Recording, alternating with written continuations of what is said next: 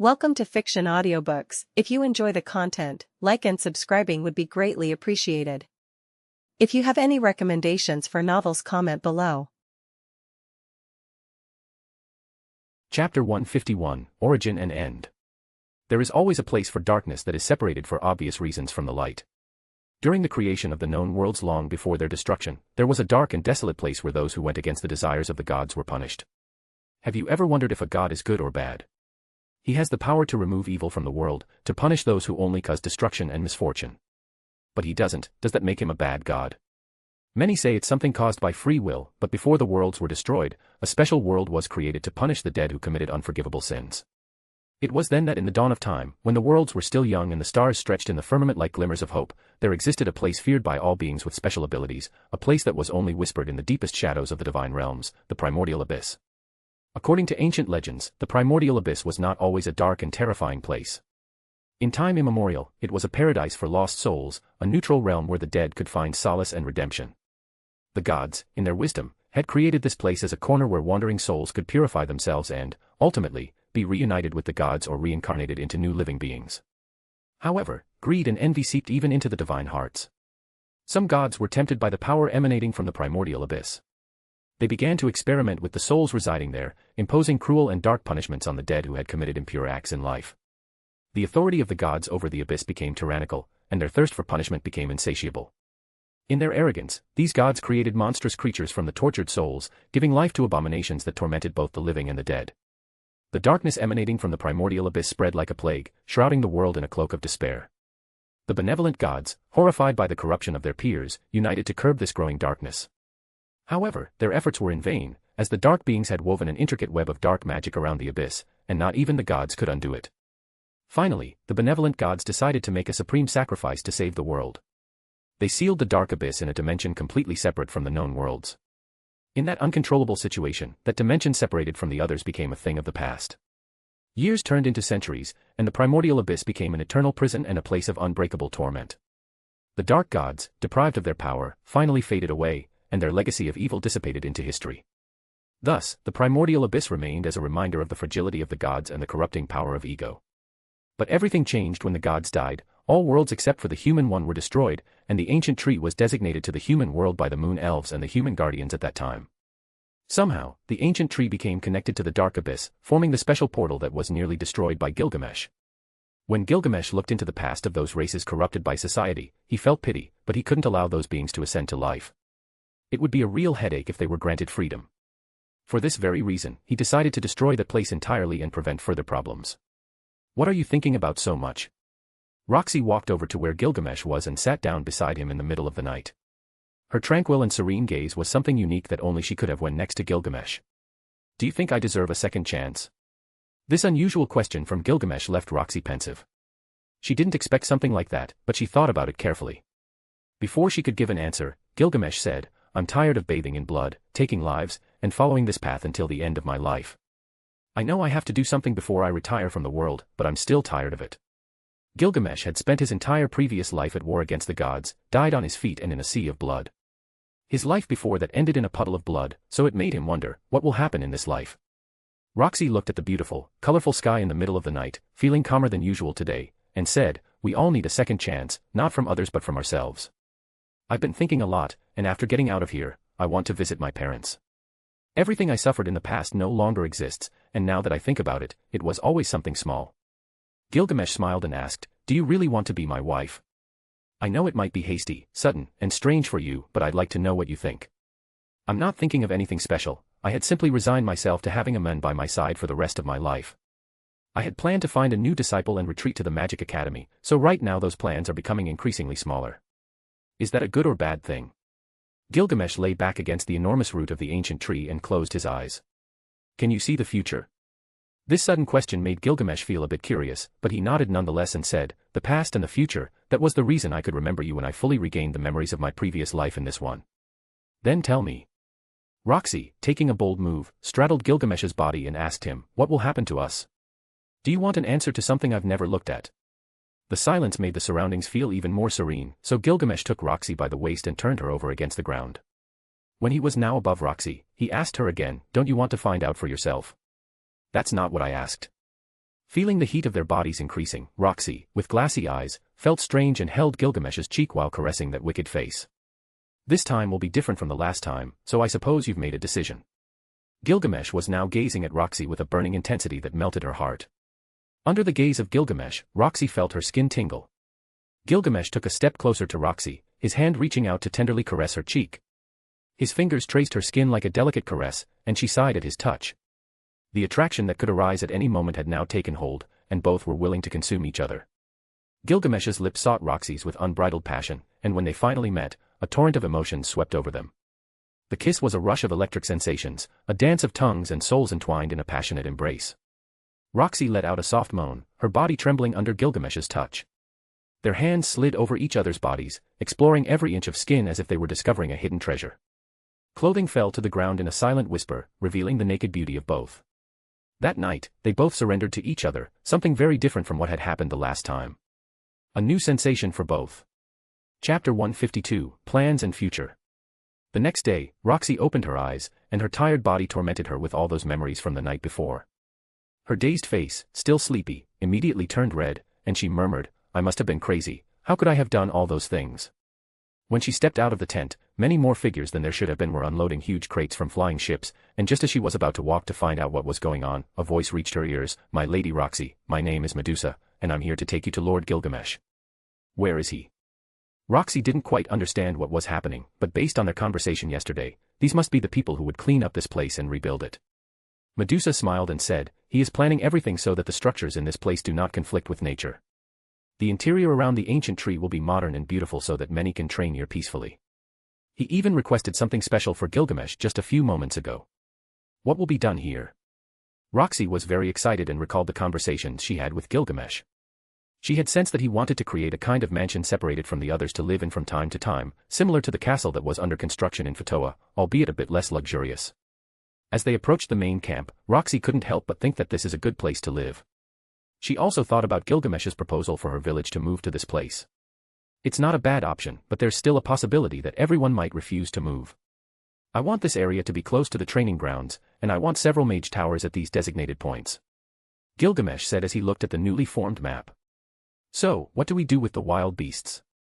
Simon, who stood in front of Gilgamesh, now looked more like a proper subordinate of the prince. Gilgamesh, about to respond, looked at Roxy and signaled for her to come closer. She, who was at the entrance, walked over and saw a massive map created from the divided areas of this place. "The wild beasts don't enter the green zones for some reason, but I want you to use the soldiers to train while eliminating the enemy.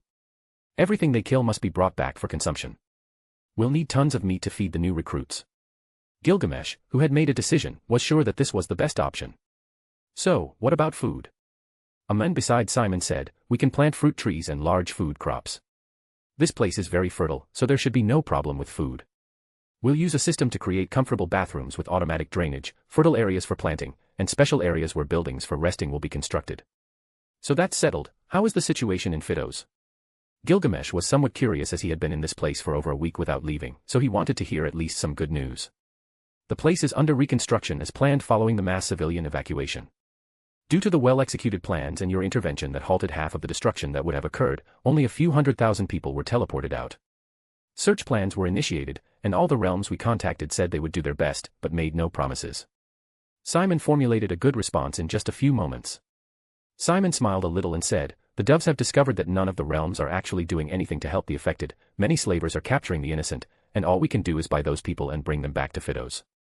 Eris, who had been listening to all of this, had received a letter from her parents, and after reading it, she said with a cold expression, "Then those realms must pay with blood for the actions of their leaders. Is anyone so inhumane as not to help in a situation where everyone could be victims?" Simon looked at Eris, who had grown more than normal, just like Gilgamesh, and said, "It's not that simple, my lady. Before that, my lord must become a king and marry his wives. By then, we will have control over the Asura kingdom regions, and we will have rebuilt the city defenses. We can go directly to the realms and cut off the heads of their rulers. Regular soldiers don't have to bleed in vain. We are not their enemies but their inept rulers." Eris had much more knowledge of nobility than many others, so her words were born from her own knowledge. Gilgamesh thought that would be much better than starting wars and said, "Indeed, by exterminating the royalty, we could rule the realms, but we still need the help of many captains to take new regions and dislodge the capital of the realm we conquer." Roxy, who hadn't participated in the conversation, walked and sat beside Eris. Her gaze turned to the map, and she said, "Isn't it too hasty? Taking the realms is easy for someone like us. The first thing to do is stabilize the Asura kingdom and start an invasion to liberate the other realms. In ancient times, the central continent belonged only to humans, so there should be no problem with them reuniting under the leadership of an emperor." "That's correct, we must wait until the right time. For now, we must tarnish the reputations of those realms and make their people furious about their lack of goodness." Eris nodded as she embraced Roxy and said, "You smell like flowers." Gilgamesh, who was discussing some other matters, finally said, "For now, we will evacuate dwarf and elf villages to this land, assist in the reconstruction, and make this place a secret trading point. The distribution of items that leave this place will be sent to Asura for sale and distribution." "Understood, sir." "Then, let's get to work." Chapter 153, Changes in Fidos. "Eris, what's your decision then?" Gilgamesh asked if she wanted to leave this place and go back home or if she wanted to stay and return when he did. She seemed to think for a moment and said, "How long would you be gone?" "Maybe a year or a bit more." Gilgamesh didn't have a set time frame for when he would return, so he gave a somewhat vague response. Eris smiled and said directly, "I'd like to accompany you. After all, Fidos is still under reconstruction, so my parents asked me to have fun." Roxy, next to her, said, "I need to check something at the Fidos border when we leave this place, so before heading to the demon continent, I'd like to visit that place." Eris nodded without much interest and then said, "We should also set up sword training. You should learn a few moves for that sword on your magical staff." Roxy looked at the sword floating around her staff, held by a delicate loop. This sword was extremely powerful and gave her the ability to excel in both swordplay and magic. Two disciplines in one would be something quite interesting to see. But this would be in Roxy's hands, and how she found her fighting style would ultimately matter. "Are you looking for something specific at the Fidos border?" Gilgamesh asked as he took out delicious fruits from his gate of Babylon and started cutting them to share. With a weak smile in response to that question, Roxy nodded. "After traveling for some time after leaving ours, I was hired by a family who wanted me to teach magic to their 3-year-old son. His talent was good, so I was able to finish his studies before he turned 6, and after that, I traveled the world before arriving." Eris and Gilgamesh knew that Roxy was an adventurer who had resumed her work on some good missions after leaving the Asura kingdom, so it was normal for her to have traveled the world. "So, you're looking for your disciple."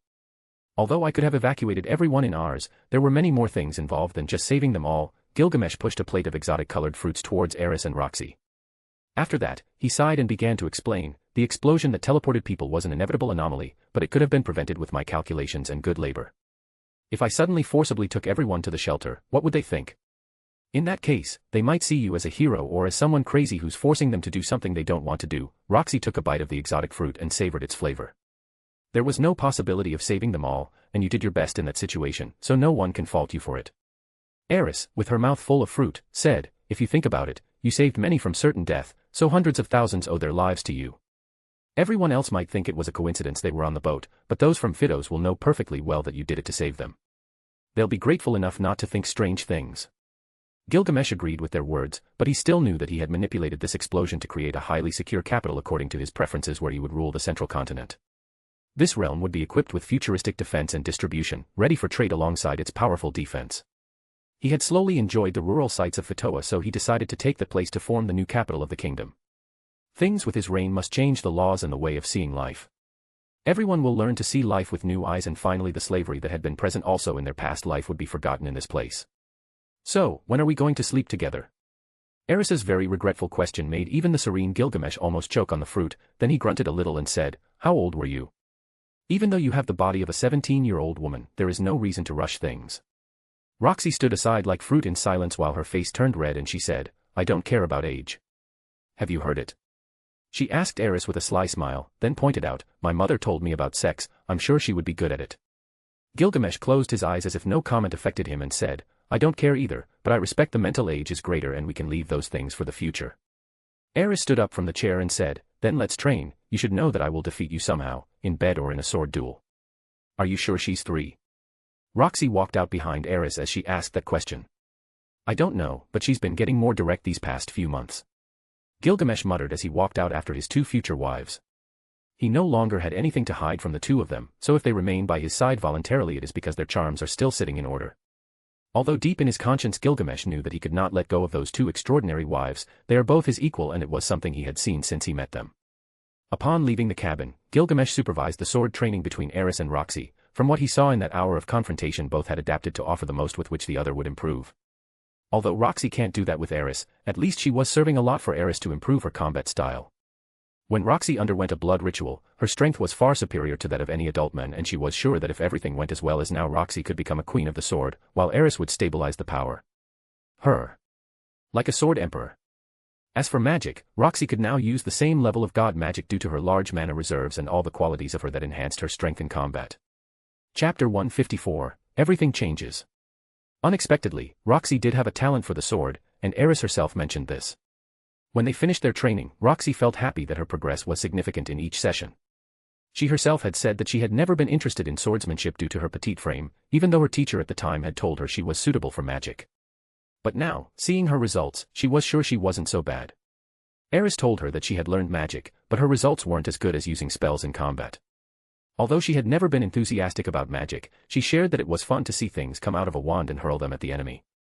For that reason, Gilgamesh said she could learn a bit of magic, although he considered learning it unnecessary since he could perform a spell just by watching it, like his adversaries. Magic within his body was immensely vast, and he somehow became interested in healing magic, one of the most complicated forms of magic. What I mean is that if someone were to learn the secrets of healing magic, they could even regenerate their body and become much younger. After all, the soul doesn't age, only the body does. We should keep that in mind. Gilgamesh, sitting on a massive branch of an ancient tree, gazed at the beautiful landscape and shared this with his beloved fiancées. While discussing a simple topic, Eris lay in Roxy's lap and said, "So, could a human become immortal? The secrets of healing magic have never been mastered by humans, at least, it's one of the most complex forms of magic that takes a long time to learn." Roxy shook her head and said, "There might be that possibility, but we'd be talking about speculations." Roxy was the one who could speak the most about magic, as she had even attended the Magic Academy and was an emperor-ranked mage.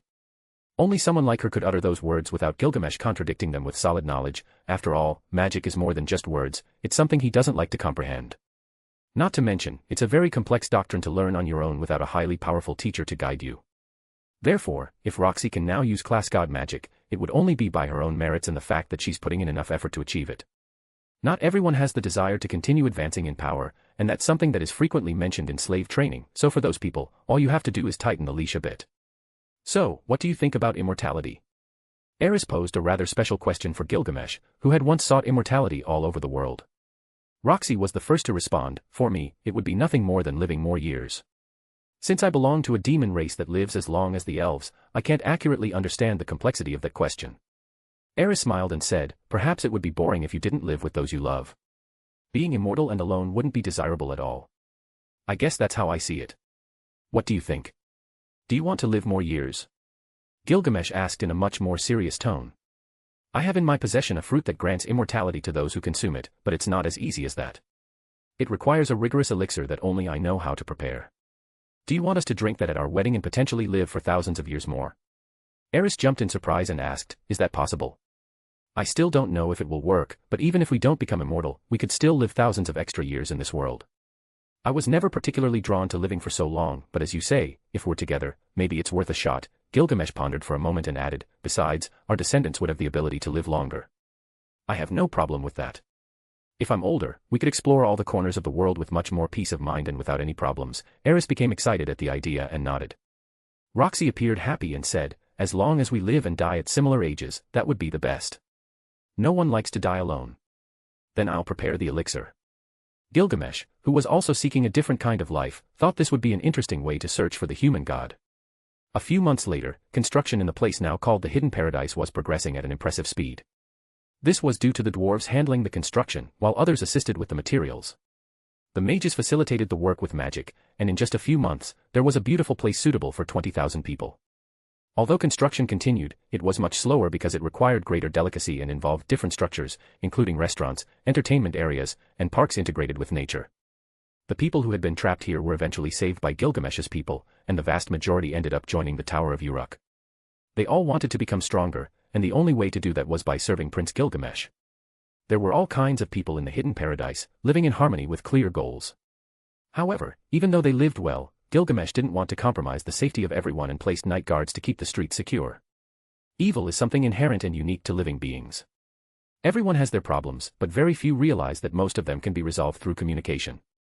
It's difficult to understand this when you're aggressive, intoxicated, or simply misinterpreted things. That's why there are situations where those affected resolve their issues on the battlefield, engaging in fair combat, fist to fist. Most end up becoming enemies, while others come to understand their differences. If the problem persists, mandatory work assignments are imposed where they have to work together to clean streets, build houses, or farm. If the issue still can't be resolved, both parties causing disruptions are placed in a dangerous situation where only together can they survive. The most amusing approach is to throw both sides onto a wide platform where the only way to ascend is by supporting each other. Studies have shown that by the end of the day, they end up becoming friends or simply stop bothering each other.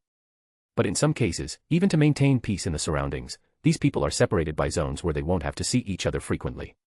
This approach has worked perfectly in ours and many other towns protected by Gilgamesh's people. Isn't this trial beautiful? Gilgamesh asked while looking at the slowly forming civilization in the hidden paradise. The problem lies with some demons, they don't have many capabilities for living alongside humans. Although I know there are no plans to encroach on the demon continent, it's still strange to see them coexist with humans. Simon isn't someone who rejects demonic races. In fact, he has a lot of respect for Gilgamesh's new wife, Roxy. However, what he means is that it's a very challenging combination.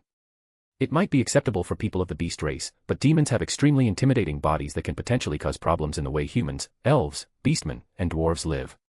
It's not about rejecting that race, but he still finds it difficult to understand the outcome of a united civilization.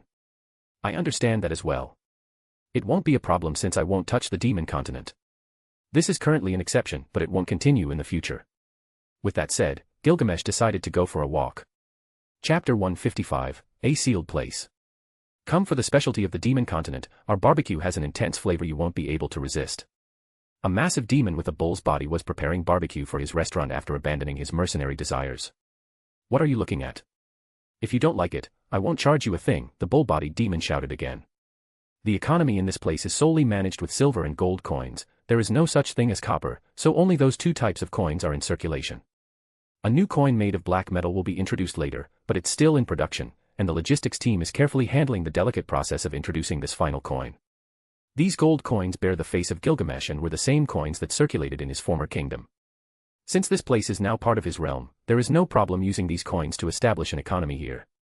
In the following weeks, many people became interested in creating their own businesses, and with Gilgamesh's assistance, they could establish themselves to make a living.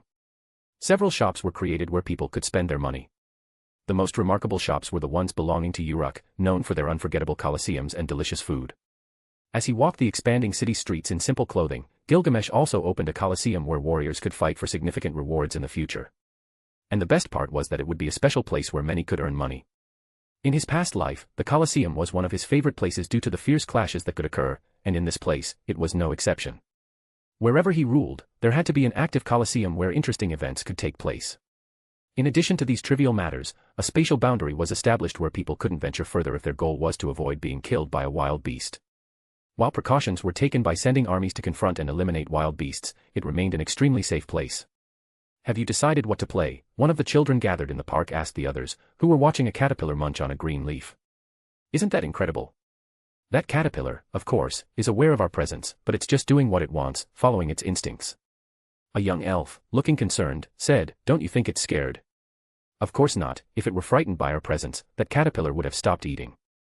A young beast child smiled and said, "My dad told me that every animal has an instinct, even humans, so the caterpillar's instinct when facing a threat is to keep eating. I laugh when I'm scared." Ha ha ha. That's the funniest thing I've heard in a long time. What's so funny? At that moment, a calm voice was heard behind the children, and when they all saw who it was, they shouted in amazement, "Gilgamesh! What are you doing here?" "Well, I decided to go for a walk and found you all looking a bit mysterious." Gilgamesh raised an eyebrow and said, "You can tell me, I'm a big man who keeps secrets." "It's not very interesting, Your Highness." Gilgamesh wondered if these children were afraid of him.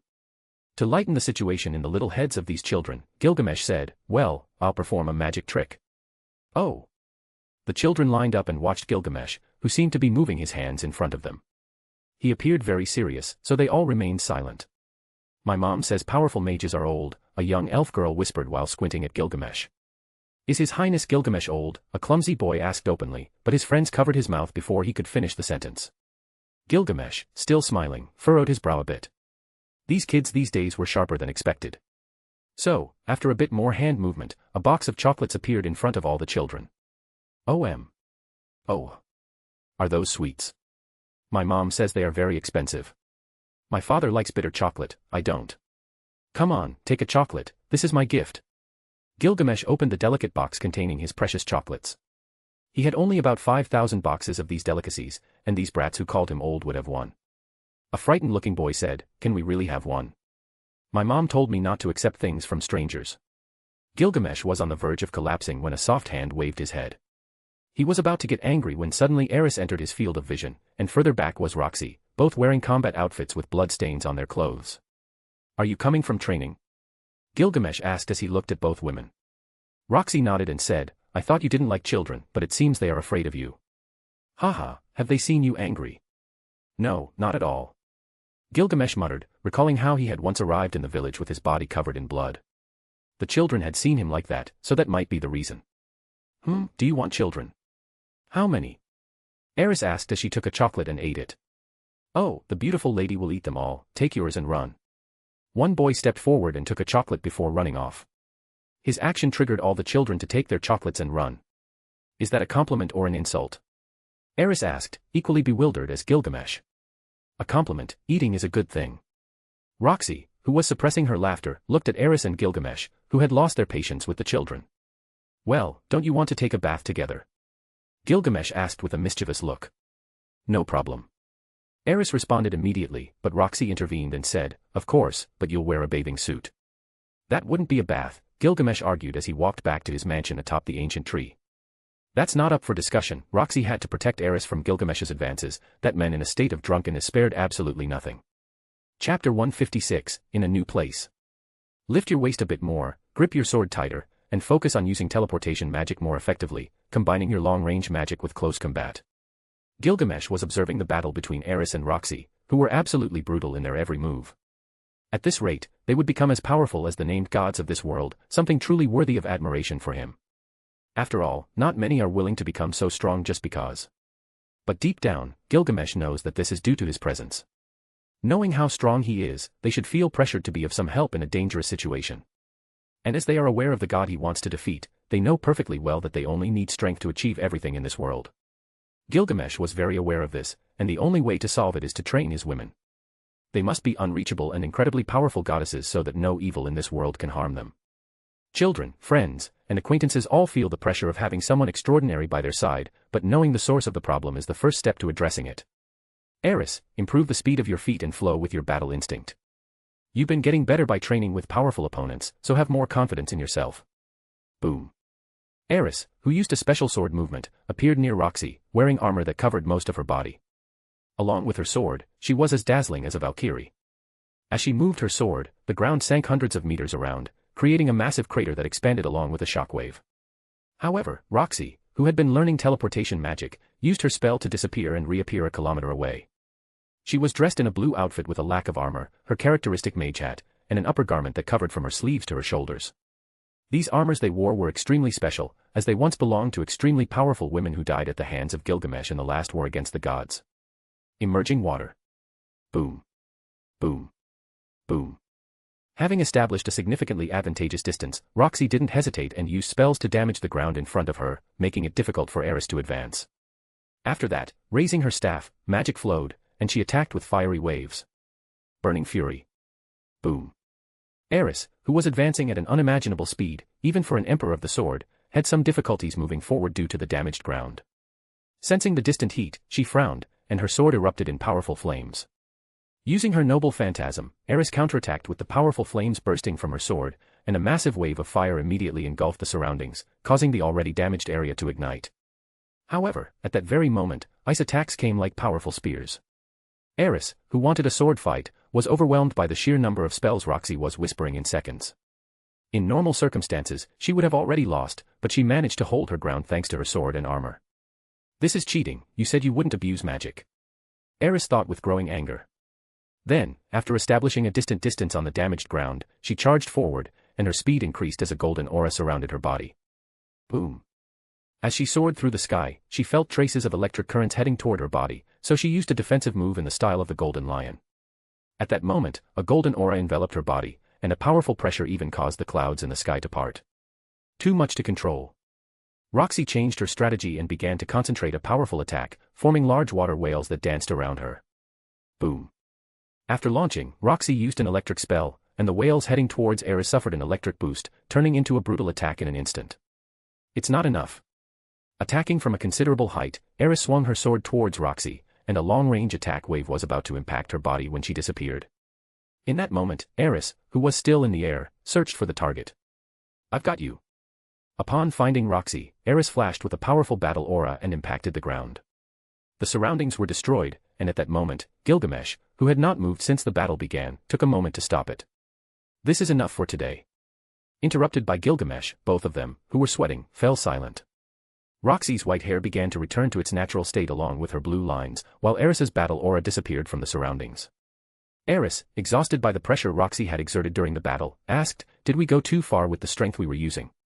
Roxy looked around and said in a somewhat flat tone, "I think we did, but our clashes are becoming more impressive and intense." Gilgamesh smiled as he handed each of them a water bottle and said in the meantime, "Eris, you need to calculate the battle minutes after making a move. You focus too much on the moment and not on what will happen afterward. If you improve in that aspect, you'll never feel overwhelmed in battle." "I will do that." Eris exclaimed, filled with excitement, knowing that her strength was still increasing to the point where even Gilgamesh could only mention a few small aspects for her to improve. After talking to Eris, Gilgamesh turned to Roxy and said, "You need to apply more feints and set up a unique battle spell system in tiers. This means classifying combinations of spells from weaker to stronger to gauge your opponent before going all out with more powerful combinations." Roxy had adapted to both melee combat and magic, two completely different styles combined into one. It still felt strange for her to engage in melee combat against Eris, knowing that Eris excelled in swordplay. However, when she combined that style with magic, the result was very satisfying. "Get ready, we will go to the Fatoa border today before heading to the demon continent," Gilgamesh said as he allowed them to rest and left to attend to something important. "Have you heard any rumors in the neighboring realms?" Gilgamesh asked as he took a seat in a large room. Simon, seated in front of him, replied, "It's still strange, but for some reason, I feel that attention is being directed towards the Asura kingdom, and I can't understand why. Do you think there's a possibility that this human god might try to manipulate the monarchs to make me appear as a public enemy? I've thought about that for a long time, but I don't see the point." Gilgamesh calmly sipped a glass of wine and shared some of his thoughts. Simon nodded in understanding and said, "It won't matter much as long as we don't strike first, we'll have the support of the civilians, and with that, we'll win the war." "What about the apostles?" "We're looking for the god of combat, the demon queen, but we haven't found any leads yet. It would be much easier to locate the dragon god, who has recently been seen with a girl." Simon shared this information, which had not yet been fully processed. "A human girl?" Gilgamesh this time felt curious. "Yes, they seem to be traveling, but like pigeons, they have a strange sensation of terror when they get near the dragon god. Only sword emperors can stand firm in front of him. Perhaps it's some kind of curse." "Perhaps it is." Chapter 157, Do You Still Not Remember? Far and near at the same time. Do you still not know who Gilgamesh really is? It may not be relevant to some people, but even in your world, he was a king who ruled at some point. Should I know who Gilgamesh is in my world? A voice asked in response to that tired voice that kept appearing in his dreams. You should know him. Gilgamesh was a historical figure who sought immortality for a long time and ended up dying like any other human who couldn't adapt to life. He's known in your world as the King of Uruk. Do you remember now?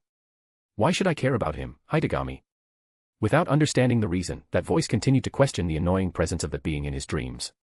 Have you forgotten what I told you the first time we met? Gilgamesh is taking everything that originally belongs to you. You know perfectly well that if it weren't for his presence, you could have had a different destiny with the girl Greyrat. Now, I'll tell you a secret, and that same boy your teacher Roxy was talking about is none other than Gilgamesh, who was her first disciple and with whom she may end up marrying. Eh? How is that possible? Gilgamesh is supposed to not know magic. How could he be a student of my teacher Roxy? Rudius, Gilgamesh is a huge danger to the world, and his existence is a threat to both you and the world. That man is a time bomb that will trigger one of the most infernal wars that humanity has ever known in its lifetime. Hidegami looked at Rudius, who was in front of him, and warned, he knows you come from another world, he has seen your past and your future.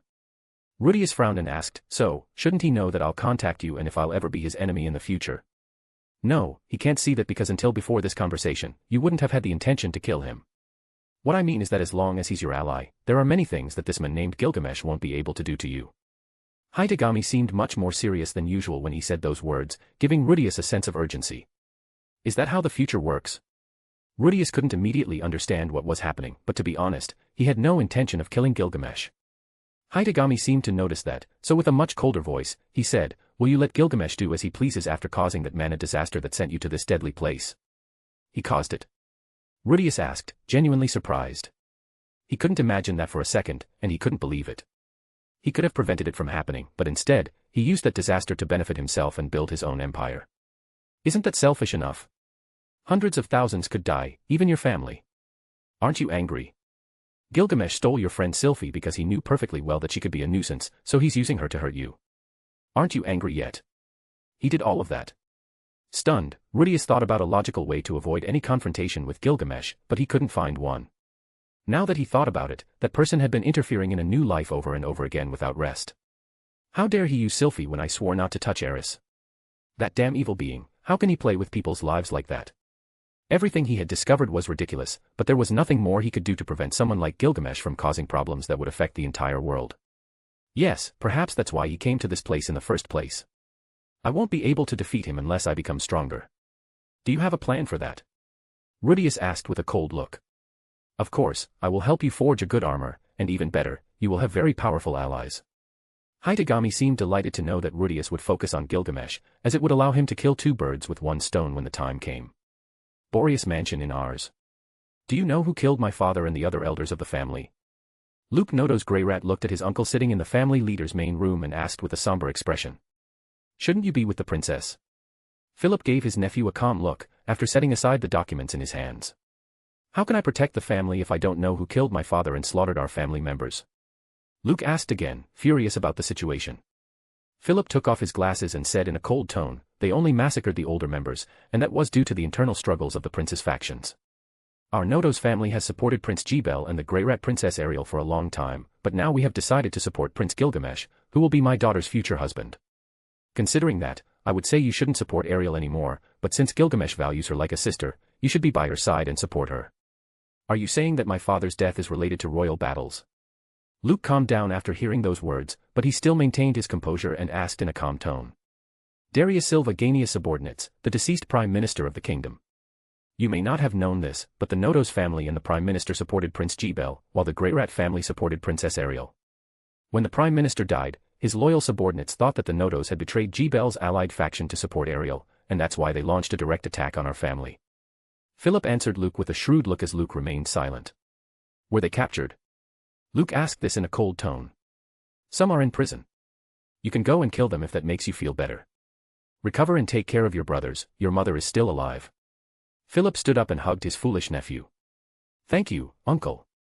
Luke, who left the room, seemed much better knowing that the culprits behind his family's death were dead or in prison. Do you think you have control, my lord? A voice was heard in the darkness, and a figure knelt before Philip.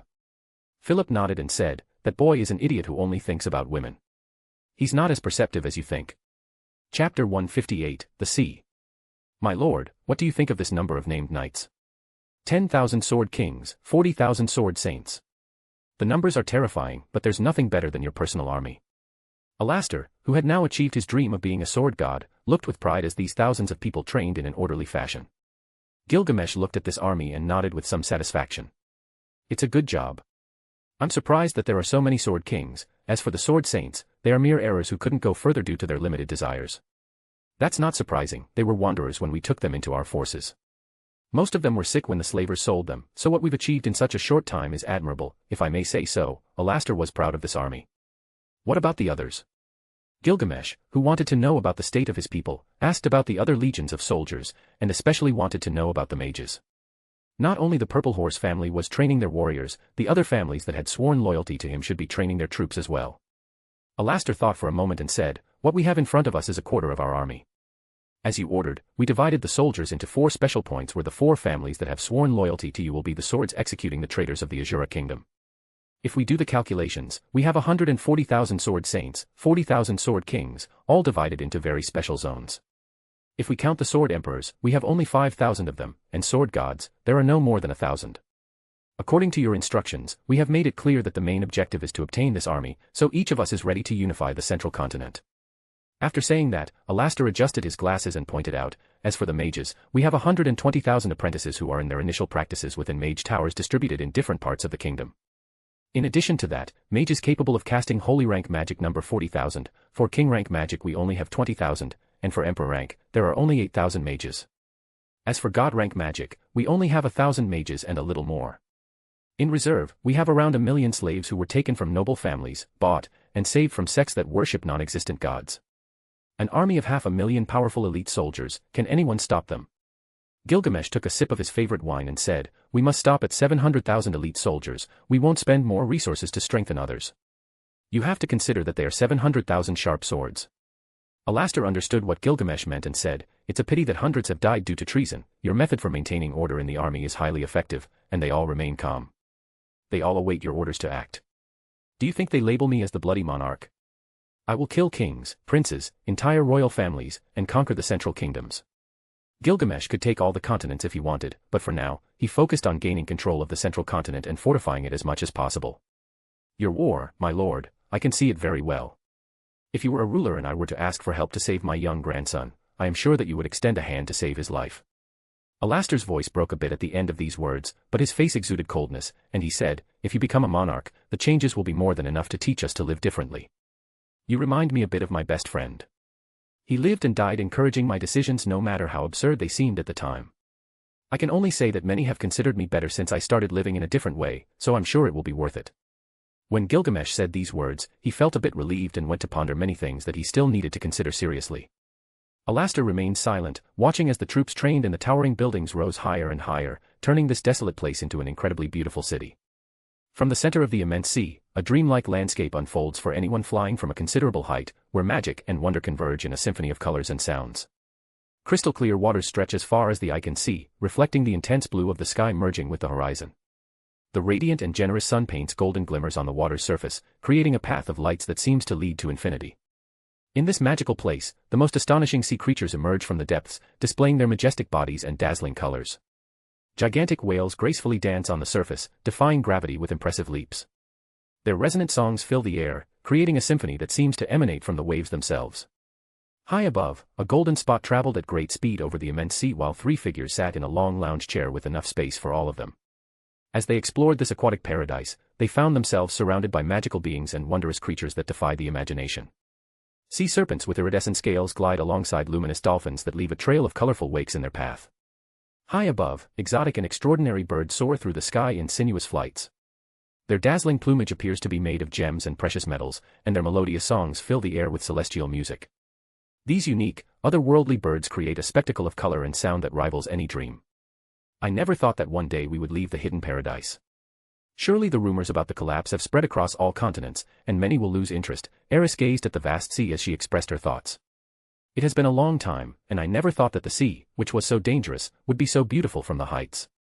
There is much more life out here than we thought. Roxy, as an adventurer, had heard rumors about the sea, and it was common for ships to be sunk by magical creatures. But now, seeing it from above, there was nothing more incredible than this. Gilgamesh smiled and said, if the magical ship systems work, all continents will hire the services of my company, and the money would be enormous. No one would travel by sea if they could go flying. Well, let's head to the Fatoa border, as Roxy wants to check on her student. Taking that course, Gilgamesh accelerated at an impressive speed to ensure they wouldn't be delayed much in that place. Chapter 159, Just Trust Me. The disaster is still extensive. Half a year had passed since Gilgamesh, along with Eris and Roxy, entered the hidden paradise. After a rather short journey, they arrived in Fatoa, and they all gazed at the surrounding meadows. Gilgamesh could tell just by looking that they were amazed. At this moment, they were on the main road that runs through the Asura kingdom, paved with stones, a cobblestone road that extended from one end to the other of the kingdom's territory. It seems that even the current king is so inept as not to rebuild this road.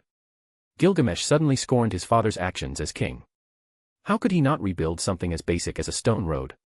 If other kingdoms were smart, they would know that the Asura kingdom is less than what the rumors say. I never imagined that this type of damage had spread throughout the region. Eris, who wore her long hair, was pleasantly surprised by what she was seeing.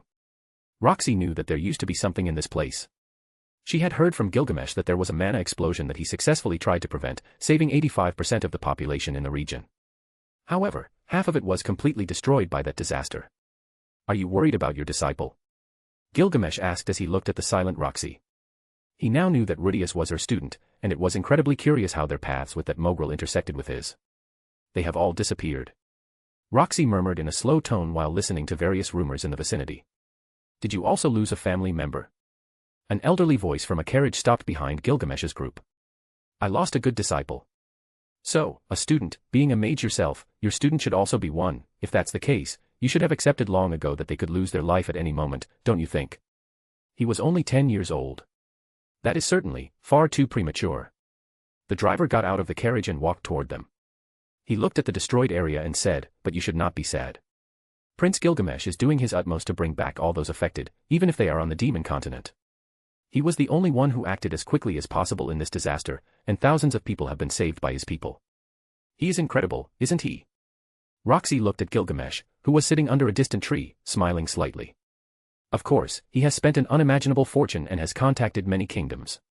It is a shame that not all kingdoms show empathy in this disaster and do not help in response to Prince Gilgamesh's requests, but many are grateful for all his efforts, the carriage driver said as he looked at the golden-haired man in the distance. His eyes could not deceive him, that man was of great importance. He has to tell you that there's a camp where the most recent survivors have been gathering, rescued by Gilgamesh's Templar Knights. Although keep in mind that it's unlikely for a 10-year-old child to have survived the event, but at least there's a chance that there might be a record of whether he's alive or missing in that place. Do you really want to go and look for that Mogrel? Gilgamesh asked as he gave a calm look to Roxy, who seemed genuinely worried about Rudius. You called him a Mogrel. Erissa's ears twitched as she remembered what Gilgamesh had told her about that word, so she immediately asked, did he do something to bother you? Gilgamesh shook his head and said, not yet. Roxy raised her head and said, we can go to the Millis continent and start our journey from there. Rudius and his family must be fine, especially considering how intelligent he is. They must be living happily in the refugee camp. Once again, Roxy's nobility led her to make certain decisions that even Gilgamesh accepted. After all, if you think about it, the future had not yet happened. Very well, let's go, Gilgamesh said as his Vimana descended from the sky and landed at a height where they could board. When Gilgamesh sat in the central throne of his Vimana, the elderly carriage driver looked at him for a moment and murmured, you are Prince Gilgamesh. Take care, old man, and thank you for your help. Treat yourself to a good dinner. After saying those words, Gilgamesh tossed a bag of gold coins to the old man before disappearing from his sight. The refugee camp was made up of several wooden houses, so rather than calling it a camp where survivors were accommodated, it more closely resembled the idea of a village. Although the atmosphere in the place was quite depressing. When they arrived, Gilgamesh, who wore his golden armor underneath, and the nearby knights immediately said, welcome, my lord. Rest, soldiers. What is the situation in the camp? Gilgamesh asked as he continued to walk. My lord, after taking records of the refugees and their personal data, they are sent to the underground city in Fatoa to be placed on the list for city reconstruction. Your assistance is welcome, and as you ordered, they will all be rewarded with a house in good condition and a substantial amount of money to start rebuilding their lives. How far along is the reconstruction of Fatoa? Eris asked casually as she walked beside Gilgamesh, wearing the full body armor, making her unmatched in beauty. Only 35% in 6 months, although we have all the land marked, we are focusing on building houses, and according to reports, the architecture used is much more modern, so it will take as long as necessary. The knight was extremely proud to have learned all this without anyone asking. What is your rank? Gilgamesh asked casually. King of the Sword in the Golden Lion style, Salazar. The knight respectfully bowed to his lord. If you work a little harder, you can become a sword emperor.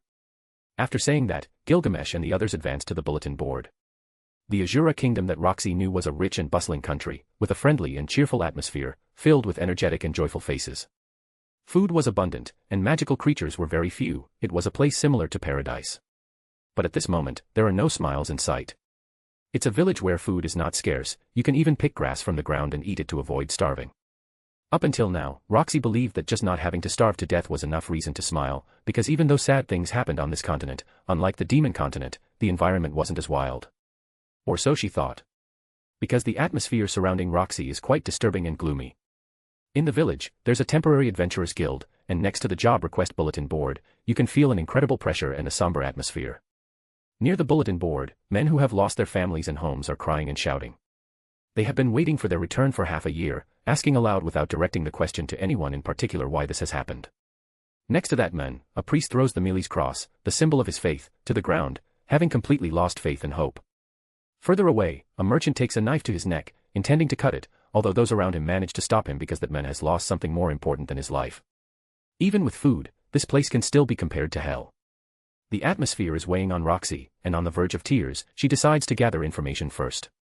But at that moment, a golden figure heads towards the men and picks up the knife from the ground, stopping in front of everyone. Don't cry anymore.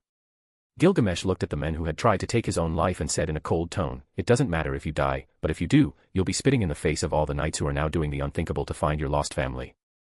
You don't understand, I can't find my wife, and I'll never be able to face my little daughter. The men shouted, and he was released by the others and grabbed Gilgamesh by the collar. From your expression, you don't understand pain. You don't know what I've lost, and you'll never be able to feel what I'm going through right now. Insolent.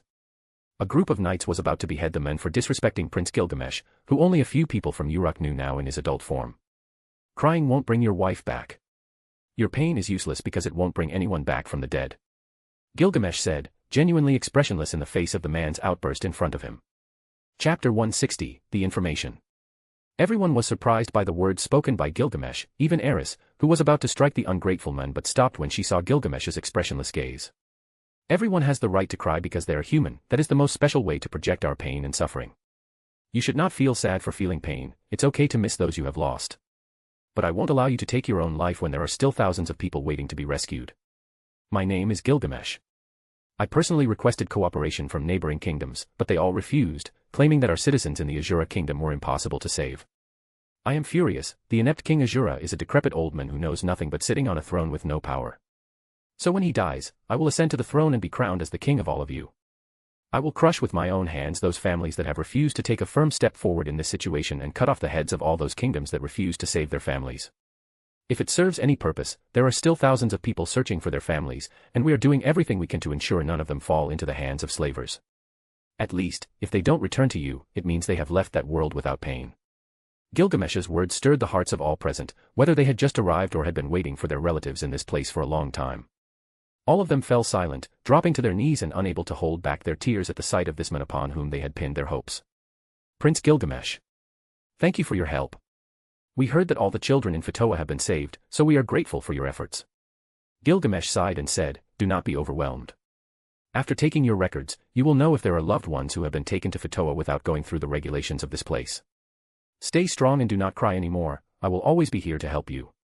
After saying what he wanted to say, he walked toward a tent, followed by Eris and Roxy, who were in silence as they thought about what they had just witnessed. They knew perfectly well that Gilgamesh had a certain desire to change the course of the Asura kingdom, and that could only be directed towards a pure love for humanity. It is more than obvious that he has lost more than loved ones, he has died for humanity. His journey in this world can be both a curse and a new beginning for him. For this reason, maybe he thought it would be something pleasant. I suppose this is my fault. If I had tried a little harder, I'm sure this wouldn't have happened. Gilgamesh didn't know the outcome if he tried to destroy the concentration of mana with all his power. That's why his best option was to use this disaster to his advantage to drive the entire kingdom toward change. Eris hugged Gilgamesh from behind and said, you've done more than enough for all of them. Everyone knows that, so you don't need to worry if your help isn't sufficient. Just think about what would have happened if they weren't in this world, place, and moment. Roxy, who was saddened by the loss of Rudius, hugged Gilgamesh from the front and said, I'm sorry, I can't help but worry about that student and where he is right now. It's okay to worry about the people you care about. You've always been like that, my dear Roxy. Gilgamesh embraced these two women, whom he had recently come to consider a precious treasure in this life, something he initially viewed as a mere objective that every simple human achieved in life. Cough, cough, cough.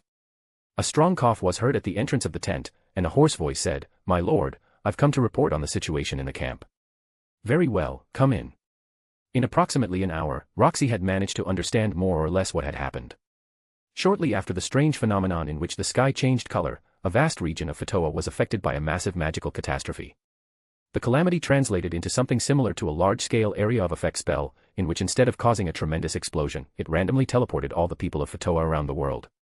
Unlike the people who were teleported all over the place, the buildings and forests simply vanished. Those who managed to return home after many hardships found that the catastrophe had taken everything from them and were completely devastated. If it weren't for Gilgamesh stopping half of the magical aura and protecting half of Fatoa, many more would have perished. According to her understanding, there was supposed to be a mana outbreak, but there wasn't enough manpower, and Roxy knew what would happen if all of them were forcibly moved. That's why she understood that the sacrifice Gilgamesh made is acceptable. He can't save everyone, and in this life, that job is not his responsibility. We did not expect your visit, my lord. How has the situation been lately in the hidden paradise? Asked a man named Joe, who was a sword god. Gilgamesh tilted his head, resting his hand on Eris's shoulders, then sighed and said, the moon elves have moved to the hidden paradise. Their presence was more than enough for all the forest elves we protect to decide to move to a safer place. That's amazing. Although rumors have started to spread, Joe pondered for a moment and said, if all the elves on the continents decide to enter the hidden paradise, there will be a certain chaos in the uncertainty. They'll only be concerned about where their slaves went. Do you know how many slavers the guardians of that forest have killed? Hundreds, if not thousands. But, thank you for your service in this place, and I look forward to your return to ours, Gilgamesh said as he stood up and extended his hand to this talented swordsman. Proud to be able to shake the hand of his leader, Joe nodded and said, I will work hard to avoid any mistakes. I will return as soon as possible, my lord. Shouldn't there be something we're looking for here? Eris asked, somewhat puzzled. She hadn't picked up a book in a long time and preferred practicing with her sword to studying. Roxy surveyed the bulletin board. It was being used to list the deceased individuals along with another list of missing persons. Beside her, another bulletin board contained messages left by relatives with numerous similar requests like, if you see this person during your journey, please send them to this address. An enormous number of requests. In all her years as an adventurer, she had never seen the board so full. This detail helped her understand the magnitude of what was happening, and as she understood, all these adventurers were being paid by Gilgamesh. The dead and the missing. Surely the travelers who ended up in this place would have seen or known about the missing people. Although she doubted that people paid much attention to rumors of people falling from the sky, those were hard to believe if you were unaware of the event. Roxy began searching for names on the list of deceased people, taking advantage of its shorter length. Fortunately, she didn't recognize any of the deceased from the catastrophe. However, in comparison, the number of missing people was overwhelming. Furthermore, having been teleported all over the world, it was highly likely that a large number of them had been devoured by magical creatures, leaving no bones behind. Others likely died instantly upon being teleported to mountains, at too high an altitude, or in the middle of the sea, just as Gilgamesh and Eris had been teleported. Gilgamesh, who had removed the golden armor to avoid attracting too much attention, was now wearing his regular clothing. He asked Eris, my dear Eris, aren't you sad about the disappearance of your master, Rudius? Eris, who knew the purpose of this question, replied, it's true that it's regrettable, but all we can do is wish him luck and hope he survives whatever situation he's in. Though, I don't feel like worrying about it right now. I found them. Roxy frowned as she pointed to the list of missing persons. Rudius' family was listed on that paper, something even Gilgamesh hadn't expected, knowing that he had given some power to the man named Paul. Roxy, on the other hand, learned from this that Lilia had become Paul's wife. And this person named Aisha was likely one of Rudius' sisters, so there should be another one. Upon realizing that Paul and Norn were not on the list, Roxy felt a sense of relief and checked the list of the deceased once again. They were not on this list either. This implied that they were likely alive. While there could be errors in the lists, it was too soon to be hopeful. Nonetheless, I should be relieved not to have found them on the list of the deceased. Gilgamesh said with certainty, Paul is now a knight of the Tower of Uruk, so he has the resources to initiate a search across all continents. Eris spoke in an indifferent tone, if you're not strong, you can't protect your family. It's a tragedy. At this moment, Roxy thought about her parents. It had been many years since they had argued, which had prompted her to leave her village. Although for the Migard family, that time was not excessive. Shall we then go to your family? My dear in-laws should move to a golden castle. I'll have 500 sword gods protect them 24 hours a day, Gilgamesh said in a cold and calculating tone. I think that won't be necessary. Roxy became nervous at the thought of what her parents would say when they met Gilgamesh. This. Eris pointed to a familiar last name and it turned out to be a message from Paul Greyrat. For Ludius, Zenith, Lilia, and Aisha are missing, but Norn is with me. Although I don't know where you are, I'm sure you can find your way back here. So, I've ruled out the idea of us meeting on the way. I'm heading to the Millis continent, to Zenith's home. I also left messages in Lilia's hometown, indicating where I'm headed. If you find them, use them to indicate your direction and try to contact me by sending a messenger to Millis. This method is valid for anyone, so whether you're Zenith or Lilia, follow the same method to get in touch with me. On the other hand, if you know me or have any relationship with my family, or if you are one of the former members of the Black Wolf Fong, I ask for your help in finding them. To my former companions from the Black Wolf Fong, I hope you still remember my name. I won't tell you to forgive and forget what I did. It's okay if you're still angry.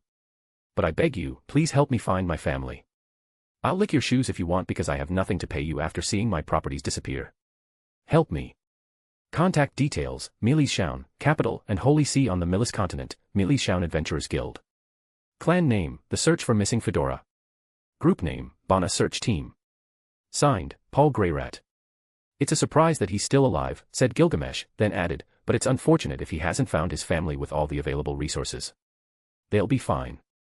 If we come across any news about them on the way, we'll do something about it. But getting too involved isn't in our interest, Eris said as she walked back to the tent. Then let's go see my family. Roxy thought that would be the best course of action, and they'd check the less visited places by humans. With that decision made, they all headed to a new continent. Chapter 161, The Demonic Continent. The lands in the Demonic Continent, as Roxy described, were very arid, and life was hard, especially when you had a family to feed. For that very reason, she wanted her parents to agree to live in the hidden paradise with the other villagers. As they flew over the lands of the Demonic Continent, Eris, who was wearing her beautiful armor, pointed out, "It's amazing how this armor protects you from both heat and cold, maintaining a cool temperature at all times no matter what's happening outside. Mine is the same." Now that you mention it, I haven't felt hot. Roxy was surprised because she had kept her eyes closed for most of the journey, as the speed of their travel was extremely fast. Gilgamesh smiled and said, "The armor you have on your bodies once belonged to goddesses who met their demise at my hands. I made sure to adapt them to your bodies, and indeed, now you both look very beautiful." "How can you bring up those topics so suddenly?" Eris exclaimed, her face turning red, while Roxy on the other side of him smiled slightly embarrassed. As they headed towards Roxy's village, suddenly, in the distance, what appeared to be a mountain shook slightly, showing signs of collapsing. This caught Gilgamesh's attention immediately, and he headed towards that place. "Are we going to get involved in that?" Eris stopped joking and instead became serious. Gilgamesh looked in the central direction in the distance and said, "It depends on the situation we find ourselves in." Crack! Crack! Crack! The mountain began to break in the distance, the air filled with a dark substance, and under Gilgamesh's gaze, a tunnel began to form. Everything seemed perfectly set for them to enter, as if whatever was inside was calling them. "I don't know what's happening or what we'll face, but knowing that Roxy's village is nearby, it's better that we go in and find out if everything is in order. As I see it, it seems like a dungeon is forming, although it doesn't make much sense." Boom. However, as Gilgamesh's words had just finished, the entire demonic continent shook, and that dark substance pierced the sky. In the distant mountain, inside a deep cave, giant bone spires suddenly shot up from the ground towards the surface. Each bone was like a spear, over 10,000 meters high, black as night, and each one was infused with that dark energy. In just a second, several kilometers around were stained by that black substance. The sand, mountains, and rocks effortlessly turned into a hellish zone. Anyone without exception who saw this scene would be terrified. That's the word that could describe what was happening right now. Roar. At this point, a loud roar echoed in the distant sky. Suddenly, a red figure with large wings disturbed the clouds and at a tremendous speed headed toward the scene. "That's a dragon." Seeing such a massive dragon for the first time, Eris and Roxy were amazed. Dragons in this world were known as the lords of the sky and earth, dominating any kind of combat against all kinds of enemies. However, when the dragon's roar echoed through the skies about 20 kilometers away, another roar was heard, and a massive firebird emerged from the depths of an active volcano. "What kind of bird is that?" Eris asked this question with complete ignorance of what was about to happen. Roxy, who was standing nearby, mentioned, "It seems to be an infernal bird. They are known to have been extinct for hundreds of years, but it appears that many haven't searched hard enough. What should we do?" Eris was strong, but these enemies had control of the air, and they didn't seem inclined to fight on the ground against her. Gilgamesh analyzed this situation that was spiraling out of control, and it was as strange as it was normal to him. It could be a coincidence as much as it could be a trap. He couldn't see beyond the future in this kind of situation because it involved a creature, and he also didn't want to see the future of any of his women at this moment. "It's too late to ignore this situation," Gilgamesh gave a simple response as he moved to a much wider position. However, northwest matter how close he was to that dragon, it seemed that the creature didn't care at all. At that moment, just when they thought they were about to fight, the unthinkable happened. They weren't about to fight, but immediately after seeing what happened right in front of them, they began to flee in opposite directions, disappearing into the clouds. Now Gilgamesh narrowed his eyes. He observed the gigantic bone spires that emerged from the mountain like giant skyscrapers. Even someone like him was surprised to see this extremely strange scene. He didn't say anything more after mentioning that they couldn't ignore the situation, so he simply remained analyzing what he could see with the naked eye. "What is that thing?" Eris exclaimed, utterly shocked. "They seem to be bone remnants," Roxy replied softly, as if she didn't know what it was either. Gilgamesh then understood the situation a bit more and said, "It seems that this creature died thousands of years ago but somehow managed to borrow the bones of other creatures to manifest its body. What kind of wicked existence is that? Is it a beast from over 1,000 years ago suddenly wanting to resurrect?" Eris, rather than being afraid, got excited, remembering who she was with, so she had no fear. Gilgamesh smiled calmly. "It's not a magical creature or a wild beast. The creatures that just fled can be killed, but what we have in front of us is something complicated to kill for ordinary people. It's incredibly resilient beyond imagination if it has endured all those years in that state. Eris and Roxy couldn't help but be amazed. If such a thing existed in the world, the situation would be overwhelmingly daunting. Get ready, let's see how strong that thing is.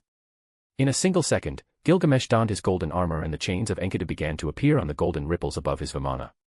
When Gilgamesh prepared himself, he descended quickly and entered the pit that led to an unknown place. But no one said anything when he made this decision because they knew that the best and safest place was by his side. Chapter 162, A Halt. Gilgamesh mounted his vimana as he entered the dungeon. Anyone entering this place would look upon it with fear, as it was illuminated by the walls of lava and traces of bones that seemed to belong to various types of demons. It's curious how all demons don't have a similar bone structure, like Roxy, who belongs to the Mugard race, but her body can easily be confused with that of a human. There are lizardmen, bull demons, and many other somewhat unusual combinations. Due to this, Gilgamesh can't say for sure what the bone traces on the ground are. Due to the powerful roars of the beasts and the mountain's tremors, not to mention the enormous bones piercing the sky, this would attract the attention of groups of demonic magical beasts and many groups from nearby villages. As they descended deeper into the cave, which was growing larger, Roxy's expression changed significantly, and she murmured, "What kind of place is this?" Gilgamesh looked at the bone mountains ahead as he delved deeper into this deep cave and said, "A restaurant where beasts dine." Eris lost color and said, "Did you just say there was a beast trying to revive? What kind of thing is that, and how strong would it be?" "I don't know how strong it is, and it shouldn't be alive." Roxy peered into the cave and pointed, "All these bones are from demons, and it seems like these bones have been in this place for many years. In my opinion, looking at the swords and spears alongside these bones, they could belong to the demon armies in the Second Human-Demon War." "What you're saying is correct." Gilgamesh nodded and said, "To be precise, from what little I could see of them, they were killed in the Second Human-Demon War. However, I can't say, and I believe no one knows, exactly what ended up killing them as such a massive army. Even if one is 10,000 times stronger than a human, if you face 10 million humans, you'll end up dead from exhaustion. On the other hand, the beast that's dead in this place should have been killed by something much more powerful. But again, I can't say what killed it. I also have limitations when I see the future." Gilgamesh's face turned cold as he thought of something and paused in his explanation. A year before his death, in one of the most brutal wars that humans had with the race created by the gods solely to punish them, divine beasts were sent to end his life. As the King of Uruk, he personally subdued all the divine beasts, but there was one that was much smarter. While he was dealing with other issues, a truly powerful being was born, which ended up causing him a lot of trouble before he managed to kill it. Later, due to the creature that had been born, he had to cut it into pieces and divide it into different areas where no kind of human would ever reach. At that time, Gilgamesh suffered many wounds like he had never had before, and it took a long time to heal. Of course, that divine beast was created to kill him and was one of the greatest threats in his previous life. But for some reason, right now, he could feel that presence, and he was boiling with fury because it meant many things he couldn't even carefully analyze. The moment Gilgamesh's expression turned cold, Eris and Roxy fell silent because they thought he might be trying to use his ability to see the future. They passed by huge bone mountains over the cave that was growing larger and deeper. The ground was full of numerous cracks, as if the earth had been scorched by incredibly powerful flames. What could have caused this damage? It's truly terrifying just to imagine what could have done all of this. I guess even dragons can't cause this kind of damage with their fire breath, right, Roxy? Eris whispered with a small voice that only she could hear. "Let's descend for now."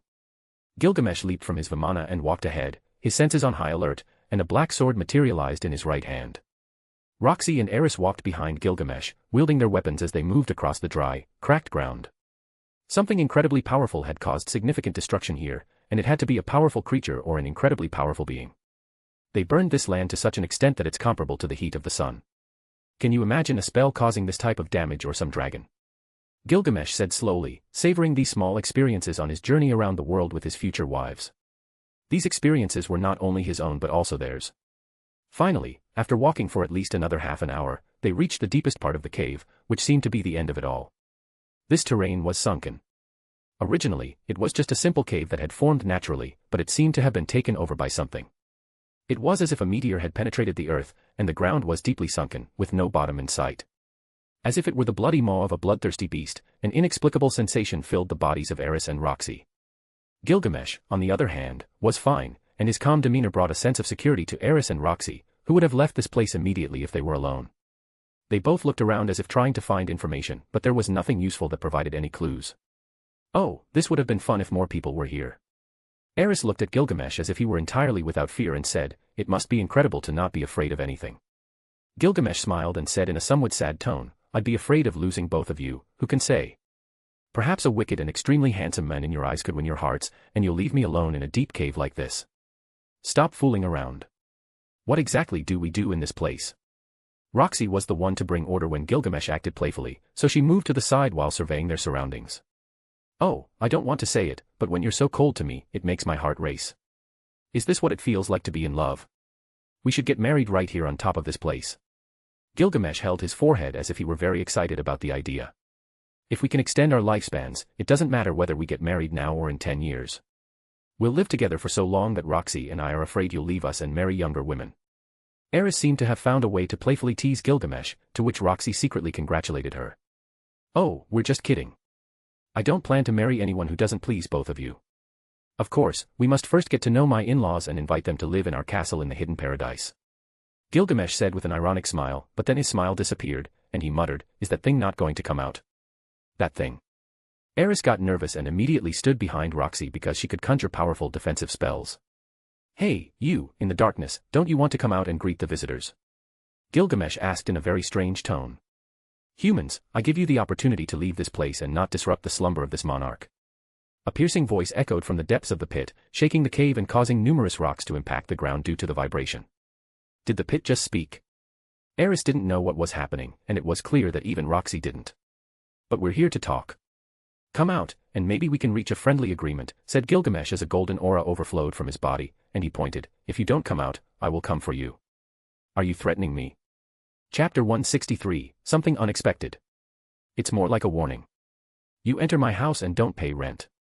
How do you expect me to interpret your disrespectful actions? Eris frowned and shouted, show yourself, and maybe we can talk on better terms, but most likely, you're just scared. I don't think I'm scared. Roxy didn't share Eris's confidence, who seemed ready for battle even though she had been afraid of what they might find in this place just a little while ago. Tiny humans, you surely have no idea who you're dealing with. I may be older than your parents and grandparents. At that moment, within the pitch-black tunnel, something began to crawl slowly. This made Eris and Roxy prepare themselves, but unlike them, Gilgamesh didn't make any move. Instead, he manipulated his Enkidu's chains for something that annoyed him. Crack. Crack. Crack. As seconds passed, the bone-breaking footsteps grew closer to the exit of the deep pit, giving everyone more speculation about what might be emerging. What kind of monster would come out of that place? In their thoughts, this should be more ferocious than a raging dragon or a firebird. The heavy footfalls indicated that it was probably a deep-sea monster. Is it coming towards us? Eris asked, her expression simple yet fierce, showing with just one look that no matter what happens, she wouldn't give up easily. Calm down. Nothing will happen that you haven't seen before. The relaxed look on Gilgamesh's face even made Roxy lower her guard a bit. Little human, stop boasting in this place. If I truly wanted danger, then I'm afraid it would be impossible for you to even protect yourself. At that moment, a huge white bone appeared in front of everyone, and just as they were about to take action, something incredible happened in front of them. Is that a dog? Roxy asked, extremely impressed. Isn't that bone part of the monster you mentioned, Gil? Eris also chimed in after seeing a beautiful long-eared black dog chewing on a huge bone as it emerged from the pit. The dog's ears reached down to its chest, and it kept its eyes fixed on the women beside Gilgamesh. After a glance at them, the dog shook its head as if regretting something. Typically, we associate breeds with long ears as having a keen sense of smell, but this dog was very different. You're an incredible creature, don't you speak now? Gilgamesh cast a curious look at the long-eared dog and said, usually, dogs aren't like you, even though they like bones, they don't usually seek such large ones. What? Gilgamesh's words left Roxy and Eris astonished. Had this long-eared dog just spoken to them? Boom. Dropping the enormous bone that possibly weighed tons, the long-eared dog was about to act, but after looking at Gilgamesh, its movements came to a halt for a long time. That armor, the chains. No, it can't be him. You have the same body as him. Wait, shouldn't I ask him instead? That dog is crazy. Eris lost interest in a potential fight and sheathed her sword. Intrigued by the dog's strange behavior, Gilgamesh approached it and asked with a smile, are you a human trapped in a dog's body? Are you Gilgamesh, the king of heroes? The dog exclaimed while leaping several meters in disbelief. How do you know that? Gilgamesh was very interested in how a dog could know that. But as if it were something incredible, the long-eared dog shouted, my lord Gilgamesh, king of heroes. I never thought I'd meet you in this place. How did my lord end up here? Wait, are we in some kind of holy grail or something related to it? I can't believe it, my lord. I never thought I'd meet someone as extraordinary as you in my life as a dog. Eris looked at the dog, who seemed to be crying with excitement after recognizing Gilgamesh. She thought of many things, but her thoughts stopped when she heard many of the titles the dog recognized in her fiancé. Is that your friend Enkidu? Roxy asked, genuinely confused. Reviewing her memories, she couldn't find any connections that related Enkidu to a dog, and certainly not the way Gilgamesh would react upon reuniting with his friend. While she believed it to be incredible, she still wanted to know who this dog was and what Gilgamesh intended to do with him. The dog, whose name was Cousinfeel, stared at Gilgamesh for a moment and then said, "My lord, though I arrived here on pure instinct, I knew that greater things awaited me in this place." Gilgamesh laughed a little and said, "I'm sure the situation is the same for both of us. So, let me ask you, how do you know who I am?" Cousinfeel, now aware that he was in front of a king, changed his tone instantly and began speaking respectfully. "My lord, from this moment on, I will address you as my great lord, the King of Uruk. You are a legendary figure in my world, a powerful and wise ruler. My knowledge and respect for you multiply with every moment I spend near you. You can't even imagine how many people know and admire you." He wasn't lying. Although it was more challenging for Gilgamesh to view the past lives of animals, he observed Cousinfeel's life in just a few minutes and discovered that he was older than he appeared. After seeing certain images, he knew that there was nothing unusual about Cousinfeel, and he had apparently been reincarnated. "Ha!" Gilgamesh, who had appeared calm, began laughing out loud as he looked at Cousinfeel and said, "I never thought someone other than my wives would recognize my true greatness, but you certainly know more about me than you let on." At this moment, a question came to Gilgamesh: should he eliminate this long-eared dog? If it ended up siding with the enemy, there would likely be problems. However, as if he didn't expect what was about to happen, Cousinfeel lowered his head and said, "Please, let me swear loyalty." "What did you say?" Eris couldn't stay calm anymore. This dog was definitely very strange, and she didn't want to have it around. Gilgamesh looked at Eris and said, "Didn't you want a dragon? This dog is much more interesting than you can imagine." Roxy looked at Gilgamesh and advised him, "Are you interested in having a dog as your ally?" "I don't mind." Gilgamesh turned to the dog and took out a metal cube. "Go ahead, make your oath." "Yes, my lord." Cousinfeel was more than excited to hear that Gilgamesh had accepted him. Originally, he would have believed that he would be killed if this Gilgamesh were one of the many he remembered. Chapter 164, Dog. Countless moons ago, in an unknown and distant world, Cousinfeel found himself incarnated as a humble dog. This world was vast, filled with wonders and dangers that surpassed his imagination. As a passionate lover of fantasy realms, Cousinfeel faced an overwhelming challenge. The first days were the most difficult. He was alone in the midst of imposing nature, struggling to find food and shelter. Every step was a painful lesson in survival. Hunger gnawed at his insides, and the beasts of the unknown world lurked in the shadows. Nevertheless, Cousinfeel was a born fighter and didn't give up. With time, he began to learn the signs of the environment and developed cunning to evade hostile creatures. But the most challenging of all was the language barrier. Howls and barks weren't enough to communicate in a world of human speakers. Cousinfeel felt lonely, lost, and helpless. Years passed in his quest for survival, facing powerful magical beasts and threats that challenged his very existence. Each day was an exhausting struggle, but Cousinfeel clung to the hope of a better tomorrow. One day, while exploring a dark and mysterious forest, Cousinfeel stumbled upon an extraordinary fruit. Its sweet and alluring aroma drew him in like magic. He consumed the fruit cautiously, and in the blink of an eye, he felt a surge of energy and power flowing through his body. The fruit somehow transformed him into a dog of incomparable strength. His muscles grew stronger, his senses sharpened, and an astonishing longevity stretched out before him. Now, he could confront the beasts that had once terrified him and live without the constant fear of death. Cousinfeel knew he had found more than just a magical fruit. He had discovered the opportunity to write his own legend in this unknown world. With determination and confidence, he began to learn the human language. The once incomprehensible words and phrases became familiar to him, and he could communicate meaningfully with the inhabitants of the world. However, he soon realized that he could do nothing but steal and escape from human villages in distant directions. He was not proud of what he did, but in the life of survival, one must make the decision to survive or die. Many, from the comfort of their homes, can say that it is a low act of morality, but they could never understand the heavy burden one carries to survive. By the time he committed these dirty acts, he didn't feel proud, and even the desire to live grew weaker. "I am alone, I walk alone in the unknown world." He could not become human again, there was nothing that could make him human again. Delving deep into memories of the past, he took long naps that lasted for years and woke up only to wander through the ever-changing world. After some time, he became more audacious and stole extremely valuable items. At one point, he was the pet of a beautiful mage who never married and, in the end, left him all her riches. At another time, he served a king as his companion, who died of old age and also bequeathed him great wealth. Living so long isn't all that fantastic when you do it alone. At no point could Cousinfield receive love, even if his sense of being a dog was dormant after entering this body. He had thought he would turn into a human after a while, but there was no possibility of finding something like that, and he finally accepted being a dog with long ears. I enjoy anything dangerous or fun, even participating in the last human-demon war as the companion of a human commander. His age, of course, exceeded hundreds of years, and to be honest, he stopped considering himself both a human trapped in a dog's body and ceased being a dog as well.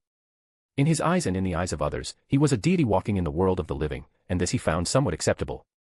As the years passed, he decided to go back to sleep, and when he woke up, a sweet scent made him run to a completely dark and very deep place. However, when he was enjoying a delicious bone, he sensed a very powerful presence. It was something he had never seen before, and when the voice of that entity addressed him, he immediately responded. There was nothing that could harm him, though blows hurt. He had never been injured, so he wasn't afraid. But when he ran out of the pit, he saw that man with golden armor and a black sword with feathers in his right hand. He admits it, he felt fear and decided to pretend to be a dog dragging his bone towards the outside. Unfortunately, that bone he had in his mouth was extremely large, and when that entity spoke to him, he knew there was no escape.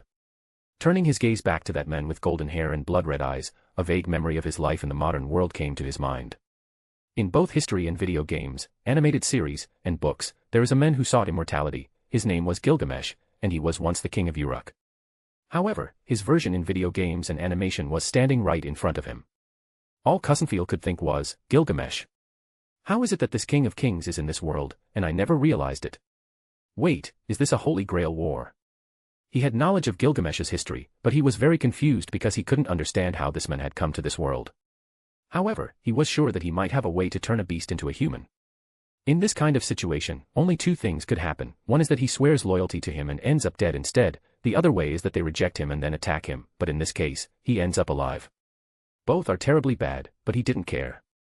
If he could somehow survive, it would be more than enough because he might find a way to become human. Come on, your mother is more of a bitch, and I wasn't even with her.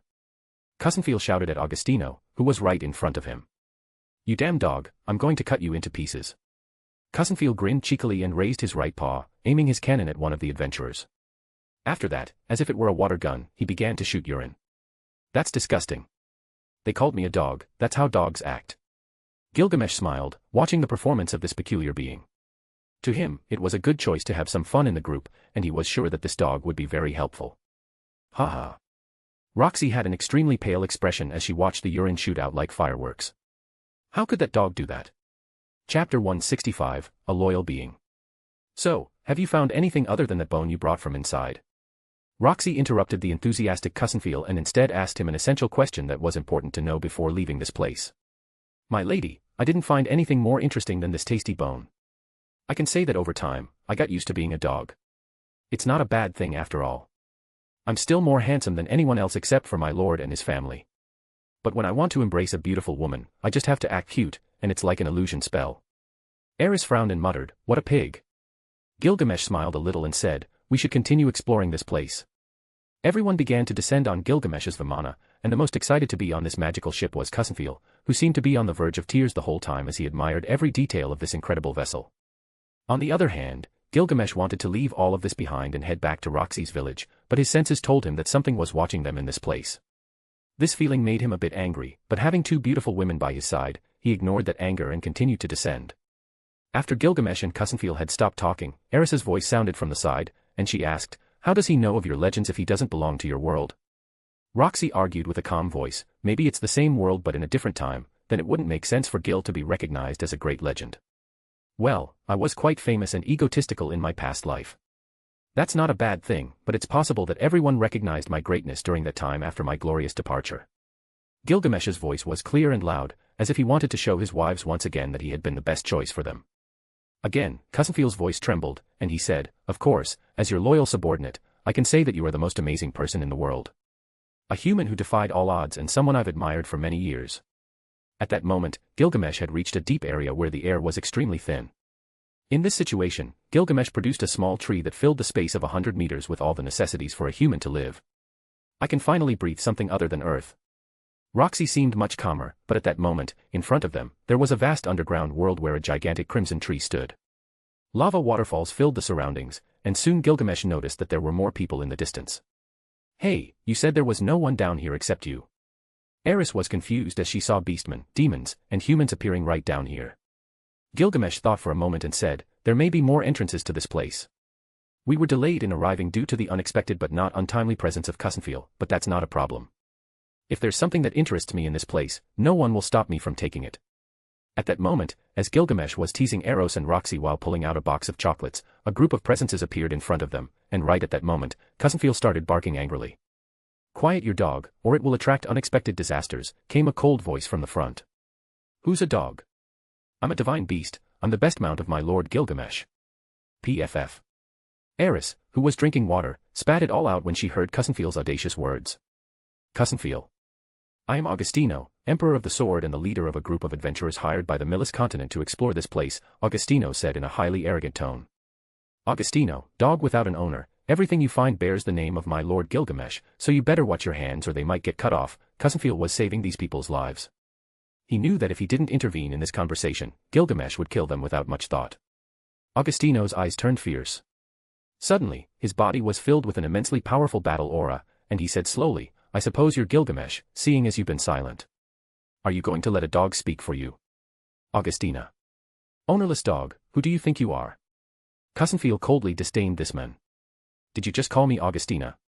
Augustino's aura covered the surroundings and began to shake the earth. In an instant, his strength rose to one of the most powerful a man could achieve in his life. It seems this pig won't stop until he gets a beating, my lord, this is in your hands. Kusenfeel smartly stepped back and sat down on his butt while wagging his tail from side to side, as if he were not the cause of this entire situation. Hey, idiot, do you think that with your puny strength, you can do anything against us? Upon hearing those words, Kusenfeel opened his eyes, pleasantly surprised and gaining confidence. He said, yes, weak dog, you're just looking for a quicker funeral than usual. You damn idiots, since that's the case, I have no choice but to kill you all. Gilgamesh smiled calmly and said, well, since this problem naturally came to me in a questionable way, I'll handle it. This is very easy to fix. Simply apologize and get out of my sight, only then will you live. Gilgamesh's words stirred everyone present, who had gathered to see what was happening. Augustino was clearly more dangerous than Gilgamesh in everyone's eyes, but the men in the golden armor's arrogance seemed to have no end. What was even more ridiculous was that it appeared that Gilgamesh only needed to lift a finger to eliminate a sword emperor. Augustino's face turned pale, and he said, you fool, you're looking to die. Immediately, the battle aura around his body surged, and this energy was directed towards Gilgamesh. Gilgamesh stared at him impassively and didn't say a word. He didn't even move from his position and then said, Eris, he wants to fight, so give him some entertainment and kill him for me. Today, I'm very calm, and I don't want to lose focus on insignificant matters like these. Eris rose with a sadistic smile on her face. In an instant, her body was covered in a golden battle aura. Like a Valkyrie descending onto the battlefield, her face was flawless and incredibly beautiful. Certainly, after her body had developed in the best possible way, both she and Roxy became even more beautiful in Gilgamesh's eyes. Gilgamesh was delighted by this action, so much so that he even started to enjoy what would happen next. Roxy didn't say anything but was certainly concerned that things might go wrong, but after seeing Eris's excitement, she simply smiled. I hope no one else attacks, they'd be killed by her in a matter of seconds. Gilgamesh looked at Roxy and said, no one would intervene in a sword emperor's fight, but there are certainly fools in the world. Your wife is extremely powerful and beautiful, my lord, worthy to walk by your side in adrenaline-filled situations like this. Kusenfeel had suddenly appeared at Gilgamesh's side. After all, even though he couldn't die, it didn't mean he didn't feel pain. Chapter 166, A Queen. Eris unleashed her already astonishing battle aura, but her murderous intent penetrated the surroundings. For a moment, the invincible power of the Golden Lion's battle aura made the surroundings feel colder than usual. She was like a battle goddess, capable of assuming absolute destructive power. The presence of her noble phantasm of Eris swept through the surroundings, causing everyone nearby to be utterly surprised. Such a powerful battle aura, not to mention her weapon, it was even stronger than a sword emperor, so many wondered, is that the sword god rank? Seeing that battle aura punishing the surroundings, unstoppable and untouchable, it caused Augustino's face to sink into absolute despair. Gilgamesh noticed the hesitation on his enemy's face and said, deliberately mocking, with just this, you still dared to say that you would kill me with total arrogance. Aren't you a sword genius? What's wrong? Compared to my dear Eris, with only her brute training, her excellent swordsmanship, and that beautiful fire sword, she's not arrogant in front of the weaker ones. You, trash that crossed my path, are even more arrogant than a stupid and useless king, isn't that funny? This time, Gilgamesh was letting the people who would follow him from now on adapt to his behavior. They themselves must know how to act and what punishment to give without regrets. Therefore, his words made Agostino serve as a lightning rod for anger. Although Gilgamesh was harsh, he still made many people around him directly agree with him. In the end, there will always be people as powerful as Eris, they are all there, and no one can avoid it. But if, on the contrary, they encounter people like Agostino, many will die for a simple oversight. Everyone dies and lives in different ways, some are good at swordplay, and others are just ordinary people who know how to move against the wind like free birds. But they are all at the mercy of the stronger ones, and if they are not noble and respectful, only tragic endings remain for those who encounter them.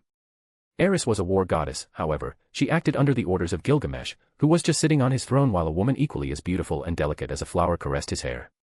Some of the adventurers following Agostino simply felt rage. They knew things had reached an impasse, so they would act according to their word and defend Agostino from any enemy who dared to attack them.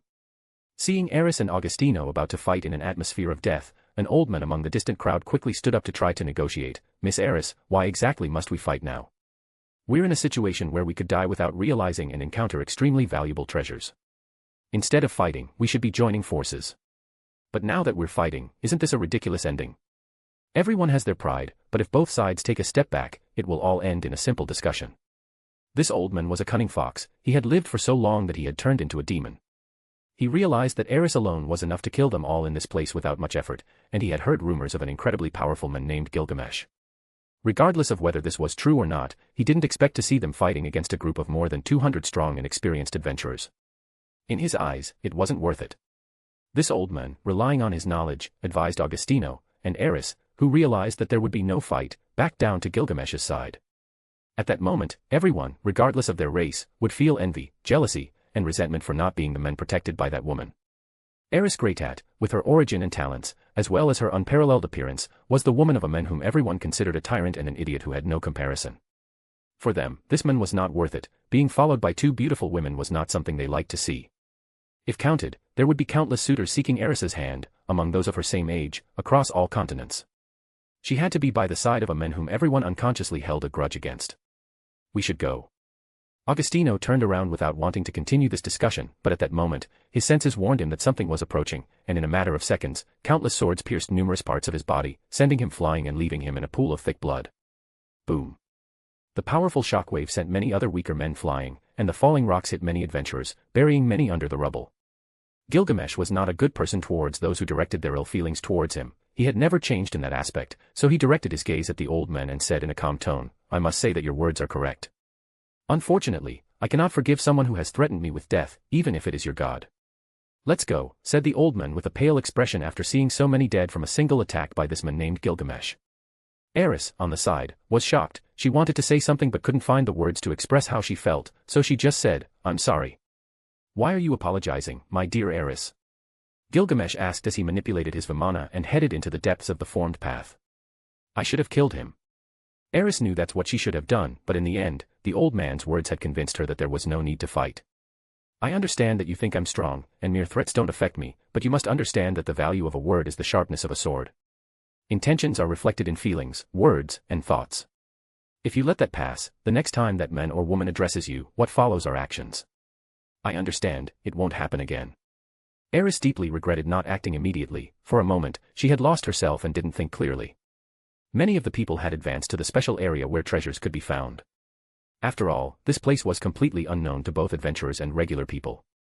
Roxy, who saw Eris sad, said in a gentle tone, "Maybe you didn't feel it was necessary now, but in the future, you'll know when to act, and I'm sure you'll unsheathe your sword against the first enemy who attacks. It's not considered a defeat but a victory to leave the battlefield unscathed." "Yes," Eris exclaimed, very excited. Although she felt sad, Gilgamesh seemed not to care about her earlier actions, and Roxy supported her with comforting words. "Hurry, hurry, hurry. I've heard that the most important treasures are usually found in the earliest expeditions." Seeing many adventurers leave, some mercenaries began to follow them to try their luck and find something valuable. Gilgamesh squinted his eyes. "Many will die in this place. Is it really dangerous?" Kusenfil asked, who had been chewing on a bone like a normal dog for some time. "It is. As I understand it, in these types of cases, many may die, and they would only be feeding whatever is currently resurrecting. It's unfortunate for that thing that we arrived, but I believe we are the chosen ones now to prevent a catastrophe. They should die, they all choose their path, and you know perfectly well that they can't avoid it. They're not that important to you, right, my lord?" Kusenfil asked in a mysterious tone, but suddenly a water ball struck his head. Who's attacking us? Roxy, with her finger pointed at Cussenfield, told him in a cold tone, stop talking as if you were a sage. Chapter 167, The Cause. Eris felt truly bad for not being able to accomplish what she had set out to do. She was confident she could achieve it, but at the last moment, she believed it wasn't necessary. In Gilgamesh's eyes, Eris was a beauty capable of driving a man mad, a woman like a goddess who could steal people's souls, someone in need of care and attention. Up close, her particularly captivating and well-rounded breasts, faintly visible, made him momentarily forget his age. Gilgamesh smiled and approached her. Using an indescribable rhythm of seduction, he gently leaned in by her ear. Then, he spoke in a tone he rarely used, reserved for very intimate situations, and said, do you know what cause and effect are? You are a radiant red diamond, why worry so much when you're already mine? After finishing speaking, he gently nibbled on her earlobe. Ah. Eris reacted like a cat whose paw had been stepped on. She gasped and wanted to pull away, but Gilgamesh held her by the waist to keep her close. Suddenly, Eris's body began to warm up, much like the rising of a hot spring. This new sensation tingled all her senses. At this point, Eris's face flushed sensually, and her little gasp immediately caught Roxy's attention. But Roxy only smiled and shook her head, prepared to stop Gilgamesh if he continued teasing Eris. Gil, what are you doing in this situation? Her demeanor was incredibly adorable, with shyness and audacity radiating from her gaze. Instead of being scared, she felt unexpectedly happy. Any man who saw her charm would end up falling in love. You've truly become a beautiful, dignified, and radiant woman, surpassing any mortal treasure. Gilgamesh enjoyed this beauty in silence. Finally, Eris managed to regain her composure, looking directly at Gil and said, you should focus on what lies ahead, we might fall into a trap. Besides, you know perfectly well that you can have me whenever you want. I prefer to see you like this for a few more years. Gilgamesh wasn't in a rush to share a bed with his two women right now, he wanted to give it time and let everything develop naturally. Yes, well, you give me certain doubts. Eris couldn't finish her last words when Gilgamesh's right hand began to caress her right ear. I will focus on what lies ahead now, you shouldn't get distracted either. As Gilgamesh ventured deeper into the character, gazing at that massive door, a sinister dark energy became apparent. There weren't many people here, and many wouldn't dare set foot in this place. Does anyone have any idea what we might encounter in that place? Gilgamesh calmly looked at the people around him.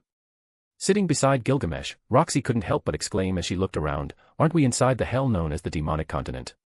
Don't say such terrifying things, Roxy. My grandfather used to say we manifest what we speak aloud.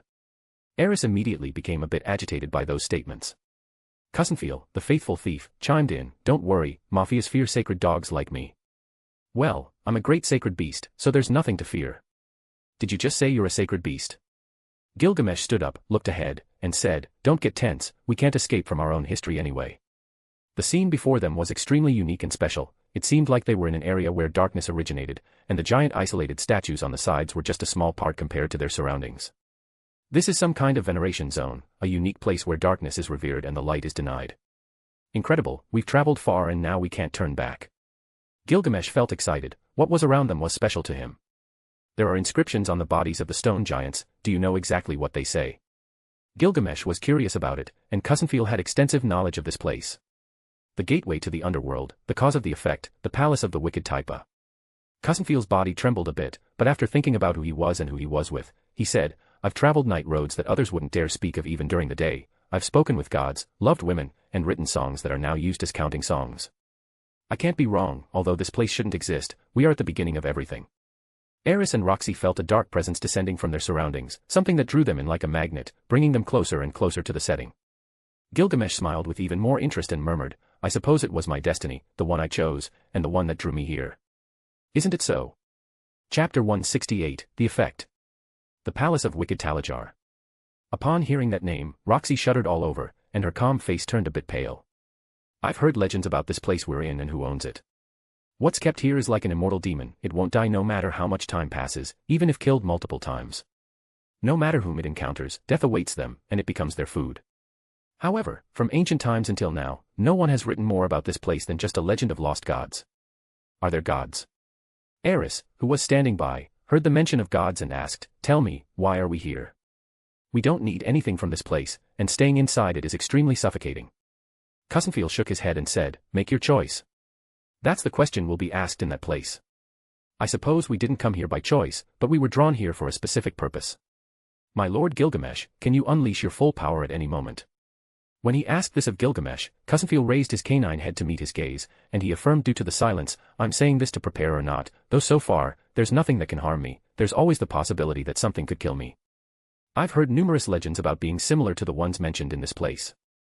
However, whether gods or demons, sacred beasts, or descendants of godly apostles, there has never been one who can stand against me in a death match. Tell me, Cousinfeel, why are you here? Cousinfeel thought for a moment and said, I woke up from my long slumber near this place, something delicious called me to this place, and just before I met you, I thought it was a bone. So, you're here because something called you. Gilgamesh understood. Cousinfeel has the body of a divine beast but is incomplete. He somehow wants to break that seal to be able to use both his strength and magical abilities, but it's impossible for him right now. So, when his senses tell him about something delicious, it should mostly be related to something that can break his seal. Thinking about it, Gilgamesh smiled slightly and pointed, I guess you're lucky in that, but we won't find anything delicious in this place. I'm not sure if there's a god in this world who can be my rival, but at least, we won't find one in this dark place. I understand, my lord. Cousinfeel couldn't go against Gilgamesh's words, he would die if he did.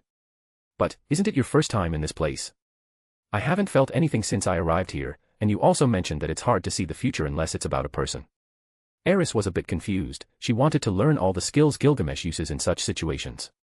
Oh, I never said I always need to see the future, I'm special when it comes to observing people. Gilgamesh began to caress Eris's neck, causing her to fall silent. Bravo, how would you know if there are gods or demons in this place? You're just speculating at best. A beastman snorted in the distance, unwilling to believe the word of a cold-blooded killer. Aren't we going to eliminate them? Cousinfeel was ready to charge into battle despite his poor combat abilities. Gilgamesh smiled and said, they will suffer in this place, what's the use of doing anything when they're already being punished for their arrogance? Come on, let's go to a much more interesting place where we can surely find something incredible. Gilgamesh manipulated his Vimana in a different direction. The moment Gilgamesh was the first to enter, many of the people around were very excited. Many secretly wished for him to meet a certain death, as no one could endure his arrogance and the ease with which he moved. There were many people in this place, some of whom were extremely strong, and after seeing Gilgamesh advance, many others took a different path. The rest, weaker ones, followed in the same direction but behind those who wanted to take the lead. The surroundings were complex, but beneath this vast underground world, there were many hidden treasures. Not only were there rare plants and medicinal herbs, but also treasures like metal ores, stones hiding precious diamonds, and materials to create powerful weapons. Sharp vitality. An elderly man quickly said in an excited tone, we must take this water to create magical fish, it would be of great benefit if we managed to breed fish in this type of water. Autumn Serero. Many were excited about things that, in Gilgamesh's eyes, were nothing more than garbage. After all, he had everything at his door in Babylon, and when he says he has everything, there's nothing that can be bought from him. However, when everyone was desperately collecting the treasures around them, many shadows moved silently like tree roots emerging from the mud and stones. Some shadows were as large as an arm, while others were as thin as a hair. They were like dark serpents silently advancing and searching for their targets. Ah! Suddenly, there was a miserable scream as if someone's soul was being torn apart. A shadow, the size of a long river, suddenly emerged from the darkness and pierced a person's chest. What's happening? The abrupt change happened very suddenly, leaving many people in the vicinity confused and terrified. Boom. Crack. But at that moment, a new shadow emerged from the ceiling and, like a snake, pierced the head of another adventurer. Numerous shadows pierced his body, not even giving him time to react. Shields. Shields. Shields. A mage roared and raised his staff, generating a powerful magic shield. Then, with a swift light attack, he severed the shadows that were moving in the darkness like venomous snakes. Arg. The dying adventurers couldn't believe what was happening. When the shadows pierced their bodies, they absorbed all the blood like a vampire, similar to a leech but at a rapid pace, and after leaving the body dry, they sank back into the ground. What kind of monsters are these? Seeing the events that happened right before their eyes, many of the adventurers felt fear and couldn't move a single muscle. Crack. Crack. Crack. In a flash, more snake-like shadows emerged from the ground and attacked other people who were desperately trying to gather resources. Spawn of demons. A powerful swordsman swung his sword and cut down several shadows that emerged from the darkness, and shockwaves exploded like bombs. In an instant, the dark shadows were shattered one after another. However, these shadows were more terrifying than they could imagine. Even if they were cut in half or attacked with fire magic, they escaped immediately underground. Only complete destruction would be their true end. Ah. Momentarily, there were many lamentable screams in the vicinity. Many adventurers were overwhelmed by the disaster and were completely torn apart by the shadows. Chapter 169, I've been searching for you. There were many strange and wonderful underground treasures. At this moment, many of the adventurers and mercenaries who were very excited were being massacred by the apparitions that emerged from below the earth. This place used to be a treasure land in its own right, and then it was entrenched by darkness itself. The treasures left with the bodies of those buried here had filled this place with relics and dark energy. After thousands of years, this treasure land was able to give birth to many strange plants and herbs, along with treasures of divine metals and minerals. However, when these adventurers were blinded by their great luck, darkness attacked and was too strong to face. The abrupt change happened too quickly, leaving many of the mercenaries who were trailing behind surprised. Boom. Many could see a shadow draining the blood of an adventurer and, like a snake, burrowing into the ground. Then, it suddenly appeared on the other side and stabbed another practitioner. Run, we must get out of this place now. If we run, we die, we can't turn our backs on the enemy. The frightened knight roared and lunged forward with his saber at this strange, seemingly living shadow. He split the shadow in half, but the remaining fragment still pierced through his chest like an arrow. Ah! The dying knight couldn't believe this outcome. When the shadow pierced his chest, it absorbed all his blood, then suddenly burrowed back underground. What kind of monster is this? Whoosh, whoosh, whoosh. In a flash, waves of shadow attacks burst forth from the earth and targeted the other mercenaries in the rear. Everyone, fall back. A king-class mage finally took action. He unleashed a powerful magical aura and instantly set the surroundings ablaze with towering flames. In an instant, he destroyed one shadow after another amidst the powerful waves of heat. Ah! In a moment, there were many lamentable cries within the vast cave. Many mages and swordsmen met the same fate of being pierced and drained of their blood. Boom. Many fire-class mages began taking action, especially those who could cast powerful fire spells. They were extremely dominant, and each of their movements destroyed an attacking tendril. The strongest of them all was still an elder. He was surrounded by a growing golden light that swept through wherever he walked. All the shadows, no matter how large, had to retreat in the presence of this light bestowed by the Holy Church of Milis. A father of the Church of Milis. Seeing such a strong aura, many adventurers following behind him were amazed. With a Milis church mage protecting the front, everything became safer. Don't just stand there, attack. Some powerful adventurers didn't lag behind either. They all raised their swords and clashed with the shadows still advancing toward them. Boom. There were many sounds in the deep cave. There were sounds of pain, screams, and also the cheers of people who had found treasures, all woven into one melody. The deeper the path inward, the stronger the attacks from the shadows. Many more adventurers suffered, but the large groups of mercenaries decided to press on. For them, the treasures here were too tempting. Besides, no one had seen anything incredible that could be considered the greatest treasure of this place. Due to the presence of so many mysterious plants and rare underground metals, all the mercenaries and adventurers were even more convinced that there was a divine treasure, just as the legends had claimed. Gilgamesh found his way and also encountered attacks from the shadows, but this was no problem for him. Boom. Suddenly, a shadow the size of an arm shot up from the ground and lunged towards Gilgamesh with lightning speed. The speed of the shadow was swift, but Gilgamesh was even faster. He grabbed the shadow and crushed it with his hand. However, even though the shadow was crushed, it turned into smaller shadows, like needles, and aimed at penetrating his muscles. But as soon as his golden aura erupted, the temperature of his body slowly rose, and clearly, these shadows couldn't pierce his body. Gilgamesh sneered coldly and raised his body temperature even further. Boom. In one go, the entire huge shadow was turned into ashes. These root-like shadows were very long. Whenever Gilgamesh pulled them out of the ground, they writhed around him like serpents. In no time, Gilgamesh was densely covered by 3 layers of these roots. Get lost.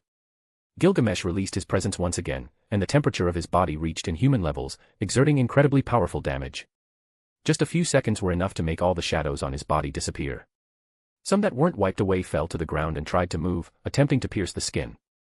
Then, Gilgamesh pulled out a fire fan and waved it as he stood on his vimana. With a single swish of his fan, a powerful wave of fire burst around and pushed away all the shadows. After a few seconds, the divine force on his muscles shattered the surrounding walls. Informal wave. Compared to Gilgamesh, Roxy merely used fire spells to divert the shadows in front of her. On the other hand, Eris swung her sword, and her figure was like pure diamond shining in a reddish hue. The shadows in the vicinity that sought to stab Eris couldn't get close to her. They were even afraid of her bloody aura that she was emitting. Eris swung her sword and swept through the air. The sword's edge annihilated all the shadows with the help of its fire attributes. However, the simplest and most direct was Kuntzfeel. He stayed behind everyone. He wasn't foolish, he knew he would be dragged into the deep darkness if caught. Come on, you can do it. Water goddess, bestow your blessing on the rear to ambush us. Kunzfeel started barking like crazy behind Roxy. "You're so annoying, you idiot dog." Roxy turned around and cast a powerful fire spell that exploded forcefully. At first, I doubted because the great Gilgamesh was accompanied by 2 women he considers as his wives. "Now I can understand a bit," Kunzfeel said as he moved neither too close nor too far from Gilgamesh. He wasn't stupid enough to go head-on in this situation. Chapter 170, Ancient Monster, Shadow of Black Adversity. Boom. Boom. Boom. The deeper Gilgamesh went, the more frequently the shadows in the surroundings attacked. These shadows were darker than darkness itself, and thanks to the walls glowing with a lava-red hue, they could identify the enemy. However, these shadows became thicker and had greater strength. In the deepest area, the shadows seemed to be made of steel. To the dismay of the others, not even simple swords and spells below the holy level could easily cut through them. To protect his women, Gilgamesh had to wield 2 long swords, one with ice attributes and one with fire attributes, both shining with great power. In addition to that, he unleashed the Enkidu chains to protect the points he was neglecting. "What is this?" Eris was surprised. At this moment, the shadows, which were originally black, changed to a much lighter color, similar to blood, and moved towards her with much more speed and brutality than before. These shadows are probably composed of the blood it absorbed from other living beings. We are getting closer to its nest, so it's pressing its attacks with much more desperation. Gilgamesh, who was calm, pointed out, "The body of this monster is hidden beneath the earth, and it uses the shadows as an attack, so as long as we can find what's causing these shadows, we will stop being attacked." With that said, Gilgamesh increased his power and, after telling Roxy to maneuver her Vimana, he fully released his divine aura. In just a few seconds, this was more than enough for the shadows to stop attacking him and not dare to approach. Gilgamesh's divinity surpassed that of the known gods, which was why the attack ceased. Suddenly, the cave just behind Gilgamesh was filled with ancient shadows. It seemed as if venomous serpents were eerily staring at them. "It's all so incredible." Roxy couldn't believe how incredible Gilgamesh's divine energy appeared to be. To her, it was just a warm golden breeze, and she didn't feel intimidated by it at all. She wondered if she saw that aura differently due to her relationship with him. "The divine aura is a weakness for anyone who considers me their enemy. This is because, as I am between the division of a semi-god to a true god, my power was once the source of the creation of gods. But now that I am in another world, I might become a god, that is inevitable, by the way." After saying that, Gilgamesh materialized a golden aura in his hand and threw it forward as if it were a spear. Seeing the divine energy approaching, all the ancient shadows immediately retreated in quick succession. However, there was still one ancient shadow that was hit. It immediately writhed on the ground and met a lamentable death, like a dry, dead snake. "Is that the power of divine energy?" Roxy had heard of divine magic, so she asked, "Could you see what kind of monster is hiding here?" Gilgamesh tilted his head and said, "An ancient monster of the black adversity, that's what the last mage who sealed this place called it. In this world, I'm afraid this thing shouldn't exist in the first place." As they spoke, they entered a massive cave made of rocks that seemed endless. The eerie thing was that these rocks were as red as blood and emitted a mist-like fog. The entire cave was shrouded in this bloody mist, almost blinding anyone who entered. Walking in this vast cave felt like walking in a hole made of blood. The interior was permeated with the smell of freshly spilled blood, which had been recently gathered for numerous murders, and was used to house a terrifying demon. "Now, where are we?" Even Kunzfeel felt a bit fearful upon entering the cave. He felt uncomfortable, as if there were malevolent magic in the air. The entity of the black adversity is supposed to be here. Gilgamesh, just minutes ago, had seen in the future that it should be in this place. At this moment, Roxy gently tugged at Gilgamesh's sleeve and gestured in another direction with her chin, saying, "Over there." Gilgamesh focused his gaze and saw a shadow in the distance. This shadow was shrouded in the bloody mist, so others couldn't see it clearly. From afar, it looked like a human, but not quite. On closer inspection, it was more like a small, swiftly moving fog. OM. In an instant, the swords in Gilgamesh's hands shot out as fast as lightning towards the shadow in the bloody mist. However, the shadow was extremely agile. Sensing the danger of the swords, it immediately escaped at an even greater speed. The swords returned to Gilgamesh's hands, but they couldn't cut the shadow, and instead, they had allowed it to escape. The shadow knew how intimidating the approaching swords were, so it didn't reappear. Was that the entity buried here? Seeing Gilgamesh's failure to eliminate the entity, Roxy asked with concern. No. At this moment, Gilgamesh's eyes turned fierce, and he said coldly, "Someone else beat us to it, and it's possibly sent by that bastard. So, someone else got here first." Kunzfeel also looked around the bloody cave but couldn't find anything else. If it's not here, it must be in a different place. Gilgamesh analyzed the future more carefully and could see that a young man had been here. If that person got ahead of him in the future, it meant that his future had been observed and altered by the human god himself. Gilgamesh smiled and said, "It must be in the other direction. Come on, let's go." Eris and Roxy looked around cautiously for anything suspicious, and Kunzfield did the same. No one dared to ask questions at this moment. Gilgamesh, who had seen the future, knew this place like the back of his hand, and he even knew where the entity of the Black Adversity used to be. Although Roxy was extremely curious, she knew it wasn't the time to ask. However, in a different direction, a group that wasn't originally with the ones who had entered initially arrived. The group consisted of 9 members, and their leader was named Richard, an emperor of the sword from the Milis continent. They had followed the church group but had gone further in their direction. They found that there were fewer and fewer caves. As the caves converged, it was as if they were all coming together. All the adventurers and mercenaries who had gone in different directions were now walking together. However, they found that the shadows grew stronger and stronger. The shadows appeared more frequently and with even more power. Furthermore, even holy class mages couldn't handle them. This situation forced the groups of mercenaries and adventurers to work together, and all the mages worked as one. However, it still wasn't very favorable for advancing. When they had nowhere else to go and were cornered, countless giant shadows blocked the way out. With countless sounds, the now red shadows flooded the entire space like a tide. Ah! Screams echoed everywhere. Not to mention ordinary swordsmen, but under this situation, even many king and holy class mages couldn't hold their ground. A moment of inattention led to their deaths at the hands of the ancient shadows, their blood drained. There weren't many large caves left in this place. The 2 strongest groups were the one that had just entered, led by Richard from the Milis continent, and the elderly men who had tried to stop the fight before, Elder Bo. Because of this, they only had 2 paths ahead. In this chaotic battle, Richard and his old servant were also diverted into a cave due to a collapse. At this moment, there was no turning back. Richard had no choice but to go with the large group, but the ancient shadows attacking from behind became even more numerous, like the flow of an ocean. At this moment, all the adventurers found themselves in a dead end. They felt they were trapped in a snare. Powerful ancient shadows blocked their retreat and pursued them deeper into the caves. It seemed as if they were being drawn deeper into the nest. At this moment, the red shadows appeared, considering the intruders a delicious meal. They were entangled in their web, waiting for their delicious prey to arrive. However, for unknown reasons, wherever Richard went, he especially attracted the red shadows. They attacked him much more vigorously than the others. "Sister, what the hell are you doing here?" Richard yelled upon seeing his sister with a group of adventurers. However, he didn't have time to react because he was being attacked much more fiercely than others. At first, Richard was able to handle it, but later, he couldn't endure it anymore. Fortunately, the elderly men by his side took action. People began to realize that Richard was attracting the large shadows in great numbers, so many of them quickly moved away from him to avoid being attacked as well. Under the frenzied assault of the shadows, Richard and his old servant were forced back into a tunnel. This was a dead end. Watch out. Richard was nearly stabbed by an ancient red shadow. The old servant took action and cut the ancient shadow down completely. At this point, he finally revealed his true strength. Boom. Boom. Boom. At this moment, the red shadows went berserk and pushed Richard against the wall. Suddenly, all the shadows entered this death cave like a flood, engulfing this hole along with their delicious prey. Die. The old servant roared loudly, and his aura as a powerful emperor of the sword pierced the sky. In an instant, he pounced on the red shadows and cut down countless of them, but an infinite number, like tides, kept coming. Boom. The old servant once again began his massacre. He swept through everything once more, but the vanguard of the red shadows was not deterred. Seeing the true strength of this elderly emperor of the sword, many adventurers from different paths were amazed. A sound of crack appeared, and blood sprayed into the air. Even though the old servant was powerful, he had to protect Richard while killing every trace of the shadows.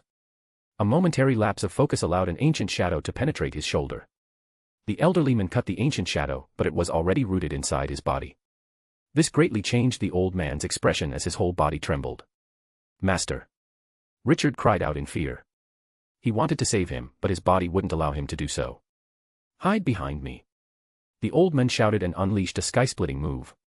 However, at this moment, the ancient shadows had formed a huge nest, eager to devour the two. From behind, countless shadows were also rushing in, encompassing the entire cave. Daphne, Richard's sister, paled as she saw the distant signs of her brother's battle. She wanted to go to that place but was stopped by many adventurers. "Daphne, don't be impulsive, let's retreat." At this moment, inside the cave, the elderly emperor of the sword, who was actually Richard's master, was pierced by two ancient shadows in his shoulder once again. At this point, he was completely bloodied and ragged. Richard, with a fierce look, held off the attacks from behind and clung to his master. Chapter 171, Richard, the Sword's Son. Milis continent. A few months ago. Have you heard the rumors about the fourth prince of the Asura kingdom in the central continent? Yes, everyone says he's a demon, but mysteriously, everyone who talks about it dies the next day. Many have considered him a reincarnation of an ancient demon. They even say he rejects the gods and any religion related to it. Milis religion is the largest religious organization in the world, founded by Saint Milis, and is present in almost every continent where humans reside. Unfortunately for Gilgamesh, even if he wanted to do something against this religion, he could do little due to how deeply rooted it is in the hearts of humans. The Milis religion followed scriptures that stated all demons must be destroyed and rejected the demon race.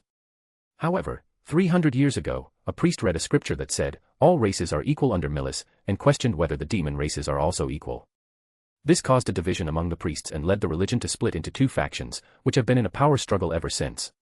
But those fights stopped when rumors of Prince Gilgamesh spread throughout the central continent and reached the ears of Papa Harry Grimoire, who by then was behaving strangely. His visions of the future began to appear, ranging from the large-scale massacre that occurred in the Central Sea, where most adventurers exploring a newly created dungeon died. He also announced the widespread elimination of nobles in the Asura kingdom, which also happened. And as if that weren't enough, he also announced the progressive disappearance of all elves from the world, and as expected, it happened. But what shocked everyone was the announcement of the Mana catastrophe, which shook the entire Milis religion. Of course, the warnings arrived late in the central continent, and that's why most lives lost due to that catastrophe could not be saved until now. Nevertheless, Papa Harry Grimoire gained more influence, completely overshadowing the girl named Miko, who could see people's memories just by looking into their eyes. Of course, Papa Harry Grimoire's visions were scarce, and his power was purely spontaneous. But in secret, he announced the birth of a demon who took over the body of a human and who will be the protagonist of the greatest lands ever in the whole world. For someone with such abilities, many thought that some of the demons of antiquity would take power again to terrorize humans. But when everyone discovered that this person would be the monarch of a human kingdom, everything changed abruptly. In secret, everyone turned their attention to Gilgamesh, and it was this boy who might cause trouble in the future. Fear spread in the hearts of those who believed in Papa Harry Grimoire's words, and that's when Gilgamesh, the fourth prince of the Asura kingdom, was called a demon, who will possibly be the next protagonist of a great war. Richard de Luke, in the name of our sacred Milis, do you pledge to hunt down and eliminate the demon called Gilgamesh Asura? Your duty as a holy knight is to kill him with your divine sword and put an end to the future war that will shake us all. Papa Harry Grimoire ordered the holy knight named Richard de Luke, a powerful swordsman with the title Emperor of the Sword. Richard, who fully trusted Papa Harry Grimoire's words, nodded and said, "Yes, Papa Harry, I will purge the human of life with the sacred sword." Remember, the attack of the divine sword is unique, and you can only deliver one blow. That blow far surpasses the ordinary god rank and is explicitly prepared to eliminate him. You will even be able to simulate the ancient attack that was used against demons in the war. Yes, Papa Harry Grimoire. Richard de Luke, the Emperor of the Sword, found himself at a crossroads. He had been entrusted with a mission that was perplexing and challenging, to kill Gilgamesh, the prince of a powerful kingdom. However, unlike many impulsive knights, Richard was known for his prudence and wisdom. Before taking any action, he believed it was crucial to assess the situation and understand the reasons behind such a drastic order. From his perspective, he couldn't comprehend why he had been tasked with eliminating Gilgamesh. The prince, although arrogant and cruel to his enemies, had not given any reason to justify such an extreme command. Richard knew he couldn't act hastily and set out to thoroughly investigate before making a decision. Just as he was about to embark on his journey to assess the situation and determine the truth of the order, a young woman named Miko crossed his path. This girl was known for her special ability; she could see people's memories and minds through visual contact. Intrigued by this unique ability, Richard listened attentively as she explained the true reason behind the order to kill Gilgamesh. Miko confessed that the religion of Milis, which had been a fundamental pillar in Richard's life and that of many others, was becoming corrupted. A new source of divinity had emerged, along with a being that called itself the human god. This being had personally intervened in the memories of Cardinal LeBlanc McFarlane, the religious leader of Milis, to prevent a confrontation between him and the faction led by Papa Harry Grimoire. Miko's words resonated in Richard's mind, causing him to doubt the purity of the religious leaders and high authorities in the Milis continent. She warned him that the entire religion was corrupting, and their plans were to gather the strength of various kingdoms to overthrow the mandate of Gilgamesh, the future emperor of the central continent. Additionally, she revealed that Gilgamesh was as powerful as a god and that they were using him as a distraction to gain time for their dark designs. The young Miko, with seriousness in her eyes that left an indelible impression on Richard, recommended that he join Prince Gilgamesh's faction. Together, they could seek a way to alleviate the impending war and try to thwart the threat of the human god. When Richard asked Miko why she offered her help, she simply responded with a somber tone that human god is truly a bad person. Miko's words echoed in Richard's mind, prompting him to reflect on the actions of religious and political leaders in Milis. He began to notice the abnormal behavior and hidden agendas underlying the upper echelons of the continent. The purity of his faith and loyalty to the religion that had been part of his life since childhood slowly faded away. As he delved deeper into his investigation, Richard discovered corruption within the ranks of the Milis religion. Religious leaders, instead of serving the welfare of the people, were manipulating the masses' faith to achieve their own selfish objectives. The religion had become a tool to consolidate power and control over people. In contrast, Prince Gilgamesh had proven to be a leader seeking unity and prosperity for his kingdom. Though ambitious, he was not the monster they had painted him to be. Richard began to question the motivations behind the order to assassinate him and concluded that he had been manipulated by the true villains behind the corrupt religion. Finally, when the day arrived, Richard embarked on his journey where he would meet Prince Gilgamesh and supposedly have the opportunity to kill him. However, he had a new goal: to tell him everything he knew, convinced that it was the only way to confront the human god and those who were contaminating his religion and continent. Everything he knew was just the tip of the iceberg. Richard knew that his loyalty and beliefs had changed forever, and now he fought not only for his kingdom but for the truth and justice that had been distorted by the dark interests of the higher-ups in Milis. Master! Richard cried out in madness as he wielded his sword with fury. How did this happen? He needed to meet Prince Gilgamesh and warn him. He needed to do it. Chapter 172, Is This My End? Watching the group of adventurers where his younger sister, the one who had sworn not to take dangerous missions, now found herself in the most dangerous place in the world, Richard couldn't help but shout, "Master! Die!" While the old master protected Richard, he unleashed his power once again, pushing his initial abilities to the limit. At this moment, his body had been pierced by the red shadows, and he could only risk his life one last time. "Daphne, you must get out of here." Daphne, Richard's younger sister on the other path, heard her sister's cries. Her expression changed dramatically, and hesitantly, she took a step forward. "Is he your brother? Then, you must reconsider, Daphne. Even two emperors of the sword may not be able to handle him. We must seize that opportunity and ensure his sacrifice is not in vain. We have to get out of here, or we will be a hindrance." At this point, countless shadows flooded the death cave where Richard was, like a tide, and the entire path was sealed. Boom. But then, in the blink of an eye, the whole world shook, and the area calmed. Everyone was greatly alarmed. Everyone saw a person, with extraordinary speed, rushing violently on his own through the shadows. Under his impact, the earth was mere dust. He easily penetrated the part that separated the cave from the outside and could even fly from the heights, descending and causing an unstoppable commotion. In an instant, 10 huge caves where there were blood shadows were swept away. Not even the large stones falling on his head could stop him. Boom. He swept directly in another direction with an unstoppable momentum and pierced the cave where Richard was. "He's not here." "You need help. I think you're a very interesting person." Gilgamesh waved his sword, and his path took him to Richard, along with his old master, out of the crevice in the blink of an eye. Brum. Brum. At this moment, all the ancient shadows went crazy and chased Gilgamesh's flight, who escaped with Richard hanging from his right arm, followed by millions of shadows. Seeing Richard and his master being taken by Gilgamesh, Daphne's expression relieved. "Daphne, while the shadows pursue them, if we don't leave now, we will really die." "Yes, let's go." Daphne silently uttered under a calm expression. She was here for her brother, but rushing forward would only result in her miserable death. Boom. Gilgamesh, like a golden titan, crashed to the ground through many holes. And right behind him, countless shadows pursued. Since their delicious meal was snatched away, these ancient shadows were truly furious.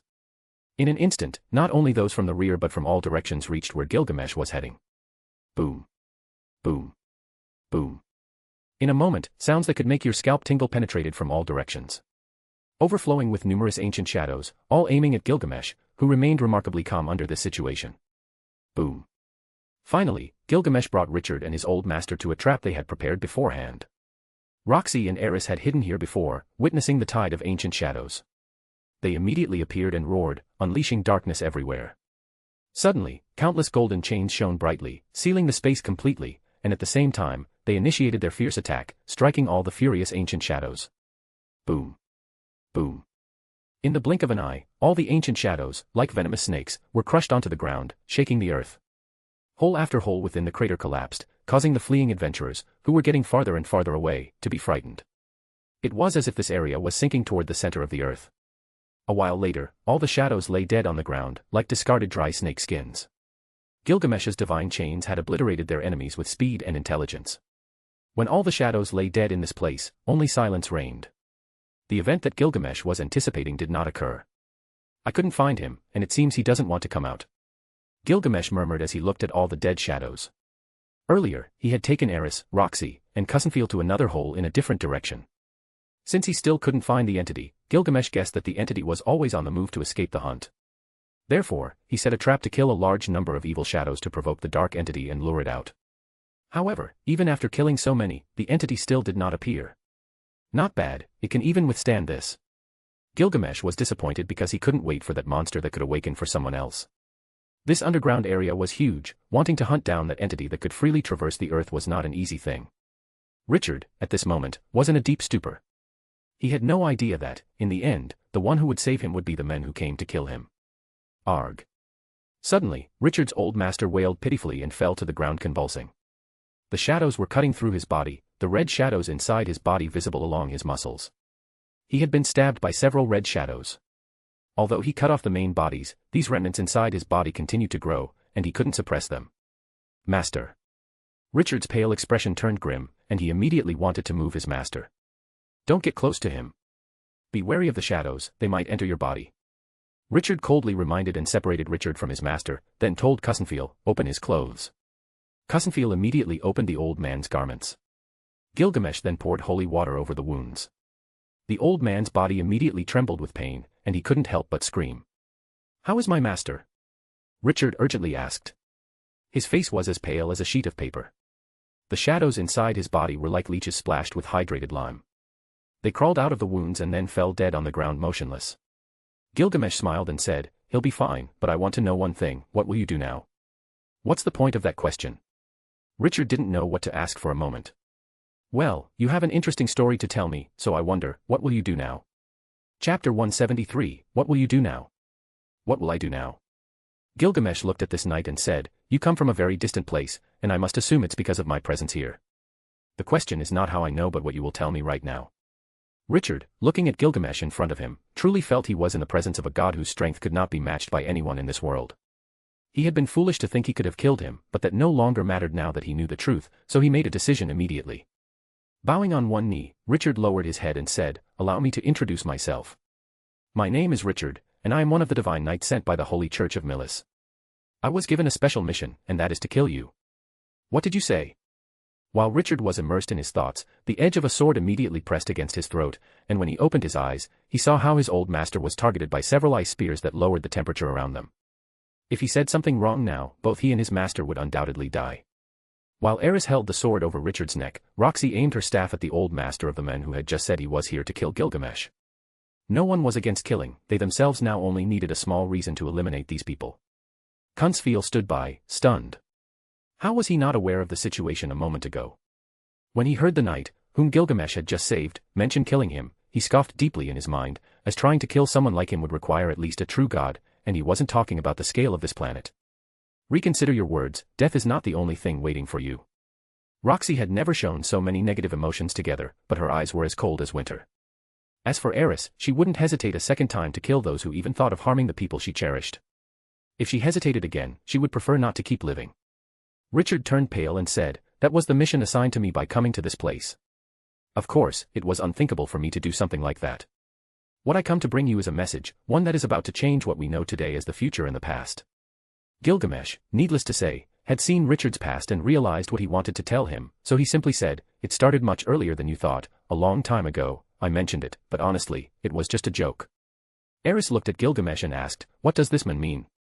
Well, how do I explain it? In short, the Church of Milis was corrupted by my enemy, who is strategically targeting realms around the Asura kingdom to attack it in a united assault. That is, we would be the public enemy of an entire continent and much more.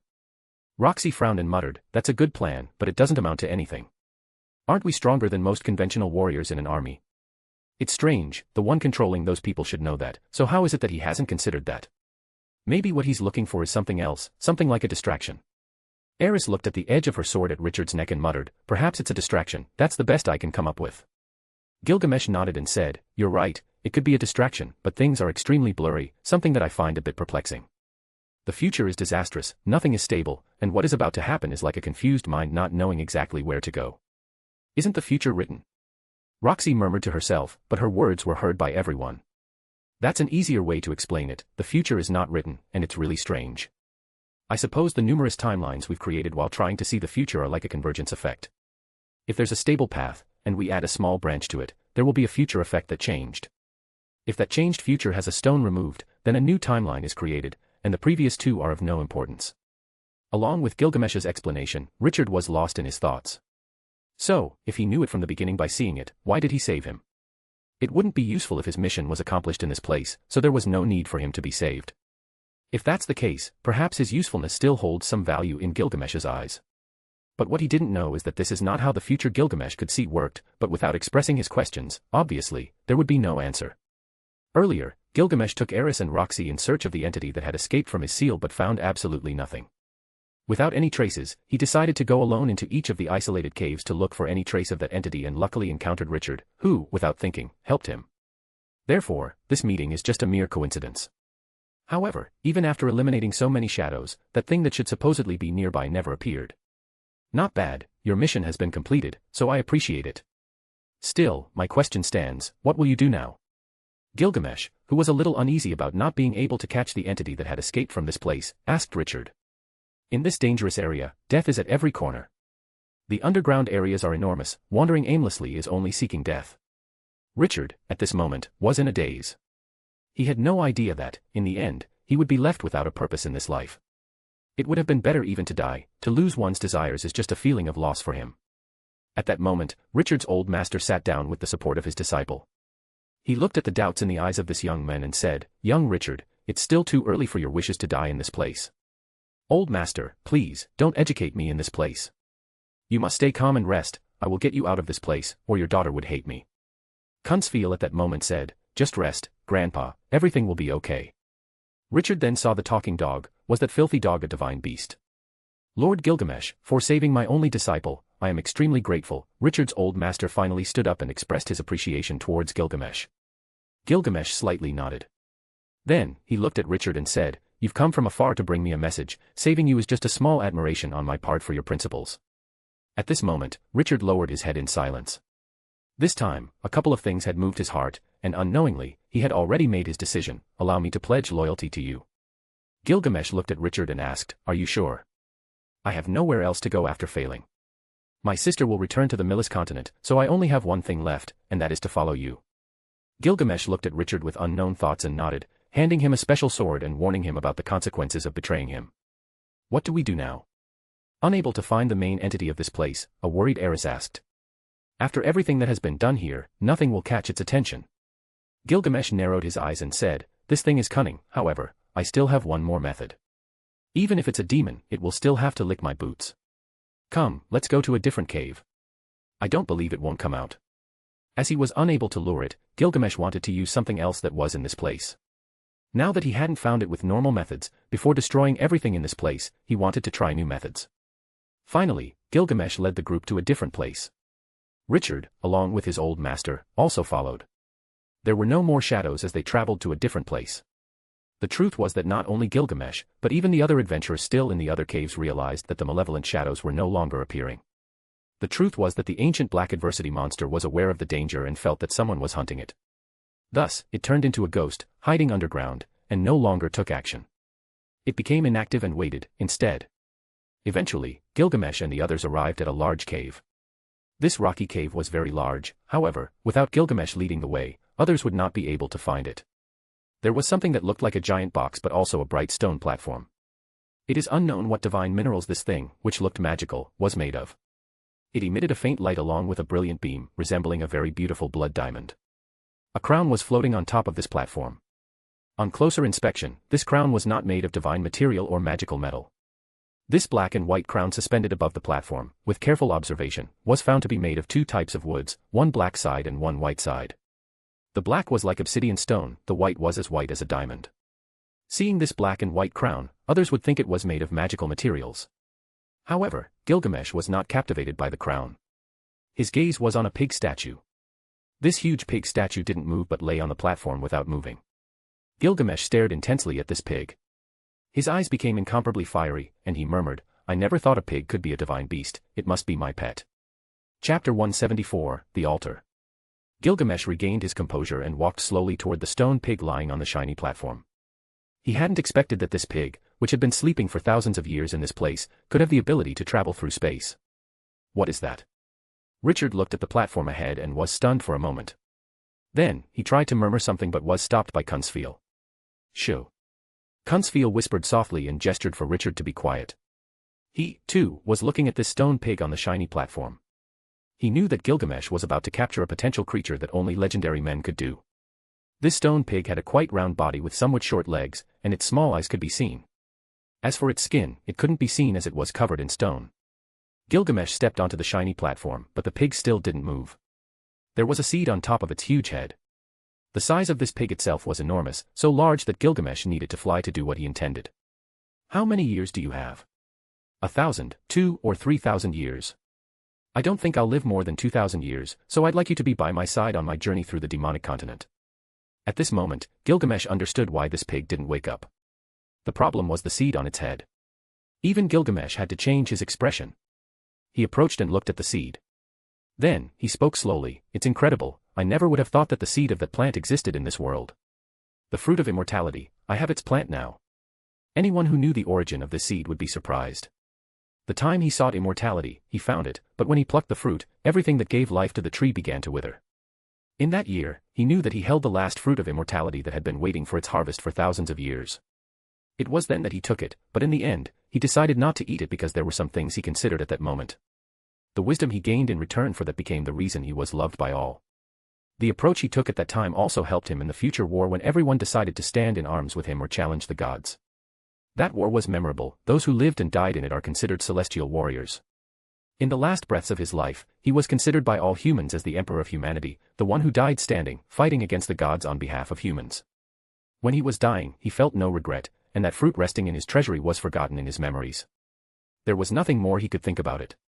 It was then that maybe he was considered a worthy heir of life, one who carries the mantle of mortals in each of his final decisions. Unexpectedly, after many recent events that had happened to him, things made no sense. Unexplainable enemies and unknown events that didn't seem to be of this world were calling him, but now he understands that this seed of immortality was calling him. All recent events might have happened for many reasons, but somehow this seed managed to connect with Gilgamesh so that he would be the one to germinate its essence and give life to new plants of immortality. As for the pig, it seemed to be a divine beast that initially caught Gilgamesh's interest because it could be an ideal beast for him to ride on this adventure he was having. After sleeping here for a while, the seed descended onto its head and sent it into an indefinite rest. Both had terrifying origins, and they were attacking each other. Eventually, the consciousness of the pig yielded, and it fell into a deep sleep. If it had taken longer, it would have been possible that the pig would never have awakened. "Can you hear me?"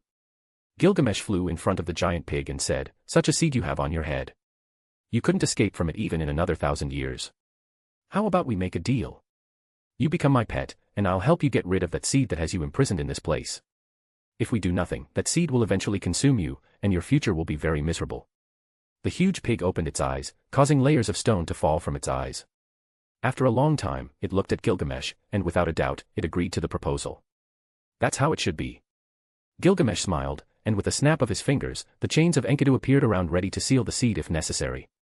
When the divine power in Gilgamesh's hands enveloped the seed, it shrank slowly, coiling as if wanting to protect itself.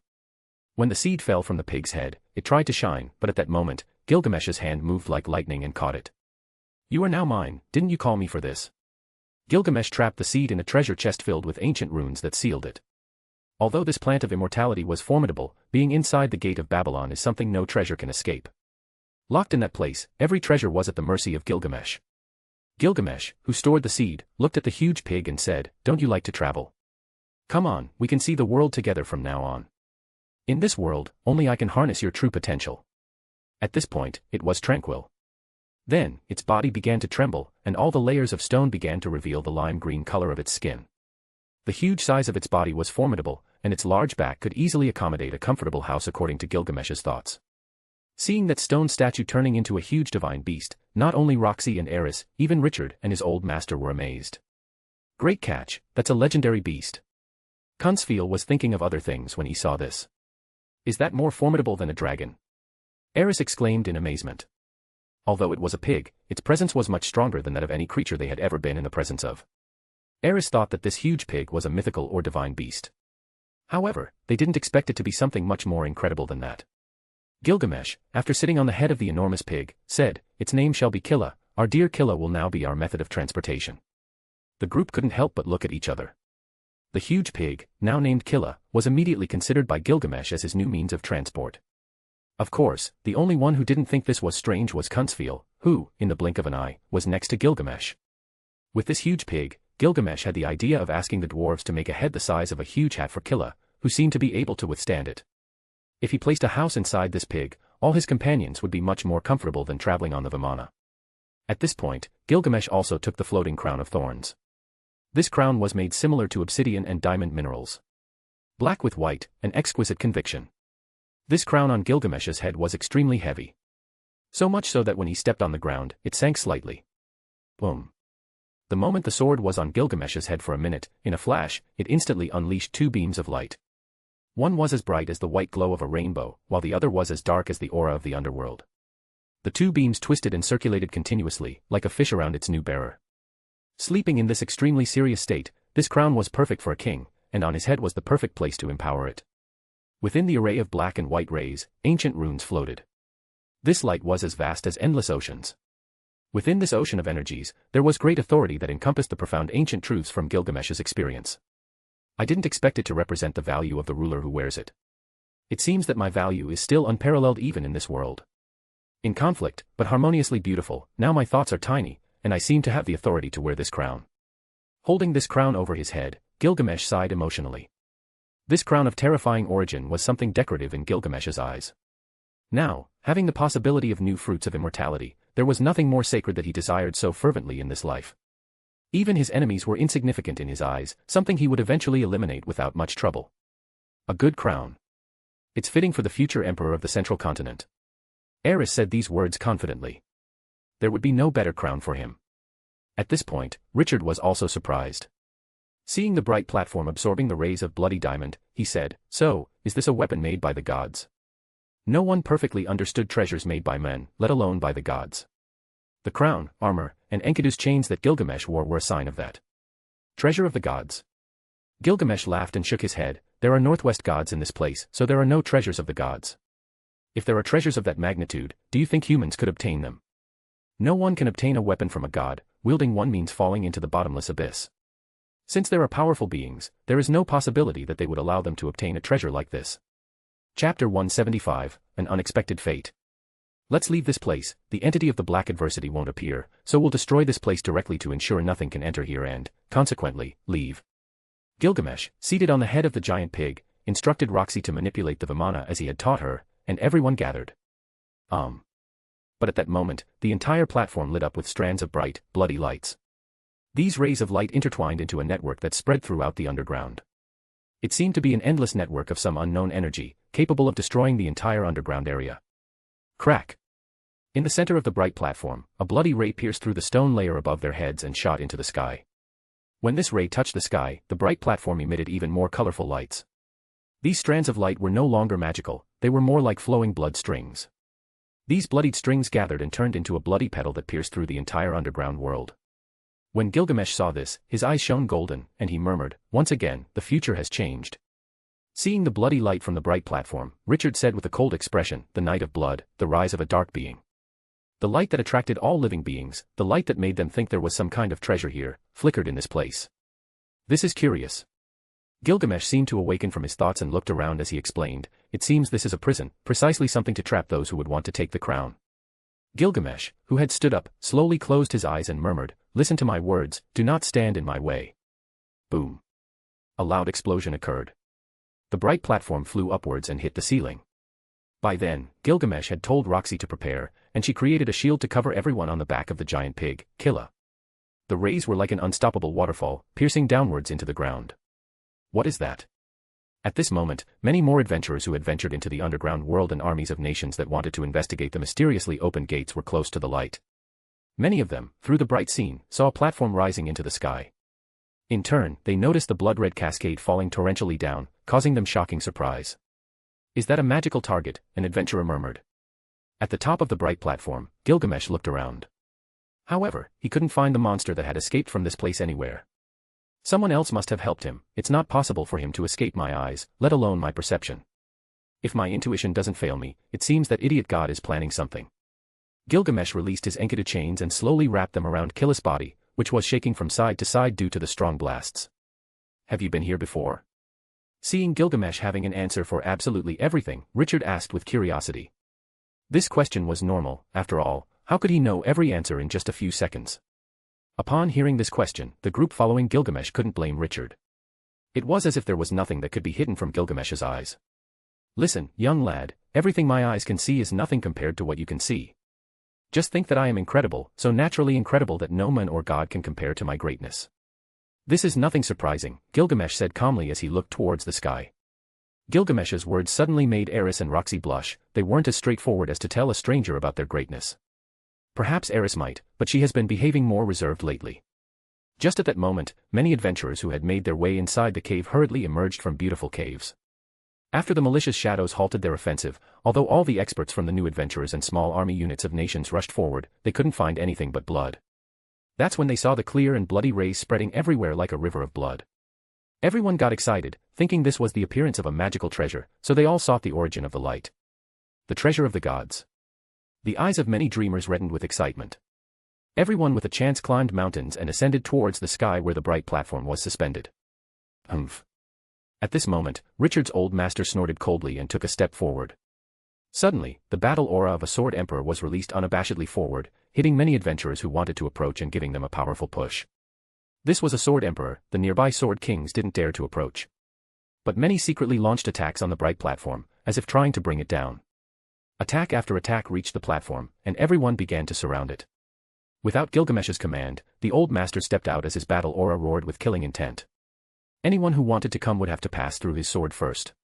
Since he owed his life to Gilgamesh's group, that debt would be difficult to repay, so at this moment, he was willing to resolve any problems that arose. That's a divine treasure. The mages rushed in masses from the ground but stopped when they saw the dazzling violent bloody rays from the platform. At this point, their preconceived notion was that the treasure released by this dungeon was on the bright platform. A treasure that could make them gods, how could they not be excited? However, with an old sword emperor blocking the front of the attacks, no power dared to go all out. Many gave up and retreated just to watch. If they advanced now, all they would do is die. At this moment, with a violet aura, a group forcefully emerged from a cave in the ground. Then two powerful battle auras rose from the ground. Are those two of the three emperors of the north? Behind them, there was a young man with a huge snake tattoo on his forehead. They stood in front of Gilgamesh and advanced towards the battle aura covering the entire platform. The one at the front was a nobody, no one knew him. Even if he was powerful, no one had heard of him, but seeing that he wasn't afraid of that distant battle aura made people believe he was powerful. As the group ascended on what seemed to be a flying platform, the gazes of both groups met. The one at the forefront was a young man, seemingly unremarkable except for his strength. At this moment, Gilgamesh and the unknown group led by the young man were the most powerful groups daring to confront each other. Seeing more and more people gathering, and the monster still keeping hidden, Gilgamesh smiled coldly and calmly told Richard's master, "Elder, these are peculiar guests. There's no need to scare them." The old master looked at Gilgamesh and nodded, then quietly returned to the back of everyone, just by his side. Anyone who wanted to approach, he would be the first to react. How about it? Are you all looking for the divine treasure that this platform released? Then, the young man in front of the group stepped forward with a piercing look towards Gilgamesh. After a few seconds, he spoke with a highly threatening voice, "Hand over all the treasures you found, and I'll leave immediately." There was hatred in his gaze, and it was obvious that it was directed at Gilgamesh. However, there was a problem. No one knew him, not even Eris or Roxy. Everyone here knew their stuff. Seeing the enigmatic golden armor and shining crown on Gilgamesh's head, they immediately speculated that this was what he had found. However, as the mysterious young man wanted that treasure, no one here dared to say anything. There's a small inconvenience. This crown can only be worn by a future emperor, and a brat like you doesn't have the right to wear it. Gilgamesh narrowed his eyes and smiled. There was no trace of anger in his gaze. Kunsfeel and Richard on the side were completely stunned by this exchange of words. Divine treasure. They knew there was no such thing. Even the crown that Gilgamesh put on was just an ornament in their eyes, so he was only deceiving these people. Eris gave them a sympathetic look. They wouldn't even know the way they're going to die. She didn't know if these were just decoys, but asking for something from Gilgamesh is like inviting death. As arrogant as the rumors say. I suppose I should kill you. With a majestic aura, the young man at the forefront of the new group said, "My name is Alexander, and I tell you to give me that crown on your head, and I'll make sure no one harms you. I care little about your name, you're a complete stranger in my eyes." All the other adventurers saw that look from Gilgamesh and swallowed saliva eagerly. Do you think you're the only one with the right to obtain something from this place? Gilgamesh observed everyone around him and said in a very calm tone, "It seems that taking this crown has resulted in several unexpected incidents." Chapter 176, A Gift. It seems you have certain issues, little Alexander. You should retreat and calm your mind. Reconsider your actions and think of this as a second chance I give you as a good man that I am, said Gilgamesh, looking at that child with eyes full of disdain. Alexander's words were like sharp thorns, and he replied, "Holding on to that treasure won't only be your death but also the downfall of the kingdom. Smart are those who live, who take only what they need and leave the rest to others. But being selfish and arrogant like you will lead to your doom. Lower your head, and we'll accept your goodwill." "Who is this worm?" Eris asked Roxy, not understanding why they were having this conversation with an unknown idiot. "I don't know, maybe just someone seeking attention," Roxy said. She didn't know who Alex was, but there are many fools in this world who always seek attention in the most stupid ways. If you aim high, you must have the strength to back it up. We are tired of killing idiots like you all the time. You should lower your head and apologize, as my dear Gil has given you a chance to live another day. At that moment, Eris, who was on the huge pig, pointed at Alexander with her finger and scolded him. Eris's statement made Alexander's expression turn from red to green. Then, he coldly frowned and remained arrogant in front of Gilgamesh. "My patience is limited. Hurry up and hand over the divine weapon, or else, suffer the consequences." At this moment, Alexander unleashed his aggressive aura and grew impatient. Gilgamesh burst into laughter. Even in front of everyone, he remained indifferent and calm. "What if I don't hand over the treasure? You will only die by my hands." Alexander responded with just one sentence. It was filled with a killing intent like cold steel, causing chilling shivers in the others. "You will become the enemy of the entire world if you don't hand over the treasure. You will be hunted down and eventually killed by everyone." One of the men behind Alexander mentioned these words. Desire, greed, and something else were being released around the place without anyone realizing it. It was like the callus of desire, an imperceptible poison.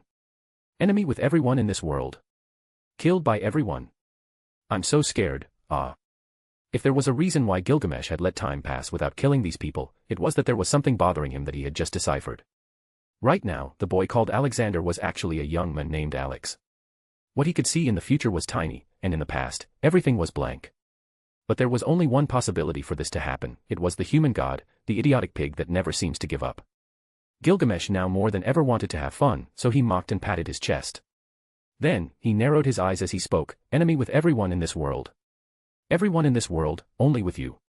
All worthless. And what if the whole world were my enemy? I'd still kill you without mercy. You're a brave young man, but sometimes the weight of your words is nothing compared to reality. The world is dark and mysterious, you must be careful. I'm so scared. I wonder how many." Roxy, who looked at Gilgamesh, felt that something was wrong, and at that moment, she heard a voice in her mind, "My dear Roxy, stay alert and don't separate from Eris. For some reason, don't be near Richard either. How many of you think you'll come out of this alive?" Richard took a few steps forward and said, "Do you really think you're facing someone you can defeat? Rethink." At this point, an old man with a hat next to Alexander took a few steps forward.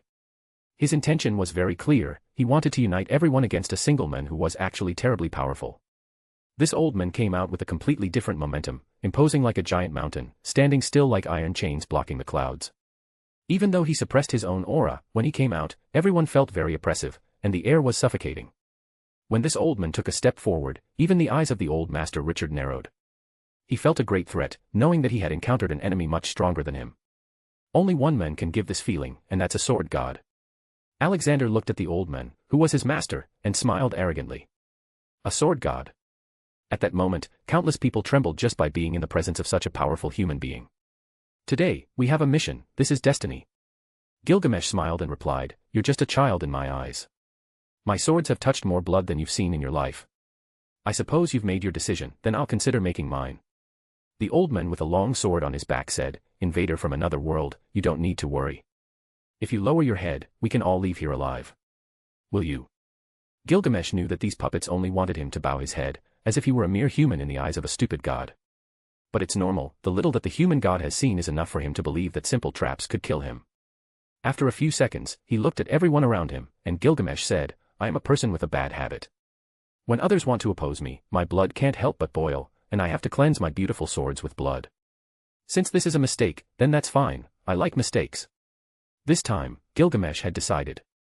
He looked at everyone and with a sinister intent of death, he asked with the authority of a man, "Who do you think you are? A damn apostle of the human god? Even if you are the same god, I won't bow my head, I never did, and I won't now. Will I be the enemy of the whole world? I love that title, I'll crush you all as I always have. I'll live with my own, and then I'll seek out your god and kill him. Very well, come all who want to die today. This unrestrained arrogance caused everyone to burst into laughter. Alexander took a step forward and laughed, "You're a damn foreigner from another world, how come you're so arrogant?" Gilgamesh rejoiced loudly and spoke with disdain while looking at Alexander. "It's a pity your sweet sister died. But are you blaming me for something that's fate? I saved your life, you should thank me, you damn wretch. Enough words, I'll kill you." Alexander unleashed his battle aura, and with a swing of his sword, a blade headed towards Gilgamesh. "A trash like you has no right." Eris immediately attacked before Gilgamesh could move. A single sword movement forced Alexander to step back several paces. With her beauty and that beautiful armor, she looked at Alexander with contempt. A puppet has no right to speak. Being looked down upon by Eris infuriated Alexander to the point where he began to tremble with an ugly and pale expression on his face. "Accept your death." Alexander seemed to lose his mind and roared with force, his battle aura exploding with power beyond what a normal human could achieve. "Get lost." After a shout, orange flames surged like ocean waves. Eris maneuvered and blocked Alexander's strike. In the blink of an eye, her battle aura caused several sacred lights to appear, and delicate tattoos emerged on her skin. "A mere apostle who wants to touch my men, you must be 10 times stronger if you want to fight me." Eris stood up with complete dominance. She was as determined as a war goddess. Well, well. "Miss Eris, people will say I'm intimidating a little girl, that wouldn't be a good outcome." Gilgamesh calmly said as he pulled Eris back and held her by the hips while whispering something in her ear. After that, he looked at everyone with indifference. "Trying to snatch my treasure. I have no choice but to kill you all. One-on-one, that would be me intimidating you. All of you, come. Puppets of a god who doesn't value you, in my eyes, you're all worse than shit. I could kill you all with one hand. You ignorant fool, let's go and tear him apart." Gilgamesh's arrogance infuriated everyone, and one of them exclaimed furiously. "Since you're seeking your own death, I'll help." Alexander, with a powerful aura, took a step forward. Not only Alexander but also the 2 emperors of the north, the elderly men with the long sword. They all wanted to tear apart Gilgamesh. But that wasn't all, they also wanted to eliminate Gilgamesh's group, including his 2 women. Indeed, those who know me understand that I'm intimidating the weak. My bad.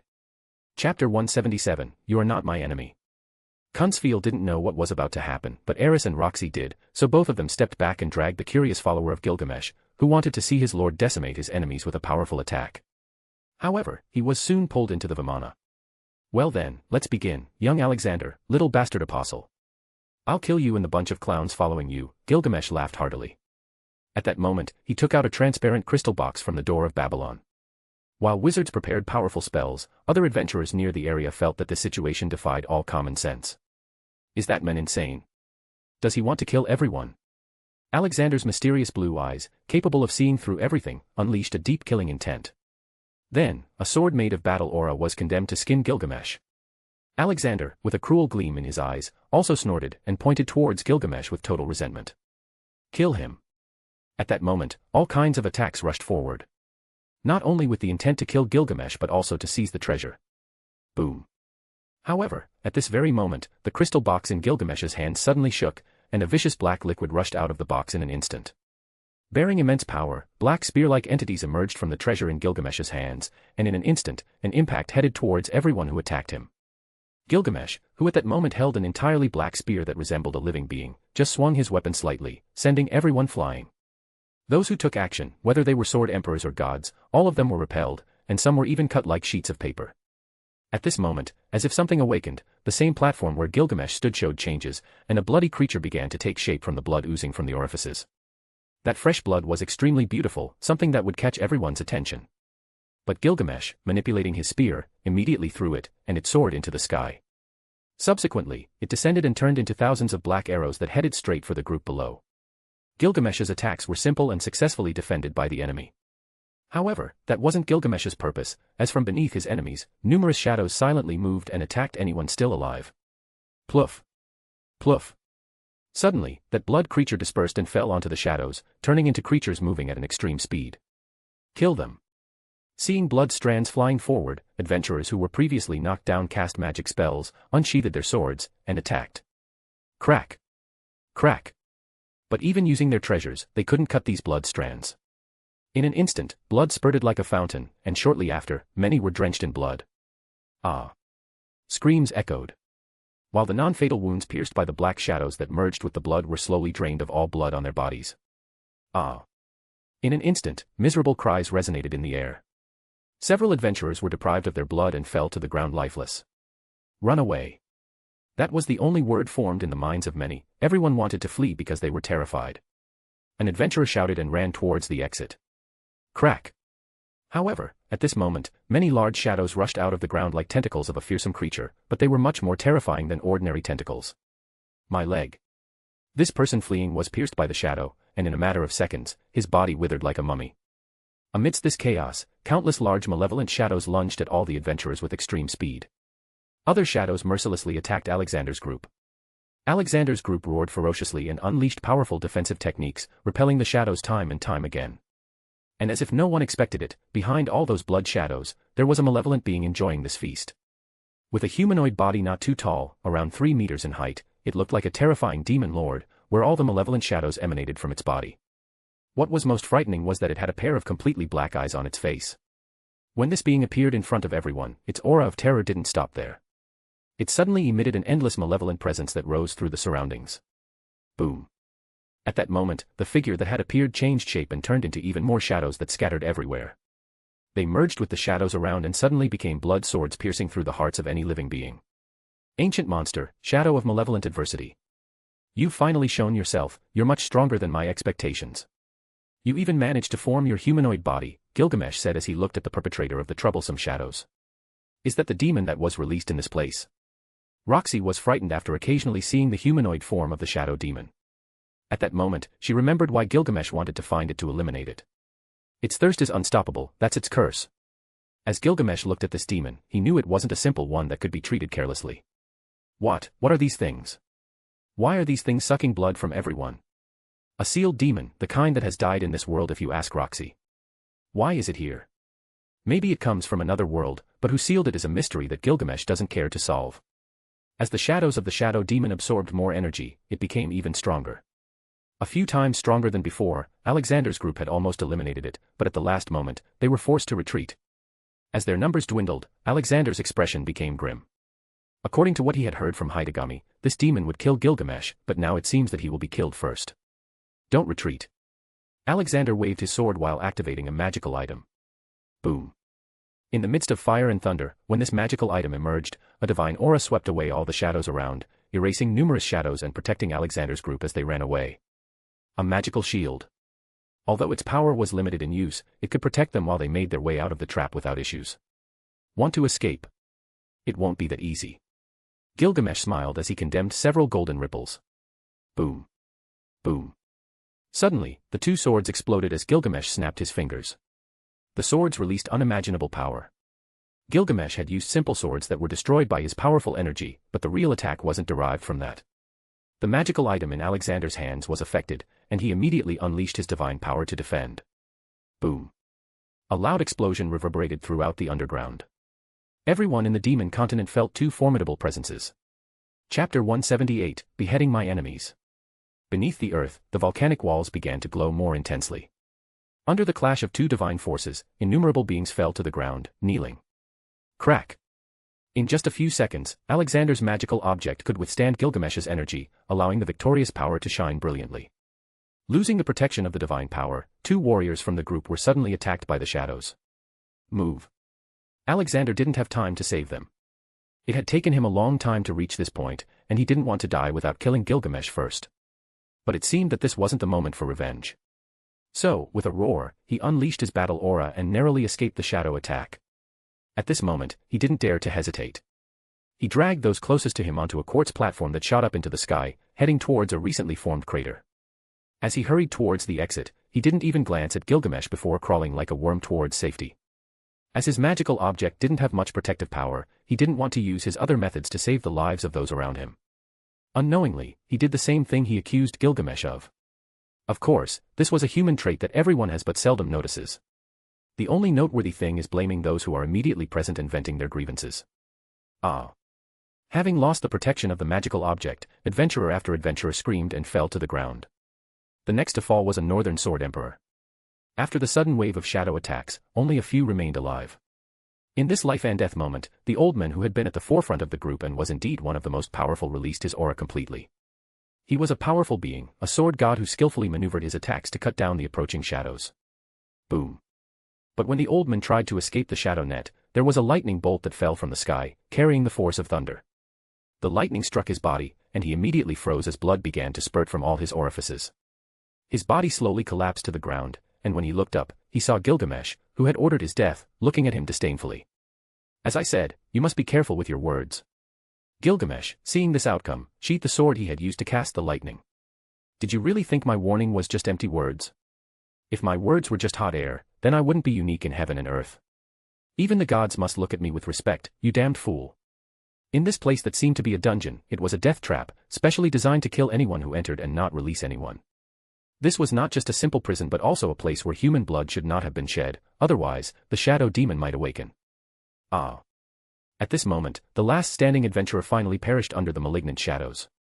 From start to finish, only Alexander and one guard managed to escape. The rest of the people who tried to steal Gilgamesh's treasure suffered horrible deaths. What a disaster.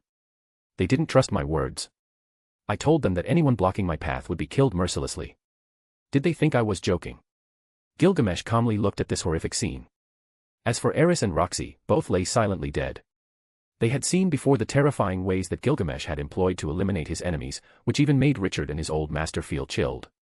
From start to finish, Gilgamesh basically didn't move, but in a short time, several thousand people were killed. The most terrifying part was that sword kings, dominant mages, and strong beings died. The shadow demon is watching us. Eris whispered to Gilgamesh. At this moment, the shadow demon now measured 4 meters in height, being at least a little less than twice its previous height. When it opened its dark eyes to look at Gilgamesh's group, countless shadows began to fly towards them. Meanwhile, it continued to drain blood from those who were still perishing in the surroundings. The shadow demon had an appearance that reeked of death. It was covered by countless large shadows, resembling a cloak from the depths of hell. Anyone who saw its appearance would be trembling with an uncontrollable shock of fear. As it looked at Gilgamesh like a venomous snake stalking its prey in the darkness, it caused others to break out in goosebumps. If you promise loyalty to me now, you will have a path to survival. Otherwise, you will turn into ashes and dust, dying like a miserable demon. Everyone was afraid of the gaze of the shadow demon, but only Gilgamesh remained calm. He spoke slowly, exchanging words with this demon. At this moment, not to mention Richard, even the gymnasium group was afraid. One has to know that this existence before them could even kill sword gods, disrupting the order of the world. The shadow demon used a more direct method to respond to Gilgamesh's question. The shadows around it returned to its body, then quickly shot forward like arrows, with enough power to break through the very void, doubling the speed it had before. It absorbs a lot of blood. The more blood it consumes, the more powerful it becomes. Roxy made a conjecture and thought that, in addition to the insatiable thirst curse the demon had, as mentioned by Gilgamesh, it also increased its strength in that way. But in the blink of an eye, golden chains appeared behind Gilgamesh, and all the shadows were bound by a devastating divine power. This level of sealing caused the chains to increase their movements, and numerous chains began to emerge from more golden ripples around all the shadows, preventing them from moving. It was impossible to break the chains of Enkidu. All the shadows that had moved to attack Gilgamesh were also imprisoned. This left the shadow demon horrified. At this moment, it felt a terrifying pressure, something it had only felt from the being that imprisoned it. Crack! Crack! Crack! Wave after wave of crunching sounds came from the chains, shooting endless golden lights. A magical rune flew into the sky, turning into mysterious enchantments that slowly transformed into a huge golden hole. At this moment, this golden hole seemed like it could seal even the gods. Sustained by a powerful divine energy that reinforced the strength of the chains, beneath a huge golden hole, the tip of a massive golden chain could be faintly seen. Once the chain emerged from that golden ripple, all living beings would be crushed. What is that thing? Watching the shadows being suppressed by the chains, Richard asked excitedly. They are the chains of Enkidu, a weapon that can seal even the gods. One of the favorite weapons of Gilgamesh, which was gifted to him by his best friend before his ascension to a new life. Kunsfeel observed the signs in this matter, and he spoke emotionally, one of my lord's most powerful weapons. Gilgamesh, upon hearing this, remained silent. For some strange reason, many knew him from the world that Dog came from. It didn't bother him, everyone considered him a true king of heroes, so as long as they recognized his worth, there was no need to be upset. Did you really think you could take my blood containing the purity of the gods? Unfortunately, you're not very smart. Crack! Crack! At this moment, all the shadows of the demon fought madly to escape the chains, but all in vain. The heavenly chains are so powerful that they are anti-divine. No god can free themselves from their grip, let alone a mere demon. This time he smiled that he could control more of the chains. Now he could unleash about 70% of the power of the heavenly chains. Was he becoming stronger?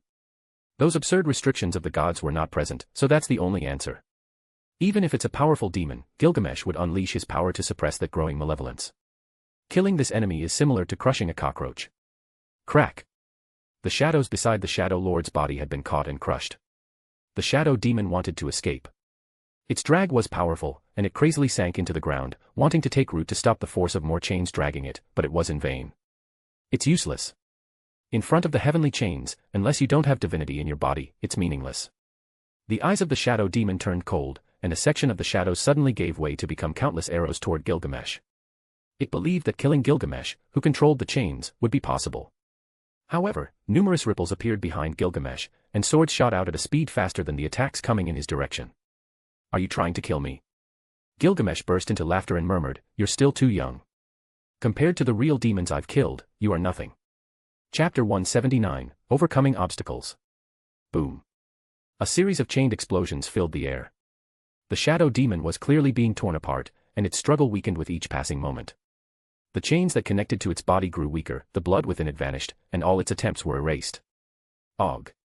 At this moment, an incomparable power surged from beneath the ground, aiding the shadow demon. After being assisted by this power, the shadow demon began to stabilize and then attack the platform where Gilgamesh stood. The shining platform was dragged downward by the shadow demon. Boom. In no time, the surroundings began to shake, and the still shadow demon seemed eager to finish off Gilgamesh. What's happening here? Seeing the sudden change in the situation, Eris and Roxy, standing on the Vimana, were frightened and lost color. Once the shadow demon captured the platform, Gilgamesh could possibly be in trouble. The shadow demon managed to devour such a rare thing. This growth is not unreasonable. Gilgamesh remained calm and said with a smile. The underground contains a magic crystal alienated by the manga. This concentration of magical energy is something very valuable that the shadow demon had not considered before. If that demon manages to use all its power, it may become an existence comparable to the gods of this world. Boom. Suddenly, more golden ripples appeared, and the chains in the sky doubled. The sound of the chains tightening around the shadow demon while sensing the divine energy on its body forced it a few more times, pulling it with more force. The walls began to crack. This scene was like the release of a divine beast, causing countless destructive events. In just a few seconds, even with that new power, the shadow demon was helpless, and nothing could prevent its destruction. In moments, the sword shooting out from the ripples managed to destroy a part of the demon's body into pieces. Crack! But now, an even more horrible event occurred. The bony protrusions around in the bones of the water path seemed to have an induced function, and all that stored tension began to be released. At this moment, all the bones connected.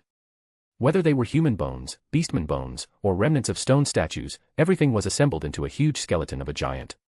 This enormous skeletal giant appeared in front of Gilgamesh like a giant monster and struck toward the platform with its monstrous body. Boom. The entire platform was shaken by the impact, but chains with superior instinct moved toward the giant, and huge swords pierced its body. Crack. At this point, the still free shadows took over the platform, wanting to destroy it into pieces. By God, this thing is much stronger than before. Richard on top of the enormous pig named Killa said. However, the skeletal giant was much more terrifying than a simple giant. At this moment, a bony protrusion sprouted from the ground. This bony protrusion was several thousand meters tall, and its edge was terrifying like a powerful lance. It crashed into a part of the enormous platform where Gilgamesh was suspended in the air, and it was destroyed in parts. Gilgamesh frowned and began to fly out of the platform. If he stayed over this place, Killa could have serious problems. Both the bone giant and the shadow demon, with their limited strength, attempted to strike Gilgamesh. Part of the platform was still affected, allowing some parts to break. In no time, their attacks became even faster. I fear the platform won't be able to handle this. We must flee. If this horrible thing escapes, we'll die here. Richard lost his colors and looked at Gilgamesh as he spoke. There's no real problem with that demon. Gilgamesh remained calm. Looking at the shadow demon, which continued to fight despite its motionless body, he murmured, originally, I didn't want to kill you, but since you're becoming annoying, I'll make a move. Having said these words, Gilgamesh flew into the sky, and his weapon, Ea, appeared in his right hand. Energy immediately surged like a torrent of lightning, and his unsatisfied gaze fixed on the struggling shadow demon. Enoma Elish. Boom. At this moment, an unimaginable scene unfolded. The entire space in the underground area was illuminated by a reddish light. The entire mountain began to shake and collapse, while the energy from this attack split the mountain in two, and the light from the sky descended into the dark place illuminated by magenta. As his weapon EA began to rotate, a powerful attack shook the space. In a powerful flash, the energy released in his attack pierced and destroyed absolutely everything. Under the onslaught of EA, gods, divine beasts, planets, and parts of the galaxy couldn't withstand its attack if he used the necessary force. An attack from a god, much more powerful than the one used against the demons in the human-demon war. Even a powerful being like Richard fell to his knees while watching with awe this powerful attack right in front of his eyes. If not for the pig killer, they would have been sent flying and killed by the shockwave. That's only 1% of my lord's attack, only his best friend has been able to withstand 80% of the total attack of my lord. Cousinfield seemed amazed to witness this attack in person, and now his dreams had been appeased by this scene. Was he forced to use that attack? Eris knew that this attack was tens of times weaker than the one he used to fight against the invasion from another dimension, so she asked this to Roxy. Maybe he doesn't want to leave anything alive. Richard's old master had experienced many things in his life, but his hand was still trembling with cold sweat. At this point, he was secretly glad not to be an enemy of Gilgamesh. Even if he were stronger, they would still be doomed to certain death. In a matter of seconds, Gilgamesh had dealt with all these minor obstacles. He wouldn't have been so meticulous if Roxy's family were nearby. There would be problems if one of these shadows escaped from this place. Chapter 180, Seeking the Next. What they know about life is ephemeral and very small. Even if several realms choose to see me as their number one enemy, this would be the outcome. Moreover, I wouldn't need to raise my sword to end all those who sought a senseless war. For many, wanting to escape their fate is impossible in the first place. Looking at this result, Gilgamesh simply shook his head. Richard and his master's wife didn't know where Gilgamesh's power came from, but seeing how he reduced more than half of the mountain, they were extremely frightened. The attack they had just witnessed could pose a deadly threat to hundreds of thousands of enemies, ending their lives without much difficulty. Under this power, there was not a single being capable of resisting. Eris and Roxy, on the other hand, knew exactly where Gilgamesh's power came from. They took a deep breath. Having been with him from the beginning, they knew the immense battles they had fought, and in none of them did they encounter difficulties despite how horrible they could be. Not only was his strength powerful, but Gilgamesh's power was unreachable in their eyes, and there was nothing capable of harming him. The shadow demon was released in a somewhat questionable way. After the battle, Gilgamesh discovered many things and was sure that he was missing something. At this point, the only one still alive was the little Alexander, who seemed to have managed to escape from this place. But before going after him, he first had to make sure there were no problems here. Boom. At that point, all the bones of the giant created by the shadow demon had turned to ashes, and Gilgamesh's attack had erased all traces of the shadow demon. While the group was stunned, the platform that had been lying on the ground turned into rubble, and the killer pig fell with a crash to the ground. The chains were withdrawn, and everything returned to normal as if nothing had happened. Gilgamesh walked back to Killa the pig, sat on its head, and said, "Finally, this is over." A series of unfortunate events, it took longer than I expected. Eris, sitting next to Roxy on the Vimana, looked at Gilgamesh. No matter how terrifying a thing he did, she would no longer be surprised. As for Richard and his old master, they remained silent. This matter was like a dream to them. Thousands of people, including a sword god, were annihilated right here. Many genius experts, northern sword emperors, and many more could not escape death. If this news spreads, the whole world would be completely stunned, as they could not even imagine that a powerful demon had been reborn. However, these things were something Gilgamesh didn't care about. According to his calculations, this was still not over, so he would continue crushing his enemies until they were completely destroyed. Richard's old master, who had experienced many things in his life, had to look at this man in his 20s with a different gaze. Even if they were told to kill this man, he would adamantly refuse. Facing Gilgamesh was extremely terrifying and something he didn't want to do. Richard also pondered for a long time on what had happened. At this moment, he understood why many were willing to follow this man. Eris was recognized as one of the strongest and most promising young women on the central continent. At the age of 10, she was a sword queen, something even Gilgamesh wouldn't achieve easily at that time. For many, she was unreachable, and her strength was to be respected. Others might think that she would choose a man who had her solely in his eyes, but those thoughts were not entirely correct. As far as was known, Eris was committed to Gilgamesh, but he, in turn, had another woman, defying the rules of the Greyrat family to have only one partner for the rest of their lives. But seeing Gilgamesh's strength and that he would be the future king of the central continent, there was nothing he couldn't do. "Well, this matter is settled," said Gilgamesh as he looked around. "Are we not going after Alexander?" Roxy asked, slightly confused. Gilgamesh thought about it and said, "We'll deal with him later." "Then it's fine," Eris nodded as she looked around. Well, you are free now, Gilgamesh addressed Richard and the old master. You can collect some treasures from this place and live a full life elsewhere. If you decide to live according to your principles, you can go to the central continent, which is a bit far from here. Gilgamesh looked deeply at Richard, appearing a bit confused deep in his eyes but said nothing more. Upon hearing this, Richard said, I have nowhere else to go. If I failed this mission, it means I died at the hands of the enemy, so I wouldn't have a place to return to. Shall we look for him? Of course, we need to kill that apostle, said Gilgamesh, who had a deep gaze in a special direction. Then we'll follow you for now. Honestly, I go where the wind takes me. I'm aware of what's happening in the Milis continent, so I came to this place mainly because my old disciple wanted to do something here. Then let's go. Gilgamesh left the mountain, instructing Roxy to bring down the other half so that no one could be exposed to danger again. After that, they headed north. After the great battle with the Shadow Demon, who exerted his dominion along with the attack of his noble phantasms, all existences in the demonic continent felt threatened.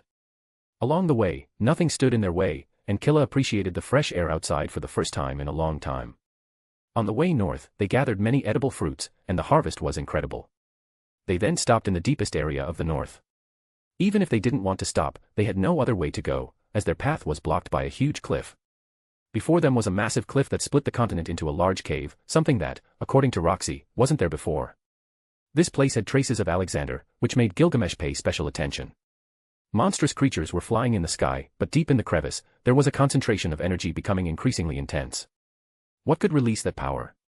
It wasn't anything dangerous, yet it exuded a terrifying presence. Any existence in this place would be trembling in fear or even bowing in worship to the unknown. Any other enemies? Within the group, Roxy knew what was happening. Sensing that energy, she said with a cold expression, this is a zone personally suppressed by a powerful being. Anything here must be in an incubation state. At this point, Gilgamesh's gaze turned cold as he looked at the scene ahead. He had guessed it before, but after personally witnessing the suppression, he furrowed his brow with an icy demeanor. As Gilgamesh observed that place carefully, the group felt somewhat pensive. They sensed Gilgamesh's anger. Even someone as powerful as Richard trembled in fear before this wrath. Everyone felt a chill in their hearts, it was as if everything within millions of miles was about to be sacrificed. At this moment, Gilgamesh drew a very special black sword as he looked at the red light at the bottom of the crater rising into the sky. At that point, he instructed Roxy to move away with her Vimana. Boom. Looking down at this place, an aura emanated from his body that covered the entire sky, causing black clouds to appear overhead. When Gilgamesh pointed his sword at the bottom of the crater, a powerful rumble echoed across the horizon. Such an aura caused everyone within the demonic continent to be terrified with anxiety. At that point, someone named Orsted looked to the north. He knew that a powerful being was in this place and was the author of powerful attacks that should not exist in this timeline, so, accompanied by a girl, he headed toward the source of energy. But at that point, the sky seemed to shatter when a dark energy covered any trace of light. That power was demonic, something that would alarm all living beings in the world.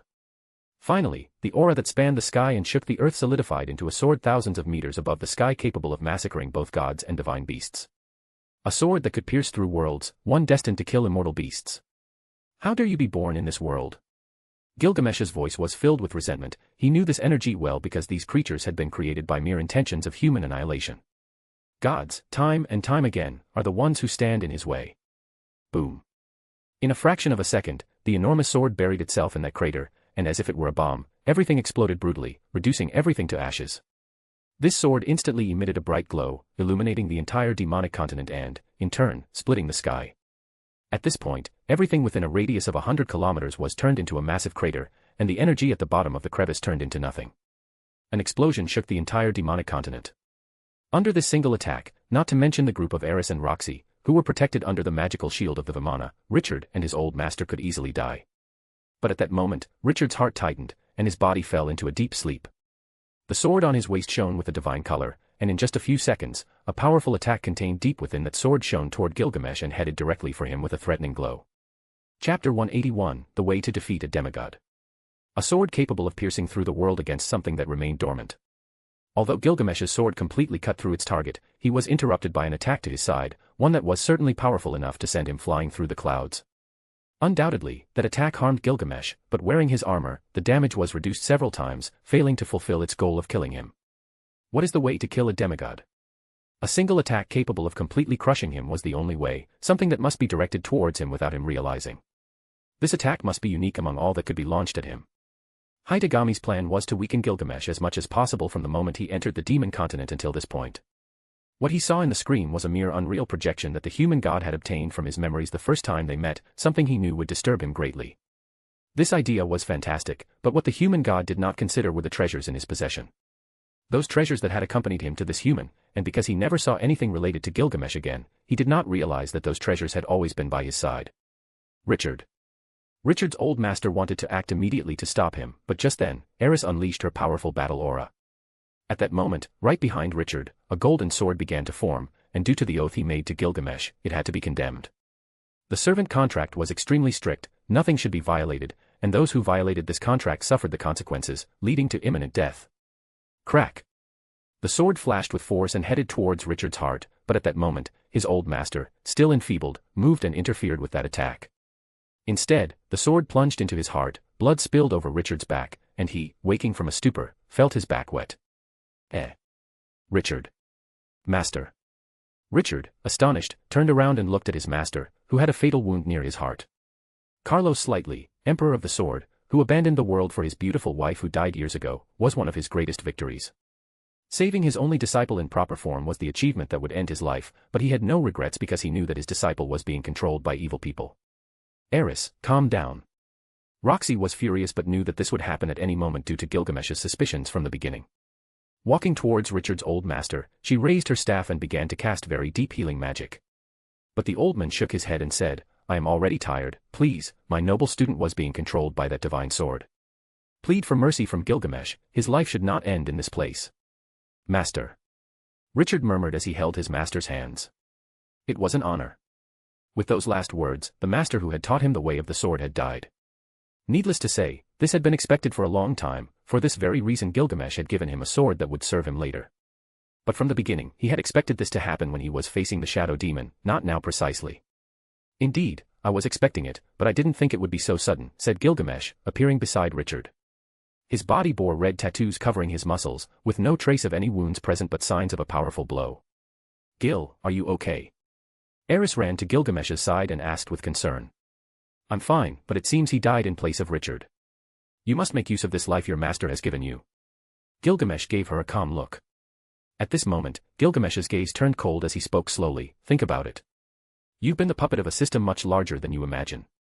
Go find your sister and locate a Uruk tower in the central continent. It seems that Alexander died in that outrageous explosion. Gilgamesh's words frightened Kunzfeel. Although he was only whispering, he knew he was speaking in a secretive tone. My lord, I have many things to think about, but first, I will look for my sister. I delivered the message he wanted, so I withdraw. Richard looked at his master's corpse and felt guilty. He wanted to die, but he still needed to make his master's life worthwhile. Finally, Gilgamesh did not stay here for long. He jumped onto the Killa and left all the debate behind. Then take care, don't trust strangers easily. On the way, Gilgamesh didn't speak, but Eris, as one of his fiancées, asked, are all the enemies resolved? More than enemies, Eris knew that these puppets were not worthy of being called Gilgamesh's enemies. She knew that his strength was not limited to mortals. Without being considered a being that could be compared with others, few could stand up to someone like him. Gilgamesh looked back at the deepest part, then shook his head gently and said, everything will be fine for now. The demon continent will be calm for some time. It would be good if your village accepted living in the hidden paradise, Roxy. Hearing this left Roxy in contemplation. The truth was that she also wanted Kwa to be in a much safer place, especially with everything that was happening recently. Those who want to harm Gilgamesh are the same ones who can seek to harm her family because she was his wife. In this regard, she should be careful and warn her family about it. This place was specifically created to kill me. Indeed, that last attack managed to hurt me a bit, and that is truly surprising. Gilgamesh touched his skin and fell silent for a few seconds. Roxy then understood that this place infested by the unknown was not as simple as it seemed. It couldn't just be a demon field to attract humans to that place. Gilgamesh, calmer this time, lay on the large back of the Killa, resting his head on Roxy's legs. Meanwhile, Eris, who was exhausted, lay on his chest. Roxy could feel her discomfort as they got closer to her village. Don't be nervous, I'm truly a charming man if I set my mind to it, murmured Gilgamesh, a light smile covering his face. Roxy then lowered her head and stroked Gilgamesh's forehead.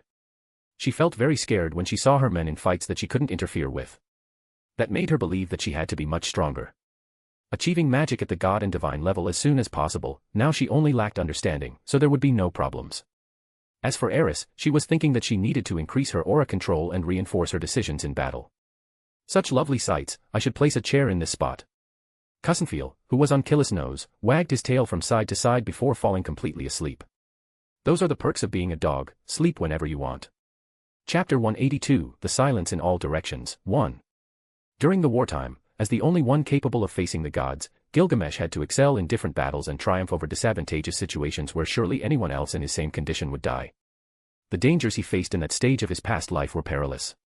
On the path in that war, they fought all kinds of battles, he and the humans who took up a sword without fear of dying on the battlefield. From those times until now, there was a saying when Gilgamesh fought seriously, the world may split in two, but the sun will always triumph over darkness. Everyone can both win and lose. Gilgamesh didn't understand the fear of a god over a world he didn't have total control over. The human god has no access to the world, which was more than confirmed because Gilgamesh had never encountered him. I mean, if that god wants to kill him, why would he hide in the first place? No one knows of his existence, the things he can influence are small but significant. If for some reason all those things succeed, it's because the humans of this world don't have the heart to stand against them. Later, regarding everything he had experienced in this world, it could be said that living a second time is not a bad option. Now he knew death, so he felt no curiosity, and there were so many things he wanted to do that 100 years are few compared to everything he wants to discover. What does it feel like to be a dad? What is it like to have a family? There were so many things to draw from experience that Gilgamesh was very excited, but with the recent events, he feels a bit mentally exhausted. He needed to find that human god, he had to do it as soon as possible. However, Gilgamesh knew that there was still some hope of finding the way to where this god of humanity is, and he was sure he would find it sooner or later. His group now consisted of 2 future wives and a human trapped in the body of a dog for hundreds of years. If this dog were strong, it would be of great use, but all it knows how to do is move like a die from side to side and sleep deeply. Are we almost there? No, there's still a long way to go, and traveling on Killa is not the fastest speed we could have. Roxy and Eris were inside a large tent they had set up, thanks to which the light no longer hit them directly, and Gilgamesh took advantage of it to fall into a deep sleep. It's true that a small house on Killa would be a good idea, something they would do knowing that they would be traveling here from now on.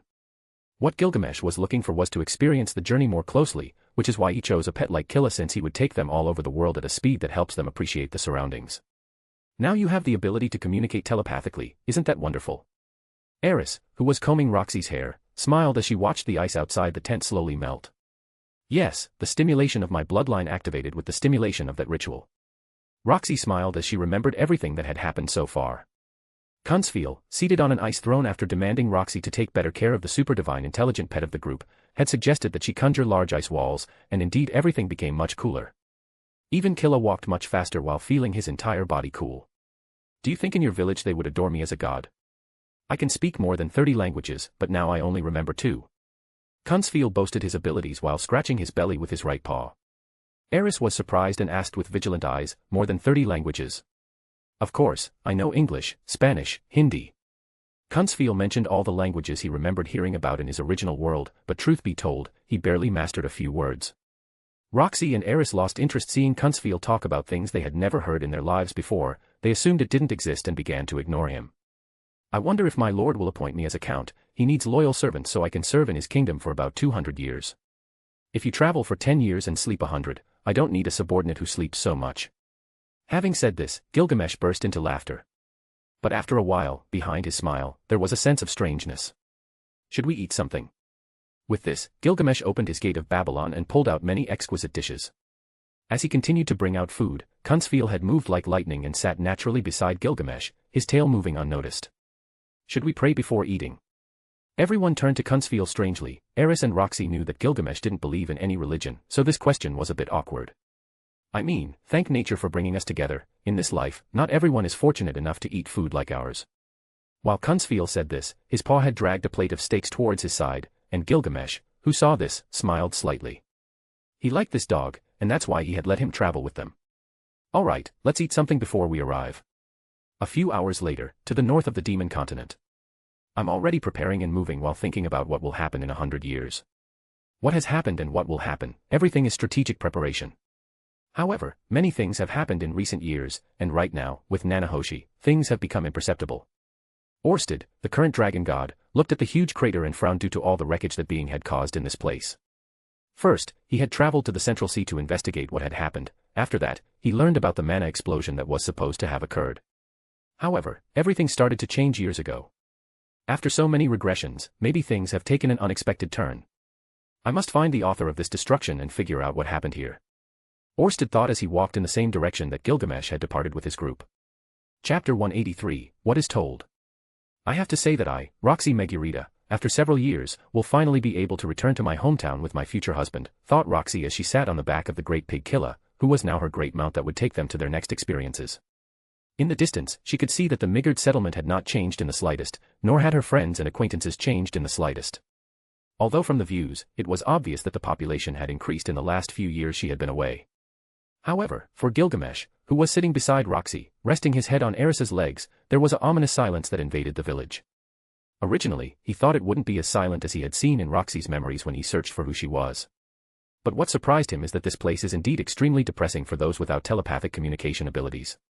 At the moment, silence engulfed the surroundings because there were no conversations among the inhabitants, all unconsciously directing their gaze towards the great pig killer that had arrived in their village.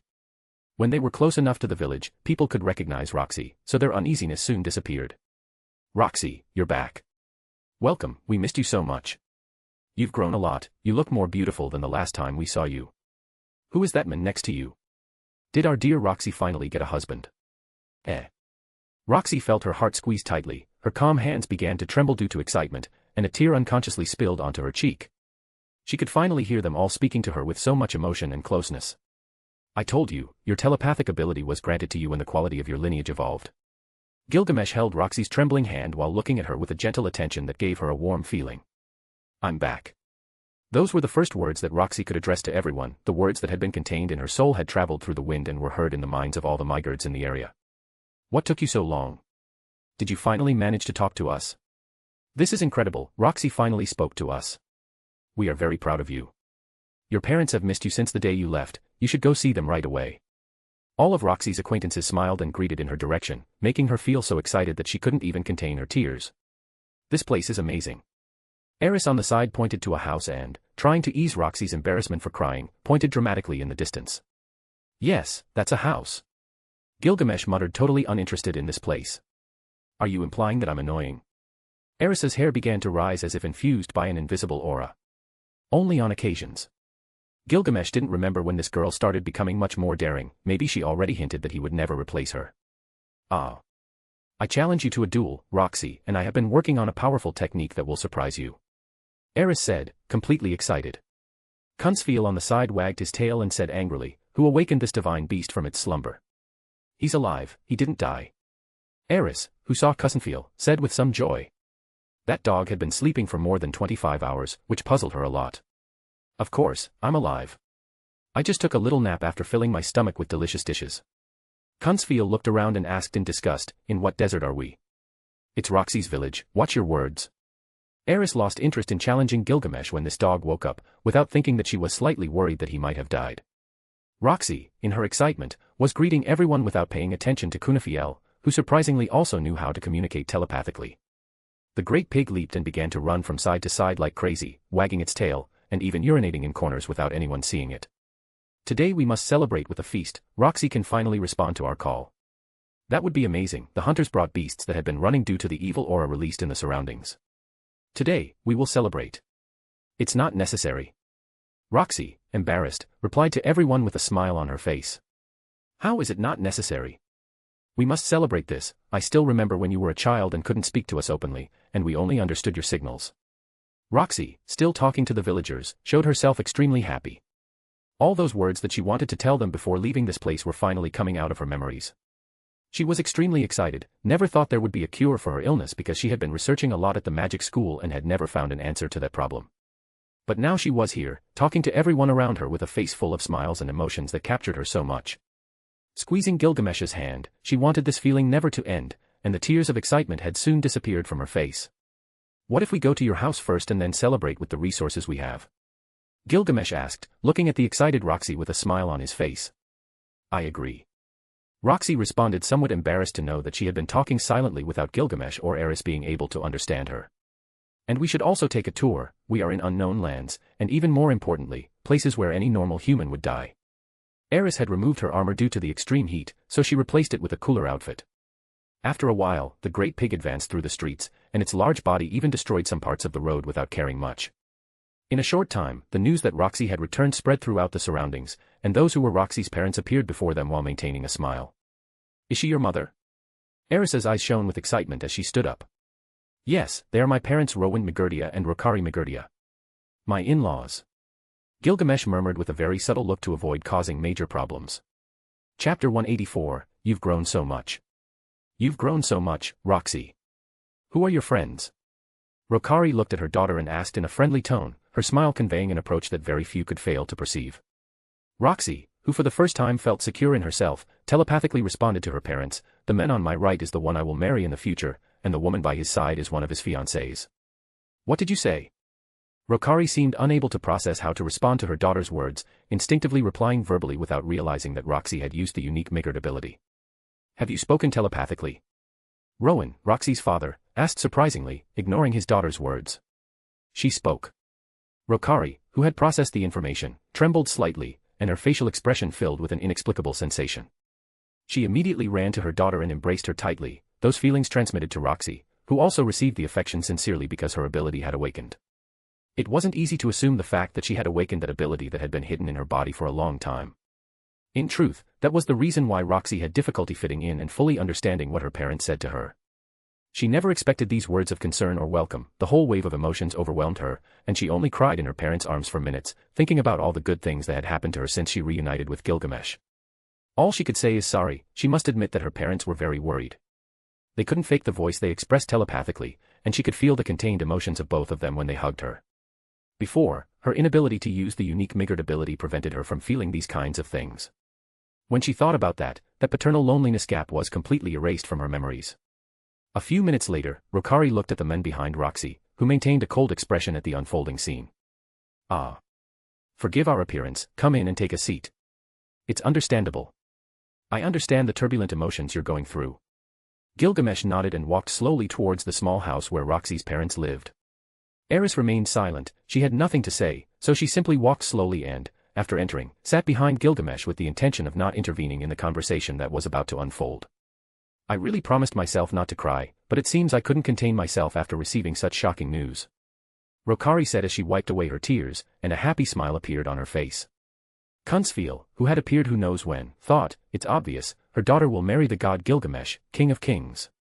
"How did the recovery happen?" Rowan asked as he took his wife's hand.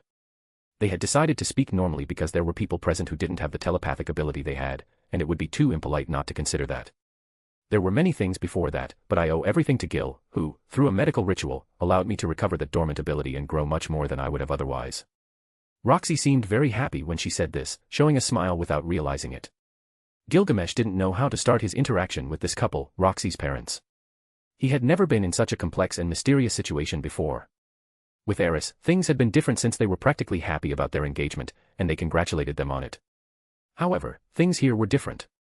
"So, when did you two meet?" Rowan asked, still not giving much importance to his daughter's declaration. "When I was a child." Gilgamesh answered these words sincerely, thinking there was nothing wrong with them. "Which continent are you from?" Rokari asked this time, looking Gilgamesh up and down. "Central continent. After many unexpected events, we ended up in the Central Sea, where we found Roxy after a long time," Johann replied with a slight smile. Then, he looked at Roxy, and with a snap of his fingers, 2 ornate boxes appeared. Inside them were 2 gold necklaces. "These necklaces are very special magical items. They will protect you from any harm, no matter who attacks you." The necklaces were unique items he had taken from his treasury because that would prevent the human god from interfering, at least with their lives. He couldn't control the machinations of the cunning god who seemed to have developed a plan to end his life and the lives of those who followed him. Although it was annoying to have to be careful with these small details, each one of them was necessary, so he had to be very meticulous, especially with his future in-laws when he officially married Roxy. The magical items were just a small gesture on his part, something that didn't mean much but was necessary. Rokari looked at the beautiful necklaces and smiled. She looked at Gilgamesh and said, "You are a very charming man. Any woman would be more than willing to be your wife, and you know that. However, if you plan to marry my daughter, I must say I am against it." "Mama." Roxy was shocked by her mother's words, as if she had never expected to hear such a clear response. If they were now telling them this, it was due to the continuous threat from those close to Gilgamesh and for obvious reasons of relocating their entire village to a safer place. Rowan smiled awkwardly and said, "First, listen to your mother, Roxy. But that's unacceptable. Roxy was angry, she wanted to openly argue, but Gilgamesh's voice in her head stopped her. Let's hear their reasons, Gilgamesh said, maintaining a calm expression. What bothers you? Rokhari smiled slightly and said, Roxy, my daughter, you are a Migard, and you know that our life is 3 to 4 times longer than that of an average human. Do you plan to suffer the last years of your life or die when your husband does? I cannot allow myself to see you plunge into the pain of losing your loved one, no one of our race would accept it. That's why we choose a mate with whom we will spend the rest of our lives, do you understand? Yes, but it's different. Rokhari interrupted Roxy and told her in a more severe tone, we are demons, in the eyes of humans, we are a dangerous race that threatens life in human realms. You must have had many similar experiences, and you know what I mean. For that reason, I am against both of you getting married. Besides, you should know that he already has a human companion, so having more than one is a strange tango for us. It is not. Eris, who had not spoken, said. He is Gilgamesh, the future emperor of the central continent and the one who will change the history of the whole world. Gilgamesh smiled subtly with pride. He was about to say a word when Roxy said, I'm pregnant. What? Chapter 185, Roxy's Declaration. What did you say? Rowan looked at his daughter and then at his wife, unsure of what to say in this situation. I'm pregnant. Roxy whispered with a blush spreading across her beautiful face. Gilgamesh immediately noticed that she was lying, perhaps seeking her parents' compassion to make them understand her decision, but that didn't make sense. Smiling gently, he looked at Roxy's parents and said, age is not a problem. I have many ways to extend my lifespan, so rest assured that I will never leave this world before those who chose me as their partner. Besides, I promise that my love will be equal. Isn't my dear daughter enough? Rokhari asked Gilgamesh with a questioning expression. Mama. Roxy wanted to stop her father, but she also wished to hear that answer from Gilgamesh's mouth. Gilgamesh, who knew this was a trap, responded the next second, I never knew about close relationships. Until a few years ago, I didn't know if I would ever have the opportunity to marry a woman in this life. My past struggles were bloody, full of misfortune, and I didn't have the chance to think about something like that. This time, I will become a king, one who will need a talented child and, at the same time, a pure mindset. After saying that, Gilgamesh thought for a moment and continued, if you're wondering about Roxy's value to me, you can rest assured as she is deeply in a part of my heart alongside Eris. Together, we have overcome many unimaginable challenges. Once I consider something a treasure, no one can take it away from me. With your permission, I truly hope to have your blessing, and that Roxy can alleviate all the grievances that have haunted her since childhood. She can finally understand them, she can talk to everyone else, so that is the greatest treasure in her life that I cannot see damaged by a misunderstanding of ideas. Immortality I can achieve, living 1,000, 100,000, or even 1,000,000 years is nothing to my eyes. I may be human in your eyes, but I can touch the sky so easily that becoming a god is just a tiny thing for me. Not only were Roxy's parents surprised, but everyone who heard Gilgamesh's words fell silent because those who knew him knew that these words were true. Being a god is something that no one can achieve even if they are human. Those self-proclaimed sword gods are mere servants of time and the human body, something that Gilgamesh rules in his life due to the divine blood that runs through his veins. With my right hand, I can crush the entire galaxy, with my left hand, I can give life to those who need it, and with a single glance, I can know all the secrets of antiquity. These were the simple words that described Gilgamesh as a man capable of everything but diminutive in terms of personal desires. Rowan, who didn't have much to say, pointed out a very important point, but you are still human, and my daughter is a demon. Do you really think your kingdom would accept you marrying her? The religions of this world repudiate demons, but I repudiate all religions. The world is changing, and everyone has noticed it, so you must be aware that a new war is approaching, and only those who remain standing will decide the truth from the lie. Gilgamesh didn't want to say it this way, but there was no other option. He had to make things clear and not have to expand his dominion into the demon continent. What does that have to do with what we are talking about? Rokhari was a kind woman, but when it came to her daughter's happiness, she couldn't hesitate. It means that this war will be the last after the Great Change, so you must know that this would affect everyone equally. I love Roxy, so as her man, I will protect her from all evil, no matter what others think. For that very reason, I will become an emperor who leads the entire central continent without exception. Gilgamesh expressed that goal he had set some time ago. Does that mean? Yes, if I am emperor, I have the final say, so there will be no problem if someone says an unpleasant word about my wives. We will rarely appear in public, so those concerns you have should not be of importance in our relationship. I came for many more things here, but I will let you have a quiet conversation. Gilgamesh stood up and left with Eris, accompanied by Kunsfeel. None of Roxy's parents said anything. They couldn't perceive it, but they knew that Gilgamesh was a man of solid character with determined principles. Right now, he was very considerate with them, showing the respect and love he had for their daughter. As parents, what should they do? They worried that their daughter would be hurt. After all, she had suffered a lot since childhood, and what they wanted most was the best for her future. As parents, that is their greatest responsibility. After Gilgamesh walked away, Roxy clenched her hands tightly, not wanting to ruin the harmony they had gathered with her family. However, that desire was small compared to the question of what she wanted most. Roxy. Rokari's voice sounded in a soft and very friendly tone, and now they were talking telepathically. Lifting her head, Roxy looked at her parents, who were smiling so kindly as if they were not angry with her at all. This reassured her. Upon reflection, she now understands her parents and what they meant initially. Do you really love that man? Rokari asked in a soft tone. Roxy looked at her parents with a determined gaze and said, after getting to know him, I learned to love myself more. I understood my worth, and the value I now give to my life is so great that it cannot be compared to anyone else. He helped me with the issue of my telepathic communication, takes care of me, and is determined to marry me. I've never received so much love from a man before, and what I feel from that is simple joy that cannot be extinguished by anything in this world. Does he love you? Rowan asked this time, a bit more attentive.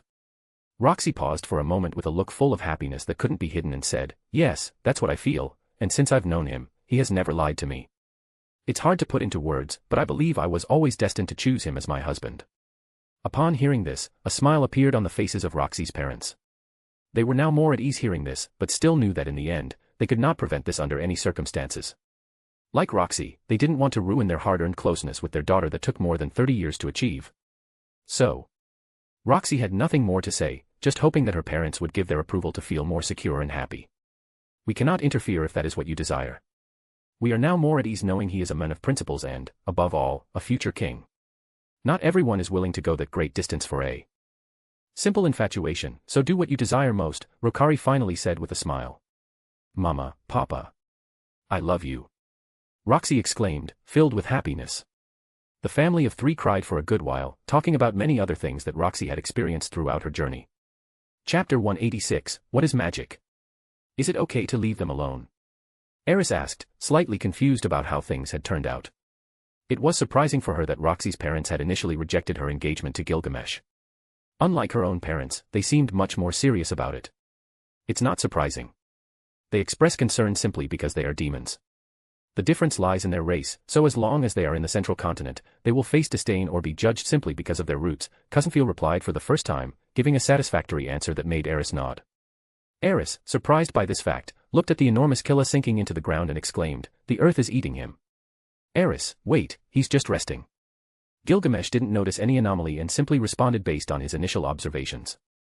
This village was a small settlement, with no more than 300 people, and its defenses were weak, to say the least. Although they were strong, there was no possibility of survival if a higher-ranked D-beast attacked in this area. This couldn't be ignored by Gilgamesh, who kept a keen watch on the surroundings. After walking for a few minutes, an old man approached them. Dear travelers, I apologize for not welcoming you earlier. The old man said in a friendly tone, keeping his eyes on Gilgamesh, who seemed to exude a colder aura than the others. As Gilgamesh understood it, the Migard stopped aging after their bodies developed at the age of 16. After that, they would begin to age again after around 150 years. Therefore, Gilgamesh was possibly facing an old man of about 180 years, so he should be careful with his words because this man could be the leader of this settlement. It's a very impressive place. I'm surprised that you have managed to settle in such a demanding location, Gilgamesh nodded as he walked around.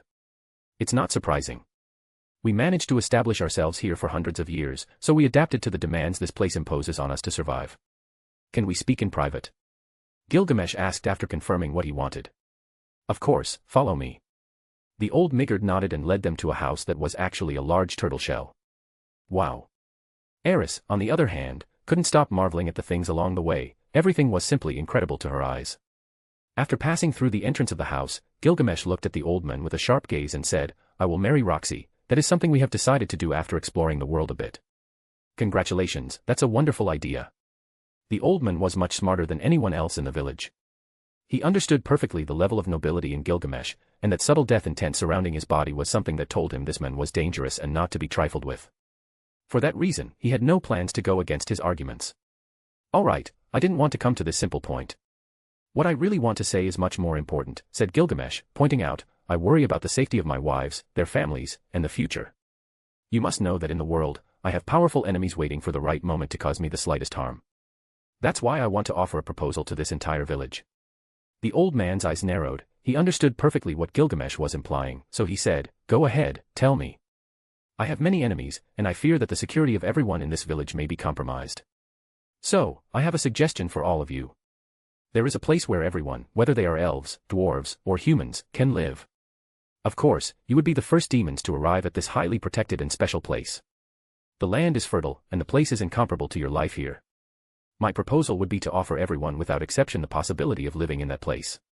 Everyone will have a beautiful house and a new life," said Gilgamesh, looking directly into the old man's eyes. This was the best way to choose to protect Roxy's village. This land is simply too challenging for them to survive, so he is offering them a sacred place where they could continue their lives but in a simpler way. "How big is that place?" the old man asked, slightly interested.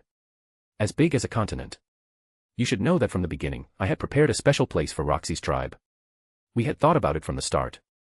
No one should worry about the journey or luggage, you will all be teleported directly to that place," said Gilgamesh in a straightforward tone. "Can your enemies reach that place?" "Absolutely. Didn't you feel the tremor from a day ago? That was caused by my great lord Gilgamesh, so your enemies are not something that a village like this can overcome with its weak strength," said Kunafiel, swaying his tail from side to side. Eris smiled and said, "What Gilgamesh means is that he wants to take care of all of you so that Roxy doesn't worry about your safety.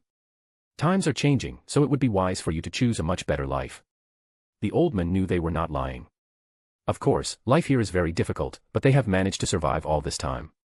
However, what happened recently alerted all the higher-ranking beasts, so there was a possibility that they might not survive an attack from a stronger enemy. If Gilgamesh offers them a better place with all difficulties solved, why not discuss it with the tribe? I will talk to everyone about it, but I still can't get my hopes up. What you're saying is even unreal, but nowadays, what is magic? Your response is sensible. I am not a selfish man, so it's good that everyone is moved to a sacred place where their lives will not be affected by anything. Gilgamesh stood up and walked out of the old man's house. Just as he was about to walk towards the large pig killer, Roxy appeared in the distance without her big hat and signaled for everyone to come closer. My parents have agreed. Gilgamesh and Eris smiled, both returned to Roxy's house to discuss a few more things. Chapter 187, My Servant Under Conditions. Many things happened throughout the night. In the coming days, an anonymous vote would take place where Gilgamesh's proposal would be accepted or denied. Meanwhile, he was offered a house not far from the central area of the village while these events unfolded. Gilgamesh started to get along much better with Roxy's parents. They shared many private things with him, and it became increasingly enjoyable. After a while, Gilgamesh got up, and outside the tent were Kunzfiel and Eris. This time, he was completely different from before, while Eris was attentively listening to a fantasy story related to Gilgamesh. Seeing Gilgamesh coming out of the tent, Eris silently got up and entered while maintaining a sly smile on her face. "Kunzfiel, if you want to follow me, you must know that there will be a code of respect among all my servants." Sitting down, Kunzfiel looked at Gilgamesh and said, "As your great servant, I understand perfectly all the requirements needed to serve you, and believe me, I will accept each one without fail." Kunzfiel was a dog that had reincarnated from the human world, with very special blood running through his veins. Most likely, he had consumed some kind of fruit that granted him immortality. He was just a dog in Gilgamesh's eyes, but he wanted to feel human again because there were many things he wanted to achieve in life. I will never forget it. You know if I am lying or not, so your final decision is understandable. Gilgamesh smiled calmly and said, "As a servant, you haven't done anything significant for me. How could I call you a servant if you haven't done any of that?" Kunzfiel gritted his teeth and looked angrily at Gilgamesh as his chest rose. Although he was in the presence of a universal being, he had to make it clear that he had lived for hundreds of years and had experiences, so he was no worse than any other follower Gilgamesh had acquired. "Haven't I done anything for you?" "Of course, that's because you haven't ordered me to do anything." Kunzfiel defended himself as best as he could against Gilgamesh's accusations. "Is that so?" Gilgamesh laughed and said calmly, "Isn't it because you want me to fix the condition of your body?" Upon hearing this, Kunzfiel's face froze because Gilgamesh had uncovered his little mischievous secrets. He truly did not expect his grand performances to be discovered. "Do you remember that my purpose is to deal with the human god?" Gilgamesh stopped laughing and looked formally at Kunzfiel. Gilgamesh's words left Kunzfiel in a state of distress due to any possible misunderstandings. He also became solemn. With a serious look, he said, "Of course. Why do you ask?" He knew that the human god was on bad terms with Gilgamesh. He only knew that because of what he had heard on the way here. For that simple reason, he took it seriously because they were talking about the human god. "I want you to make a strict oath, something you have never done before, and then I may try to see how I can help you." At that moment, Gilgamesh did not raise his tone. "For what reasons?" Kunzfiel's expression also changed significantly. A magical promise or oath, for any sentient being with a bit of brain, was the most serious within an oath of loyalty. Once that oath was made, those words would follow them to the ends of their lives. I can fully awaken the capabilities of your body. Gilgamesh spoke very slowly after a few seconds. Every condition of the body has certain restrictions. Some are born with celestial bindings, and others with curses that subject them to a cruel action in exchange for stable deformation. Kusanfil understood what Gilgamesh meant. He was about to attempt to cure him so that he could have a human form or at least be something strong. As a reincarnated being, he had always dreamed of regaining his human body, and those desires haunted him even in his long dreams. After a long time, he had accepted the fact that he was a dog, but when he found that Gilgamesh believed he had a way to fix it, a glimmer of hope emerged. If I do that, will you trust me?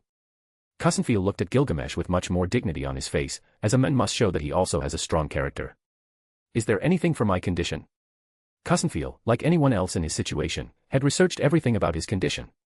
He had visited the most dangerous places in this world and found things that others didn't know until he spread the rumors himself. But never, in any of the places he visited, did he find something that could solve his state. It was true that he was in front of Gilgamesh, but that was hard to process. Gilgamesh mentioned the blood ritual to further enhance Kusanfil's body and growth.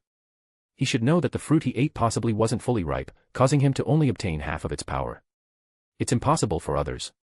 Gilgamesh calmly continued, but I am Gilgamesh. These ordinary words carried an unparalleled confidence. Kusanfil furrowed his brows, then looked deeply at Gilgamesh. His confident words shook his heart. At this moment, he was breathless as his tail swayed from side to side. Do you serve me or not? Gilgamesh said indifferently. The decision is in your hands.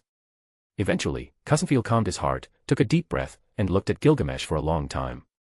Finally, he said in a serious tone, then, I, Kusanfil, pledge allegiance to the supreme Gilgamesh, king of heroes. An oath of allegiance in the presence of Gilgamesh was no joke, but he knew that this would mean his life was now bound to the extraordinary men in front of him. After he made the oath, Gilgamesh smiled and said, listen carefully. Because of that fruit you ate, you are 1/3 immortal. It would be very bothersome if you didn't understand my words. Gilgamesh explained the profound truths behind the term 1/3 immortal to Kusanfil.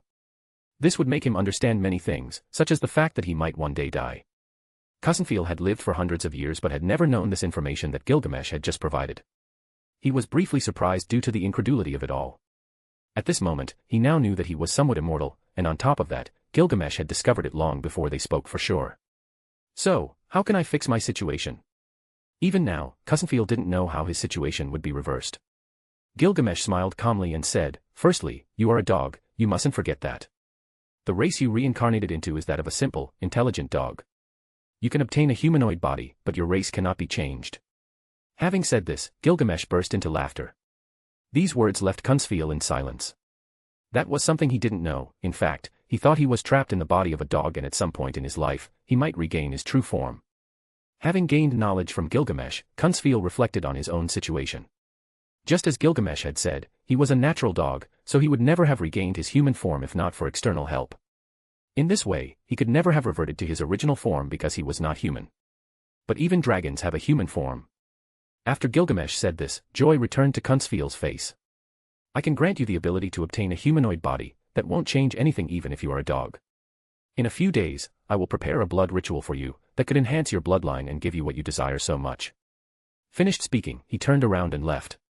His smile was so sharp and clear. It was particularly pleasant for someone like Kusanfil to hear this news. Gilgamesh smiled and called Eris. He took out a second sword and handed it to her. Since you will become my wife, you need to wield a different sword to balance your stats. Eris gave Gilgamesh a surprised look. Then, she asked, what is the name of the sword? This sword was forged by a crazy goddess who wanted to marry me in my previous life. Unfortunately, she died on the battlefield when she went mad because I rejected her. You can call it an evil sword, a blood sword, or simply a name that sounds good. Gilgamesh said, not very interested in it. Those names are horrible. Then you can call it Gil's sword, that would be so fascinating that it fills my body with intense emotions. Eris looked at Gilgamesh, who had been acting very strangely lately. Could that be due to some kind of disorder from fighting? She should find out. Chapter 188, A Sword and the Changes. Weapons are creations of men or their owner. Although this world has lacked true magical treasures since its inception, it seems that things have been changing recently. Since the last human-demon war, many legendary weapons have been lost or completely destroyed, but in my collection, I have treasures that would give a human a unique power, almost godlike. Eris listened attentively to all that information. For those around him, Gilgamesh trusted Eris and Roxy the most. Not to mention Elaine, Simon, or any other servant who might be in the distance, Eris and Roxy, who were his future wives, had long surpassed the caution line he usually marked for people who approached him. My sword EA is among the most powerful universal creations in the entire galaxy, an object that only someone like me can wield because I am a unique ruler and bearer of a much more powerful destiny. How could an ordinary weapon compare to one that can completely destroy a planet? Gilgamesh, who was giving Eris a lesson on swords, looked at her and said, "You must have more confidence in your own strength. After all, you are still young. Considering your strength, it's easy to think that you will become more powerful than a sword goddess." Hearing Gilgamesh's words, Eris finally breathed a sigh of relief. For the time being, she had been increasing her training because she wanted to strengthen her power and combat style. Now that she had received a reward, she was very excited. This sword is not just a simple sword. Gilgamesh looked at Eris and said, "It was created from the wishes of a god, and its materials are extremely divine. It contains the great power of destruction along with the profound truths of the divine. So, this weapon was specially created to be destructive and superior in combat. Take your time to learn how to use it and get familiar with that sword. It can be considered a relic in this world." Hearing this, Eris was surprised. A sword that can destroy a world, her world. This statement is simply terrifying to have on hand. This would mean that in the future, she would be as strong as a goddess. "What's wrong with you?" Eris calmed down. She understood the immeasurable and unparalleled value of the sword she had just received, and its value was no less than an unmatched treasure in this world. It was not just a weapon but also held great value that would give her status and strength in the future. "There are certain swords that I cannot use mostly in perfect conditions. Everyone has different opportunities, and our understandings are also different. Go ahead and find out how compatible you will be with that sword. When I need it, if I do, will you lend it to me?" Gilgamesh asked, obviously joking. He didn't need all the most powerful treasures in his treasury. Although it's true that he uses the Gate of Babylon as a portal to attack his enemies, not all his swords are used because he has millions, billions, in case he becomes more demanding. So when he researches and obtains a treasure, he learns many things, and it is more than obvious that he is not proficient with all of them. "Of course, I will give it my all." Eris happily left, and at that moment, Gilgamesh took out the seed of the supposed immortal tree he had obtained in that place. Open. A huge golden ripple appeared right in front of him, and an incredible space came into view. What he was looking at was the interior, a palace reduced to a chamber where the most precious natural treasures were stored. Gilgamesh watched the seed flying and planted it in fertile soil with his hands. The stretches of land seemed to come alive, even the wounds touched by his hand as if wanting to caress him. Along with the integration of this immortal plant, the grass filled with a greenish aura that began to spread throughout the chamber. "It's me. It's been a long time since you've seen me like this, so you must be surprised. Someday, all of you will know the new world I am in, so support the growth of this seed so that it bears immortal fruits as soon as possible." Boom. The ground moved in response, absorbing part of Gilgamesh's divinity and began to nourish that seed. This creation continued for a long period, and soon a small sprout emerged. Gilgamesh, who was sitting in front of the golden ripple leading to his treasury, observed the scene carefully. He wanted to be cautious and determine if the origin of that seed was indeed related to the fruit of immortality in his possession. His eyes could not fail him. He had not made a mistake when he discovered that seed. However, at this point, the growth of that sprout was too small for his thoughts to be considered valid. Anyone who saw what was in front of Gilgamesh would tremble with excitement. As a god, Gilgamesh controlled everything in front of him, and within the chamber in the Golden Palace, he simply thought about what he wanted to do, and everything happened as he wished. As time passed, Gilgamesh became immersed in the growth of the plant that would give him more fruits of immortality. At this moment, he began to realize that, even without seeking it, immortality was knocking at his door. Of course, this was so challenging that it would turn him into something completely different from his past life. The most terrifying thing was that he had the opportunity to be immortal right now. What man wouldn't eat the fruit directly and hope to live for the rest of eternity? Gilgamesh would, of course, seek this path for himself and his wives. He wouldn't have considered it if Roxy and Elaine had a human-like age difference. How could he die before his wives? As Gilgamesh thought about all this, the immortal seed sprout began to grow more and more. This growth, under normal circumstances, would have taken hundreds of years to occur. So the utility of the accompanying tools was extremely important. Of course, before this, I must prepare the ritual for Kusanfil. Gilgamesh remembered this subordinate and quickly began crafting the blood ritual in a container.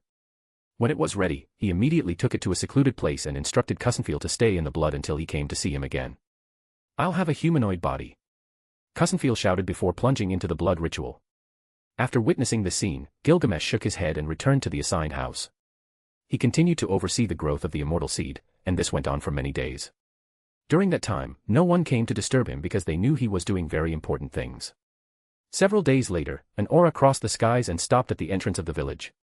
In addition to him, he was accompanied by 2 other individuals who were his little creations. In this case, it was a woman, a servant created by Gilgamesh named Flora, and she is one of the most powerful mages at the disposal of his subordinates. Flora was a beautiful beauty. At this moment, she was followed by her 2 creations, who were mere puppets. With her observant face, she could assess the state of this settlement. It's smaller than I imagined, we can do it as soon as possible. Flora murmured, but before that, she appeared in front of Gilgamesh and knelt. My lord, it took me 3 days to get here after you asked me. The teleportation runes are in place, so we can proceed as soon as you wish. Gilgamesh, without any expression on his face, said, there are more important things I want to know. What is happening with the kingdoms around the Asura kingdom? At this point, Flora forced a charming and incomparable smile that contained immeasurable bitterness. She was like a withered flower with a lonely and mournful dejection. As you said, they are preparing their armies with much more resources than before. We don't know when they will attack, but it would be prudent to give them a warning before they decide to invade. Will you kill them all? Flora smiled bitterly but still acted strong and sat with a straight sword. She felt no pity for herself when uttering such words. After all, her summoned weapon was a beautiful, dull-edged sword along with a magic crystal. I'm not interested in something like that. Gilgamesh waved his hand, and the golden ripple in front of him disappeared. That's a small matter that can be resolved by killing their generals, kings, and noble houses. For me, it's not a big problem. However, I really don't know what my enemy is thinking in doing something as useless as that. Wouldn't you be forced to abandon all authority in the world? Due to your love for humanity, it would be too hard to believe that you decide to destroy all those humans blinded by the whispers of a weak god. Flora said this with a slight smile and continued, I've been thinking, maybe that's the only answer. Hearing those words, Eris, who was sitting next to Gilgamesh with her back straight and her swords on her legs glowing with a misty light, was shaken by those words. She had heard that Gilgamesh would be willing to kill everyone, but here, he seems to be against it. Chapter 189, The Awakening of Kusanfil and the Path to the Summit of Existence. For a person like Gilgamesh, who had lived in a completely different way in this world but remained true to his principles, that assumption was certainly very concerning. He loved humanity, but he also understood that humanity in this world needed a completely different change. Such games from the human god would at most get him to abandon the intention of taking the throne of the Asura kingdom. But what would that being gained by preventing Gilgamesh from becoming king? This matter required better understanding and study. That's a good idea, but certainly, even though I love humanity, it doesn't mean I won't have to kill a few 100,000 just to set an example. What do you think? I suppose you love the life of this world more than even your own life. You remind me of my best friend. When he called Flora to use her magic and transport this settlement to the hidden paradise, Gilgamesh knew he would have to talk about the things happening in the world. Your decisions are the fate of life. I wouldn't oppose whatever your decision is since you are the king of heroes, my lord. Flora, still bowed, whispered these words with a calm expression. Well, I believe you and accept your sincerity. Gilgamesh nodded and said, but now that I see it, who are those puppets behind you? After speaking, everyone looked at the 2 human figures behind Flora. Their heads were covered with a woolen bag. Theoretically, they were puppets, but Gilgamesh could feel a trace of life deep in their souls. At this moment, the 2 who were covered with a woolen cloth over their heads took it off. These were 2 beautiful women with blindfolds over their eyes. They are in an eternal dream. I found them on my way here, and because they wanted to die, I offered them the eternal dream. They would offer their entire bodies to live a life in dreams just as they wanted it. Flora raised her head. Being the last creation of Gilgamesh, she couldn't show all her abilities before, but now she could. Even with thousands of words spoken, what she did with people was extremely delicate. But judging by their features, she would not allow a life to be taken from the world without any true purpose. In this way, as long as she could keep the soul alive, she was more than enough. I can give you these women. Both are incredible beauties, although emotionless. They are themselves but without memories. They can speak, obey, and feel, but they are condemned not to show their emotions. Flora said after some contemplation. Not everyone has that privilege. I deign to choose pure souls that have only had bad luck. Happiness, even if magical, must be accepted by those who deserve it, while others in pain will receive forgiveness. Not necessary. I don't require any other women besides my future wives. Gilgamesh stood up slowly and walked towards the entrance of the house. Shall we begin now? Flora thought Gilgamesh was ready to take everyone to the hidden paradise. First, we need to go see one of my servants. After saying that, Gilgamesh took a step forward, and in a fraction of seconds, he appeared 100 meters away. Seeing this, even Eris disappeared from her position, following Gilgamesh's trail. Some time ago, I encountered a good dog. He has probably regained the ability to form his humanoid body, so it's time to retrieve him. Still, I wonder how strong he has become with the blood ritual. Is he useful? Flora asked, genuinely surprised. Due to her general knowledge of Gilgamesh, there should be something about this new subordinate for someone like him to pay attention. Gilgamesh stopped Eris after advancing a lot, whispered to her that the dog might be naked, so it's better not to be surprised. Upon hearing this, Eris lost interest and went to find Roxy for training. Kunzfeel, come out now. Gilgamesh shouted as if giving an order, but after a few minutes, no one approached. I don't want to. Flora was surprised to hear this response. Quickly and respectfully, she gestured to Gilgamesh who was in front. Did you cut his tongue? It's not that bad, I just sensed sadness in his voice. Gilgamesh touched his chin and thought, the ritual has failed. Show a little respect to Gilgamesh if he's the one you've sworn loyalty to. Even if they don't allow it, I'll cut you into pieces if I hear any more disrespect from your damn mouth. Flora, who loved life, had changed completely in just a few moments. Well. Kunzfeel's voice got closer, and after a few seconds, he appeared in his humanoid form. It didn't work. Gilgamesh asked, confused. Not that, it just didn't meet my expectations. Kunzfeel's voice was as low as the sound of a mosquito. Come on, show me. Flora looked at this dog, whose icons later began to shine, and a man in his 30s appeared in front of them. His appearance was normal, not ugly but not handsome either, nothing out of the ordinary. What was supposed to be wrong with Kunzfeel? Where did my little brother go? Cried Kunzfeel, pointing to his crotch, and indeed, there was no reproductive organ. That is unexpected. Gilgamesh hid his surprise and avoided laughing. Surely Kunzfeel's thoughts during the process were closely related to his current condition. We can fix that, Flora will take care of giving you a reproductive organ. Gilgamesh said in a calm tone. Look on the bright side, you're many times stronger than before, so you've gained what we call an almost immortal body. Understood, my lord. Kunzfeel was now a fierce monster, but in front of Gilgamesh, he dared not be disrespectful. Even if others called him a fierce monster from now on, the men in front of him could kill him with just one finger. Thus, after hearing Gilgamesh's words, Kunzfeel showed a respectful attitude. When Eris returned with excitement, along with Roxy, to see Kunzfeel's human appearance, both froze as they saw that he remained in his dog form. Gilgamesh, something is happening with the sky for the past few days. Roxy added in a worried tone, it hasn't been exactly known what happened, but what is seen in the sky hasn't recorded anything like it for years. Looking up at the sky, deep within the clouds, there was a black magical mist. It's just a bit of magic, it couldn't be so bad. Only those with special eyes can see that trace of black magic. Regarding this news, Gilgamesh wasn't surprised at all, and he calmly spoke, even if it's something we should worry about, we'll simply solve the problems ourselves as we have done so far. These words came out so easily and without any hesitation, immediately silencing Roxy. Uttering that they would destroy an entire continent, she herself had to accept that he had the capability to do so. But even so, because of this, it was decided that everyone would be taken to the hidden paradise as soon as possible. After holding votes for a few days, preparations to bring this space to the hidden paradise had been put on hold. Gilgamesh gathered everyone and said, I have many rules, and Roxy has already spoken to you about them. Today, you will start anew and make many changes in your life. From now on, you will be my follower. It's not too late to turn back now, so your entire life won't be bound by the oath to me. At that time, any disobedience would result in punishment by destiny. I don't regret it. If Roxy trusts you, we will follow you. We are in your hands. Gilgamesh nodded his head in approval as everyone made a silent oath. Above the sky, myriad swords hid behind each Mugard. Then it's time for all of you to go to the hidden paradise, enjoy your lives, and do as you please. Chapter 190, The Power of Body and Magic. Gilgamesh smiled and said, not because I say so, this matter is for all of you.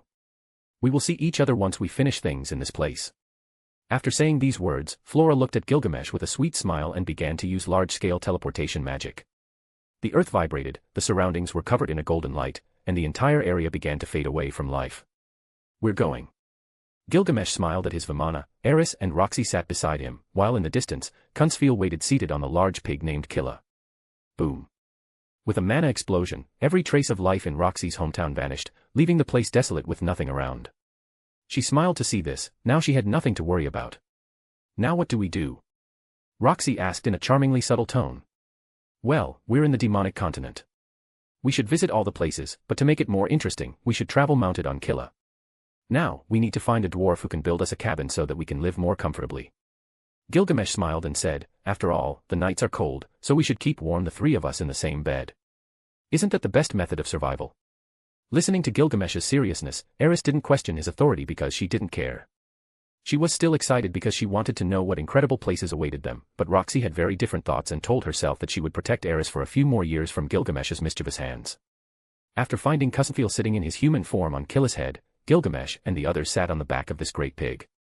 The speed at which they traveled was not very high, but it was surely higher than that of a horse considering endurance. Besides, it was known that this great pig could go at a higher speed if it wanted to. During this time, Cussenfiel reflected on his condition and, after accepting it, began to use his human form much more frequently. Due to his special condition, Flora committed to finding a solution through magic. This made Cussenfiel's life less troublesome. At least now half of his journey was complete, and it was only a matter of time before he could finally do the things he had dreamed of. First, let's go north. Surely, we will find a civilization that can help us build a house on Killa and thus travel more comfortably, Gilgamesh said as he took out a bottle of wine from his treasury. During the journey, due to comfort, Cussenfiel preferred to be in his dog form. He mentioned that for the rest of the time, he would be asleep and did not wake up again. Several days later, they reached a demon village. As they approached, Roxy spoke with them and unexpectedly found a good carpenter who had come from the human continent. The construction design was similar to the tip of a tower. Gilgamesh received the suggestion to make the construction resemble a hat on Killa's back, and this was accepted by Eris along with Roxy, who gave many suggestions. With 3 large floors, although it seemed small in a certain way, the interior was more than enough for everyone to live. While the first 2 floors were occupied by Gilgamesh and his fiancées, Cussenfiel took the top floor. As for Killa, receiving large magic medicines and delicious food like carrot cakes, he showed no complaints because lifting all that weight was nothing for him. His strength was similar to that of a divine beast, so there were no problems during construction. In this way, the journey they would make throughout the demonic continent had just begun. And in the darkness, all sorts of unexpected things were happening. Chapter 191, The Letter That Arrived Too Late. My lord, I implore you to receive this letter sent by the 4th prince in the line of succession, Prince Gilgamesh. That letter Gilgamesh had sent before the mana devastation had arrived late into the hands of the king, but those were actually his true intentions, as he wanted to address the future directly, and it was necessary to do so this way. Dear King Asura, I am writing you this letter months before the mana devastation that will ravage the Fatoa region. Although I know you are prone to reckless decisions and might abandon those people, I am taking steps to prevent it in time. I would have preferred to talk to you earlier, but I confess I don't have high expectations for your decisions, even with my help. I don't expect much from you, but I will do what is within my power for your kingdom. I ask that you hold the throne until my return. During my absence, I will eliminate useless families like the Boreas, parts of the Nodos, and other families from different regions. I request that people from my faction take possession of the territories left without feudal lords. It's possible that the Milis continent will try to spread unpleasant rumors about me, but I hope you take measures to counteract them, such as eliminating the churches that propagate those rumors with the intention of damaging my reputation in your kingdom. If you don't, my people will, just as we have done with corrupt families and nobles. Consider it an honor that, during these months, I have been clearing your name and eliminating those who harm the population. Lastly, but not least, do not yield to any continent or kingdom. If they seek war, I will return immediately to lead my new reign. Among all the children you have had, I know I am the most worthy, and although this may be difficult for someone like you, I hope you recognize it. I have decided to place special guards at the appropriate time, as strong as a sword god, for your protection. I urge you to behave like a true monarch and not heed the words of the useless Grabble, who will never be king. With hope for a better future, Gilgamesh. What does the letter from my useless brother say? If it's to ask for help, he'd better go to hell. He's been away for more than 2 years, so his requests outside the kingdom are useless, Grabble said coldly as he looked at his father's expression. Had he said something wrong? No, Gilgamesh had been wandering through the continents doing who knows what, and best of all, he had never cared about the kingdom. Maybe he's running away, knowing he could never become king. That was extremely beneficial to him, as it removed one of the competitors he most feared facing. Shut up, get out of my sight. How can you speak of your brother with such a hateful tone? You should be ashamed, damn useless, all you do is talk about the throne and the kingdom, you're a piece of garbage. Get out of my damn sight. Father, forgive my words. Grabble tried to apologize, but at that moment, a shadow appeared behind him. What do we do with this young man? Asked the shadow, eventually revealing a tall man with an emotionless expression. Just escort him out of this room.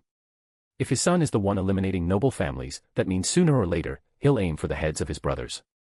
Exhausted, Gilgamesh's father murmured, "You were never an ordinary child, I suppose that's a blessing for all humans of our time." After Gilgamesh and the others began their journey, a year had passed. Suddenly, a monumental event occurred in the Great Rift far from Empress Kisharika's palace. Within the territory of the demonic empress, a malevolent energy suddenly pierced the sky with bright lights. Within the lights were countless ancient coffins that sang sad and painful melodies. On the distant horizon, many coffins were flying as if they were birds in the sky, and there were many creatures attempting to hunt down these stone coffins but were immediately shattered in a curtain of blood. The feeling of death bloomed over the clouds, saturated with death. Anyone seeing this scene for the first time would be stunned, but for those who had seen this before, they weren't too surprised. This sudden change drew the attention of many, and even many old demons began to stir. At this moment, in the region of Byoga, a powerful being opened its eyes. It could be seen from the expression on its face that it was very excited. Inside Demon King Batagati's territory palace, a figure with 4 arms on its body opened its eyes, alerting many demons around it. Even the demon empress from afar felt the murderous intent of her betrothed as she sensed that energy emanating in the sky with an intense death sensation. Her eyes pierced the sky, and she whispered with a serious voice, "Are those ancients trying to reincarnate?" At this very moment, 100 kilometers away, a young man with a magical staff followed by a short-haired woman accompanied by a man with a red pearl on his forehead looked up at the sky. Many old monsters had risen from their places. Some were sighing, others were excited, and some were indifferent and cold.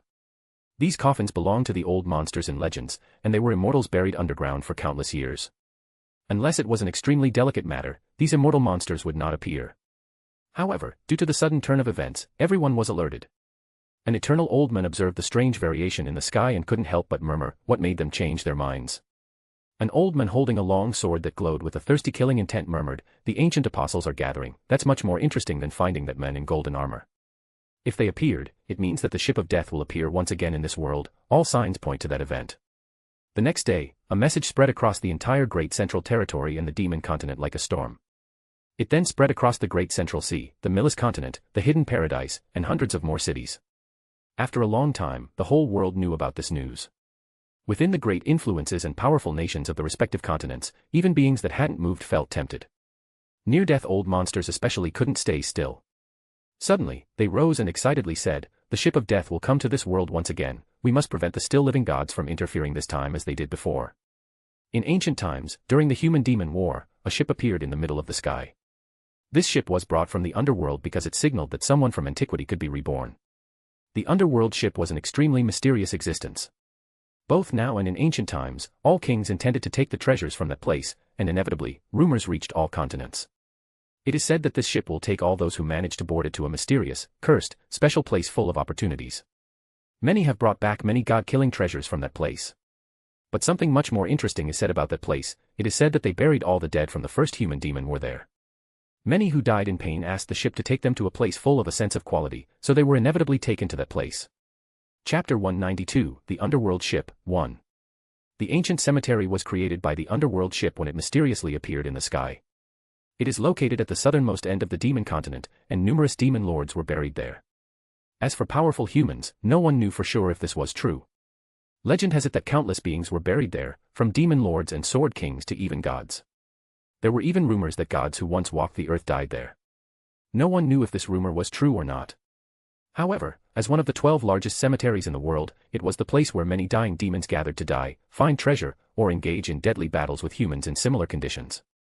The most fascinating and tempting story was about the possibility of the rebirth of a powerful being within the cemetery. Legends say that when you die, your body becomes mana and becomes part of the world, just as the world becomes part of you. But in the cemetery, many created legends that your body remains trapped in a kind of underworld, giving you the possibility of rebirth. As for who buried all these beings, no one actually knew for sure.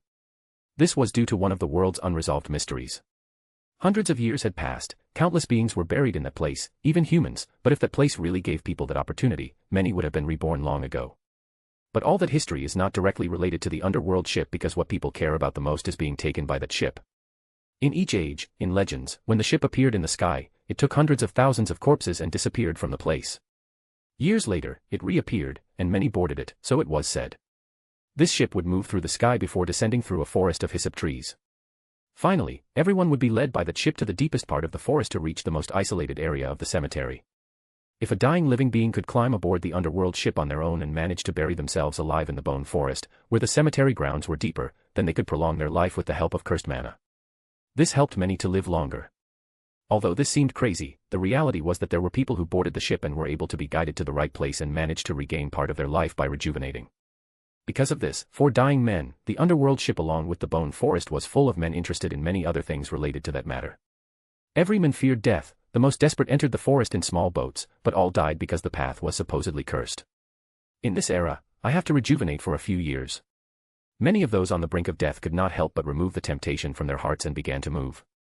The underworld ship quickly became the hot topic on all continents, and now with the Tower of Uruk extending its dominion worldwide, hundreds if not thousands moved on magical boats, and the gains for the Tower of Uruk were immeasurable.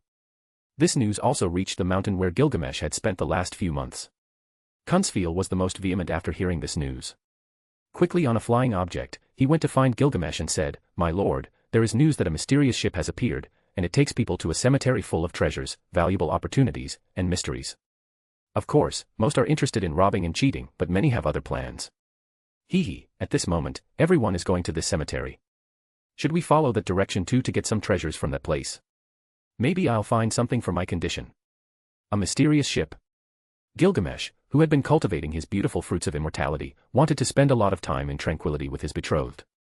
Age in his eyes had ceased to be a problem, although he had not yet touched Eris. She now sleeps in his bed and occasionally participates in some special situations. Do you know anything about that?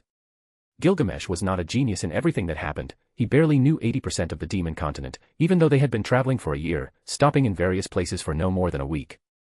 Upon hearing all that Kunsfeel knew, Roxy said it was just a forbidden land after practicing dark magic in that place. All opinions were valid, the important thing was to learn much from what is known and then draw their own conclusions. Haha, my lord, should we wake up Killa? He's been asleep for more than a month. I think it's important to go to that cemetery and check the mysteries it hides. Kunsfeel, still ecstatic, asked Gilgamesh. He was eager to have his little one in humanoid form. Didn't you say you would come back with a wife when you left a few months ago? Gilgamesh asked as he looked extensively at Kunsfeel's state. I did, but many things came up along the way. Kunsfeel was quite a character, full of misfortunes. Possibly the fruit he ate launched a curse that Gilgamesh couldn't solve. I'll think about it. First, go and fight dressed. Gilgamesh nodded towards Kunsfeel, and he walked away after hearing this. Do you want to go? Seeing the silent Gilgamesh, Eris walked by his side and started to caress his back. She had heard many stories from Roxy about the demon continent, and now, seeing Gilgamesh looking into the distance, she couldn't help but ask him directly. Always being around Gilgamesh, both Eris and Roxy were already accustomed to the way he thought and the way they should act in certain situations. We should go and take a look, isn't it interesting? A cursed land, we might encounter interesting beings. Gilgamesh turned around and stroked the scarlet hair of this girl who now looked like a young woman of 22. Blood rituals had been taking effect on her and Roxy, now both could easily live more than 200 years considering the quality of their bodies. Constantly cleaning their muscles and nourishing them with blood from dragons and strong creatures had made them extremely powerful women. During the last few months, besides the rumors about me circulating on the continents, nothing else remarkable has happened. Gilgamesh said as his hand rested on Eris's leg without showing much importance. Throughout his life, he had been in the presence of beautiful women, but now she was his future wife, so acting like this was not abnormal at all. Eris didn't show surprise either. She looked at Roxy, who was lying in the distance on what looked like a round pillow while studying magic. Will this be our last journey on this continent? Roxy asked as she looked into Gilgamesh's eyes. She had undergone a drastic change in her character, so now that everyone was very close, they acted like a real family. For months, I haven't used my sword. This place no longer poses any danger to us. Eris looked at her swords hanging on the wall and smiled bitterly. Her desires to defeat Gilgamesh had subtly changed, now she hoped to defeat him under very special circumstances. Do you know that place well? Gilgamesh was sitting on a long chair and asked Roxy, who knew most of the areas in this place. The ancient cursed cemetery, I heard that it's a place with zombies everywhere and countless corpses under the ground. Any treasure from that place is cursed by magic or battle aura full of murderous intent. We shouldn't go to that dirty place. Emotionally, Eris asked, can't we bathe whenever we want? It's not enough just to have strength to move in that place. Due to the magic and strange things around the bone forest, one needs special methods to move. That's why many who have gone to that place without the guidance of the ship in the sky get lost and never return. Roxy explained this while raising the glasses from her eyes. Listening to those words, Eris said nothing more. It was just a small recommendation. Lately, having been in the most eye-catching places in the area, she wanted to explore other places before returning home. While Gilgamesh wondered when to enter the cemetery, Roxy said, many will want to go to that place, just to board that ship that may be similar to the ones the Tower of Uruk manages.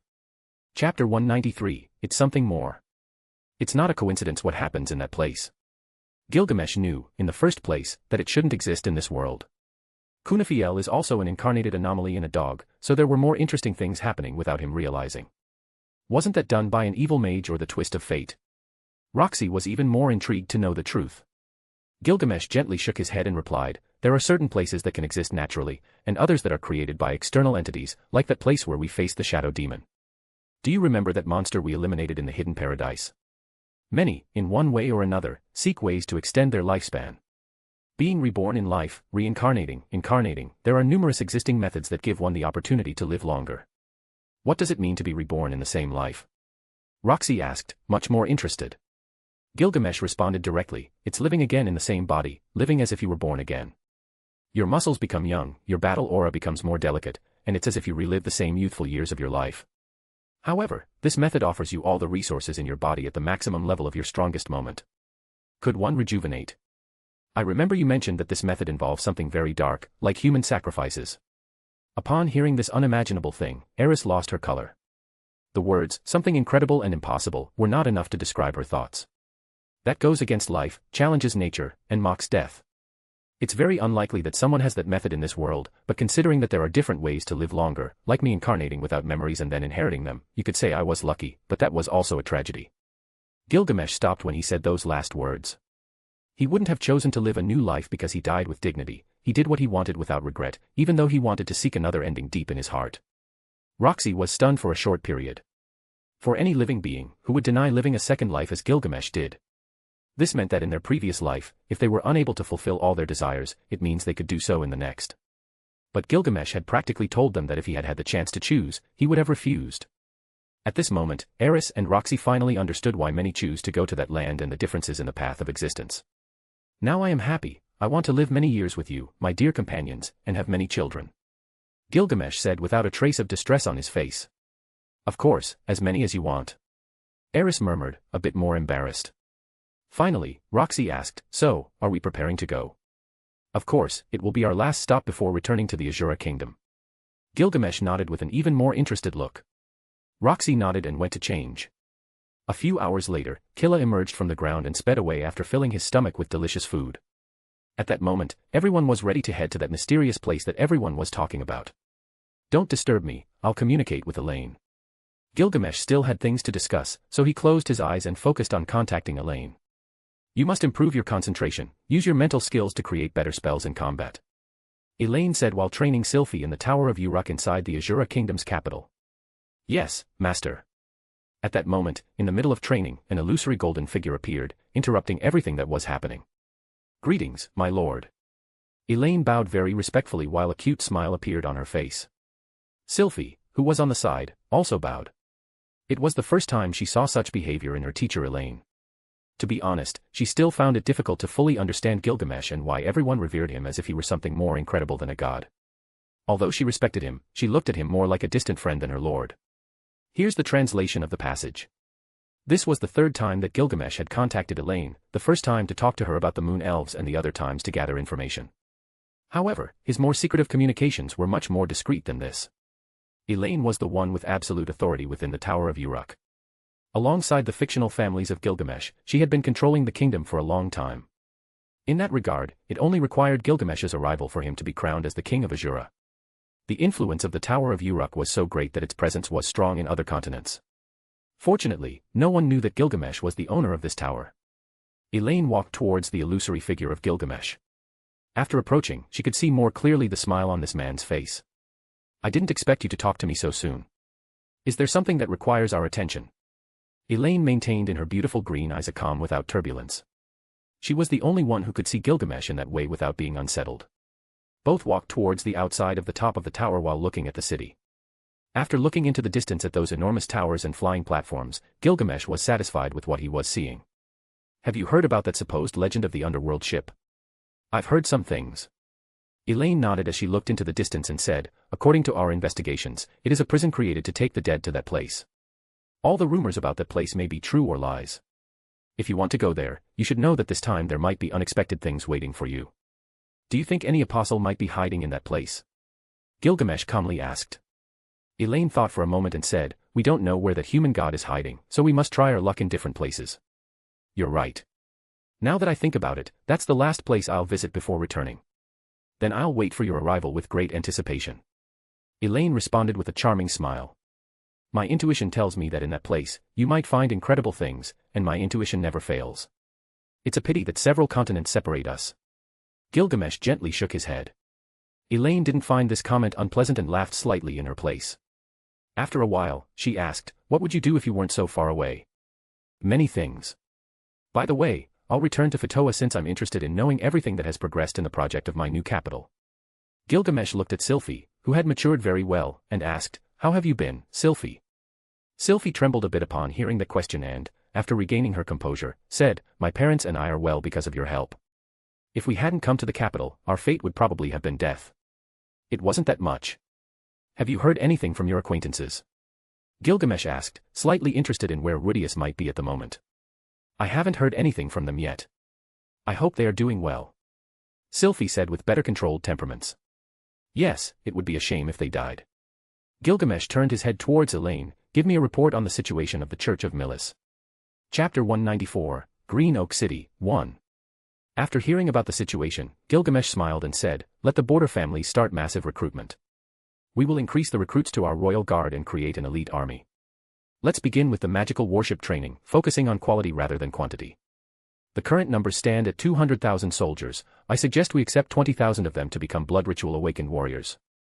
If we do this, the Uruk Tower would have a total of 120,000 soldiers under its direct command operating both outside and inside the kingdom.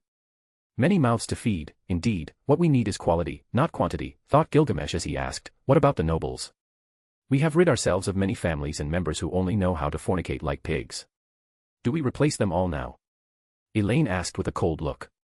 "We must initiate city renovations, they are all a damn mess. Moreover, they should continue buying slaves from other realms.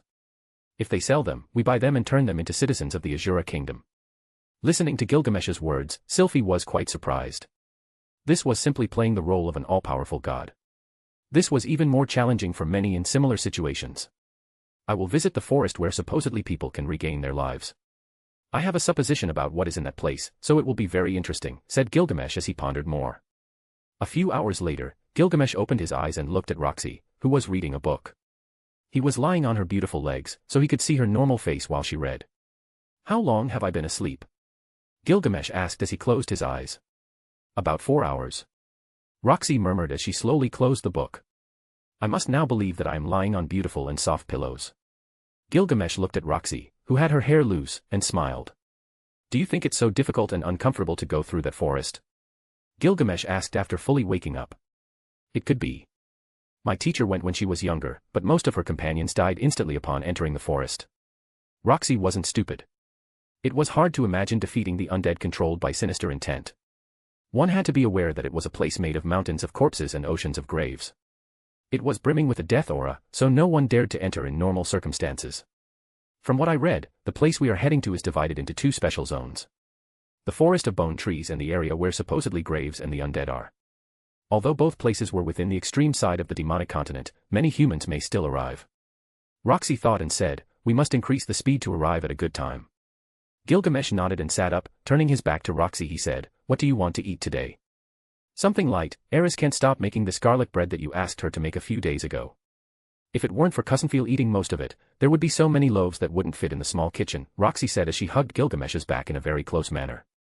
Turning to the right, Gilgamesh savored Roxy's aroma and whispered to her as he brought her onto his lap, "When should we have a child?" "Do you still remember that joke?" Roxy asked as she held onto Gilgamesh's neck. "It was too impactful. It's too inconsiderate to do it without Eris. She's your first fiancée."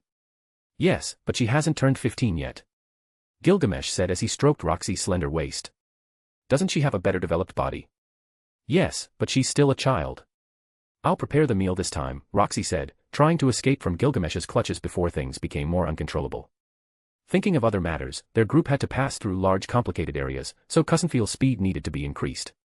In an instant, the large pig increased its speed several times, yet the house on its back remained unaffected. Due to the existence of various magical spells, the entire journey was much calmer than expected. The weather, as they approached, became increasingly gloomy with heavy rains and strong winds. A few hours later, they appeared at the entrance of a distant city. According to Roxy, this city was called Green Oak. Green Oak City could be considered the oldest city on the demonic continent. It existed in a very, very old era and was unknown when it was built. Green Oak City was also called Corpse City. Aside from people who wished to go to the Forest of Death, only the dying would come to this city, and it was their last stop before dying. Because of this, the price of coffins in this place was very high. Even a coffin made of 4 wooden planks and a few nails would still be worth some money. As for the more expensive ones, they would be made of precious materials. Whenever a particular material could be used to make a coffin, one could find it in Green Oak City.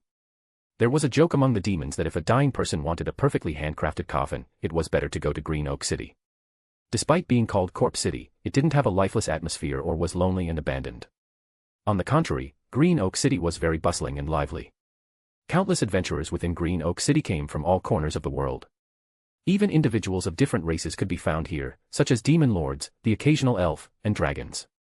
It was one of the largest cities on the demon continent and was always full, to the point where it was known as the city that never sleeps. Upon entering Green Oak City, one would immediately be greeted by old drunks and noisy commotions of street vendors. In front of anyone walking, there were countless imposing structures and grand avenues. In the sky, there were many flying structures and moving dragons. In the street full of carriages and incredible steeds among the large crowd, the strong and weak could go together. Indeed, the astonishing number of people easily made individuals blend in without standing out. Chapter 195, Where did the legend originate? It could be said that some demonic races were in charge of security, while some humans worked in this place, for example, in restaurants. They survived in this city because the ruler of this place avoided total confrontation between races, cruelly punishing those who ignored these simple rules. Many were familiar with the situation of this place, they knew every corner and, of course, the best quality businesses in the area. In contrast to this, Gilgamesh's group, who were here for the first time, were no different from oddities, getting excited at the sight of a coffin being auctioned. Many adventurers were traveling in and out of Green Oak City. There were groups of powerful human mercenaries being led by sword kings. After all, they were in hostile territory according to their historical perspective. On the horizon, one could see countless explosions and bright lights entering the city, all of which were demons mounted on strange flying creatures. From start to finish, everyone was here for one reason, and that was the legend. In this way, Gilgamesh's group, which was inside the hunting cabin on the back of the giant pig, was not a surprising sight. However, the most attractive things about the group were Eris and Roxy alongside Gilgamesh. These two women were unparalleled beauties wherever they went, their remarkable allure stealing the spotlight at all times. Eris was like the war queen in the midst of blood-filled snow, making other people stop to give her another look. As for Roxy, she was a charming woman who gave the impression of being delicate and refined like a flower, making most think of protecting her. Waves of pedestrians continued within the city alongside restaurants and inns and numerous street vendors. Once inside, anyone would be immersed in incessant advertising chants. We sell incense to scare away demons, a wooden sword, and an oil lamp are all you need to enter the forest of death. We only exchange these treasures for something more valuable than money. Think carefully and make a decision before the products run out. I sell fine silver swords. These works were made by the best dwarves and are suitable for killing the undead that can become as strong as a sword saint. I only exchange this for something more valuable, gold. I sell pills to cure poison. Remember that the forest of bones has many poisonous plants. If you don't have an antidote with you, forget about surviving the disaster that can occur within that cursed forest. Inside Green Oak City, outside the large groups of powerful mercenary and small armies of powerful nations, powerful wizards or sages from the Tower of Mages scattered around the world, many have been buying all kinds of materials that might turn out to be fake at the end of the day. Many street vendors shouted to find buyers. Many adventurers displayed their items on the street, while others said nothing and just waited for the right buyers. Of course, this place was full of clever foxes mixed with venomous snakes. There were too many thieves here, but they could only deceive the inexperienced. The story goes that a portal once opened in this part of the world, where numerous beasts came out to destroy everything. However, a powerful wizard fought against them and sealed the place with a spell on par with the gods. A street vendor shouted. At one end of the street, because it was their first time visiting Green Oak City, Gilgamesh's group stopped riding on the back of the giant pig Killa and left its care to Kunzfiel while they walked through the streets. Gilgamesh was fine, but Eris and Roxy were a complete spectacle, announcing to everyone that it was their first time in this city, so anyone who saw them immediately knew they were easy to deceive. After setting foot on the street, Kunzfiel, who stood like a rock at the door of the house on Killa's back, was not tempted by the treasures placed before his eyes. "Oh, great sir, look at this treasure I found when planting apples in the land. I had to risk my life to keep this fruit alive. These apple boxes are of the best quality you will find, and they will give you great health and the possibility of improving your strength in the future." This street vendor carefully opened a box of apples, and they were all incredibly large. When these apples entered Gilgamesh's view, the sweet smell was extremely intense. "What's the price?" Eris was immediately tempted by those large apples. "Great beautiful fairy, how about 10,000 demon crystals?" In the eyes of this street vendor, this beautiful woman who had never left home before is very easy to deceive. The truth is, they couldn't be blamed. She never needed to buy anything in her life, so being with Gilgamesh, she never had to worry about money. 1,000 demon crystals. Are you trying to scam my wife? Gilgamesh, who was watching the amusing scene, approached with a smile and said, "Speaking of those fruits, they are of quality, but obviously, all that nonsense you said is a lie. Let me see an apple. If it's beautiful, we might buy it for 10,000 crystals."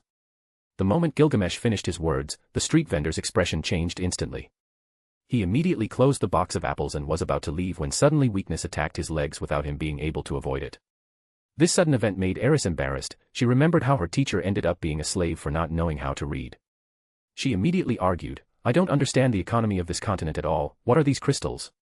They are coins. If they are larger and shinier, they have more value." Roxy didn't have time to respond properly since 10,000 crystals were an incredibly large sum. "I'll take the apples. You can take this crystal as your profit. You could live well for a year if you take care of the money." Gilgamesh, who was about to leave, told Roxy, "Burn that man's hands. Let him learn not to steal." "Yes." Roxy raised her right hand without hesitation, and without naming any spell, the man's hands were severed. "Aya! Help! Someone help me!" Moving away from the loud screams in the area, they found a corpse inside the trunk of a carriage. "I would have killed him, but since it's not allowed to kill in this place, I held back." Eris had already relieved her embarrassment. "My hands." Gilgamesh's group watched as the vendor, who was still running because his hands hurt, crashed into a corpse stuffed in the carriage trunk. "Is that thing alive?" Gilgamesh showed an expression full of disdain. "I'll take care of it," Roxy said as she unsheathed her sword. Seeing Roxy's sword in her hand, one of the nearby merchants whispered, "That's a undead. It's asleep, but if attacked, it will wake up." "That doesn't make sense. How is that thing here?" "It was brought by a merchant." Gilgamesh shook his head and told Roxy, "Cut it in half." After his words came out, the corpse inside the carriage immediately stood up. Ah! Someone walking by got scared due to the sudden appearance. That corpse suddenly standing also scared Gilgamesh's group, making them take a few steps back as well. When their wits returned, that corpse had disappeared. Chapter 196, In this city, not even the dead are trusted. Finally, Eris, who was calmer, couldn't help but clear her throat and murmured, "What nonsense. It seems like there are many parents and people pretending to be dead in this city, ah." Roxy, who was also impressed, felt a bit embarrassed because she had been an adventurer, but she had been scared by a corpse that suddenly emerged from a carriage trunk. This is the city of Green Oak, and it is said to have existed for a long time, being one of the largest in the demonic continent. It wouldn't be a surprise that, like any other place, there's a surprise. Gilgamesh responded with a smile. For someone like him, even thieves have value within a city. They walked a few blocks without stopping. Gilgamesh was not in a hurry and walked slowly. The truth was that he wanted Eris to see the world. She's still a child experiencing and learning. For that reason, in addition to being her teacher, he has taught her trivial things like these. A few blocks ahead, they encountered many more people selling tools, some real and some fake. Not everyone was a scammer, some people did have quality items at their prices. In a corner of the street, an elderly adventurer was sitting with a beast skull displayed in front of him. He emitted a cold air, so many people gathered to see. Gilgamesh's group also joined the fun. "Old man, how do you want to sell this skull?" A man interested in his things asked after seeing the skull. Someone, who couldn't interpret the expensive price, responded in his place, "He's only exchanging that skull for a special medicine, something that can cure any kind of illness. I have some cave herbs here, trade or not?" A very intrigued adventurer asked. The seller said nothing, it was a clear rejection. However, from his aura and face hardened by his expression, no one dared to have any strange thoughts. At that moment, Eris looked at Gilgamesh. He nodded and said, "A good item, it can keep us cold whenever we travel inside Killis Hat, and that way we would prevent Roxy from cooling the house with magic. Could we buy that?" Roxy looked at the huge skull, and her eyes showed what she really thought, that skull was very ugly. Gilgamesh smiled and said, "You can paint it, after decorating it, it could be much better. Wouldn't it be good to place it somewhere in the house? It would be an unnecessary expense." "I don't understand, why does that skull release such a chilling energy?" Eris was amazed. This treasure would be worth a lot of money if sold in the Asura kingdom, so she thought the price would be high if they bought it. It's not surprising if we look at the origin of that skull. It's possibly from some frozen race, their bodies must withstand the cold well, so after some time, for some reason, the skull acquired the ice attribute. Gilgamesh sighed softly. Without having an answer to any question asked, he might make mistakes in some parts of his explanation. "Frozen race?" Eris asked curiously. "Frozen, beasts from the deep north where the world is always snowy. There are places like that, so somehow a skull from some mutated beast made its way to this city to be sold." Roxy, who was more knowledgeable, replied briefly. "Maybe someday we can go to those places." Gilgamesh, who felt something, stopped dancing, a chilling aura could be found deep in his eyes. Roxy immediately felt a change in Gilgamesh, but she didn't ask the reason. The group continued for a few more blocks.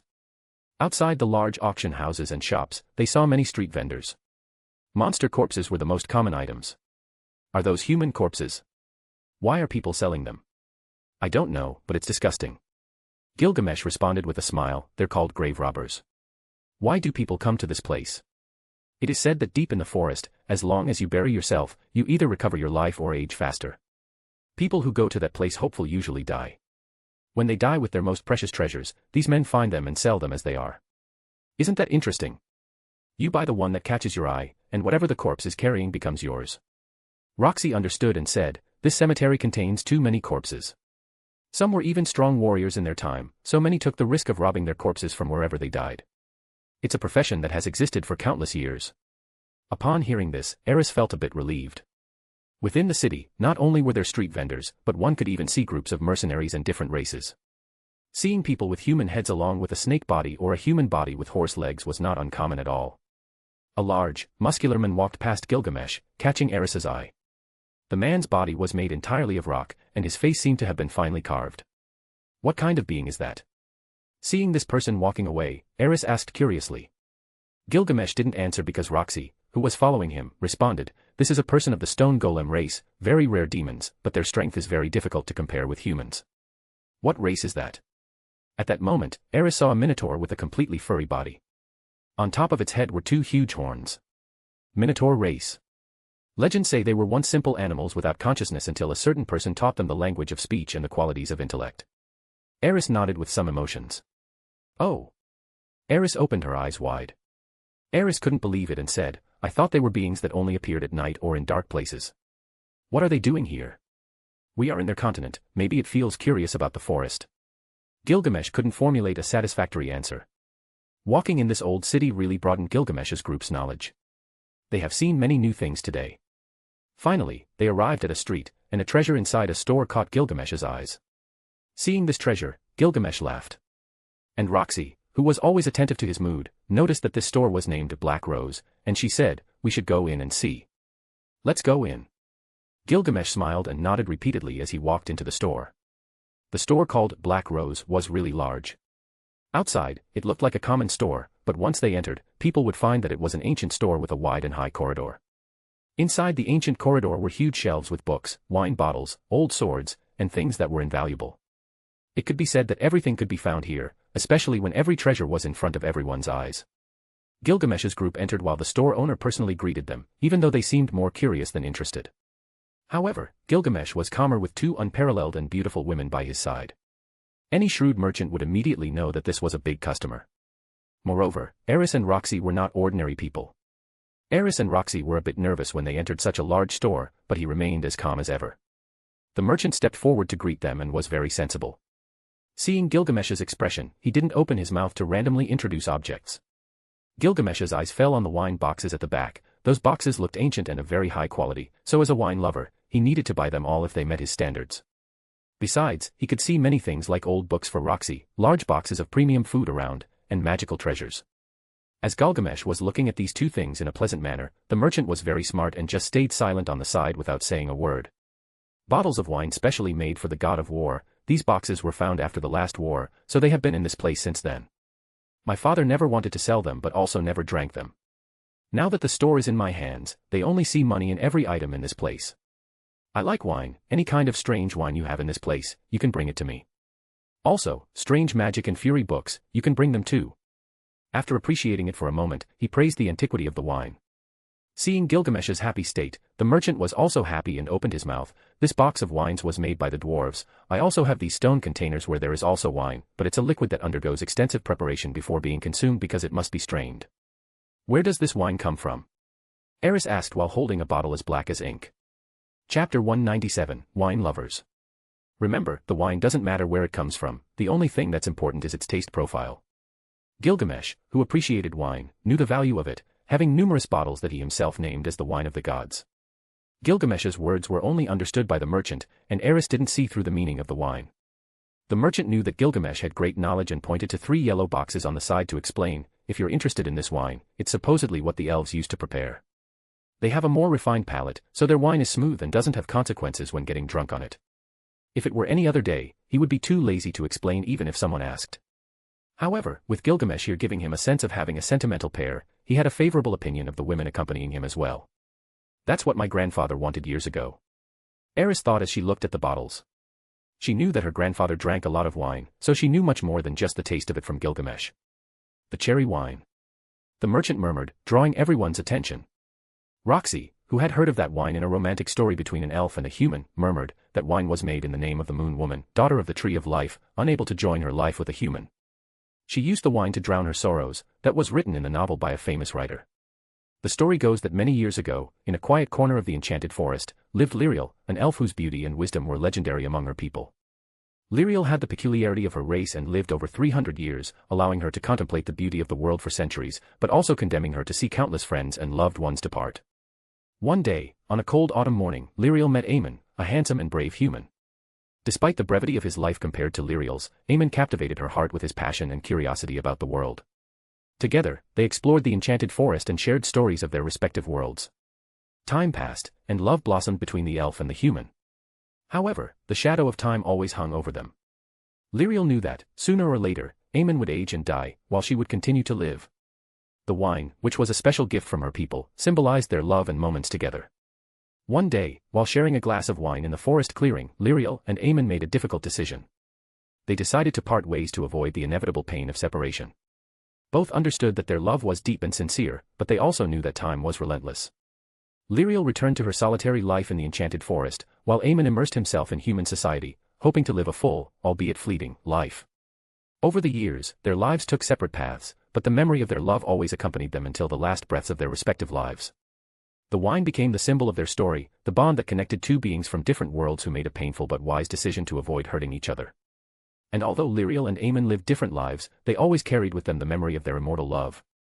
That's a beautiful story, every detail that describes it feels like it was written with the heart in hand and the pen on paper, narrating with nostalgic tears that incredible story. The merchant smiled with slight nostalgia. Many have chosen to dedicate their love regardless of time. Would it be foolish to abandon what you love through parting from this world before? Gilgamesh was very calm with that story, it was truly tragic, but neither was selfish. The merchant was also very pleased and said, "This wine is extremely special, my grandfather was a collector of rare wines, and my father continued to be due to a long history. I want to sell everything in this store to go to the human kingdom, this sad city is coming to an end."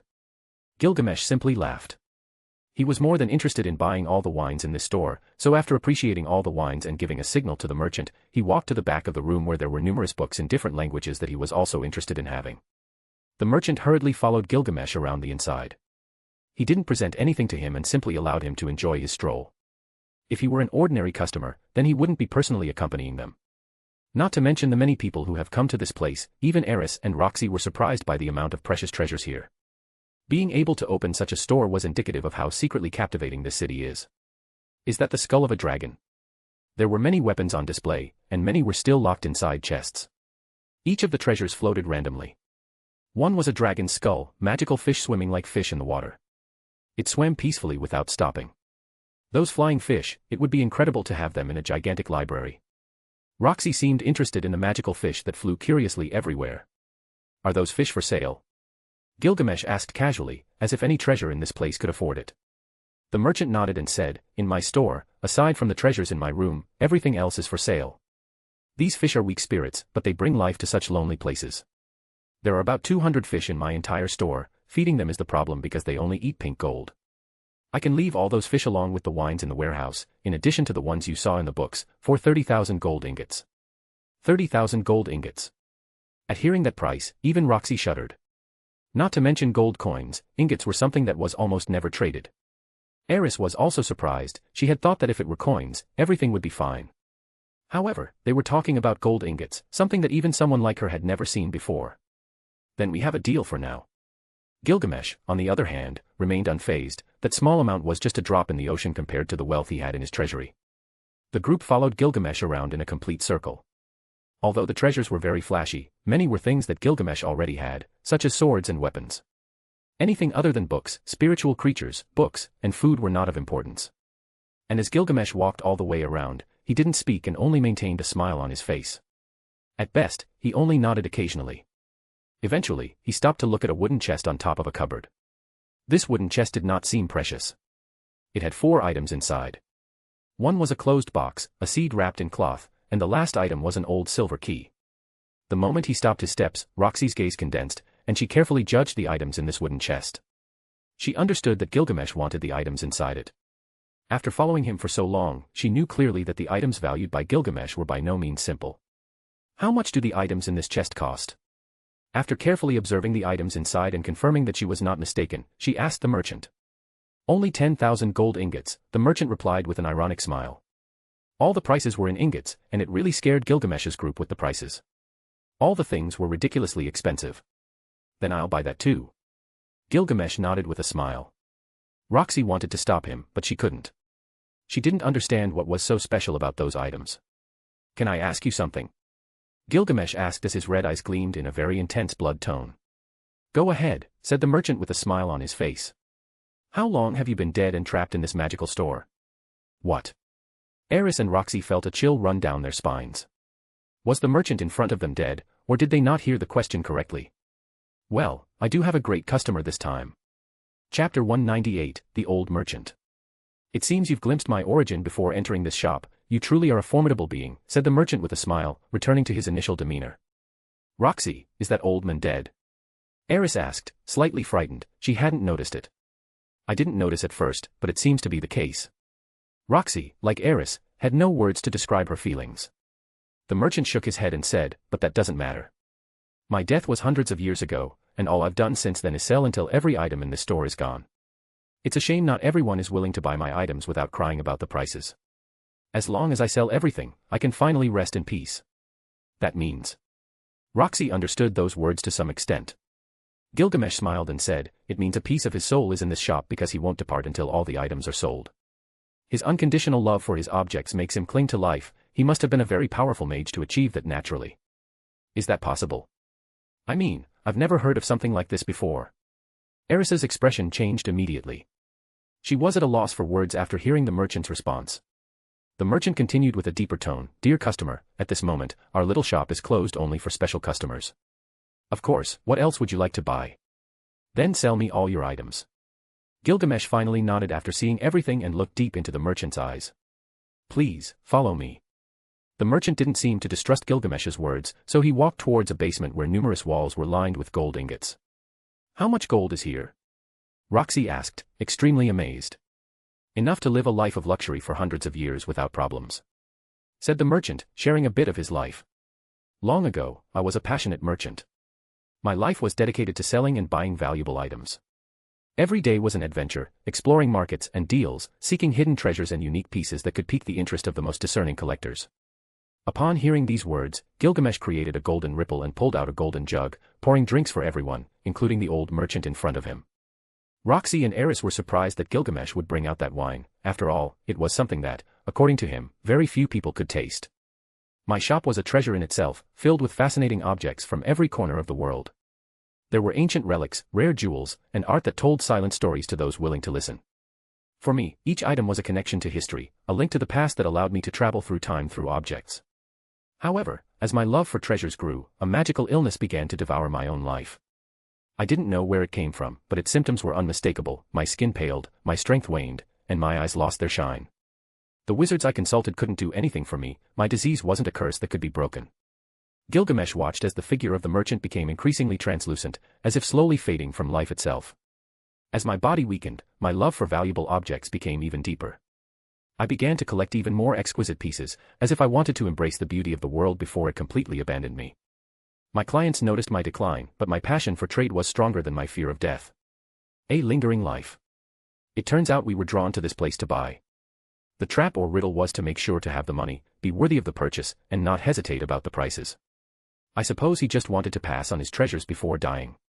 Gilgamesh drank the wine in his hand. A vague memory of himself wanting to give away his treasures at the end of his life was ephemeral because it never happened. War broke out, and he died on the battlefield. What do we do with all this stuff? Roxy looked at those huge bookshelves without knowing how to react. We take it, it's ours now. Gilgamesh didn't hesitate, and eventually, everything entered his gate of Babylon. All these treasures were small compared to his treasury, but it was still a great fortune for anyone who entered and suddenly obtained all this. For Eris, having obtained those magical fish was what she liked the most. As for Roxy, she simply remained silent, knowing that death, in most cases, is lonely and bitter. Chapter 199, A Fantasy Tale. This city was full of mysteries with numerous secrets and things happening simultaneously. In a place with qualities like this, what couldn't surprise people? This place is extremely intriguing, we could spend days, and there would still be new things we haven't seen. Gilgamesh walked out of the Black Rose shop, which, after being emptied, looked like a place forgotten by people. Although I was born on this continent, I never explored it in depth like we did this past year. Compared to other places, this land is extremely difficult to make a living in. When I become more powerful, I will nurture this continent with life. Roxy said these words, perhaps thinking of a distant time. She wanted this land to be as green as other places, and there was only one way to do it, through magic. According to what I heard earlier, this place is the result of one of the fragments that fell after the ancient battle where the human race was almost defeated. That battle destroyed and split the continents we now know. Those continents are no longer connected as before. That's true, the fight that year between the god of battle and Leplis was something that left the world in complete silence. Many are grateful not to have lived in that era where everything was destroyed. They say the Dragon King finally sealed him and currently waits for him to supposedly resurface. Listening to Eris's words, Roxy and Eris spoke while sharing their knowledge. Given that the Dragon King had the strength to seal that enemy, why not just kill him directly? A man who was walking stopped at a stall selling meat skewers and asked that question suddenly. The vendor shook his head and said, "I'm afraid no one knows the reason. This has always been a mystery. Even those who wrote the history didn't know that reason."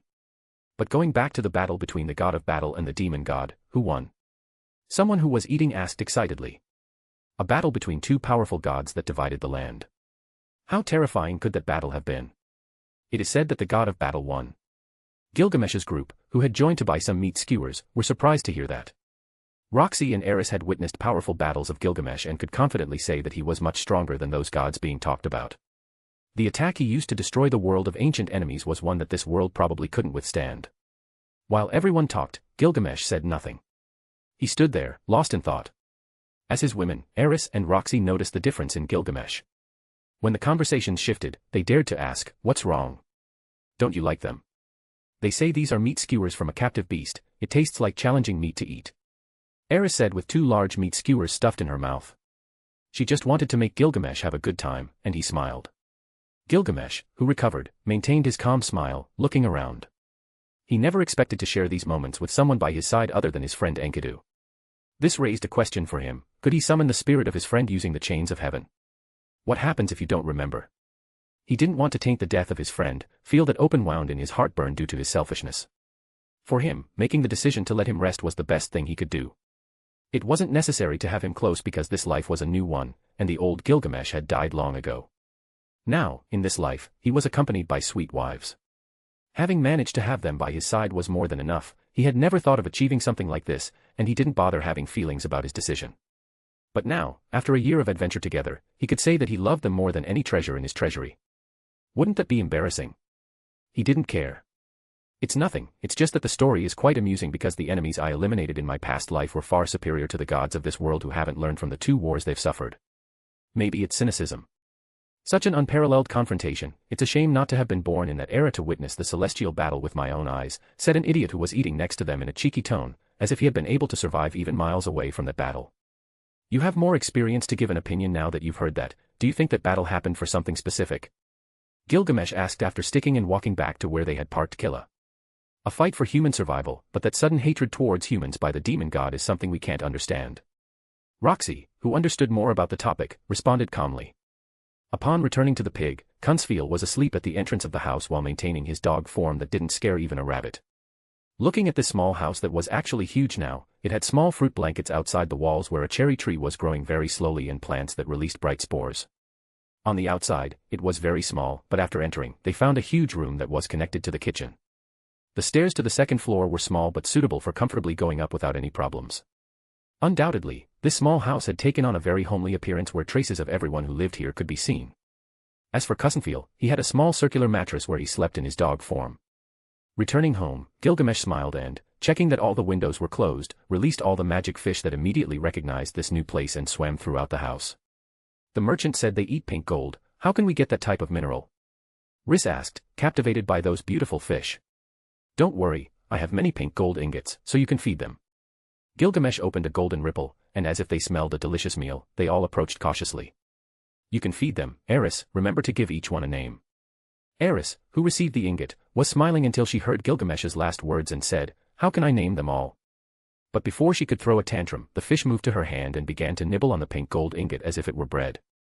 The fish magically shimmered, and Gilgamesh, seeing that one wasn't enough, took out 2 more to satisfy the hunger of these fish. As they watched this scene, Cousinfiel entered and asked, drool dripping from his snout, when did you guys get back? Chapter 200, The Ancient Cemetery. Shall we move immediately towards the area where the ancient cemetery is located? Just from what we saw in the city, it means there will be many people. They are a problem considering that there will be humans and demons in one place. Eris, who had restrained herself, said naturally, if they're a problem, we just hit them a bit. No one would be our rival today, so we can be confident that we'll solve all problems without much effort. Gilgamesh shook his head and replied, it's not necessarily important to solve those problems. We can stay on the sidelines and act quietly while observing what happens. When we get tired of that, we can leave that place and take our own path. Can we take that freedom? Roxy had heard the rumors about that cemetery and the disappearances in the bone forest. Although they were strong, they could get lost, and that might cause them setbacks. Gilgamesh held his wine glass and gently slid the liquid around the crystal, then said, if that place is a problem, we just have to destroy it from our position, as we have done before. Listening to this, Roxy and Eris looked at each other. It's no wonder why wherever they go, there are simply eye-catching things. Perhaps Gilgamesh calls them unconsciously. Destruction was good, but attracting attention in that way is something that could give them a certain reputation they don't want for now. In reality, it doesn't matter, even if we get lost on our own, each of us except Cousinfiel would leave that forest without any problems.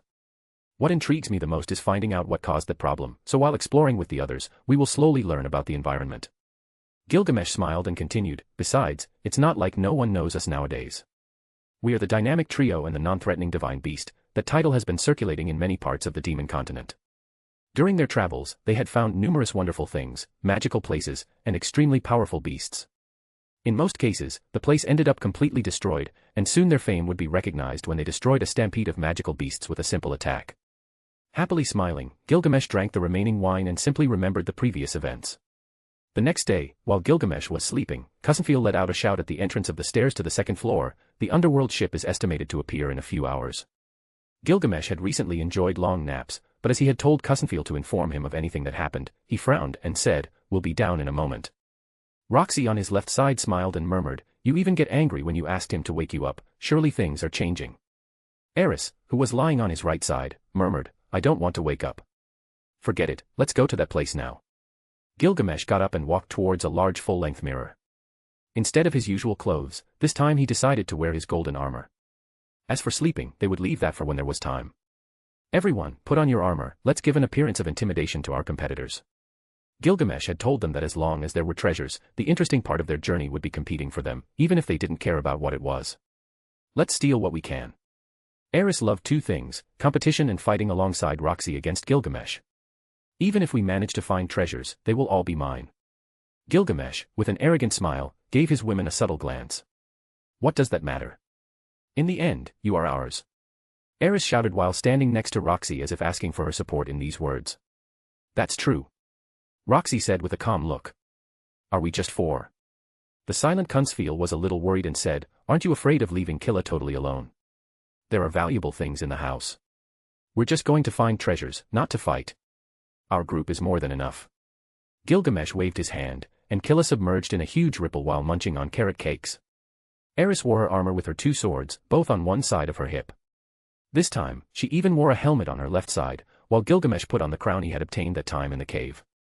Roxy also wore a set of armor along with her beautiful staff, with a sword spinning around it as if flying with magic. As for Cousinfiel, he wore black armor in his human form.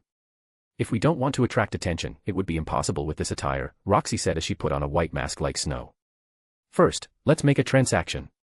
Gilgamesh, adorned in his beautiful golden armor, earrings, and necklaces, looked into the distance with a serious expression, then spoke slowly, let's go to the cemetery to discover what's in that place and find out the truth.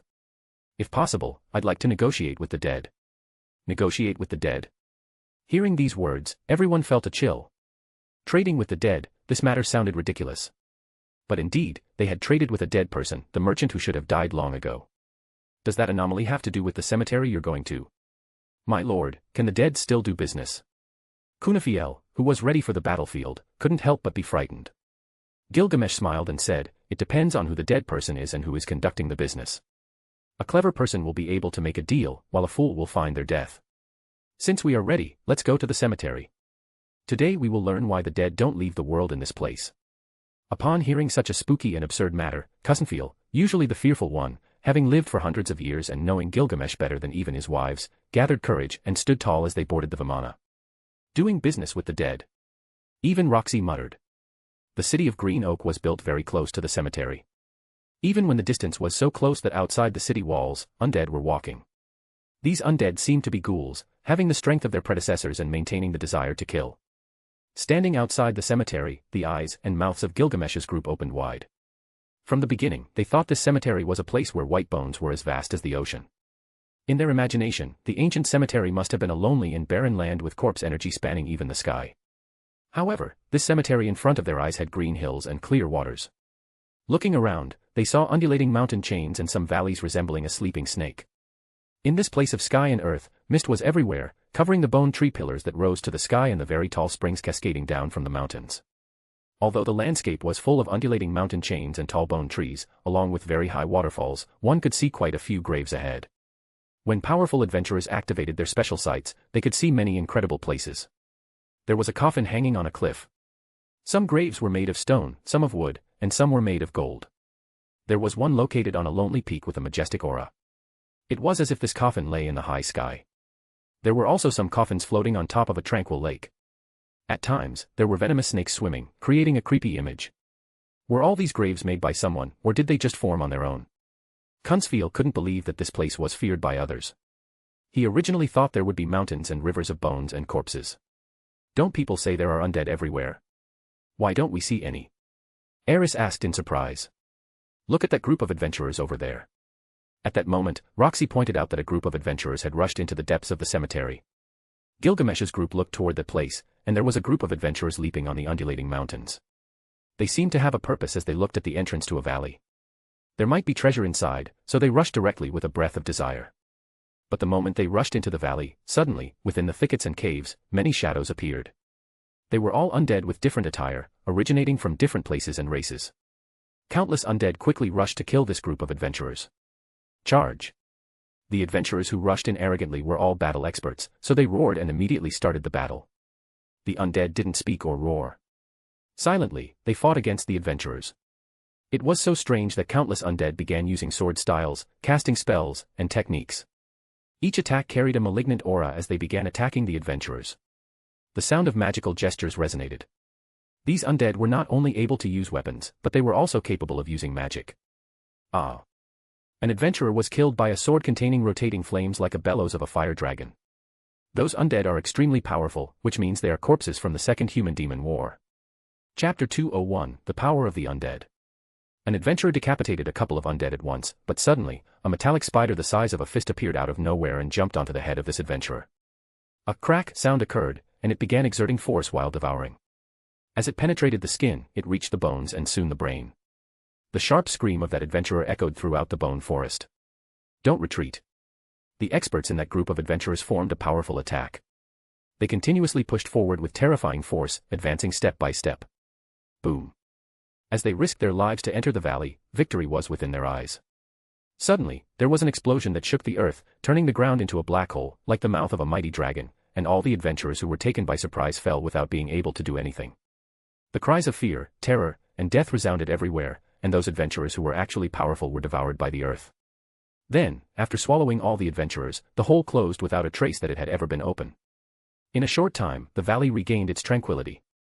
If there were no blood on the ground, no one would be able to imagine that a bitter battle had just taken place here. As the cold breeze blew, Gilgamesh's group trembled. This was the first time they saw undead using weapons and casting spells. They always thought that the undead were like zombies or puppets. In that valley, at least, there is an undead who, considering its strength, is a sword king or higher. Kusanfil looked towards that valley and sighed, then said, I wonder what kind of treasures we could find if we go there. At this moment, those who still questioned how powerful the undead were and how terrifying this place was felt the urgency to be alert. This was only the entrance, but a powerful group of adventurers was completely destroyed by underestimating the enemy. Think about it, how terrifying would the undead deep inside the cemetery be? Are you scared? They are definitely stronger than any undead in this place, all you need to do is not underestimate the group. Gilgamesh looked at his group that had fallen silent and gave them some small hints. Kunsfeel nervously swallowed his saliva and gathered his courage, then laughed and said, "With my lord here, what could we be afraid of? I have seen demons kill humans, also kill demons, battles of gods, and true ominous beings. How could I be afraid? Less drama." Gilgamesh smiled at seeing Kunsfeel, who despite having lived for hundreds of years, still had fear. "What do we do if the ground sinks while we're fighting? Unlike Roxy, I can't fly." Eris expressed her concerns about fighting in this place. "Yesterday, I looked a lot at what has happened and will happen in this place, so there's no need to fight with the undead who don't make deals. We'll do business with those who want to exchange products for information." Gilgamesh shook his head and replied. Eris was curious and asked, "Who will do business with us? It all seems like they have no intelligence. Do those beings we want to negotiate with have consciousness?" "No and yes." Gilgamesh looked ahead and explained, "From what I could find out, the undead here are nothing more than prisoners. To be exact, supposedly, there's no one controlling those beings, but hypothetically speaking, if they had a master, he would be here. The rumors in this place are pure legends without evidence or facts. Southwest, the things this place can hide are very tempting to ignore." "Can we find that answer?" Roxy asked, a bit excited. If she manages to solve this, she might consider writing a book about all the things they have done over the past year. "I'm not sure." Gilgamesh shook his head and said, "This place is too ancient to investigate in just one day. The undead are troublesome, but they are not the only problem. Mosquitoes, adventurers, snakes, and dragons once swallowed by the earth of this place will turn into undead. So, what about those who come to find out for themselves?" At this moment, everyone was very curious. This was the first time they had heard of these things. Those who come determined to surrender to the earth are not interrupted since they will become part of this cemetery. "The problem arises when each of us enters for different reasons," replied Gilgamesh, recalling what he had seen yesterday. "Could they really regain their youth?" This time Roxy asked with some suspicion. "That's quite exaggerated, but the undead we're going to negotiate with are indeed people who have come to this place to regain their youth. As for the undead that attack, they are adventurers who enter this place to steal. Of course, this is only limited. The longer the burial time, the longer the minutes of life. Over time, some of their youth is restored. One has to be buried for hundreds of years to even live a few more weeks. So, it's a possibility of rebirth." Eris murmured a bit excited, her grandfather could come here if he wanted to live longer. Gilgamesh nodded and continued, regarding the principle, "Yes.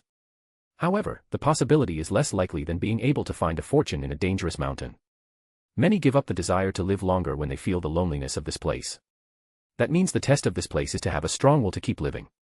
Roxy drew a conclusion from this. "That's correct. Moreover, people like us who come to this place in search of treasures could possibly be food for this place as well as for extending the lives of those still buried." Gilgamesh nodded in agreement.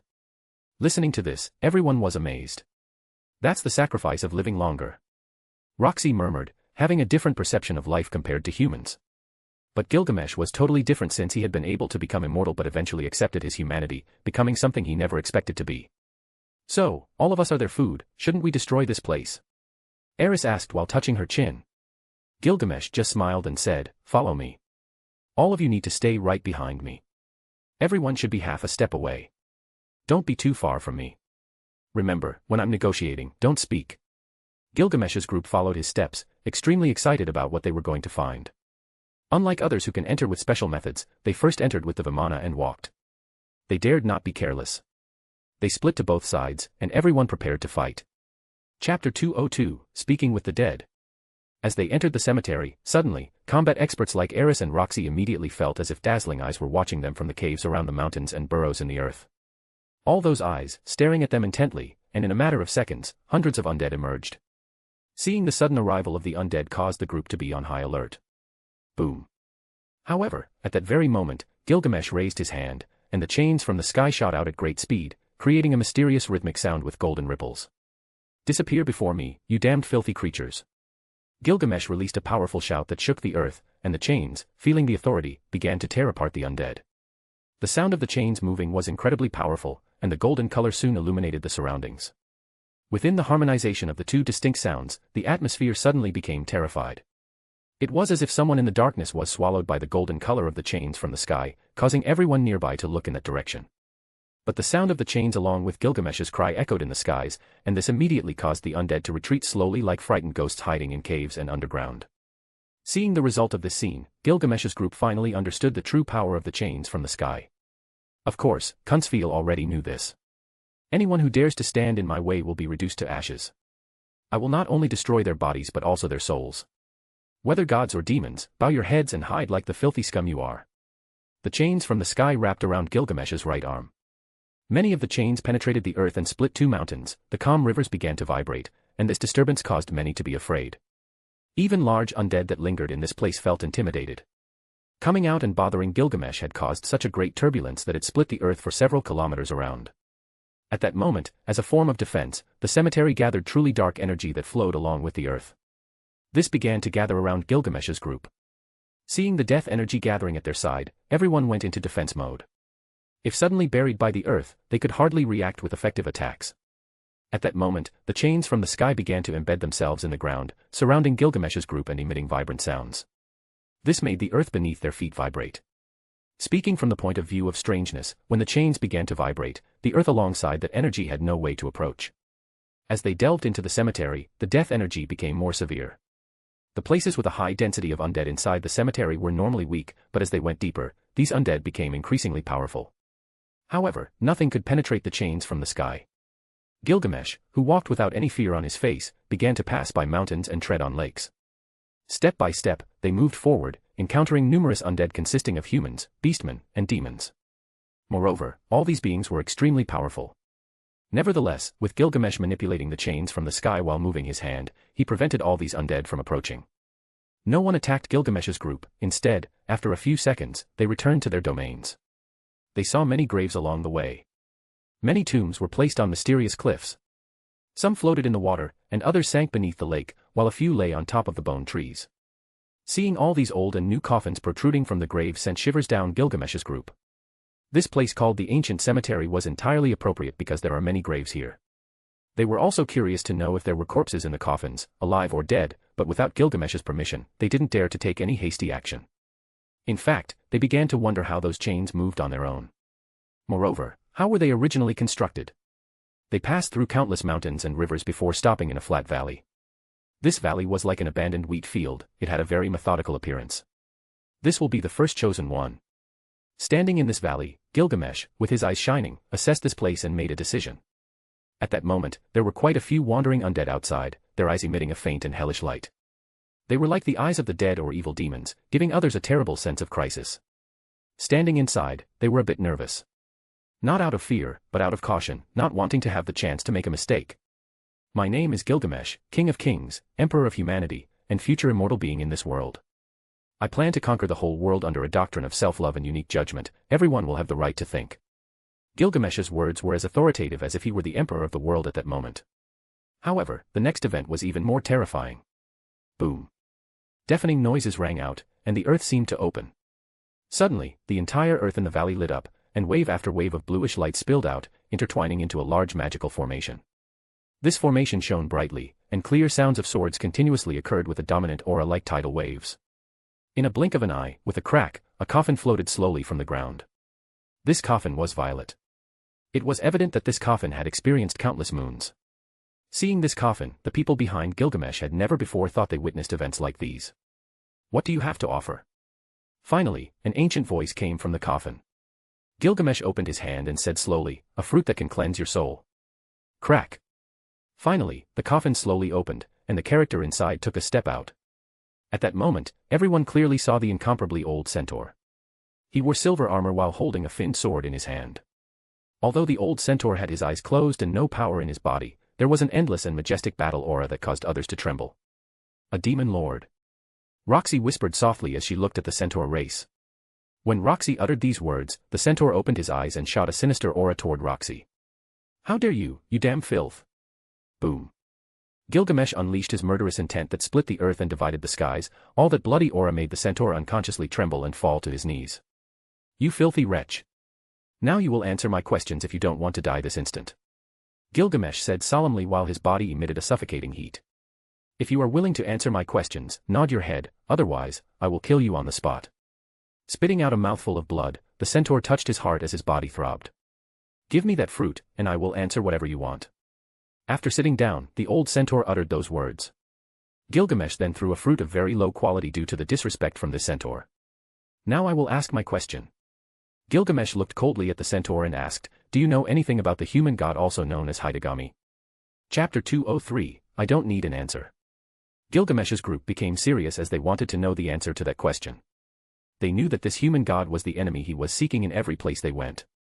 According to his words, he had given up searching for him in the demon continent, and this search would begin elsewhere to somehow find him. They knew of many gods like the dragon god, the god of war, the god of the sword, and many other powers that held the title of a god. However, no one besides Gilgamesh knew about the human god, so they considered that this being had remained hidden since ancient times. If something is known, they could find the answer at this very moment. But Gilgamesh didn't need their answer, he just wanted to see him for a few seconds before knowing exactly what he wanted to know.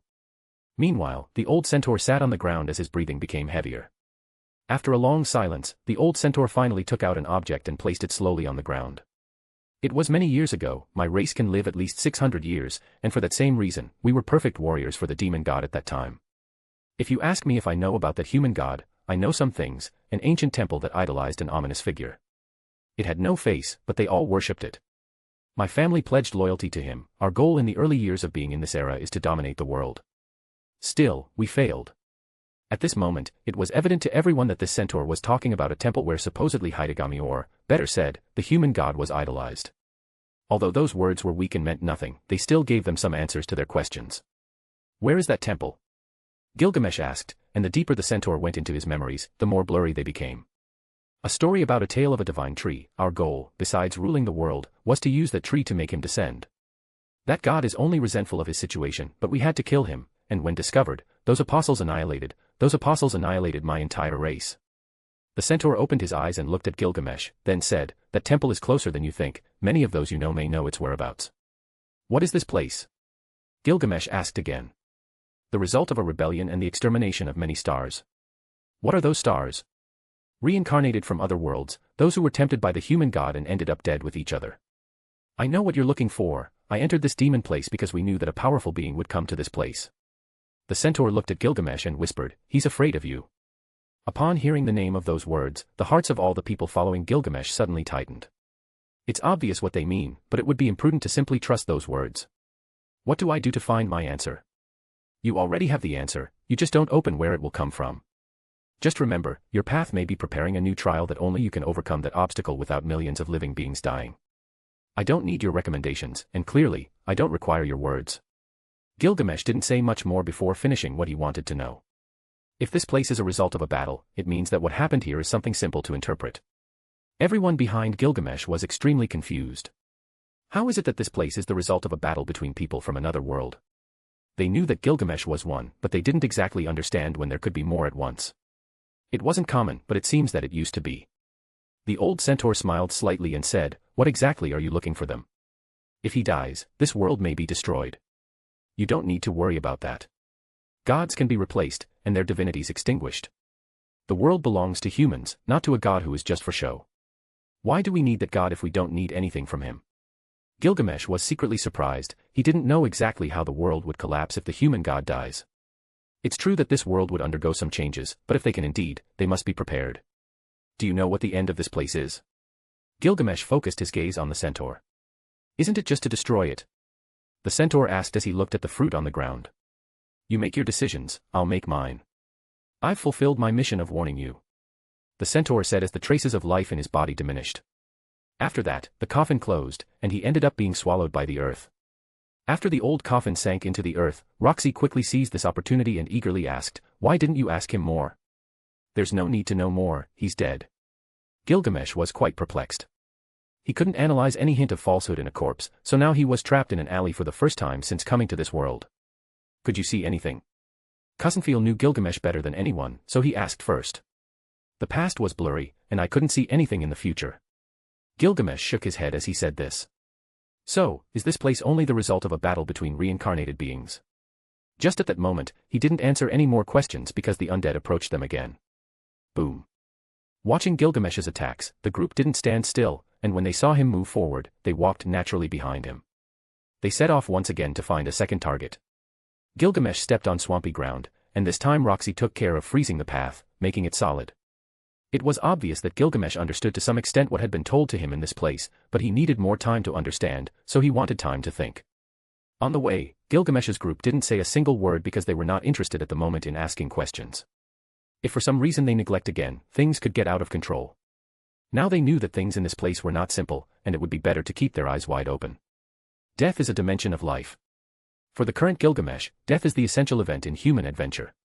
Death is a mystery, we consider it as the moment of saying goodbye to everything, it is the journey of going and not coming back. However, now that resolution had changed. He wanted to spend peaceful times, but that tranquility was not something he was feeling now. Until he eliminates that human god, he won't be able to rest comfortably. Chapter 204, The Path of Death. Eventually. As they delved deeper into this place, Gilgamesh chose a deep lake. The water seemed stagnant in a dead silence where the bottom could not be seen. It exuded a cold and oppressive atmosphere. Most people couldn't help but shiver standing next to the lake. After Gilgamesh stood in front of the lake, all the water soon turned black as ink. Waves of black lights resembling demonic swords rose to the sky, making everyone in the distance shiver from the cold. It was as if the god of the underworld himself emerged from the underground. Crack! Crack! Crack! As all the black lights intertwined in one place, a torturous laughter echoed. A shadow emerged from the black light. Moreover, this shadow was completely enveloped in black mist as thick as ink, making its real appearance impossible to discern. Within the black mist, there were sounds of the dead along with transforming mist. It seemed as if there was a prehistoric fierce beast wanting to emerge from those shadows. The malevolent energy of this shadow caused Gilgamesh's group to tense. This malevolent energy directly affected their souls as if a devil had its gaze on them. Ha ha ha. The approaching shadow let out an insidious laugh and spoke diabolically, "That divine aura, you are definitely a god. This is my first time seeing one since the devastation of the ancient groups. Speak, what is it that you want?" The first words of this undead after appearing changed the expressions of everyone. They did not expect that the sudden rise of this undead would not be like the old centaur from a moment ago. "We'll make a transaction, I'm willing to do that. However, if you want to steal, then get out of my sight." Gilgamesh remained calm as he looked at that indescribable figure. "You little shit, when I ruled over this land, my title would be enough to crush any human." The ominous black shadow spoke. Gilgamesh smiled carelessly and replied, "I'm just seeing a damn lizard, what's impressive about that? Nowadays, dragons are very present in the human world. I wonder if I should start hunting them and take the ones I like as special toys, what do you think about that?" "Damn human, who are you?"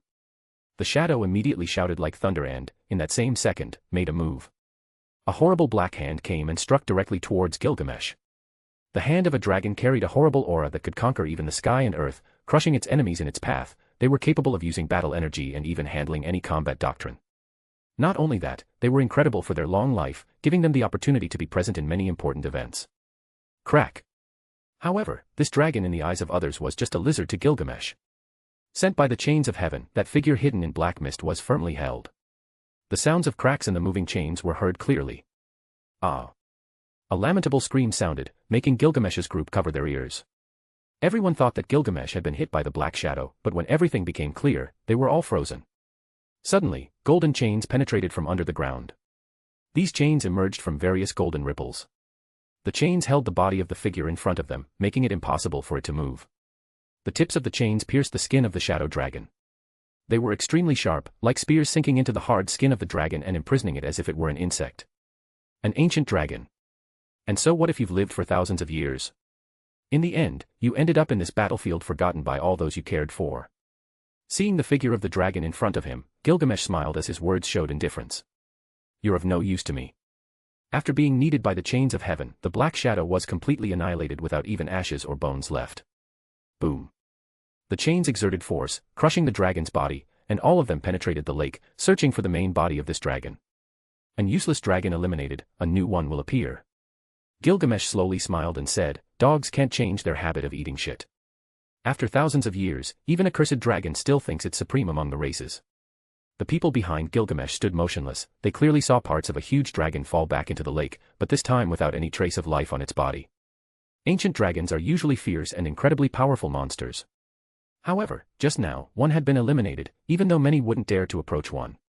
The sudden appearance of the chains of heaven also scared countless undead in this area. At this moment, even the powerful undead hid in their nests, not daring to come out. Wasn't it necessary to extract information? The calmest person was still Roxy. Although she was surprised, she still asked calmly. Anyone who shows murderous intent towards me or my loved ones dies, that's the end of the interaction with us. Always keep that in mind. Gilgamesh smiled slightly as he waved his hand. Do dragons have magic? Cussenfield took a step forward and murmured, I mean, how does a dragon end up in this place? It may be trapped by the rules of this place, something that many have germinated according to their conditions, Gilgamesh replied naturally. Eris, who had nothing to contribute, remained silent. She was very excited about Gilgamesh's attitude and promised to follow the code no matter what. Both she and everyone else felt that it was the right way to act, even if it meant killing enemies.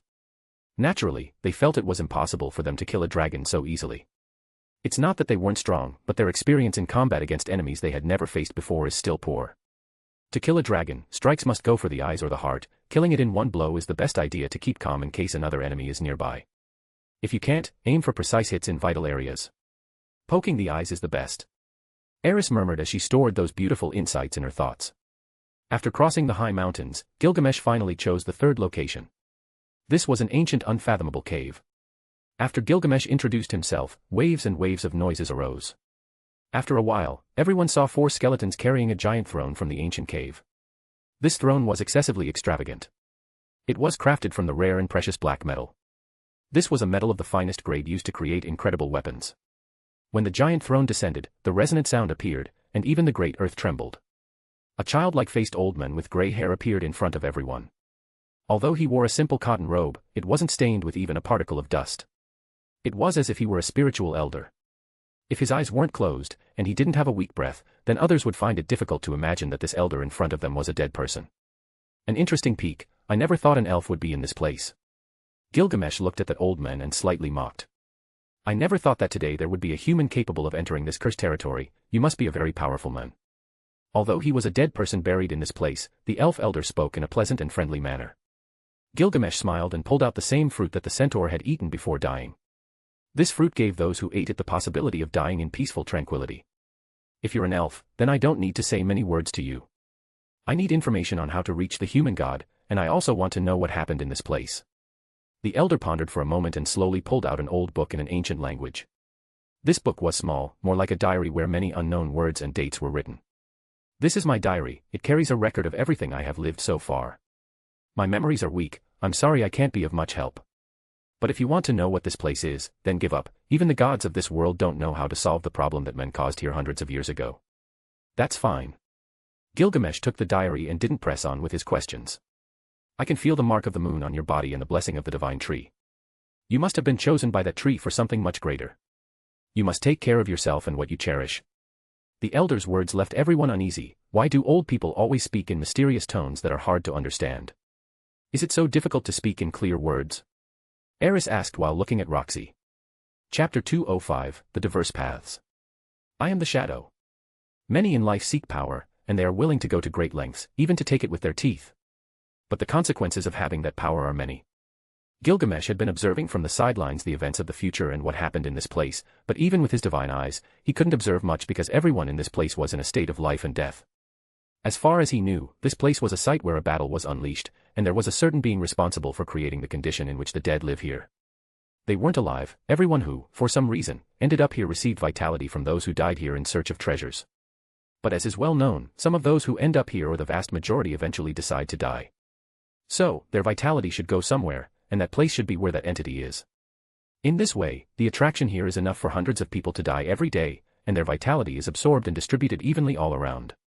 Nevertheless, Gilgamesh discovered that this was a trap. In the end, it would end up destroying this place due to the conditions in which they lived, and it was a danger to anyone who lived here. When Gilgamesh saw the elf eat the fruit, just like the old centaur, he died with a faint smile in his eyes. Having gained information along the way, he knew there was one last place he wanted to visit. This way, Gilgamesh led them to the edge of what was a cliff, but this time above the Vimana. Finally, by choosing the right mountain, from that point, they could see the surroundings from a single dwelling. Standing at the top of such a place, everyone felt amazed by the views. This mountain was truly too majestic and could simply be called the #1 mountain in the demonic continent. It's not a place you can access by walking, at least that's my impression. This time we are here to ask again before joining the main events that will happen next. When Gilgamesh chose this place, it wasn't by mere coincidence but by the sensations and energies that were here. Finally, with a majestic voice, Gilgamesh awakened the undead, and there was a person who immediately rushed out of the cave. No one could feel how or when that person appeared. When they clearly saw this person, the group identified her as a young woman of no more than 30 years with unparalleled elegance. It was difficult to describe only with words. The unparalleled elegance of this woman possessed a mature charm, shaking the heart of any single man. Roxy had an uncommon beauty, while Eris had a unique charm, but compared to the woman in front, they lacked a mature air. Eris was a beauty that caused a young and tentative sensation, but she didn't have the same maturity and sensual atmosphere as the woman ahead. If the woman's eyes weren't closed, then the group wouldn't have believed that this woman in front of them was dead. The princess of the ancient kingdom in the central continent, a unique beauty before the start of the first human-demon war. Her appearance and talents were unmatched, she was the only one capable of captivating any hero of that era. Although the title of the number one beauty is a bit exaggerated, it wasn't far from truly considering it. Gilgamesh looked at the woman in front and sighed, seeing a bit more of that person's life. This great beauty recognized in an era, as she can use her ability to see the past and present, could see certain things. However, no matter what happened in the past, her present was dark, indicating that she was dead. The unparalleled beauty in front, with her beautiful features, opened her eyes, and bloody rays appeared in her pupils. Then she closed her eyes and said nothing more, as if she were waiting for something. Gilgamesh, as a king with experience, sat on the floor without caring about his manners, and the woman in front of him also sat. Gilgamesh took a fruit, just like the previous ones, and placed it in front of her. Eventually, their attention focused on what she wanted to seek. You can take that fruit and rest eternally, everyone can have that right, so you are not excluded from that feeling. But keep in mind one thing, once you eat that fruit, you will eventually die without any impossibility. Once Gilgamesh's words came out, the woman stood up and walked to the back of the cave without saying a word. I will add another condition, I will kill that man for you. Once I get what I want, I will destroy this place. Gilgamesh smiled indifferently. The body of the supreme beauty stiffened, and she quickly turned with her terrifying gaze, looking at Gilgamesh with absolute fury. This bloody intention to kill seemed as if she wanted to crucify him while trying to see through Gilgamesh and how he knew this. Don't be too emotional. A fluctuation like this isn't good for you. You've been accumulating energy, slowly and through countless moons, to save your pride and kill your fiancé. Do you expect to use it now? Gilgamesh knew everything about this woman, so his words were sincere and very harsh. Finally, the supreme beauty closed her eyes and slowly sat in complete silence. I know you have a star map. That could tell me the way to a certain place I want to find with absolute certainty. If you give it to me, I promise everything I've proposed to you now. Gilgamesh spoke slowly and confidently. Gilgamesh's group remained silent, watching the scene with total confusion. Naturally, they didn't know who the woman in front of them was, let alone what they were negotiating. As for why Gilgamesh knew so much, there was no need to ask any more. They were getting used to Gilgamesh being able to uncover people's secrets without any problem. The beautiful woman contemplated for a long time and finally took out a stone box. She placed it gently on the ground, still in silence. Gilgamesh slowly placed his hand on the stone box, but he didn't open it. He simply felt it and finally sighed, a map made of animal skin, where the stars of the ancient and new worlds can flourish. Placing the magical fruit on the ground, Gilgamesh's voice was incredibly sincere and gentle. Don't be afraid, I never break my promises. After hearing this, the beauty's body shivered, and suddenly, she opened her beautiful eyes, revealing a bloody rainbow-like glow. Don't get too excited, your lifespan doesn't come easily just by being in this place. If you use it now, I would kill you, and you wouldn't gain anything. Gilgamesh gave a warning with a deep tone. Finally, the supreme beauty closed her eyes and took the fruit Gilgamesh had left on the ground. Then, her shadow disappeared without a trace. Her speed was incredibly impressive, but everyone was strong enough to see her. Gilgamesh solemnly put away the stone box without saying anything. Then, he patted Eris on the shoulder and said, Don't worry, when you're older, you'll be much more beautiful than any other goddess. You must give your body, aura, and heart time. Eris, who understood what Gilgamesh meant, furrowed her brows and murmured, Brute. Will she die? Kunafiel asked in a dignified tone. Of course, she will, whether or not when I completely destroy this place. Gilgamesh said, nodding. As for Eris and Roxy, they sat on both sides of Gilgamesh's throne. Kunafiel didn't care too much about treasures. In fact, he had many treasures. For him, being with Gilgamesh was more than enough to gain benefits he could never have imagined in the future. Gilgamesh decided on the location. They descended from the mountain and were ready to leave the ancient cemetery for the moment. There. After leaving the mountain, when they tried to approach a corner of a valley, Roxy noticed something strange in front of the valley. She hurriedly pulled on Gilgamesh's sleeve and whispered. Gilgamesh raised his head to look, and the people in the back also followed suit. At that moment, they saw a coffin slowly drifting away from the valley. In the ancient cemetery, everyone suddenly saw a flying coffin that instilled fear in anyone. This slowly moving coffin was too strange and completely silent. At this moment, not to mention the undead, even Gilgamesh's group was dumbfounded. Gilgamesh analyzed this coffin, and his heart tightened. His eyes became serious as he stared at the coffin drifting from the valley. He was surprised because he didn't think he would see such a sinister killing intent again. This coffin was very common. It was as if it were made of the most common wood. Within this cemetery, there were many better coffins. This common wooden coffin in front was not worth mentioning. Down, there are black creatures under that coffin. Kunafiel meticulously discovered those creatures. Chapter 206, The Stone Coffins. Everyone took a second look at that stone coffin. It was just as Kunafiel had said. The bottom of the coffin was densely populated with creatures resembling black starfish. It was as if they were an army, lifting the coffin out of the valley. Seeing such a strange scene of black stars carrying a coffin, not to mention Eris, who hadn't had much experience with strange things, but even Roxy and Kunafiel, who had practically traveled all over the world, were very surprised. Although this cemetery produced many strange curiosities because it was one of the most mysterious and bizarre places in the world, and anyone who came here had seen many strange scenes, seeing the black stars carrying a coffin was the strangest thing they had seen, and it even sent chills down their spines. Those things are similar to the entities from that portal inside the hidden paradise. Looking at the black stars carrying the coffin, Gilgamesh's eyes expressed his total authority. As he traversed countless battlefields as Gilgamesh, son of the gods, no matter what enemy he faced, he would eliminate them without losing a single battle. But here in this world where he had to decipher everything, he couldn't comprehend everything in front of him. How could he imagine what those stars were that were moving a coffin out of the valley? Is there a corpse in that stone coffin? Could we encounter a living being or a completely dead one? Eris, seeing this incredible scene, asked aloud. Perhaps it's a treasure, not a corpse. I've seen those runes on that coffin before, but I can't remember where. Kunafiel threw an interested look. My lord, why don't we open it and see what's inside?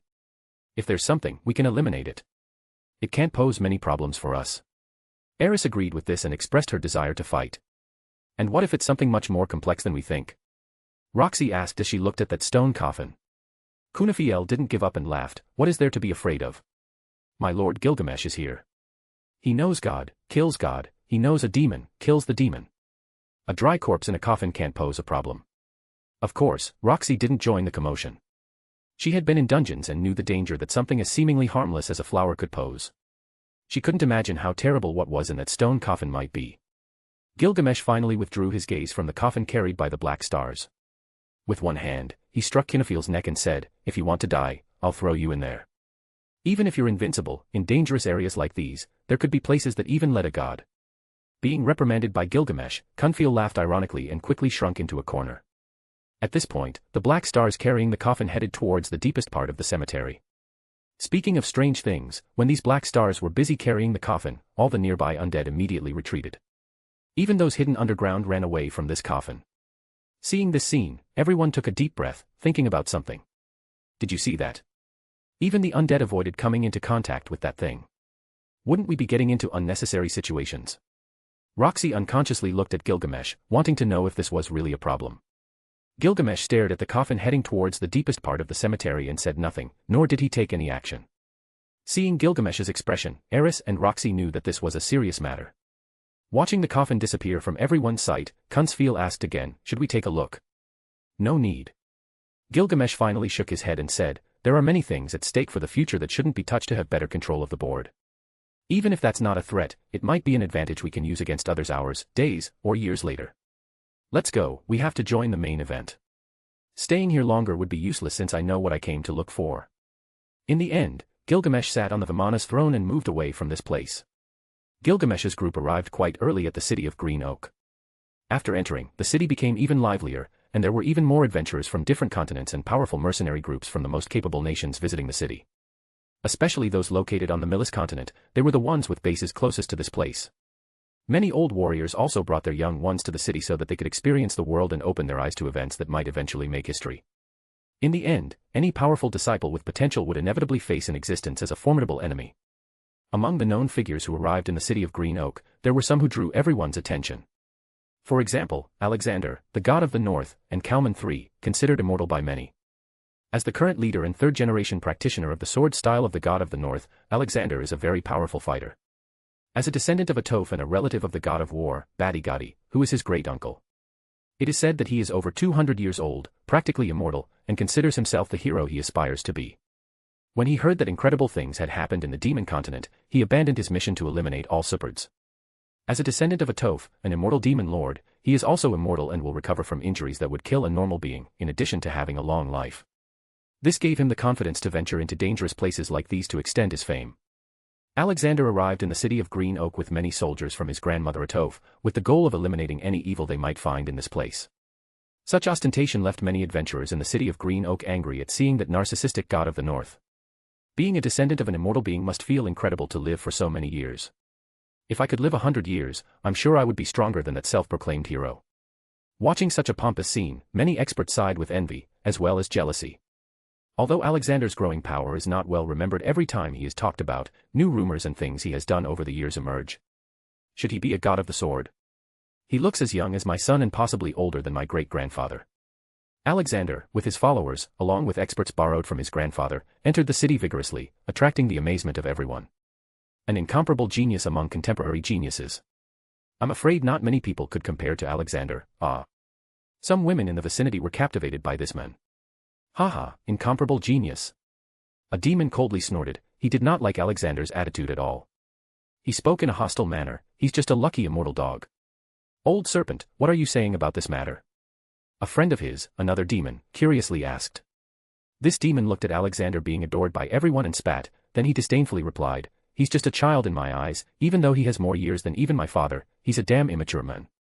Many demons hate Alexander. His arrogant and accusatory attitude towards all demons, especially the supports, is something that repulses everyone. It's not surprising that many powerful demons challenge him to a duel, but they all end up defeated by that arrogant god of the north. What they didn't know is that, in addition to his mission to become a hero, he had heard that some of his disciples had recently died in this place. It was a pity that he found nothing related to their deaths other than a lot of destruction. Chapter 207, The Alliance.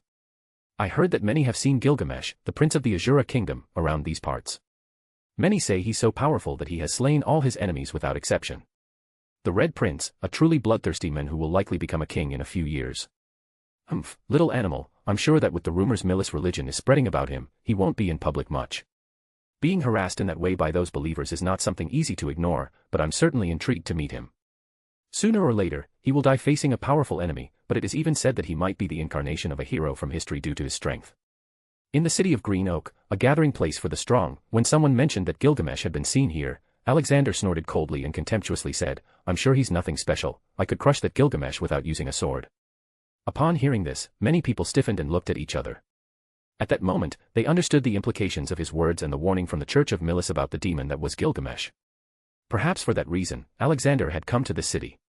I'm undoubtedly thoughtful about it. Is Gilgamesh really as weak as they want to portray him when he has survived in the demon continent without any problems? After hearing Alexander, a young genius lamented. Alexander's visit to the city of Green Oak left many very furious. However, even if they somehow hated him, they couldn't do anything about it. During the current times in the demon continent, there weren't many who could compare to Alexander. However, just at that moment, a very different group led by a powerful man arrived, making Alexander's appearance take a back seat. The Adventurers Guild has arrived. This message left many adventurer groups ecstatic. Some knew that if this happened, there would definitely be captivating missions that could leave them with much more rewards than they imagined. Did they say that Epsilon is leading the group to this check? Someone with inside information emotionally murmured, it is said that Epsilon is an adventurer superior to S rank, at the top of adventurers from all continents. His arrival. Does it mean he is here only to protect or does he have some other mission? What did you say? Do you think they sent someone so powerful to enter the ancient cemetery? Upon hearing this information, an adventurer's mind was shaken, while others had to take a deep breath. Epsilon used a scythe. He was the only powerful adventurer using a sword, but the mere use of this weapon was still highly questioned due to the sword styles with which many gods had been crowned as the strongest in their profession. If someone so powerful emerged with the scythe, it could only be attributed to his talent, as many had failed using this fighting style. Having the talent and surpassing even sword emperors from the north have been significant achievements for his reputation. In this way, Epsilon had a great influence and subsequently became a high-ranking member within the Adventurers Association. Not only that, S-rank adventurer groups are being led by him. That is truly important to know. They are worthy of being called the spearhead of adventurers, so most would join them. An elderly mercenary exclaimed enviously. Adventurers have worked through the Adventurers Association. If the association itself sends a branch to this place, it means that all adventurers and important groups would be under its authority if they wanted to receive rewards from the association. It was that simple. However, not everyone could create or be interested in association missions. If one tried their luck in this place without being tied to something or representing a renowned power, the rewards might be too juicy. There were countless adventurer groups that were not here for a mission. All of them had come to this continent to try their luck on their own, but seeing the difficulty of entering the ancient cemetery, they still doubted if they had the capabilities to enter. The opportunity to touch the underworld and gain immortality. Many heard the legends, felt the desire, and therefore wanted to go on their own. Such a message or legend caused many great and ancient influences from the continents to feel the need to obtain something. If they could be immortal, what would they care about life here for 200 years? Living over and over again, restarting life every 110 years was a wet dream for everyone who lived no more than 60 years. The appearance of the underworld boat river marked a history-breaking event causing all influences in the world to pay attention to this place. For many realms and mercenary groups, traveling through dangerous territory is an extremely difficult thing to achieve a few years ago. However, the Uruk Tower had long offered travel through flying boats, which greatly facilitated the journey. Although it was extremely expensive, it was safe, and they were completely sure they would reach their destination. In the last few days, adventurers from all over the world arrived through magical boats descending from the clouds. All kinds of races, including humans, gathered in the city of Green Oak. But among all the territories, there was an unparalleled presence of demons because they lived on this continent. Therefore, many formed secret alliances to halt the advance when the time came. At that moment, countless large mercenary groups, powerful nations, and even immortal clans had calculated the hour when the boat descended from the sky. Especially those with accounts of the journey experiences. Meanwhile, inside the ancient celestial cemetery, Gilgamesh's group flew over the mountains and finally reached the borders of the cemetery. They were the first to enter and come out alive without any problems. Outside the cemetery, Gilgamesh, called by Eris, saw a man with severe wounds on his body sitting while behind him were two little girls with black hair and purple eyes. The most striking thing was that they were of the beast race, possessing the natural traits of the species, such as their large wolf ears and a thick tail. Damn bitches. Why are you unharmed, and I'm dying? The man, who was possibly their owner, scolded them, but the wounds on his body prevented him from doing much more. Hey you, how much do you sell the twins for? Eris asked with a cold look on her face. The man who was growling looked into Eris's eyes and muttered, now everyone wants to stand out on this side of the world. Name a price. Roxy looked at the twins and thought that if she didn't help them now, they might die. You're a mage, if you can heal me, then they are yours. The men said with a wicked smile. Deal. Roxy cast a powerful healing spell without naming it, and at first glance, the man's wounds healed immediately. Haha, by God, I thought I would die in this hell. You're lucky, both are still virgins, you can enjoy them whenever you want. The men looked at Gilgamesh with a lustful look as he passed by Roxy, but at that moment, he felt something strong holding him by the neck. What the hell? Gilgamesh's actions surprised everyone, including the beast girls. I'm curious, Eris, give each of them a sword. Gilgamesh lifted the men in the air, holding his neck, and gave a calm look to Eris. Okay.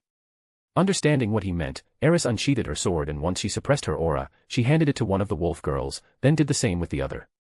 This man possibly stole part of their childhood. What will you do now? Gilgamesh looked at the wolf girls and asked, while his voice turned as cold as winter.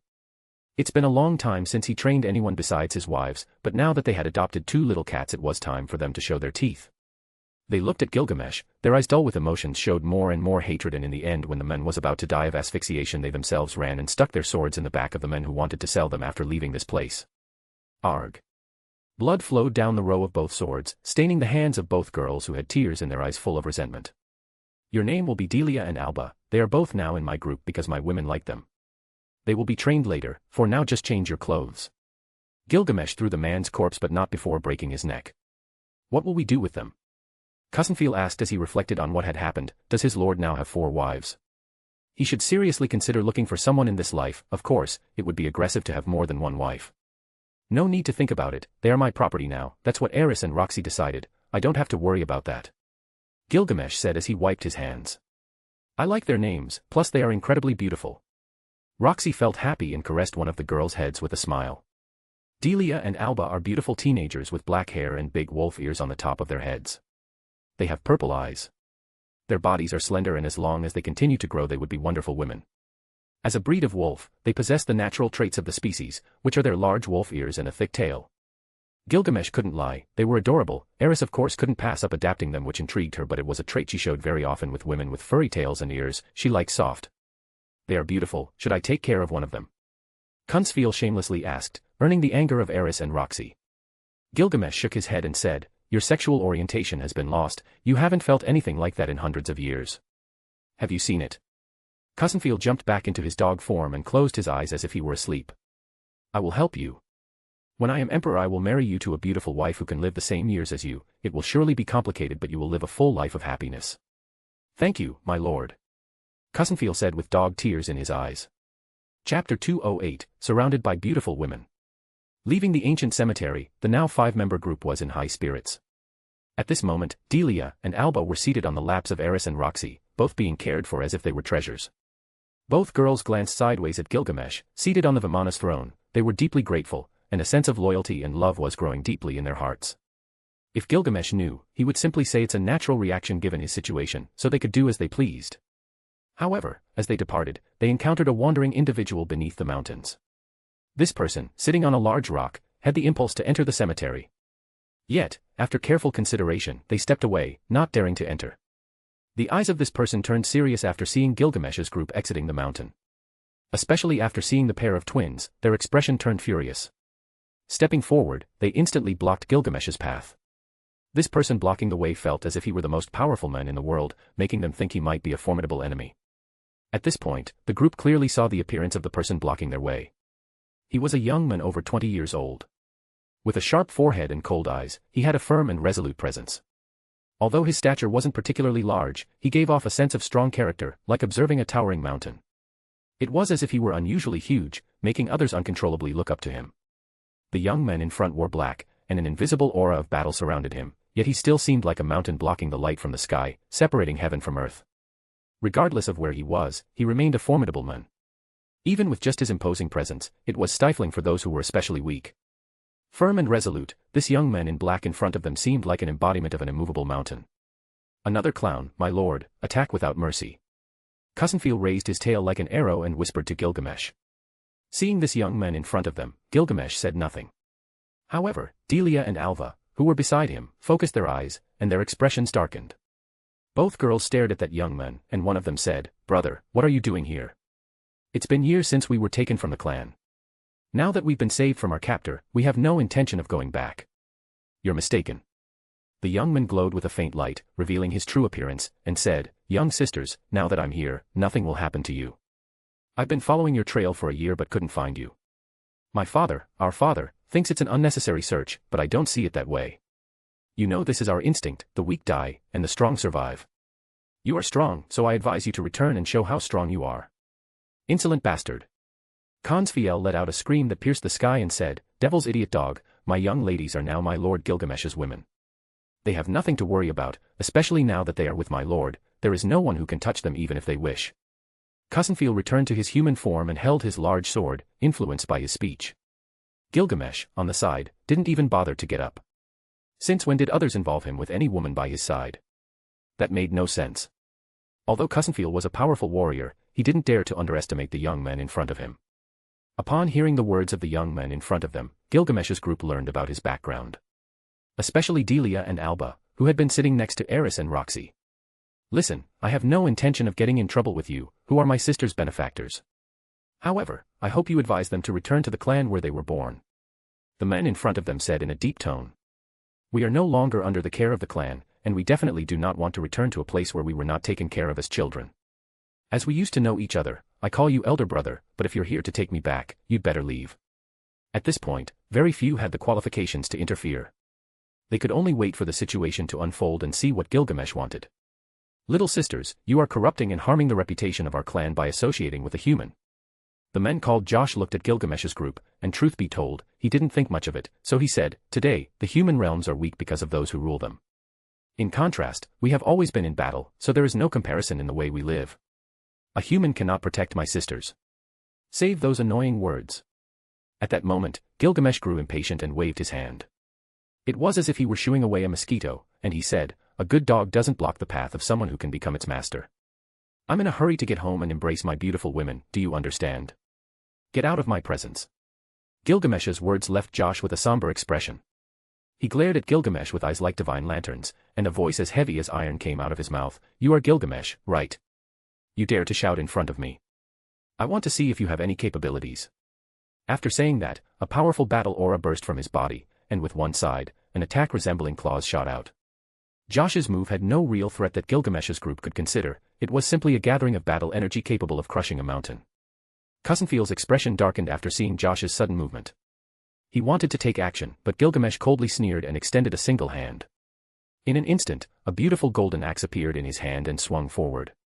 Gilgamesh's movement seemed simple, he used nothing but his physical strength. Gilgamesh's action changed Josh's expression. He was one of the 3 guardians of the Violet Wolf tribe, how could a human dare to compete with his physique?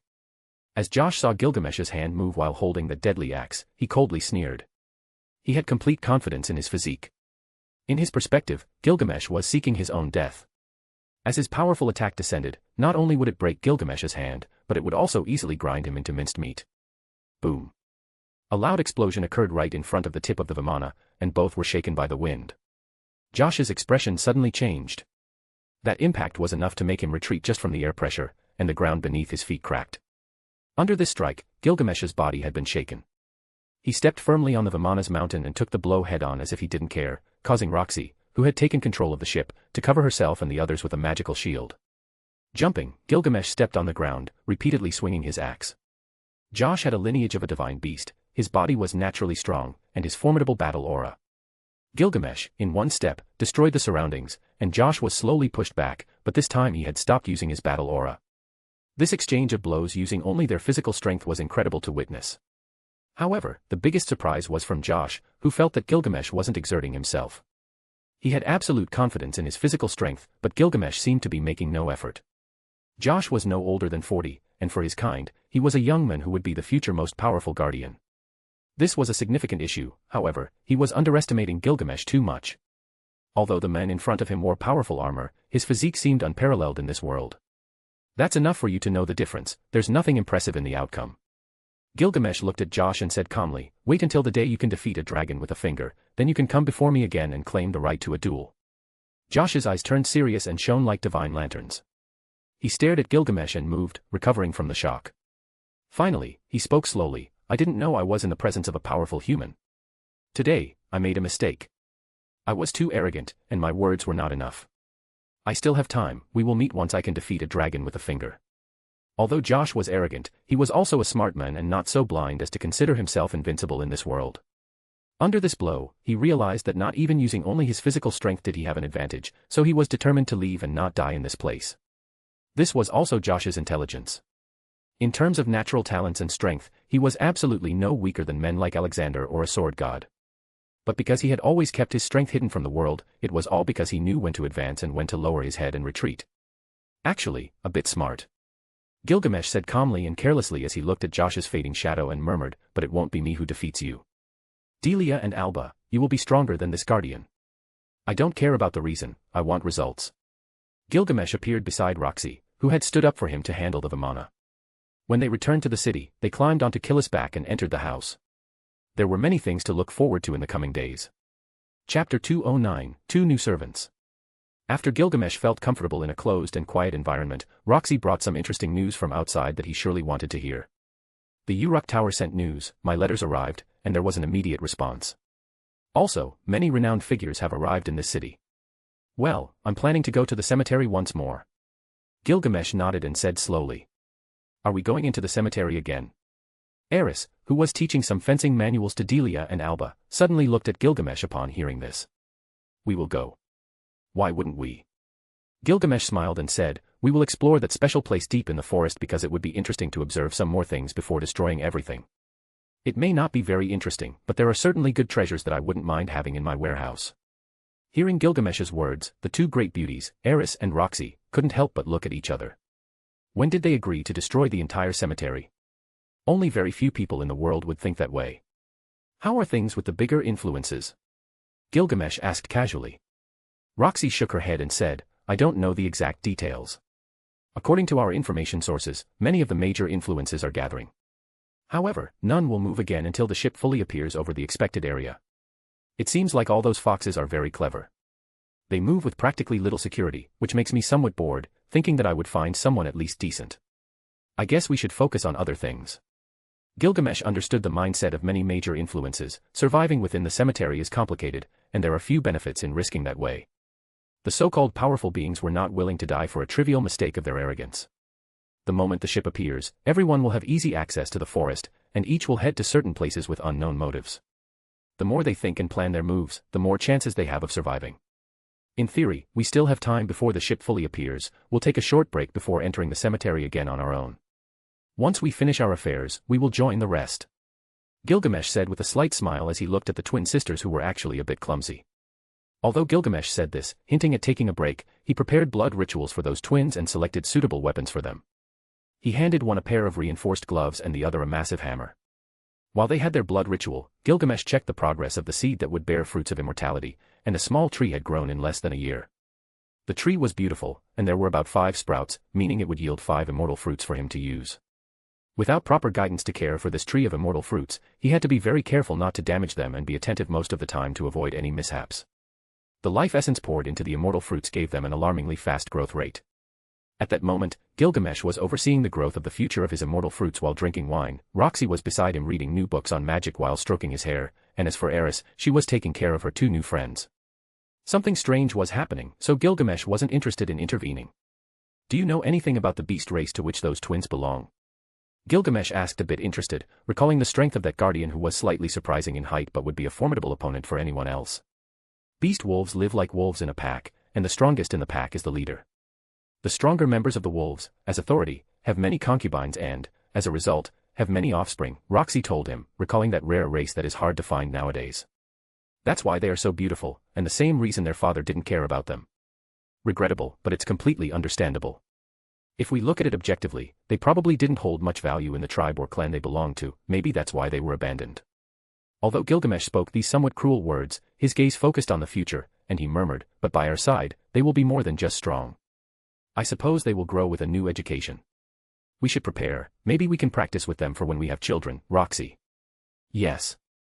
Roxy nodded slightly without thinking too much about it.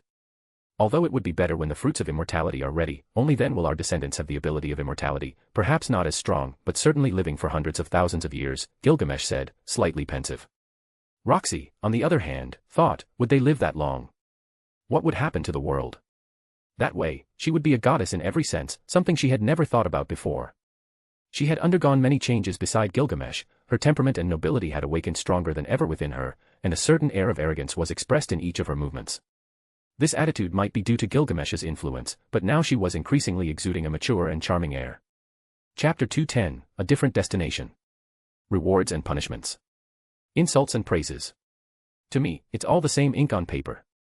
I didn't have a name since my father didn't give me one, but now I call myself Delia. That name resonated within me and made me feel extremely grateful to the world. Delia looked at her body, which had practically evolved and gained highly defined muscles. She glanced at her sister Alba, who was still immobile in the blood ritual while regaining the mobility of her body. Both Delia and Alba had received a reward from fate, if one could call it that, in this encounter with that mysterious and unfathomable human man. His scent was enchanting, his gaze penetrating, and a serenity on his face that made Delia feel like she should serve him for the rest of her life. Eris had told them that they would now live with them. They didn't ask anything about their past, and it seemed that it was not something that mattered to them because they never questioned it. Delia clenched her fists, she could now feel her strength, and according to their principles, Gilgamesh, who is the strongest in the pack, should be the one she served. I wonder when he will choose me. Delia, who had a misconception of her situation, looked at her body in a mirror and smiled. She was hungry right now, so she needed to be fed. Demon Continent, over 100 kilometers from the ancient cemetery. Rudius stood on a mountain with a lifeless figure behind him. This was one of his great creations through magic. A puppet might sound unreal, but he had been investigating more and more to advance in the creation of inanimate servants to have increasingly better skills in this magic and eventually have a formidable armor. How much time has passed? Rudius hadn't initially trusted someone like Hiragami, but things had led him to a point where he couldn't turn back. Gilgamesh had threatened his family, and he probably always distrusted him for some reason he didn't know. He didn't blame him, but listening to all those rumors about him, the idea of killing him became more and more present in his mind. Killing someone as powerful as Gilgamesh was a very bad joke. How to kill someone who is possibly more powerful than a god in this rule? It wasn't absurd to imagine that he would be crushed with his entire family if he faced Gilgamesh directly at this moment, but he believed deep in his heart that if he was careful, he could do it. In the story he knew of Gilgamesh, he had lost, even with powerful weapons, he lost to weak humans, so he was confident that he could defeat someone as arrogant as his target. If he continued training in secret, he might find a way, and, of course, he wouldn't directly risk exposing his intentions. He had heard from Hitagami that Gilgamesh couldn't know that he had spoken with him and decided to mark him as an enemy. If he had the protection of a god, Gilgamesh should have problems facing him. Besides, he wasn't completely sure if he could eliminate him with complete safety. During his stay in this place, in addition to training, he had improved a lot in his magic to the point where he was extremely strong. He had received certain aids from the human god, but it was never something surprising. As he had been repeatedly warned, he should not leave the continent because of the dangers lurking in the outside world. Tensions between humans and demonic races had been intense for generations, and clashes were frequent. But for some other reasons, he learned that there were much more dangerous things happening in different places where he definitely shouldn't step unless he sought death. He found several allies, like him and the human god had told him to trust. Revered was his name. He had taken care of helping him in many of the difficulties he had in this continent, and thus, he was able to find a way to move forward at least in the first year surviving in this place. However, he had no plans other than to prepare himself, and after having enough strength, meet with his family to know that they were well. If Gilgamesh is behind his problems, it's because he did nothing to avoid it, so if for some reason they were hurt, they unleashed their fury against those involved. Just as he was about to leave this continent, he encountered a group of adventurers called Counter Arrow. They had come to the Demon Continent because they wanted to seek some opportunities in what was happening near the ancient cemetery. In that group, he met Sarah. She showed some disgust toward his last name, but he didn't have to take it too much into account since he didn't quite understand women. But after many adventures together, they both opened up more, and that hatred seemed to be forgotten. Since they were the last groups to be sent, they would be in charge of receiving and sending resources to the Green Oak City several kilometers away. Before that, he and Sarah had some discussions about approaching that place, which Rudius told them they would die if they approached that place. That night, by the time everyone returned to their respective places to sleep, something kept Rudius from sleeping. He opened his eyes and began to chat with Rudyard, who was still keeping watch even while asleep. "Why did you decide to say something like that to Sarah?" Rudyard opened his half-closed eyes and looked at Rudius. "Because, no matter how much time passes, everyone dies when facing destinies that are far superior to their strength." Rudius was focused on his own demons. He didn't know if he was doing the right thing, and he also didn't understand how someone like Gilgamesh could be in this world. He wanted to ask and know more about it, but he doubted if he would answer all his questions. He wouldn't do it if he thought about it. HNNN. While pondering all this, Rudyard, without making any gesture, closed his eyes and said the following. "Well, I guess that's how things are." What does he mean by that? Rudius didn't understand, but in the end, he didn't dwell too much on his response. However, for some reason, he had a bad premonition that led him to do so. Early the next morning. This is the last ship destined for the Green Oak City, so board quickly as you won't be able to catch the main events that are about to happen.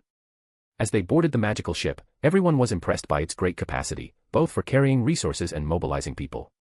"How much have you heard about Prince Gilgamesh?" A priest from the Holy Church of Milis waved his staff and shouted to everyone boarding the ship. "Why do you preach against the fourth prince?" Sarah couldn't understand the hatred towards the fourth prince of the Asura kingdom, who was the only one in royalty who made the effort to send thousands of requests to find the citizens of Fitoa who were teleported. "I have no idea." Rudius didn't respond to this because he didn't care. Let's not get involved. However, just at that moment, two figures in black cloaks passed by Rudius's group, and one muttered, "Kill him, cut off his head, and throw his body off the ship." "Yes, sir." "Wait." Sarah wanted to stop them, but at the last moment, the figures moved at a terrifying speed, and with a single swing of their swords, that priest died brutally. "What are you doing?" The men walked forward and exuded a powerful battle aura as he said, "My name is Raj, a lion with the title of Sword Emperor. If you have any issues, you can step forward, and we'll gladly address your concerns. He's strong, let's not get involved." Rudyard backed off from this as he could sense that he was no match for the other party. Chapter 211, The Ancient Stone Box. Watching Gilgamesh sitting calmly in the chair, the expressions of the people looking down on the sick killer turned extremely cold. "Who is that man? He seems to be surrounded by beautiful women, but he doesn't care. I have a huge urge to cut him into pieces. Only a human dares to be so shameless in acting that way in this city." At that moment, Gilgamesh slowly opened his eyes and murmured, "Who do you think you are, anyway? Talking behind my back and pointing your finger. If you have any issues, you can come and address them properly. Your comments don't bother me, but you should mind the language of your mouth, or I will personally take care of ripping it out at the root." Young ignorant. Gilgamesh's words immediately made the expressions of those people who were talking behind his back look up and furrow their brows. They were all angry, but being discovered, they didn't know what to do. These words really scared an elderly man who was looking at Killa with great delight. He quickly bowed and said, "I apologize deeply for the character of these inexperienced youngsters. I would like to offer you a sincere apology on their behalf, and I hope you can overlook these minor matters. Elder, you should mind your own business and ignore what doesn't concern you.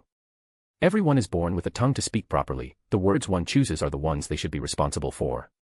You should have a good tone and make sure not to be embarrassed in front of the level of words you use. Gilgamesh's response was very calm, as if he were unaffected by his surroundings. On his lap, Delia seemed to be asleep. Gilgamesh couldn't help it, she was as clingy as a cat, and her actions reminded him of his cat that should be in the hidden paradise being treated as a divine beast. Hey, you're in the demonic continent, as a human, you should act with much more respect. Unexpectedly, a man with crocodile skin pointed at Gilgamesh, who was lying on a sunbed. Killa's culture wasn't much because it was submerged underground, making many see Gilgamesh and the seemingly small house through different eyes. All passers-by looked extensively at Gilgamesh because they didn't know this divinely looking man, let alone heard about the women accompanying him. Who the hell are you? Gilgamesh interrupted the demon and looked at him coldly, saying, if you have any problems, you can try to cross the boundaries of my house and try something. If you're qualified to catch my attention, then your words will come out loud, but for now, none of you have the qualifications to talk to me. This bastard doesn't know suffering. A demon who was watching the beautiful Delia being caressed by Gilgamesh wished to have her due to her divine appearance. She had been attracting a lot of attention from passing demons in front of Gilgamesh's house, so he said, how dare you speak in that tone to us? Gilgamesh sitting in his place slowly replied, wait, are you looking for trouble? Will you be able to bear the consequences?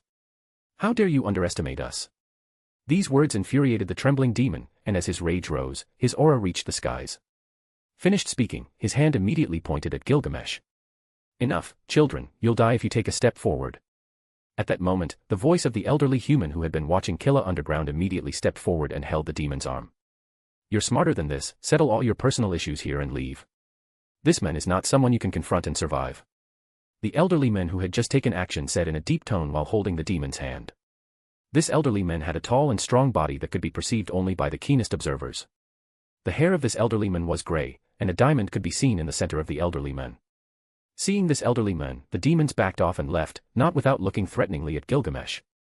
Shouldn't you have handed me his hand with which he pointed at me? Gilgamesh asked, looking more interestedly at the elderly man who had directly intervened. That would only trigger the deaths of those filthy demons.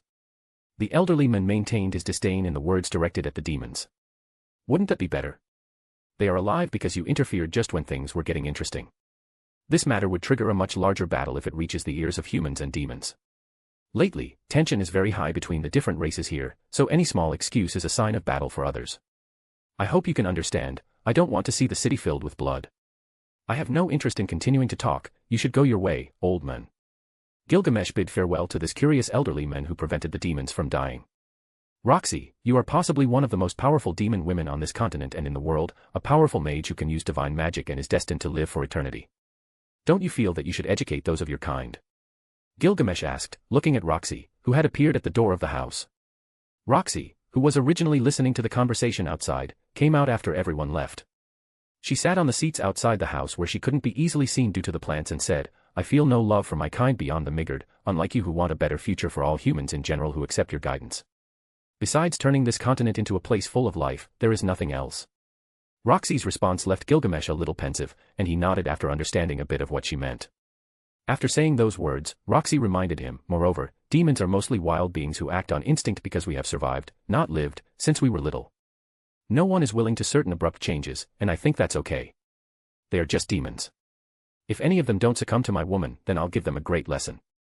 Gilgamesh said this indifferently as he reached his hand towards Roxy's leg. Roxy sighed softly and continued to advise with a serious and well-intentioned counsel, wherever we go, people always die.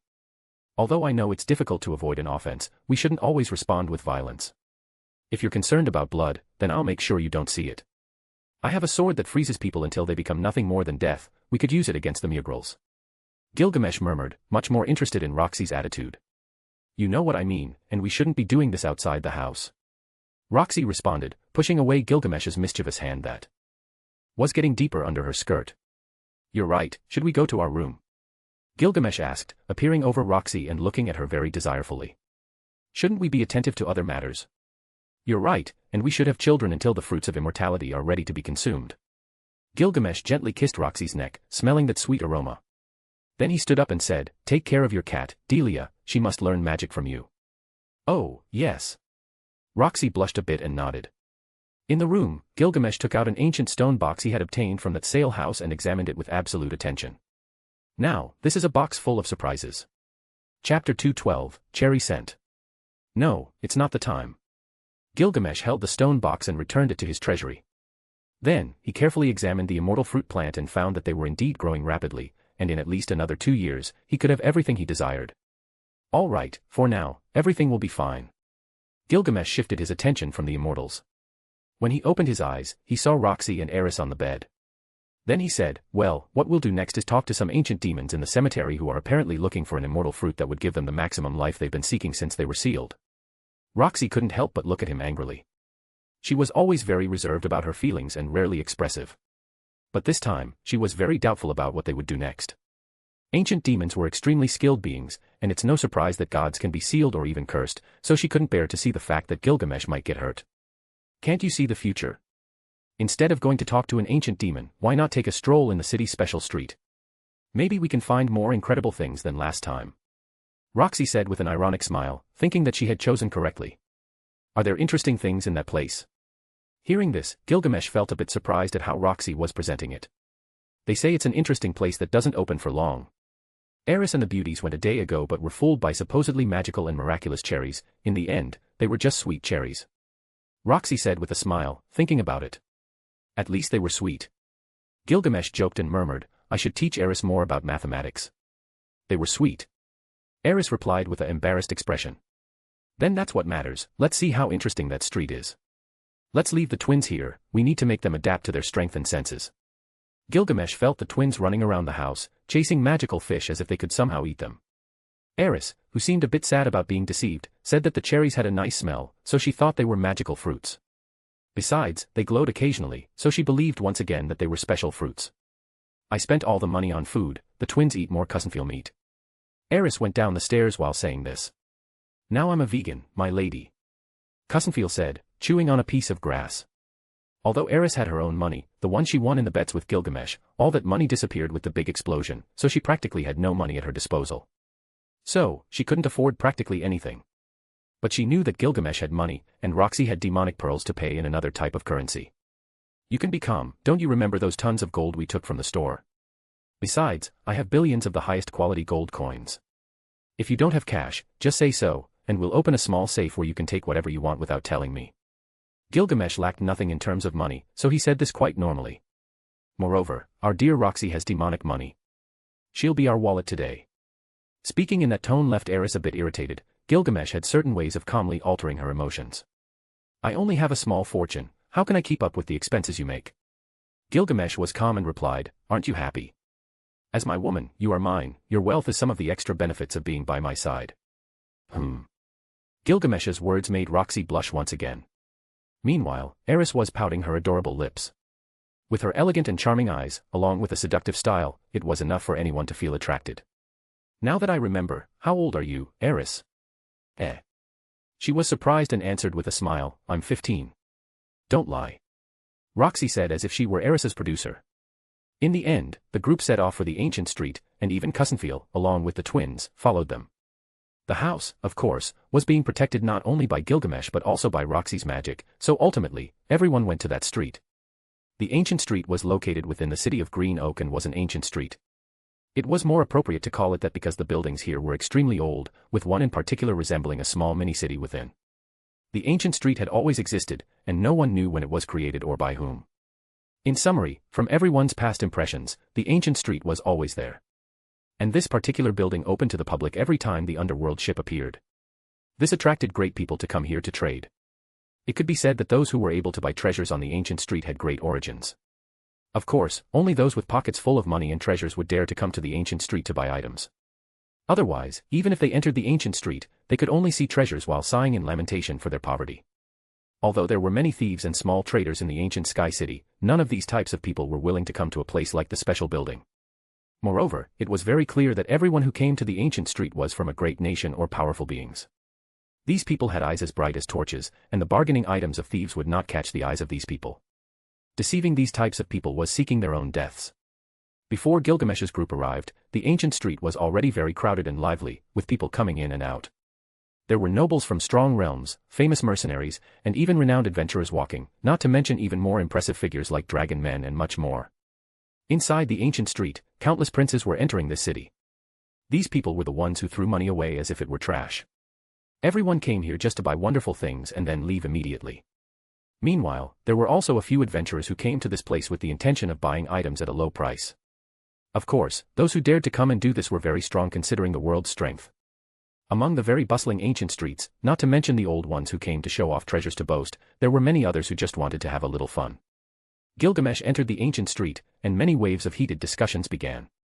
Gilgamesh had a very divine appearance that stood out because of the clothes he wore, but when it came to moving hearts, there were Eris and Roxy by his side who were held by extremely charming twins. For beautiful beauties and a dog, lying that Gilgamesh, who was handsome, seemed to attract less attention. With 4 beauties as companions, no matter where they went, they would always attract the eyes of others. Do you suppress your aura for something special? Eris asked a bit curiously. I just want to attract attention, Gilgamesh said with a mysterious smile. Who are these beautiful women? Amen couldn't help but ask. Suddenly, countless looks that could kill were pointed and thrown towards Gilgamesh. Amen, no matter how strong, would be envied in that way. They all would believe it was luck and inevitably do stupid things. I hope it's entertaining. Gilgamesh's eyes gleamed in a threatening tone. Chapter 213, Concealing the Divine Aura. Under countless envious gazes, Gilgamesh enjoyed this feeling and walked calmly with slow steps through the ancient street. The ancient street was indeed a good place with very old buildings compared to other places. In this place, people could not only trade but could even find friends to gather and walk down the street together. This was a highly lively and surprisingly vast place. It couldn't be seen with just a simple glance. Along the way, Gilgamesh's eyes were dazzled by many treasures as he walked with his group. There was an old adventurer sitting on a balcony near the corner with a large sign that read, Mana Recovery Potions. Another adventurer in front of them had a silver chest in front of him and said, Ancient 10,000 Poisons Plant, trade only for a magic sword. Gilgamesh walked through the ancient street with an interesting smile on his face. Even Eris and Roxy, who had somewhat uncommon backgrounds, were surprised by the things they were seeing on this street. They hadn't walked too far before Gilgamesh was suddenly drawn to an item sold by an adventurer in a corner. This was an old Dean, with a look that his head's horns could somehow represent his age. The item sold by this old dragon was contained in a crystal cylinder. It was not a very large fish. Moreover, at a glance, it was very cute and round like a little ball. There were patches of swelling in 5 colors patched on its body, giving it a cute appearance. This was a fish that was not particularly remarkable. In the ancient street, with people coming in and out, many did not notice that fish, and at most, some only gave it a glance from time to time. However, most of the looks were drawn by the old dragon. At the end of the day, it was not at all common to see a dragon in human form. What a cute little thing. Gilgamesh took a few steps forward and touched the crystal cylinder placed on a wooden box. The way Gilgamesh looked at this cylinder was very peculiar, as even the fish itself was alarmed, and its initially adorable body changed to an extremely brutal appearance while a blinding light expanded throughout its body. In a blink, the fish's entire body increased in size several times. The sudden transformation not only scared Gilgamesh's group but also the nearby adventurers who then came and gathered around. What divine creature is this? Seeing this fish roaring as it tried to bite the crystal cylinder, an old adventurer with a curious expression asked. A blessed fish, at least that's what I know. Gilgamesh, looking at the fish in front of him, thought it would be incredible to have it because this way, he could create a suitable garden to keep the tree of immortal fruits in a magical environment. The old dragon raised his head, revealing a bright and terrifying light in his eyes. At this moment, he nodded slightly and said, Right, this is a fish blessed by magic in the world, a little one without peers in the world. A magically blessed fish. An old mage exclaimed alarmingly and said, Legend has it that the clouds are like magical water, where the most incredible fish in the world live, whose magic can never be extinguished. So, if a magically blessed fish appears, it means it comes from that place. Suddenly, the hearts of curious adventurers and surrounding mages began to beat faster. Who couldn't be moved by such a treasure?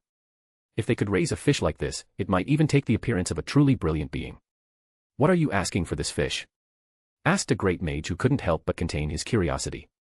The old dragon slowly raised his head with eyes like lightning and looked at the group of people, then said slowly, A magic potion capable of repelling the darkness of an eternal evil. What did that dragon say? I don't understand, what is that? Gilgamesh looked at the dragon for a few brief moments and said, We'll see each other another time, go back and give this to your son. For now, you must await my arrival, and when the time comes, I will present myself properly. Hey! The dragon stood up with a slight surprise. But Gilgamesh said once again, If you leave now, your son will be able to live. If you don't, he will die, consumed by his curse. I will completely remove it when we meet again, after all, the central continent will be mine. After a good distance, Eris asked softly, What just happened? His son was cursed, a truly dark curse that consumes both his life and his magic. Gilgamesh was brief with his response. So, will that save him? Of course not, his son's life is not worth what he has given me. He will have to offer more if he wants his little dragon to survive for more than 10 years. Gilgamesh smiled mysteriously and said nothing more.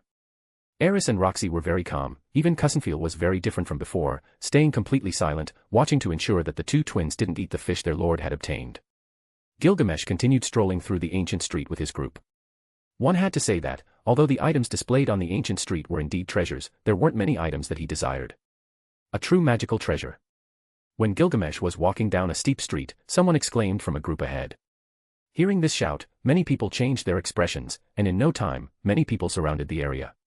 Anyone who can help this old man do one thing, this old man will give the person a treasure. At that moment, a rough old voice echoed among the crowd. Gilgamesh, who was passing by, was also surprised. The first gesture was to give others a magical treasure, which was truly incredible coming from a person, so he approached. On a simple plate was an old man dressed in wizard's clothing, a large hat, and a grey cloak that covered his entire body. He wore a calm expression on his face, as if he were an ordinary person. At that moment, the old man slowly took out a magical fire treasure. Although this treasure seemed to be something simple, it was actually a genuine item that released an adorable magic of manipulation. To be honest, this magical treasure was created inside a volcano and is said to have been made by a god. It is made of a very expensive material that cannot be obtained today. The old man placed the magical treasure in the air in a metal box. Placing a magical treasure with that powerful fire aura was a move that immediately drew everyone's attention. After the old man placed this treasure on the mother box, he then placed a purple seed on the table. This seed seemed common, but in Gilgamesh's eyes, only he could make the most of it. This seemed to be a seed similar to a bean, it was purple and seemed like it couldn't be planted because it needed a special method of fertilization.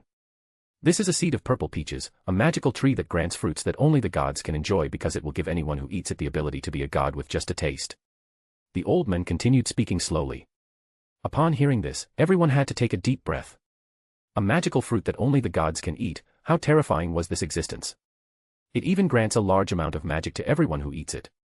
Suddenly, the crowd watching looked around in amazement. This old man was too daring, perhaps the request he made would be so significant that common people like them in this place couldn't do much. What made the people even crazier was that the precious magical item seemed like they wanted to grab it and run away right at this moment. After taking out the two objects, he reached into his chest again and fumbled as if he were finding another treasure. Suddenly, everyone felt worried and felt anxious inside. They were curious to know what the third object the old man would take out. Old man, hurry up and take out the treasure. Don't torture us this way, what will it be?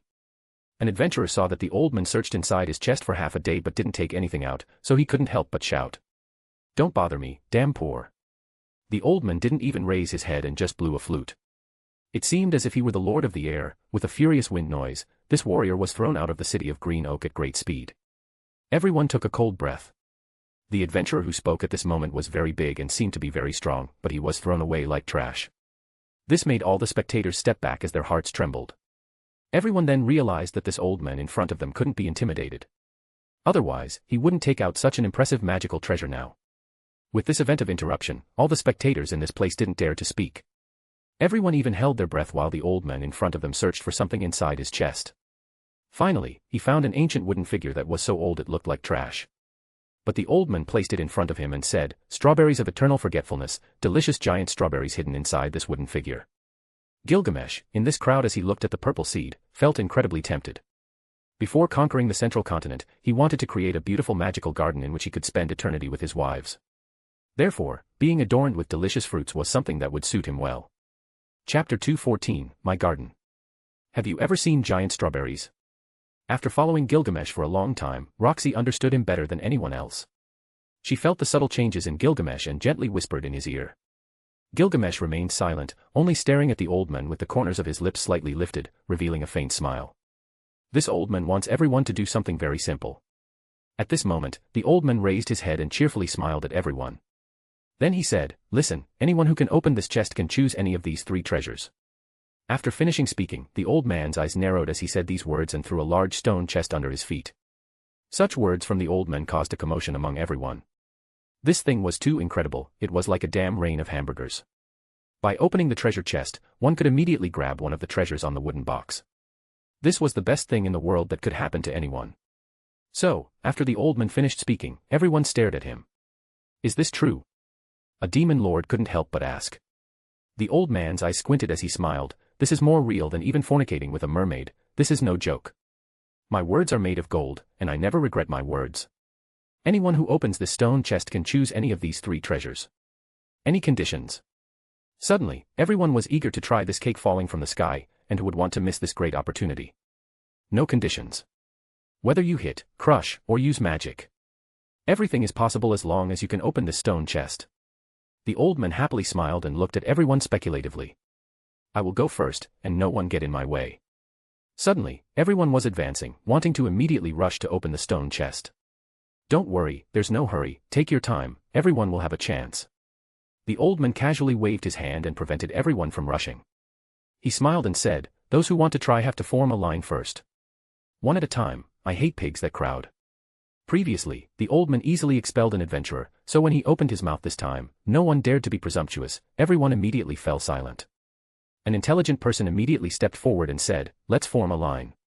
At this moment, everyone rushed to form a long line. Among the line were ordinary people. There were also magi kings from one direction and even emperors and sword kings. However, Gilgamesh did not line up. He pulled Eris and Roxy to the side and calmly watched the fun. In a short moment, there was a long line with a huge and spectacular crowd. Go ahead. You need to be quick when it's someone's turn. Only 3 chances at most, don't waste other people's time. The old man smiled as if he expected something. Open sesame. Standing right at the front was a demon lord. He quickly rushed forward and reached out, grabbing the buckle of the stone chest. He stood firmly as his battle aura flowed. The muscles in his body tightened, exerting a power capable of shaking mountains. However, no matter how much energy he used, even if he gathered all his strength, he was unable to open this stone chest. Open, open, open. The demon lord did not give up and revealed his true form. This was a large monkey with extremely sharp dual claws. He clung tightly to the top of the chest, but the stone chest remained as before and didn't budge an inch. You can't do it, next. The old man shook his head and initiated the next turn. The demon lord was unwilling, he exerted all his strength, but still couldn't open this stone chest. Although he was unwilling, he couldn't do anything about it. Thus, he withdrew angrily and stood to the side to enjoy the bustling scene. Open. The second person was a wizard. He opened his mouth and chanted a long enchantment, and a sharp blade surrounded by red energy appeared. This red blade was very terrifying. Boom. However, no matter how terrifying this magical blade was, upon striking the top of the stone chest still didn't move and wasn't damaged. Not even a mark was left behind. This wizard launched 2 more powerful attacks. Each of his attacks added to the earth, but he couldn't damage the stone chest, not even a bit. Next. The old man was too lazy to take another look at this enlightened being. He shook his head and sent him away. I will do it. A swordsman unsheathed his sword, and the entire battle aura moved from his body and penetrated the top of the stone chest. However, the result remained the same, he couldn't open this stone chest. Next. The old man shook his head, disappointed. Shortly after, people lined up one after another, taking turns to try and activate their techniques and methods. There was even a madman who hit the stone chest with his forehead. However, regardless of the method, the stone chest remained unmoved and undamaged. Finally, a powerful mage took action. He lifted his magic staff and began gathering magic, putting a powerful force at the tip of his staff. All that magical energy formed an attack, and the street, which was quiet until then, soon filled with chaos. Even powerful mages formed a barrier to prevent further damage. Eventually, almost everyone had a turn. But still, no one could open this stone chest. This stone chest was like a rock in the toilet, so hard that nothing could break it, making everyone grit their teeth in frustration. More than half of them left the line, giving up before even starting, watching stronger people than them surrender. It's my turn, said a beautiful woman wearing leather armor. Boom. Amidst the lights and battle aura, she made a move. No one knew how she triggered her sword, but with a swing that encompassed unbeatable killing intent, it was seen by everyone. As the edge of the sword descended, it was enough to show its invincible killing intent, making everyone shudder. Everyone felt chills all over, and their bodies were as cold as ice, it was as if the killing intent enveloped them. In this very second, everyone felt that this sword did not cut the stone chest, but it could cut their heads without hesitation. Clang. But still, she failed. Even the girl dressed in black couldn't believe it. She had extreme confidence in her sword. Not to mention the stone chest, even a hard mineral would be cut under this descending sword. However, the stone chest in front remained undamaged, and this was simply unthinkable. The girl dressed in black couldn't help but look fiercely forward. The seemingly gaze was able to pierce the stone chest with her killing intent. You can't do it. The old man shook his head and said, your sword is indeed a good sword, and your sword technique is truly unparalleled, but it's still not enough. Many people had already tried to open the chest, but the old man didn't even evaluate them once. At this moment, he finally spoke. This was enough to show that the girl dressed in black was truly exceptional. Although the girl dressed in black couldn't accept it and found it inconceivable, she didn't make another move and withdrew to the side without saying a word. While standing on the side, everyone else quickly took 3 steps back, not daring to approach. Such a woman was someone they didn't want to get involved with. She's strong, but I'm stronger. Can I split that stone chest in half? Eris pulled Gilgamesh, slightly excited. If you don't control your strength, you'll not only split the chest but also the whole city. Gilgamesh murmured with an ironic smile. Eris and Roxy's strength in this world was practically unmatched. There were people stronger than them, but they could be counted on one hand. That is to say, they were very powerful. Chapter 2:15, Unworthy. After that quite powerful girl stepped aside, no more adventurers, wizards, or even swordsmen were willing to humiliate themselves with their poor skills and step forward. Even sword emperors and powerful wizards couldn't leave a scratch on that chest, let alone weaker ones. Is there anyone else? The old man stood in his place and squinted at everyone. At this point, many adventurers fell silent.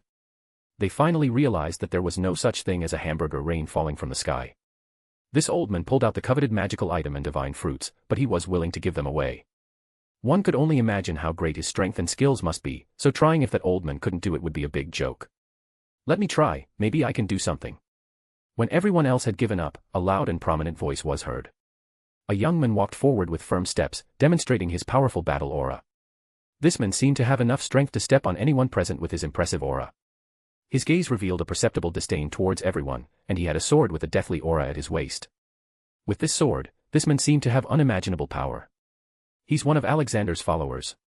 An adventurer saw the seal on the proud figure's shoulder and emotionally announced his identity. The expressions of many present changed after hearing that he was one of the followers of Alexander, the current god of the sword in the north. That immortal man was someone many had heard of, and anyone present inevitably had to respect him. It is said that Alexander had many disciples, hundreds of them scattered all over the world, and many still followed him. After all, he was a god of the sword, possibly one of the 7 world powers. His influence in the current era was greater than that of the ancient dead or sealed gods. In the current land under the apparent calm of the continents, anyone would be moved when the current gods were mentioned. In the last human-demon war, the god Kalman III was the most prominent god in that war and fought incredibly strong beings until his bones were broken. At that time, his entire clan had been massacred by the demon god, so with everything they had, all the descendants of Kalman fought tooth and nail to avenge the one who had overthrown them from power and crushed their prestige as the immortal race. Today, after several days of Kalman III being absent since he arrived in the city, how could they not be surprised to see a follower of such a god now? In everyone's mind, the apprentices of this man would be at least a sword saint. A follower of Alexander, even if he's possibly just a disciple, that doesn't mean he would have the abilities to break that stone chest. A demon snorted at the sight of that arrogant figure. The disciple named Jupiter stepped forward and looked at the stone chest in front of him. Then, he snorted coldly and unsheathed his sword. He raised a violet sword in his hand. The sword, in addition to its color, emitted slight flashes of electricity. However, although they were weak signs of electricity, it was like a huge death scythe held by Jupiter. He raised his sword and used the North Blade style, which amazed many at the level of mastery of that battle style. There wasn't much electricity on the outside of the violet sword since it all traveled inside. However, it was harnessing its own great power with the technique it was about to use. An elemental sword. Noticing that electricity traveling inside the violet sword, a man with strange eyes involuntarily shouted. Upon hearing the 3 words, elemental sword, many swordsmen unconsciously stepped back in amazement. An elemental sword, this was a sword practically from a god. When everyone saw this swordsman named Jupiter holding a sword full of character, they all retreated because they didn't want to be affected. This is a sword I got in a dungeon. In the world, as long as I take good care of it, I will be able to defeat my lord someday. Jupiter didn't wait any longer, took a step forward, and swept the entire space in front of him with his attack. Boom. When the tip of the sword touched the stone chest, a thunderous sound broke through the magical barriers and even cracked the structures around. Electricity was then released, and everyone except Gilgamesh's group retreated dozens of meters. But at this moment, when everyone thought this would be able to open the stone chest, the word impossible was written on their faces because the powerful attack couldn't open the chest. Impossible. Jupiter couldn't help but shout. He couldn't believe that the chest hadn't received a scratch. Everyone's eyes widened in complete disbelief. With such an unimaginable sword, that was enough to kill a sword king in one blow. However, that power was not enough to tear the stone chest. How is this possible? Jupiter took a deep breath. That sword isn't bad. However, compared to the black sword of the lady over there, it's not even close to matching it. That black sword was used by powerful swordsmen, and she managed to perfectly suppress the killing intent.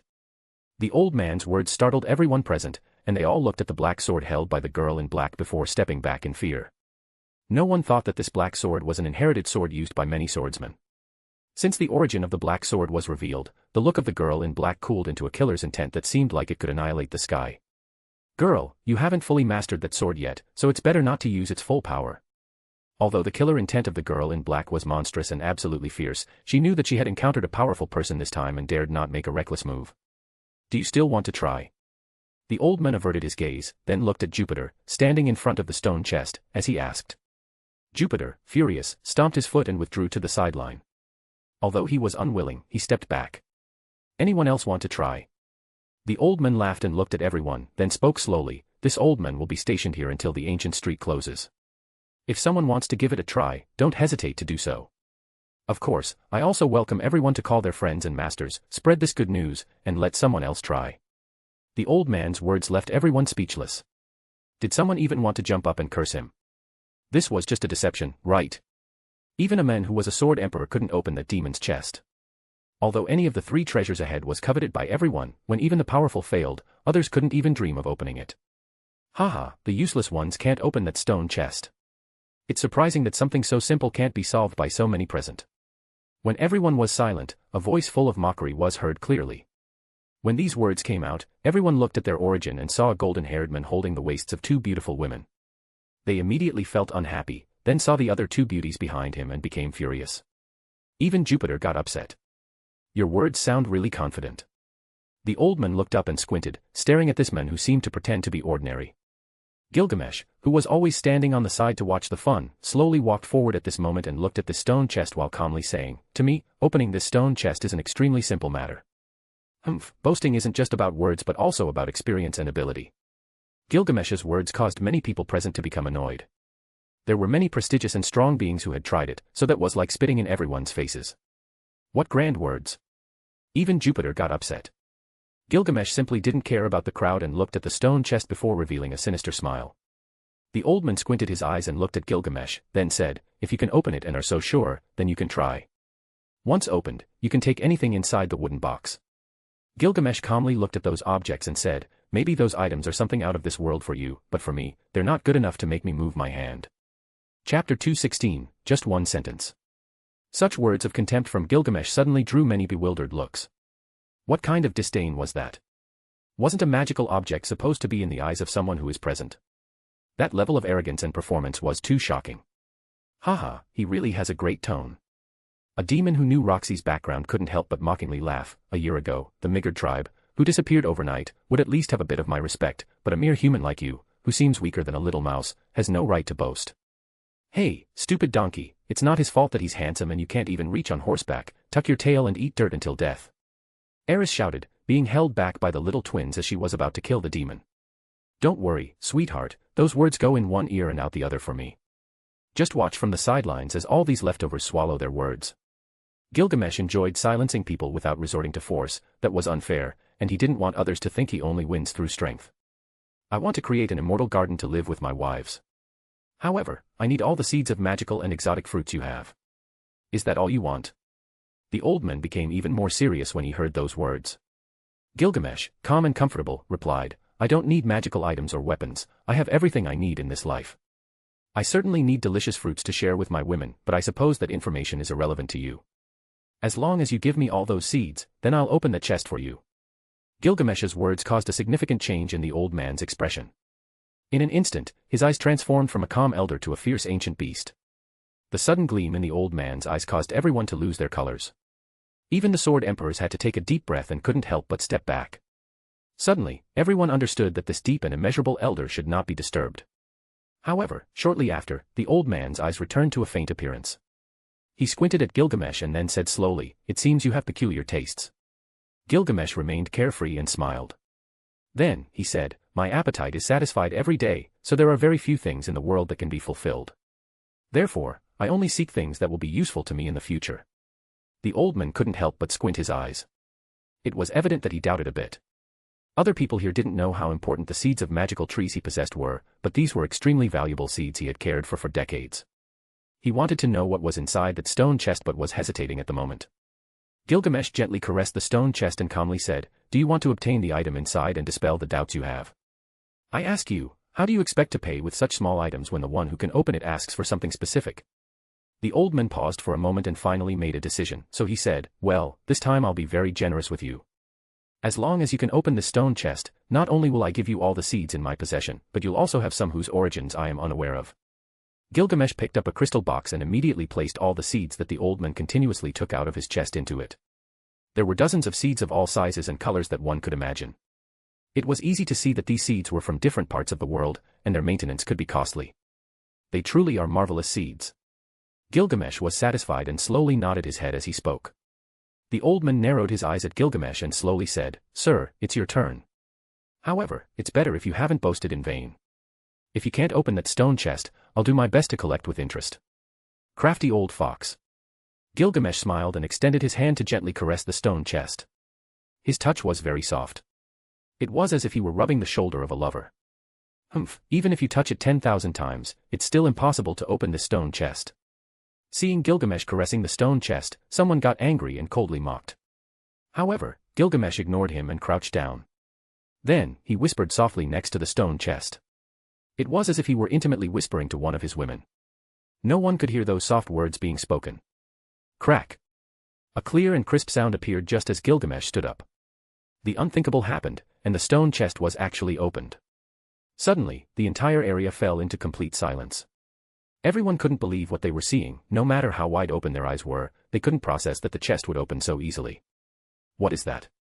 At this point, people with keen eyes saw that inside the stone chest, there was a small golden bracelet.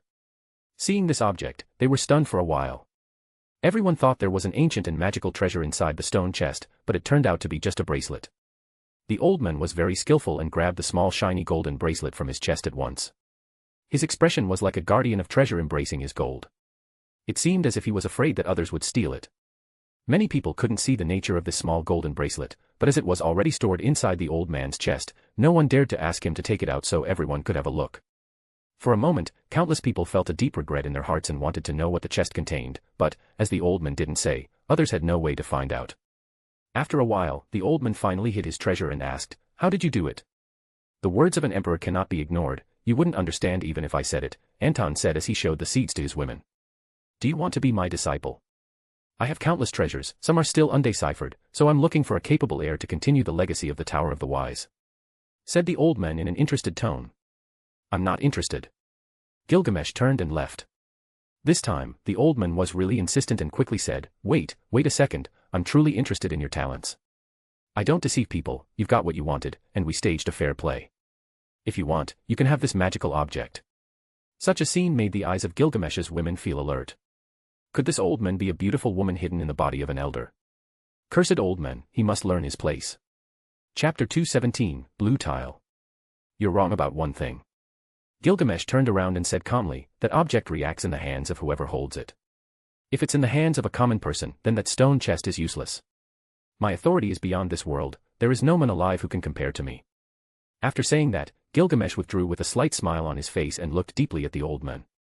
Only an emperor can touch the belongings of another king, not everyone has the qualifications to be a king. What do you mean by that? At this point, Eris was quite curious. How could that stone chest react differently in each person's hands? Although it seemed like a cursed object, there was nothing linking it to that, so she had her doubts. Gilgamesh smiled and said, although it may sound strange, objects over time develop a sense of ownership and authority.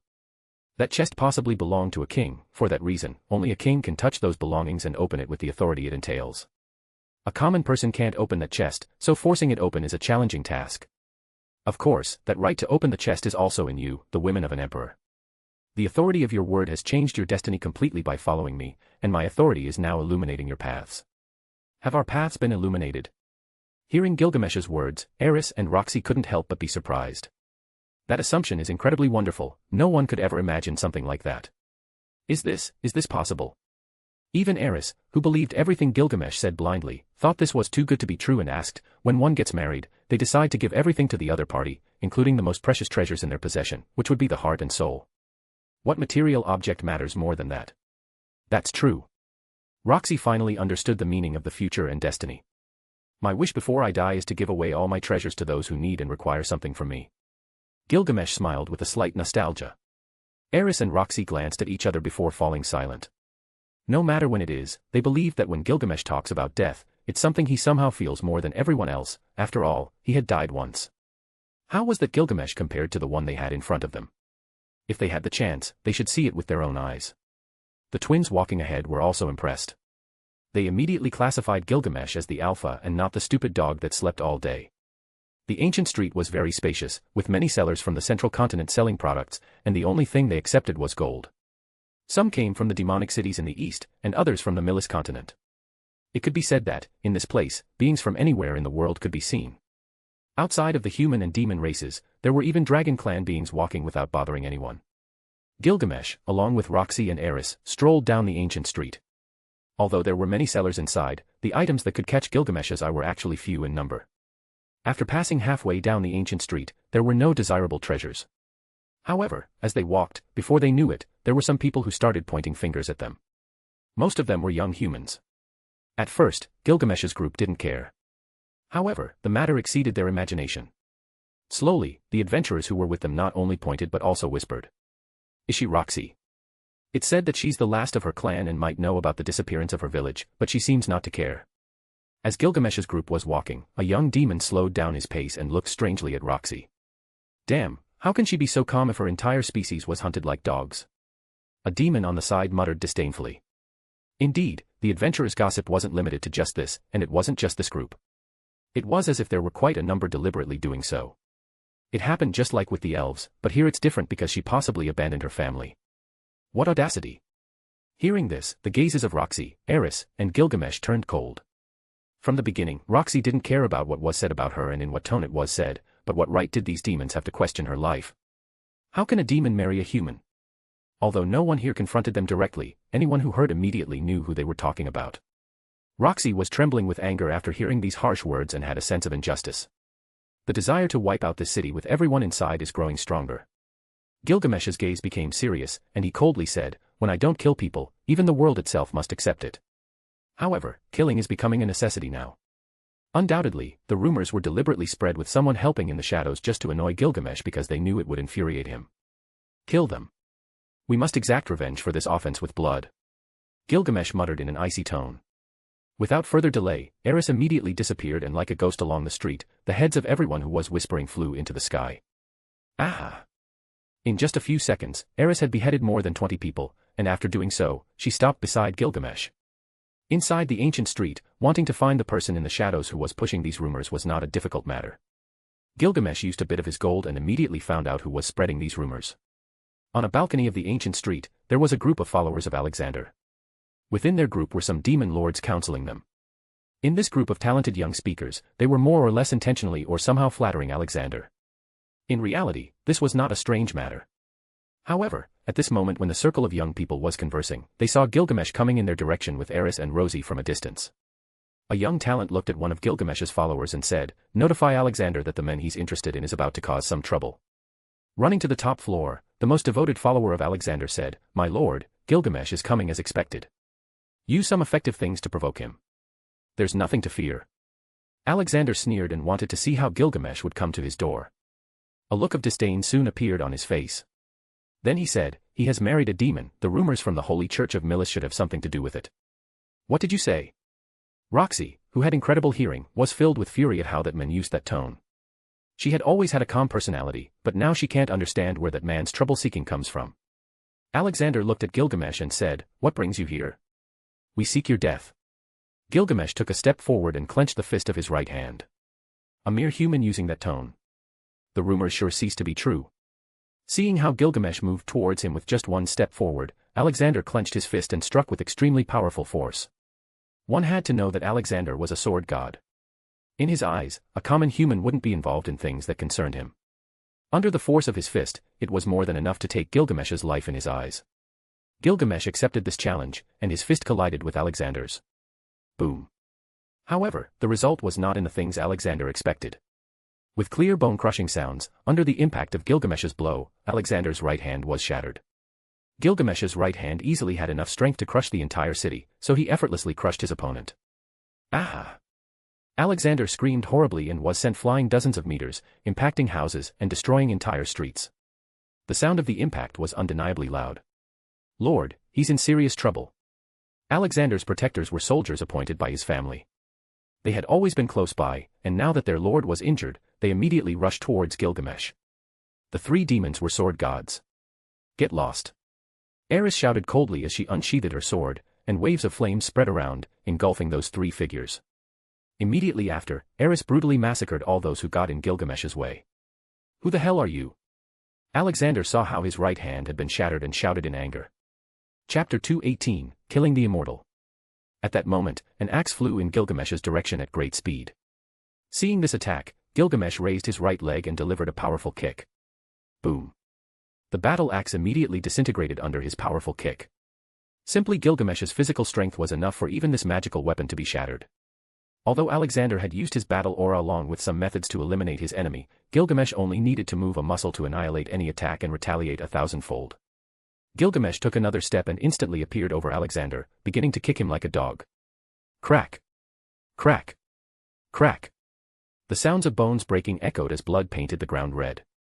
Under a single kick, Alexander's countless bones broke as he gushed blood madly. The sound of bones breaking was deafening, giving others chills as they felt their scalp tingling. How dare you! Seeing Gilgamesh stomping on his lord, the guards in the surroundings roared. Kill them all. Gilgamesh said coldly as he looked at the others. In an instant, Eris maneuvered with her untouchable movements to the figures rushing towards Gilgamesh. When the flames spread, she forcefully struck the figures that couldn't even get close. For Eris with her extremely powerful sword, none of the elders were really her match. Boom. The flames exploded as Eris began to swing her sword. That simple sword changed the appearance of the skies. Under this incredible sword, every enemy succumbed to the flames. A sword that could release such sacred flames was a relic never seen before in this world. Oh. Suddenly, those who wanted to interfere with what Gilgamesh was doing let out a heart-wrenching cry. All of them recoiled amidst the flames, spitting a mouthful of blood. But without stopping, Eris, like a war goddess, appeared in front of them, dealing a powerful blow that separated the heads from their necks, and they fell to the ground. The movement of a sword had eliminated three powerful elders. Eris, who had made this move, did so with an expression similar to the indifference of the wind when the sky rains. Back then, Eris had refrained from killing a man out of mercy from an elder, but as Gilgamesh had now said, there was a time for everything, and now they just had to kill their enemies. Suddenly, the scene was completely silent. All the present adventurers were dumbfounded with surprise, while the stronger ones still had more disbelief on their faces, sweating cold as their hands trembled. A sword killed three experienced powerful elders. This powerful battle record was challenging even for those who aspired more in life. Anyone who considered themselves the number one genius on their own continent would definitely not surpass this. Gilgamesh, with one foot, stomped on Alexander's chest. At that moment, his chest had completely collapsed due to the strong pressure. Gilgamesh looked at him coldly and said, "How can someone like you be in this state? Haha, it seems even you have no idea. Of course, they got the wrong person under your feet. But it's normal, you still don't know my master. You're a true master. Even if it's a complete immortal, I wouldn't mind eliminating the trash from my presence." Gilgamesh said casually but angrier than usual. After finishing speaking, he slowly pressed his foot on the chest of the man he initially thought was Alexander. However, everyone here would die anyway, so the sound of breaking bones appeared, and all the remaining bones of the man died under Gilgamesh's foot. Then Gilgamesh saw as this man's face changed appearance, and he screamed with a shrill voice, "Master, save me. Gilgamesh, don't go any further." At that very moment, a cold shout resounded, and a sword slashed down from the sky directly towards Gilgamesh. This sweeping sword engraved the underworld with a flowing sword intention capable of splitting its target. Gilgamesh didn't even spare a single glance. Eris, in an instant, moved at a superior speed, and with a swing of her sword, directly clashed with the attack heading towards him. A magnificent sword skill. Even in this situation, the real Alexander emerged from a large building. At his sides were two more elders. These were much more powerful, and although they looked human, they were not. Even if they are gods of the sword, all will die a mediocre death like the rest. Even if we face each other 100 years later, all of you are destined to lose. Eris was extremely dominant with her arrogant expression. Everyone was dumbfounded in amazement upon hearing Eris speak at this level. Even the old ones from the previous generation were amazed. To be granted the title of God of the Sword, one had to defeat at least the titled God of the Sword and claim their place. Many powerful swordsmen were known because they had faced each other in the past. Some maintained the title of God of the Sword, but it was not very common to keep it for a long time. In today's world, even when the war had ended, demons, not to mention the immortal race to which Alexander belonged, were extremely terrifying. However, Alexander, as the current god of the sword in the northern style, was despised by Eris in this way. This was a direct challenge to both his pride and abilities. You are that despicable scum looking for trouble. Now that we meet face to face, you should expose your true purpose. Roxy raised her magic staff and unsheathed her sword. My lord, is this the last of the Migard? Isn't she behind the disappearance of that village? Just at that moment, an elder beside Alexander directly asked sarcastically. I actually don't care much. I heard she is the wife of a human who is a target of the Holy Church of Milis. I just wanted to find out if she was really involved in what happened in that village and if it could help increase my reputation. Alexander responded coldly with an emotionless expression. The elder murmured again with a strange voice, if so, then you shouldn't show mercy to that human. Both demons and humans will understand if you kill him now. There is no better time than now. You old bag of bones, die. Gilgamesh's words had not finished yet, but a sword shot at imperceptible speed. The moment this sword fell, a human head exploded like a watermelon. Cursed. Alexander was surprised. Everything happened so quickly that he couldn't even rescue him in time. Cough. Master, save me. At that point, the man Gilgamesh had stepped on had a weak breath. If you let him go now, I'll stop attacking you. Alexander took a step forward and unleashed his rippling battle aura, stomping the ground. Even the ancient street trembled a bit. Just a damn kid like you. The overwhelming battle aura Alexander was releasing was blocked by Eris, who was in front of Gilgamesh, holding her sword horizontally while maintaining her arrogant expression. Alexander's face was extremely difficult to see as he looked at Gilgamesh and said coldly, Gilgamesh, a man must go out and fight his own battles, don't hide behind your women. Go out and fight my own battles. Gilgamesh smiled and forcefully stomped on the body under his feet. A snap echoed as the disciple's head of Alexander was crushed underfoot. It was too late to even scream. You. Alexander's gaze was fierce, and suddenly it turned into two strands of killer swords that slashed towards Gilgamesh. But Eris swung her sword horizontally and cut the two sword edges. Miss, do you want to fight? Alexander had unsheathed his sword, and in an instant, a more dominant battle aura came out of his body rushing towards the surroundings. At that moment, everyone present knew that this battle would be something they had never witnessed before. If that sword in Alexander's hands was a treasure, then they themselves should be careful not to be affected. Let's fight then, Alexander. Eris remained completely dominant. Even if Alexander wielded his Dragon King Kajikut sword, she wasn't afraid. The sword in her hands was much more powerful than that of her enemy. The two parties facing each other was a scene that astonished many present. The confrontation of powerful beings was undoubtedly filled with arrogance. Chapter 219, Long Ago. Eris's way of speaking caused the present cultivators to look at each other. Logically speaking, Alexander was older than his grandparents, but at that moment, the girl's actions were simply defiant. Prince Gilgamesh, consider that your actions may bring serious consequences to the Asura kingdom ruled by your father. An ancient voice emerged from the darkness, and in an instant, an elderly blindfolded man with horns on his head stared coldly at Gilgamesh. This sudden change caused the people who were enjoying the noisy scene to gasp. Does anyone else back you up? After the blindfolded elder appeared, Gilgamesh looked up and asked Alexander. Alexander frowned and said disdainfully, I am the only one who will fight against you. I will defeat you and prove to everyone that I am the strongest. At this moment, when he fought Eris, he felt a bit anxious, sensing that he couldn't make progress in fighting against that woman. Being beaten by a woman would completely ruin his reputation. I can't believe you really think I rely only on women for defense. Gilgamesh burst into laughter and pointed, saying, even if your old stupid grandmother comes here, it's not a difficult matter for me to kill gods and immortals. Several people felt that Gilgamesh's words were too exaggerated and arrogant. What big words. I'm here, I want to see how you will destroy our immortal clan. A voice that stole everyone's attention belonged to the same blindfolded elder. This elder was a demon, a very strange one that many did not know. But what they did know was that he was incredibly strong due to the battle aura surrounding his body. Everyone felt a powerful pressure crushing their bodies. This elder walked forward, staring explicitly at Gilgamesh. Who is that elder? The elder in front of them had a faint aura of ancient battle about him. This meant that he was a great demon, one step away from being an ancient demon lord. The guardian of the rift. In the crowd, someone recognized that old demon. So it's him.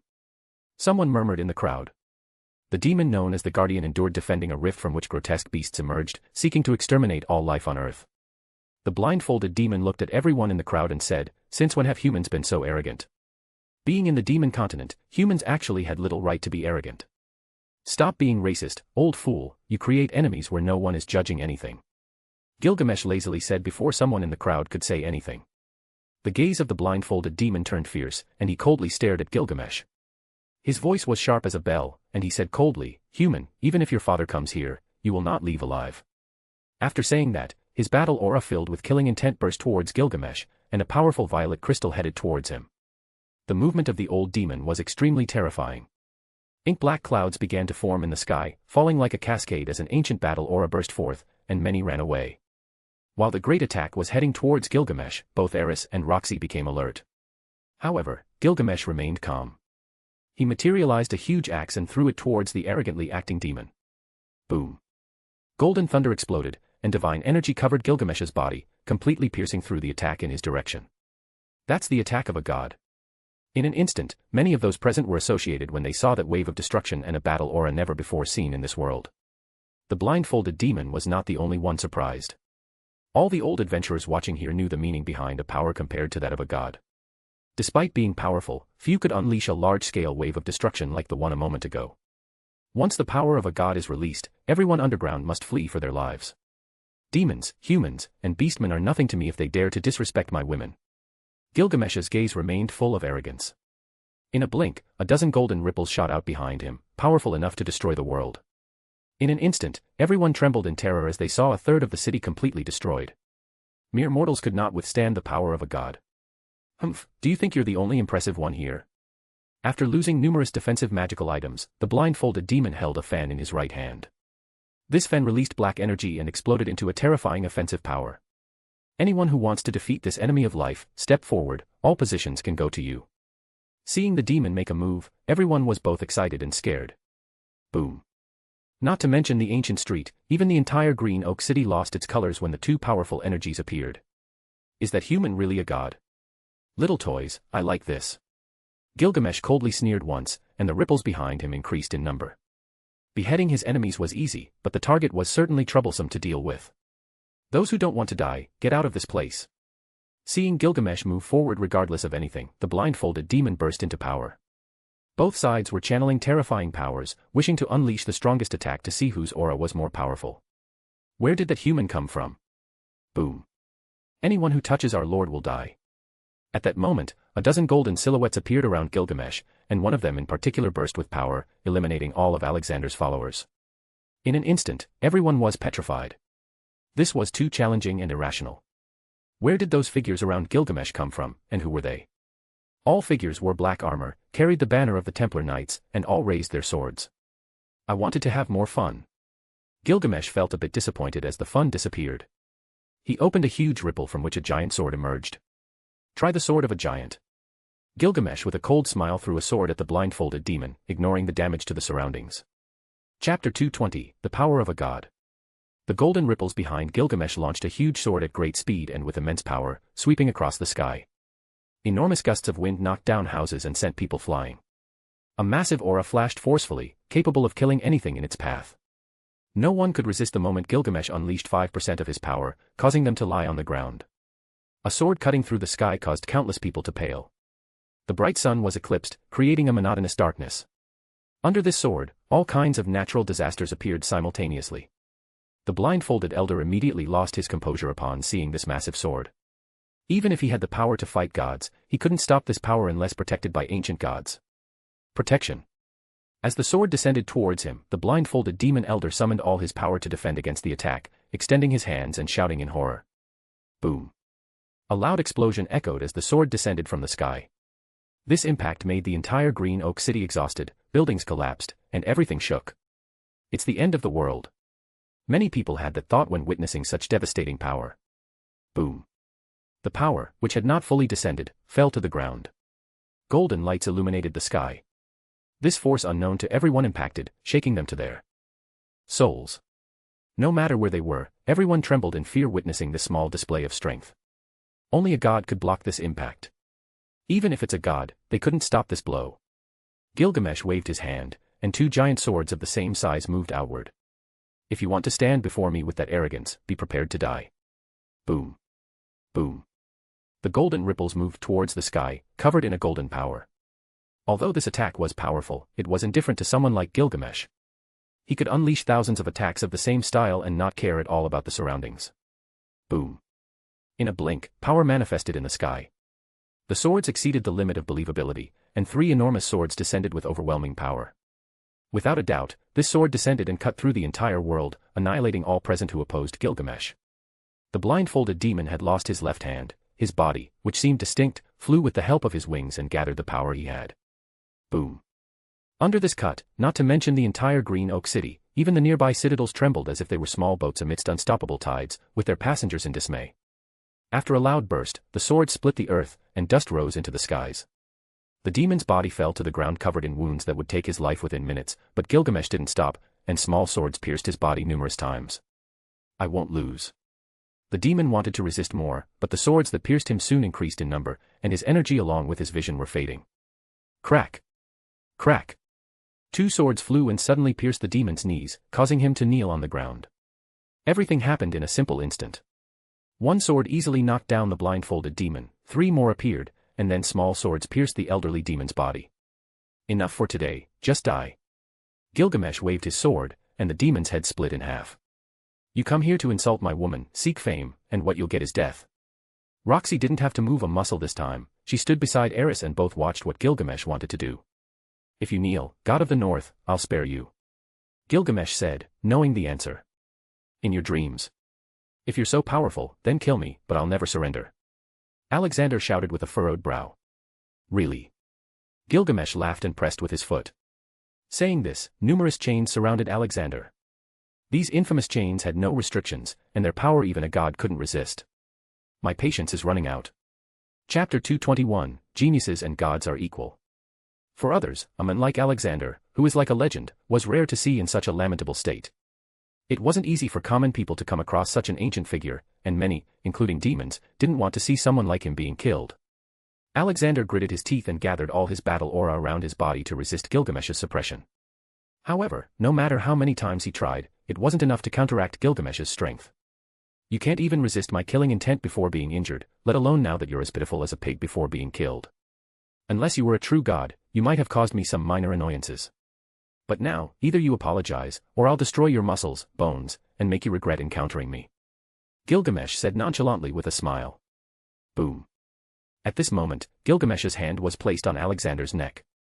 Under his pressure, air stopped entering his lungs, and the sounds of strangulation made others think that his neck could be broken at any moment. Alexander spewed a mouthful of blood.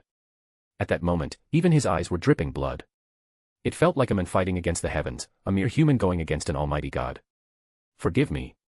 Alexander muttered. He chose mercy over dying in this place forgotten by the world. He clenched his teeth tightly and finally said, I wanted to confront you since rumors say you are extremely powerful. If you are as incredible as you claim to be, then you will understand my true purpose in facing you. The methods used by my disciple were not correct, so I apologize for that. After those words came out, Alexander's body couldn't help but tremble. For a powerful being like him, surrendering was the greatest humiliation of his life. Today, in front of so many people, forced to kneel on the ground and admit his mistakes to someone who wanted to be recognized as a hero was the worst thing that could have happened to him. It's not so difficult to bow down, is it? There is a great difference between men and you. For someone who has lived like me, bowing is worse than death, and I would prefer to die standing 1,000 times than live kneeling. But accepting death is believing in the path you have chosen without regrets. Do you want advice? Redirect your life, and when the time comes, the doors of death will be just another path. Gilgamesh released Alexander's neck and casually said, although you are still far from achieving something like that.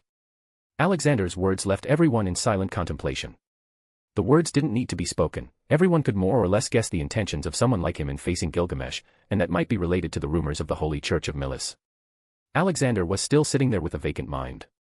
At that moment, he couldn't hear any sound. He couldn't forget the pain of this humiliation imprinted on his mind today. He was a man proud of his strength, and wherever he went, he would be praised by anyone, regardless of race. As a descendant of an immortal clan, he sat at the top of any kind of race. Whether it was elves or demons, none could live as long as them. No matter where he was, his aura was brilliant, and his arrogant smile. But today, he was suppressed by a man much younger than him in front of everyone. This was an unforgettable humiliation for a lifetime. Meanwhile, Roxy, who saw this with a cold expression, remained impassive. After accepting Gilgamesh as her men in this and the following lives, she had stopped feeling many of the weak emotions that could be forgotten over time. For someone like her, being at the top of the world was as simple as wanting it. Gilgamesh looked around at everyone and at the descendants of many races who had been following Alexander. Then, he smiled and said, "You are all free to live your lives as you wish, but the moment you insulted my wife, all of you who spoke better fall to your knees and offer your hands. If you don't, you will die instantly." At this point, there was a deathly silence, and many sweated cold due to fear of what might happen. Could someone like him really follow through on this? However, at that moment, a demon fell to his knees and extended his left hand. "I offer my left hand as an apology. I didn't mean to speak with the intention of insulting your wife." The demon had a strong sense and knew perfectly well that Gilgamesh would start an unparalleled massacre at this moment. "Well, I always stay true to my words, so I'll start." When Gilgamesh said this, two double-edged swords appeared in his hands and disappeared instantly. Crack! With a burst of blood, the demon who had fallen to his knees before had been cut, and his left hand that was completely torn screamed in extreme pain as he saw his hand being completely disintegrated. In an instant, bursts of blood flooded the surroundings, but instead of the hands of those who had spoken ill of Roxy, their heads had been cleanly severed without any problem. Before many could react, corpses began to appear around, and those who were packing were instantly killed by the swords that shot out from the ripples. Those who hadn't spoken ill of Roxy simply closed their eyes in fear, none dared to open them for fear of death. The massacre spreading around alerted many, but none could resist. In less than 2 minutes, thousands had died, and Gilgamesh, covered in blood, returned to his initial position and murmured, "Remember, even if you've lived 1,000 years, I am the king of heroes, Gilgamesh, who lived and died for humanity. I, a simple man, fought against gods and won. I'll do the same in this world. I'll seek out the human god and kill him. If any of the gods of this world dare to stand in my way, I'll crush them too." Looking at all that blood, the corpses on the ground, and the heads still floating, Alexander lifted his head and saw Gilgamesh's face. Only now could he understand the difference between them. "I'm so sorry, so sorry." Roxy looked at Gilgamesh with a gentle but impassive gaze over what had happened. She felt nothing at seeing those deaths and strangely felt happy seeing her man's fury. In the end, she said nothing and just sighed while tightly clenching her fists. Words weren't as powerful as improving herself so that, in the future, she could wield her power against those who opposed her men. After everyone had left, a man approached Gilgamesh and said, "This massacre will only increase your bad reputation, is that what you want?" Gilgamesh looked at the dragon and said, "I don't care. Those tainted by the human god will die by my hands. No matter what happens in the end, I will always emerge victorious." Chapter 222, A Ghost. At that moment, the old man slowly lifted his head and looked at Gilgamesh. At the same time, his eyes emitted a terrifying light, similar to the sinister glow of an eternal fire. With immeasurable sharpness, he seemed capable of tearing through reality. Even Eris and Roxy, standing behind Gilgamesh, had to take 3 steps back. They didn't directly receive this fierce gaze, but they still felt that this flash could decapitate humans and demons as if they were insects. As cold sweat dripped down their bodies, they realized that this old man who called himself the ghost of the lost dragon was a horror beyond their speculations. "Old lizard, do you think I won't cut you in two just because you have a few thousand years?" Gilgamesh asked with a cold look running across his face. "No." The old man then withdrew his gaze as if lost and shook his head rigidly.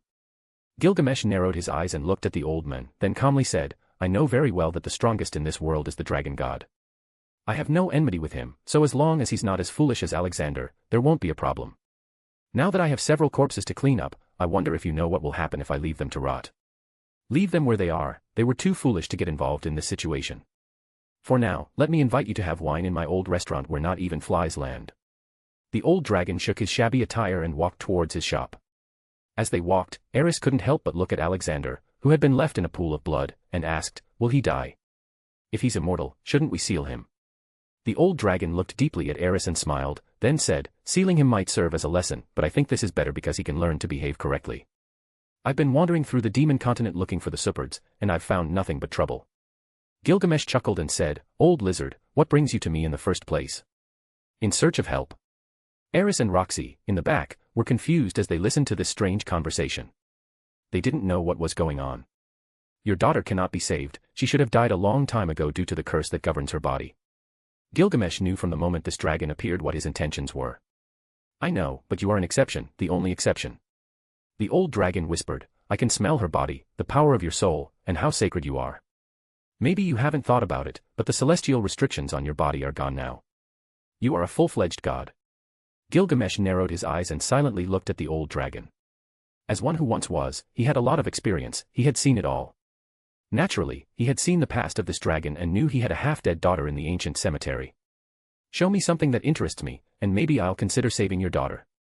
The old dragon didn't look at Gilgamesh, he looked at the facade of a rundown restaurant and murmured, then follow me. What is that senile old man talking about?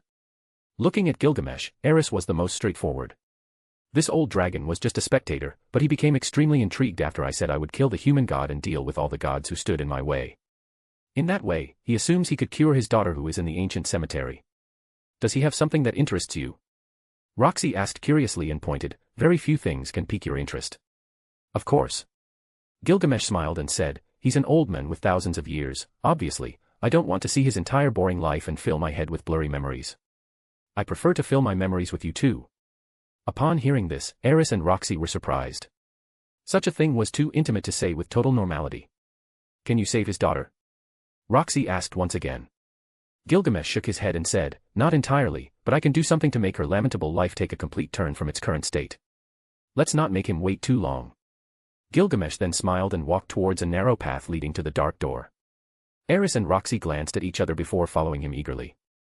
Originally, they thought this door would lead to a dark place, but, after entering, they found that this wasn't the case.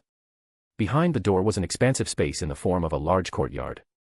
In this place, sunlight shone, giving a very comfortable feeling. However, once they saw the content of the courtyard, the girls were left gaping. They simply couldn't believe what they were seeing. They stared at all the objects in front of them in complete astonishment. The large green courtyard had medicinal herb gardens, silver ponds, small hills of books. All the necessary things were here, and surprisingly, there were even living beings moving back and forth. That's a fairy. Eris's eyes sparkled with enthusiasm. Fairies were a legend that many had invented along with the deep-sea sirens, but many claimed to have encountered these beautiful creatures. They were fantastical and mythological beings that, on occasion, interacted with humans. Over there, isn't that a panda? I thought they were all extinct, but now that I see it, it seems sillier than usual. Eris, like a little girl, was shouting about everything she saw in this place. There are so many books. Roxy was the most excited but remained silent. Seeing such treasures and books, Eris and Roxy were astonished. This greatly surprised them, and it wasn't too far-fetched. If any of these items were outside, there would be insane bloodshed to obtain them. There were no realms capable of having such incredible wealth. However, in this courtyard, all these coveted treasures were strewn about as if they were garbage. If you want them, we can ask for them, but I have so many treasures that this place becomes completely obsolete. I will take them into my treasury someday. That's a very incredible place, said Gilgamesh as he walked inside. At this point, Eris and Roxy looked at each other and realized something. With so many treasures left like this, the old dragon wasn't afraid of others stealing them. How terrifying was this old dragon? Finally, the three entered a side room. Even before entering, Eris and Roxy smelled an indescribable and nauseating medicinal aroma. With a more careful sniff, only an indescribable scene could be imagined as the source that left them breathless. There were a dozen bottles containing unknown medicines all around the room. At this moment, Gilgamesh closed his eyes and deeply inhaled the medicinal air, murmuring, "How long have you been healing your daughter with these natural treasures?" The old dragon muttered, 300 years. Now that you mention it, don't you think it's time to let her go? Gilgamesh asked, looking at the old dragon. Without getting angry, the old dragon replied, I would have if she had lived her life, but she hasn't been able to enjoy a mortal life, and I can't let her go without giving her that since I promised to take care of her. A promise is a promise. I can understand you as a man but not as a father since I have never had children. Gilgamesh said nothing and asked, I can do something, but it won't be free. What can you give me in return? The old dragon responded slowly, I heard that you want to kill the human god, but even after 30,000 years, the dragon god who is seeking to kill him hasn't found him. Do you think you're different? I can be, said Gilgamesh, not surprised at all. You must have heard a lot, but I have privileged information that I have found over the years searching for a way to cure my daughter. How about an exchange? Asked the old dragon with a smile. Well, in addition to that, I want everything my women desire from this place, said Gilgamesh calmly as the water in a lake. Good, listen carefully. Chapter 223, The Beginning of a Start. Where should I start? First, I'll explain what's happening with the last descendants of the dragon clan. All of us are being cursed, an attack that comes from an unknown source but limits us to many things to the point that the only way out is death. The old dragon closed his eyes tightly as if recalling something extremely painful. Eons ago, the creator god grew tired of building countless planets and realms. For his final works, he created 6 pristine but imperfect planar worlds and merged them into a cube, stabilizing their delicate balances. The dragon who said this felt his breath weaker and murmured, "Our worlds, for this reason, are known as the six-faced universe." Then that same god created 6 lesser gods to watch over these creations, giving each of them power over one world, namely, God of the Sea, Dragon God, Beast God, Human God, Sky God, and Demon God. As creations of a higher being, they were forbidden to interfere with each other. But they worked together to protect the structure of the cube. The creator tied the life of each god to their world so that if a god died, the world would be destroyed. Although powerful individuals and demigods would arise in each realm, none could surpass the power of these 6 facets of creation. With his magnum opus complete, the creator relinquished his form and perished, leaving his body in the empty space at the center of the cube, also known as the void world. But small pieces remained floating in the darkness. Those small pieces came back together after a long, long time. The god reformed, but it wasn't the same. Something else awakened in the darkness. It called itself Hidegami and claimed to be the human god. The first dragon god felt that something was wrong. But he couldn't exactly understand what Hidegami was doing. When Gilgamesh heard this, a sinister smile appeared on his face, and his aura changed completely. He was finally facing someone who knew that human god to such an extent that it was unheard of to find such a person in the world today. No one could defeat him. Roxy asked with a furrowed brow. If those gods, who were the heart of the other worlds, had died at his hands, that means perhaps no one could have faced him. The old dragon shook his head and murmured, "He's hidden. I found many clues about his whereabouts, but it's still complicated to find him." Gilgamesh, more aware of the situation, asked, "So, what happened to the true human god of this world?" "It's unknown what happened to the human god, but we can assume that he was killed like other true gods as part of Hidegami's broader plans." The old dragon said, but seeing Gilgamesh's even broader smile, he asked, "What's so amusing?" Gilgamesh looked at the old dragon and said, "So, the human god can be killed. I heard that the only way to defeat him is to seal him. But if a human god was killed, that means by taking his authority, one can take the position of the human god and thus prevent the destruction of this world." The old dragon seemed surprised and asked, "So, do you really want to kill him?" "Oh, of course, he wanted to play with my pride and hasn't stopped trying to kill me over the years since I awakened the memories of my past life in another world and dimension. I shouldn't tell you this, but what I detest are gods with Hidegami's profile. He's still doing it." The old dragon said, "Throughout history, Hidegami creates conflicts between different factions, leading to widespread destruction and chaos. He whispers poisonous lies into the ears of the dragon god and his 5 most powerful generals until their distrust and paranoia toward the other realms turned into open hostility." "Then, did everyone come here after that conflict?" Erisa's eyes sparkled with excitement. Hidegami deceived the dragon god into launching a devastating attack on neighboring realms. Refugees fled to the human world, turning it into the main world. Looking deeply at Gilgamesh, the old dragon said, "He's doing the same in this world. He will use all realms to kill you and all your loved ones, regardless of whether it disrupts future plans." There was a silence as the conversation focused on Gilgamesh. It was well known that the religion of Milis had been tainted, and a war against the Asura kingdom might break out at any moment, with the goal of wiping it off the map. But Gilgamesh wasn't worried. The time would come when he would erase the god's footprint in this world, and he intended to accelerate the technological growth of this world. Perhaps that's his downfall. The old dragon said after a while. "Why do you say that?" "It's quite simple. From killing other gods to influencing the actions of key individuals, Hidegami's sinister machinations have a significant impact on the ongoing future of this world," said the old dragon as he took a big sip of a golden liquid. "He fears that some power from the future might kill him. That's why he tries to end your existence. This prophecy has led Hidegami to take desperate measures to avoid his predestined fate. He has gone so far as to try to eliminate your loved ones to erase the possibility of you becoming a major problem.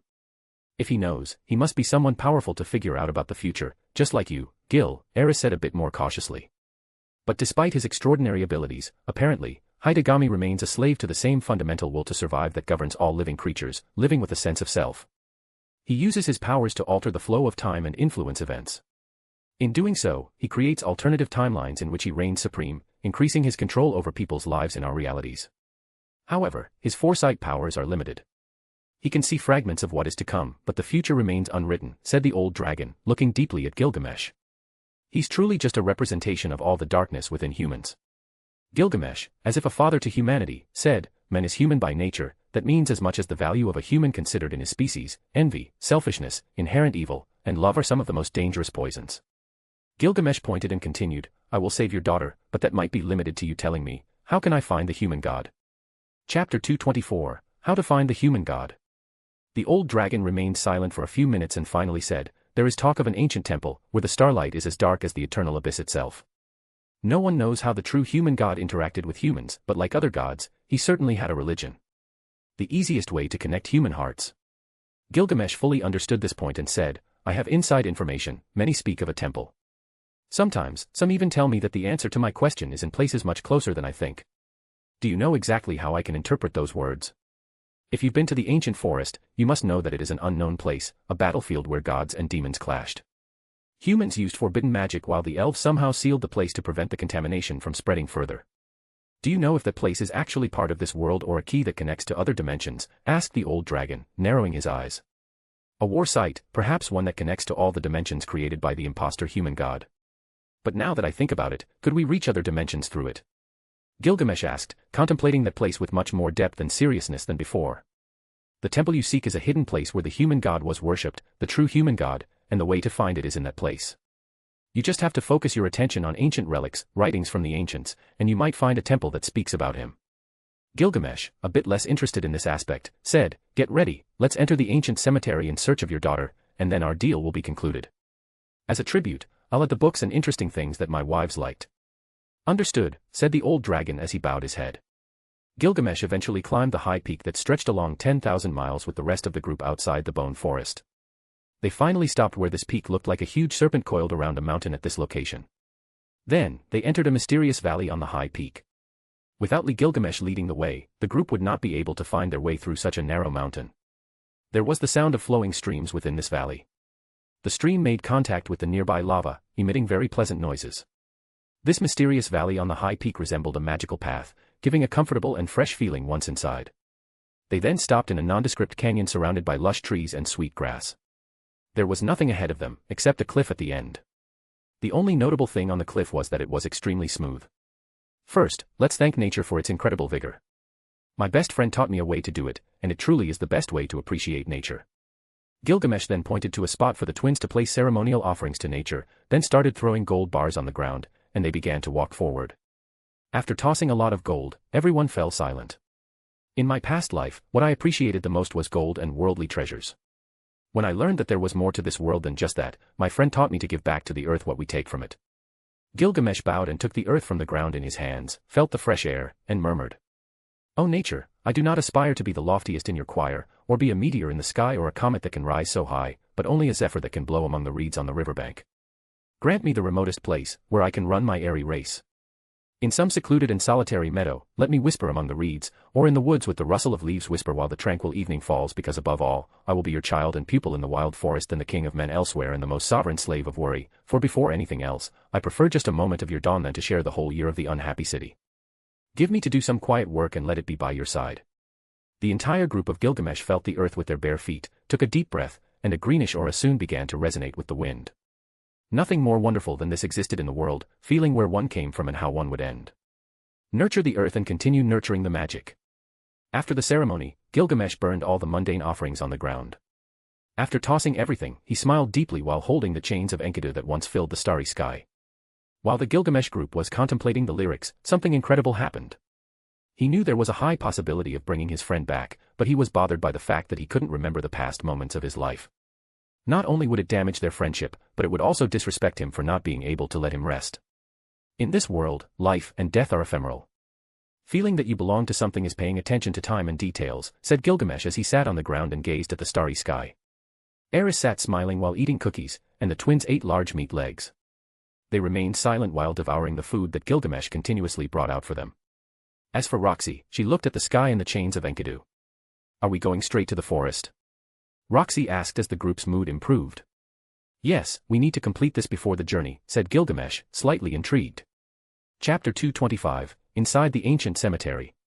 While traveling on the Vimana like mad, Eris asked, how exactly will we find that place if the old dragon started the journey on his own? He should have accompanied us, isn't it very inconsiderate of him to leave us here? It's the way, nothing to worry about, said Gilgamesh, pointing, we had our own issues to consider. Appreciating nature is much better than anything else. On the Vimana, a huge mountain appeared before their eyes, and a deathly aura burst around as they descended simultaneously. Going down a slope, there was a subtle cave where the old dragon was waiting. Let's start as soon as possible, said Gilgamesh as he descended from the Vimana and entered the cave where there was a water pond, inside which was a girl with silver hair. A curse that consumes the soul and memories. At that moment, magical recipes appeared in his mind. One blood ritual recipe after another mixed repeatedly. He wanted to find the right ingredients among all these memories to combine with this ancient den recipe. As time passed, Gilgamesh, unknowingly, had been standing for 5 minutes. The old dragon knew that Gilgamesh was observing his daughter's condition, so he made no move and stayed silently by his side. Eris emotionally wanted to approach, but Roxy quickly stopped her and shook her head gently, indicating not to disturb him. Shortly after, Gilgamesh's entire body exuded a golden light, as if he had been bathed in sunlight rays, and his breath became faster and stronger. What a headache, but a promise is still a promise. Gilgamesh waved his hand, and some magical fruits along with red potions appeared in his hands. Countless medicinal ingredients were matched in Gilgamesh's mind. From the trial of countless herbs and the search for recipes he had learned throughout his life, Gilgamesh's understanding of medicinal knowledge and his effort to determine this recipe had gone beyond anyone else's. Not for nothing had he found a way to create an elixir of immortality. Today, he exerted all his capabilities to create a medicine that would nourish the body of the girl in the water pond, and after a brief moment, he sighed deeply. People who knew about this recipe from ancient times could not even be counted as few. Your daughter is cursed, she has spent hundreds of years in a deep sleep from which she cannot wake up unless you decide to give your life in exchange for a release. You could be with her for at least 10 more years, but that would be all, said Gilgamesh, looking at the old dragon, who maintained an ironic smile. I agree with that, said the old dragon and walked towards the pond. I have lived for several thousand years, have you even thought about what that can be? You are seeking immortality from what I could see in my visions, but truly, if you are alone, the years turn into days, and it is a deep pain. I don't care, said Gilgamesh, sitting on the ground, taking out a golden jug, 2 cups, and pouring the wine that very few in this life could taste. As I said, I am not a father and cannot understand you, but I would be more than willing to save my children at the cost of my death. The old dragon smiled and murmured, you will be a good father, then. What should I do? After some time, Gilgamesh stood up and looked at the old dragon and then said, this recipe is very ancient. I can try to recreate it, but it's still just the beginning with ingredients. I will need your blood in the pond, a single liter will be enough for it to work. The old dragon looked at Gilgamesh for a long time and finally nodded his head stiffly. There's no problem. After some time, Gilgamesh waited for the ingredients to come together and looked at the old dragon. He nodded and began to pour his blood into the pond where his daughter was sleeping. Roxy and Eris looked at each other with surprised expressions. What they were seeing was leaving them very astonished. How was there such a deep story in such a hidden place in the world? They didn't expect to meet a dragon in humanoid form, they had never seen one like this before, so it was amazing. Now start releasing your blood. At this moment, Gilgamesh looked at the crimson liquid in the pond and solemnly spoke. When Gilgamesh's words finished, the old dragon stretched out his hand and cut his palms without any expression on his face. When he released that blood, the crimson light cast 2 bloody rays resembling the bubbles of an erupting volcano. Eris and Roxy felt very alarmed as their bodies turned completely cold when they encountered this red gaze. Now withdraw your hand, that amount is more than enough, said Gilgamesh while looking at the liquid in the pond. Roxy and Eris couldn't help but be amazed. This process was similar to a blood ritual, but it was not at all the same since it was a ritual to heal certain bodily dysfunctions. At that moment, Gilgamesh released his aura, and with the tips of his fingers, a sacred light shone and pointed towards the girl's soul. Like Elaine, this girl had been cursed, and after breaking that curse, she would need to divert that cursed bond towards the old dragon. That's it. You will die in 10 years, that is also the punishment for trying to use me, said Gilgamesh, looking deeply at the old man, then pointed, but in this situation, I would have done the same. The old dragon bowed and said, thank you for understanding me. Leaving the cave, Eris couldn't help but ask, how did he try to deceive us? He is not from this dimension, somehow, he managed to travel between different timelines to heal his daughter, and that ultimately led him to me, said Gilgamesh with a smile because, in the end, he had to read the past of that dragon. It was more than regrettable, but he knew they would meet again. Let's go, we have to explore. Chapter 226, The Path to the Underworld. This place was undoubtedly very strange. Gilgamesh, before destroying it, wanted to investigate it thoroughly and, if somehow it is of importance, seal it. However, if it turns out to be a problem, he would wipe it off the map along with all the trouble surrounding it. Riding the Vimana, they quickly passed over dark mountains and lakes. The Vimana's speed depended on what Gilgamesh, as the pilot, wanted, so he immediately took them to a flatter area deeper within the cemetery. This desert was completely desolate. There were no tall mountains, only short hills, and it seemed like a silent place. Regardless, Gilgamesh looked at this place with a hidden caution in his face. He could see what used to be the ruins of a palace, the fall of a civilization caused by war. Just as Gilgamesh was surveying the surroundings, he felt something in the distance and said, Roxy, take control of the Vimana and deactivate the shield. Holding a crimson spear in his right hand, Gilgamesh muttered, the dead die, and the living weep. Boom. Boom. Boom. At this moment, the earth shook, and the sky darkened. Stairs emerged from under the ground, and several majestic peaks trod the skies. Gilgamesh glanced at Roxy once, then brought everyone inside this palace. It was very large, but there was no one inside. In the center of the palace was an ancient dark coffin. It had a rotten appearance as if anything related to it was dead. Why are you here? Finally, a decrepit voice came from the ancient black coffin. The voice was heroically magnificent, like a true monarch. Gilgamesh unleashed his aura and said, I can walk any path I desire. A dead man like you has no authority to question my decisions. I have a question for you. Do you know the whereabouts of the temples that praised the ancient human god?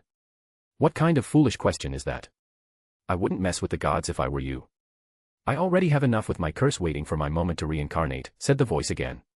Can't you answer? Gilgamesh asked with an even colder voice. If you didn't have an emperor's aura in your body, I would have killed you already. A dominant voice came from inside the ancient coffin. At this point, Gilgamesh's group's hearts were full of anger. Gilgamesh just smiled and said, a ship has appeared in the sky, and it is said that the underworld is emerging again in this cursed place. Gilgamesh said solemnly, being buried inside the cave for thousands of years just for a measly chance is lamentable. Answer my question, and maybe I will consider destroying or not destroying this place. At this point, Gilgamesh paused for a moment, then continued, this place should not exist, and I suppose it is an error due to my forceful immersion into this world. So, correcting my mistake is only a necessary good for this world. He. The tone of your words is grander than anything I have witnessed. I could feel that you were a king in your past life and an unparalleled one at that. At this moment, the hearty laughter of the man inside the coffin resonated, and he said, I never thought someone could destroy this dimensional rift. The explosion of laughter echoed, sending chills among Roxy's group. The laughter eventually subsided, bringing back silence inside the ancient coffin. I only seek information about the human god I am going to kill. It would serve me greatly if you tell me what you know. If you have nothing to say, I will leave this place since my time is more valuable than gold. Gilgamesh had no time to waste in this place. Well, what you should know is that this place is only caused by the struggle of various powerful beings in different dimensions.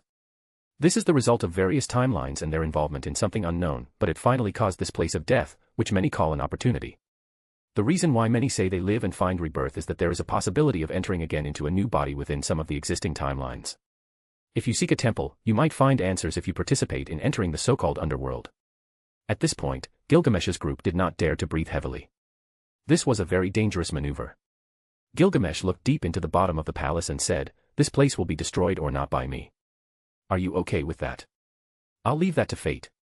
I hope your amusing struggle comes sooner rather than later and that you don't end up only with the destruction of that god but with the entire existence of the 6 worlds. At the end of the day, that's what we deserve for having despicable and foolish gods. Gilgamesh pointed his spear towards the ground and murmured, I guess then I will decide whether to kill you sooner or later, a grotesque waste of time. Eris looked deeply at that place and said, for God's sake, how can mummies exist in this world? Cousinfiel, who had just woken up a few moments ago, said, that piece of ancestral relic doesn't even reach the level of a mummy, there is nothing but dust in that place. The bones, my beloved bones, do not exist. Roxy frowned and muttered, you are truly a wholehearted dog now. A hunting dog. Murmured the twins, feeding him the bones they had kept for Counsfiel. I'm not a bone-eating dog, girls. Chapter 225, Inside the Ancient Cemetery. Chapter 227, Train and Be Strong. There's no way I'll teach you to be strong if you don't understand the meaning of being weak. You can get whatever you want if you have the strength to take it. In his previous life, Gilgamesh had taken all kinds of treasures as long as he liked them. There was nothing that couldn't be in his hands because no one could oppose him directly. After stepping onto this ground, all those who had been consumed in this place felt so close that they wanted to kill them and consume parts of their bodies. That's what this place is, and there's no way to change it, only by destroying it from the beginning and leaving nothing behind. Cousinfiel, take your sword and fight the dead. Gilgamesh said authoritatively. He wanted to see how strong this subordinate of his was. Yes, my lord. Cousinfiel took his human form and jumped off the Vimana. Boom. Boom. Boom. At this moment, Cousinfiel fought against a blackened corpse that acted on instinct, and from the ground, the commander extended into the sky, cutting through rocks and mountains. The surroundings sank, while strange waves of light led each of the attacks. Damn it, the last thing I wanted to do was fight mummies. Cousinfiel, with his face covered in mud, crashed into a group of figures and cut them all with his sword, but there was one that was very strong and experienced, a nuisance to face in this way. Die. Cousinfiel roared fiercely, wanting to break all the other undead who advanced towards him aggressively and recklessly. This time, many of the undead who were in the caves came out one after another holding long weapons to search for that living being with rich life energy permeating his body. Boom. On the other side, the sounds of swords continually rang out while the roars of the undead echoed in the mountains. The burst of battle auras had a killing intent that penetrated the surroundings. Eris, in the Vimana, looked at Gilgamesh and asked, "Can we fight too? If both of us go together, nothing here will hurt us." Seeing how fierce Cousinfield was, Eris and Roxy wanted to join the battle, but first, they asked for Gilgamesh's opinion. "You will surely understand much better about battles. When the situation gets more intense, return immediately," said Gilgamesh while looking at the battlefield, and several ripples above his head launched several golden swords that destroyed hundreds of undead. Although Cousinfield was nothing short of extraordinary, he still couldn't change the grand scheme of things, and his lack of experience caused several blows that twisted his face in pain. When Eris and Roxy heard this, they both jumped off the Vimana and burst with unimaginable powers that penetrated the surroundings. Boom.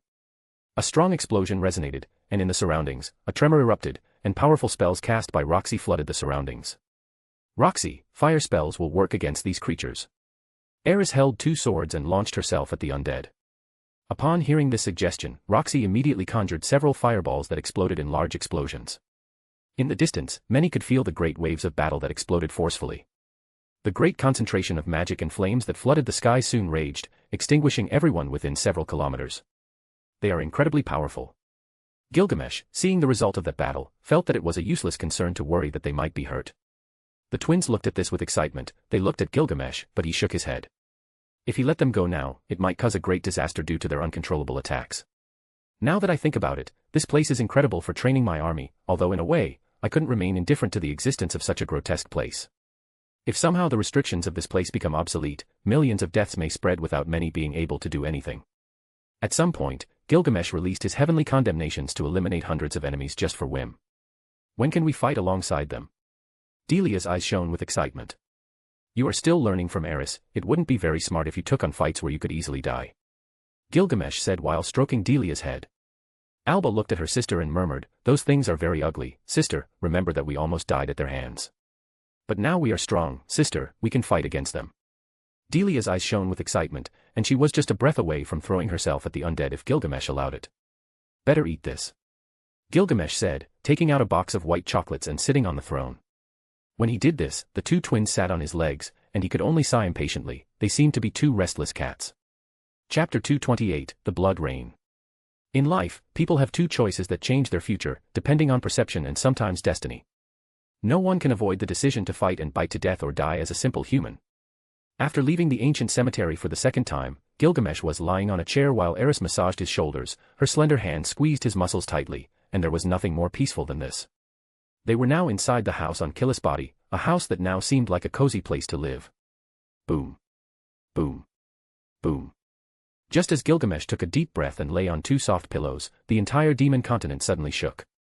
The entire Green Oak City trembled as if there was an earthquake.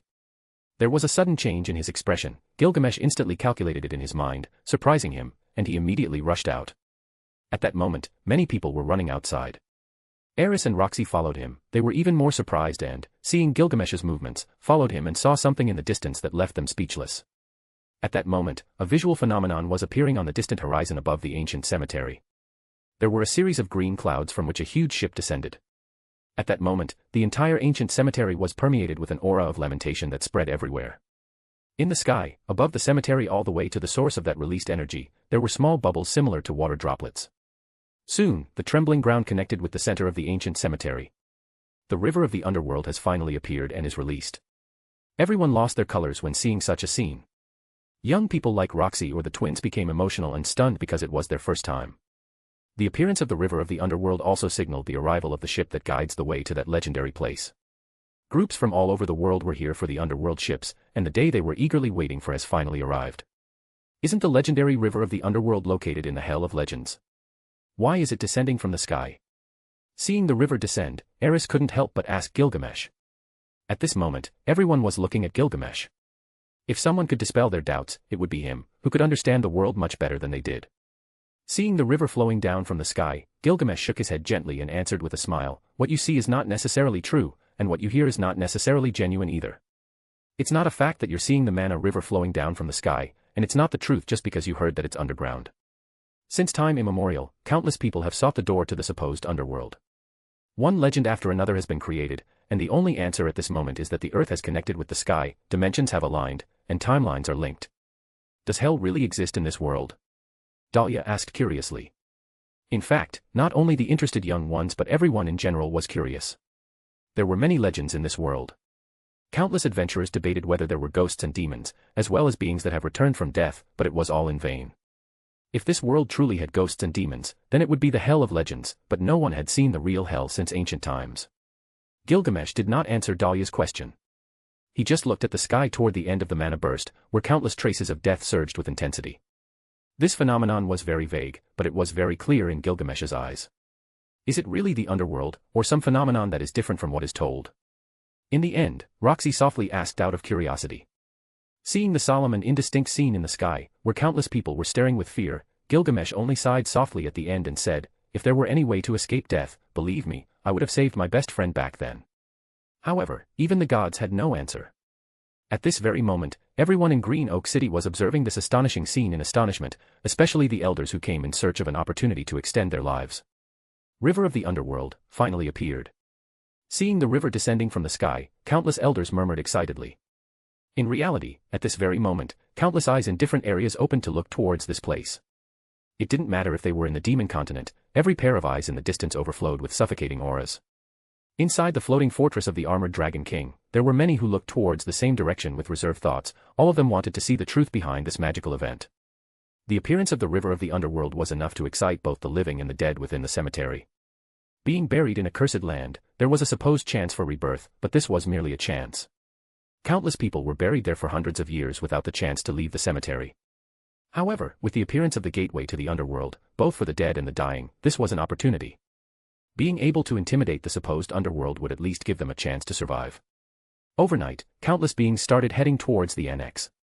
Even Orsted, the dragon god, had come to Green Oak City and looked at the ship with mysterious eyes. He muttered, "Nothing is the same, what is happening with this timeline?" If someone were nearby at this moment and witnessed this scene, they would be absolutely terrified, while the more cowardly ones fainted at the horror. Boom. At this moment, inside the cemetery, whether it was deep within the valleys, high peaks, or the rivers, countless beings left their ancient coffins and headed towards the ship. Although rumors indicated that the ship would allow one's life to be prolonged once buried on the innermost route of the forest, this opportunity was extremely trivial. As for being reborn and living for another era, that kind of phenomenon was just a myth. We have to observe what will happen. In the end, we'll contemplate whether to destroy this place or not. Are we heading there tomorrow? Since the river of the underworld had appeared, Cousinfeel also quickly approached to ask Gilgamesh. Gilgamesh replied with a smile, "There's no need to be so anxious, we're not competing with ghosts. For now, many horses without reins are heading towards the place. Let's go to sleep, tomorrow will be another day." Roxy didn't question Gilgamesh's words. At this point, many people were heading towards the cemetery. He returned to bed and lay down. Chapter 229, The Way Home. "Have you heard about what happened a day ago right in the middle of the old street?" An old man asked his group while eating in a tavern. "I heard there was an extremely exciting fight." "Who exactly won that battle?" asked another man in his place, looking at the old man. "Don't believe me, I couldn't get there in time, but when I managed to see the result of the battlefield, there were hundreds of demons and adventurers dead. All of them seemed to have offended one of Gilgamesh's women, so that was the result of those acts." In a tavern, there was a whole group of adventurers talking about the battle in which Gilgamesh had participated. They were all incredibly excited, recounting the things they had seen that day and the foolish decision those who died had made.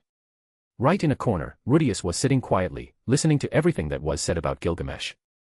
When he arrived in this town, the rumored massacre had just happened, and he found out that a mage who was a demon woman had been criticized by many demons, and as punishment for that sin, thousands had been killed. At the same time, throughout his stay in this town, Rudius discovered that anyone preaching against Gilgamesh was killed the next moment by unknown forces. If he thinks about it, being a prince, it is understandable that he has a background protecting him, but still, the extent is very surprising.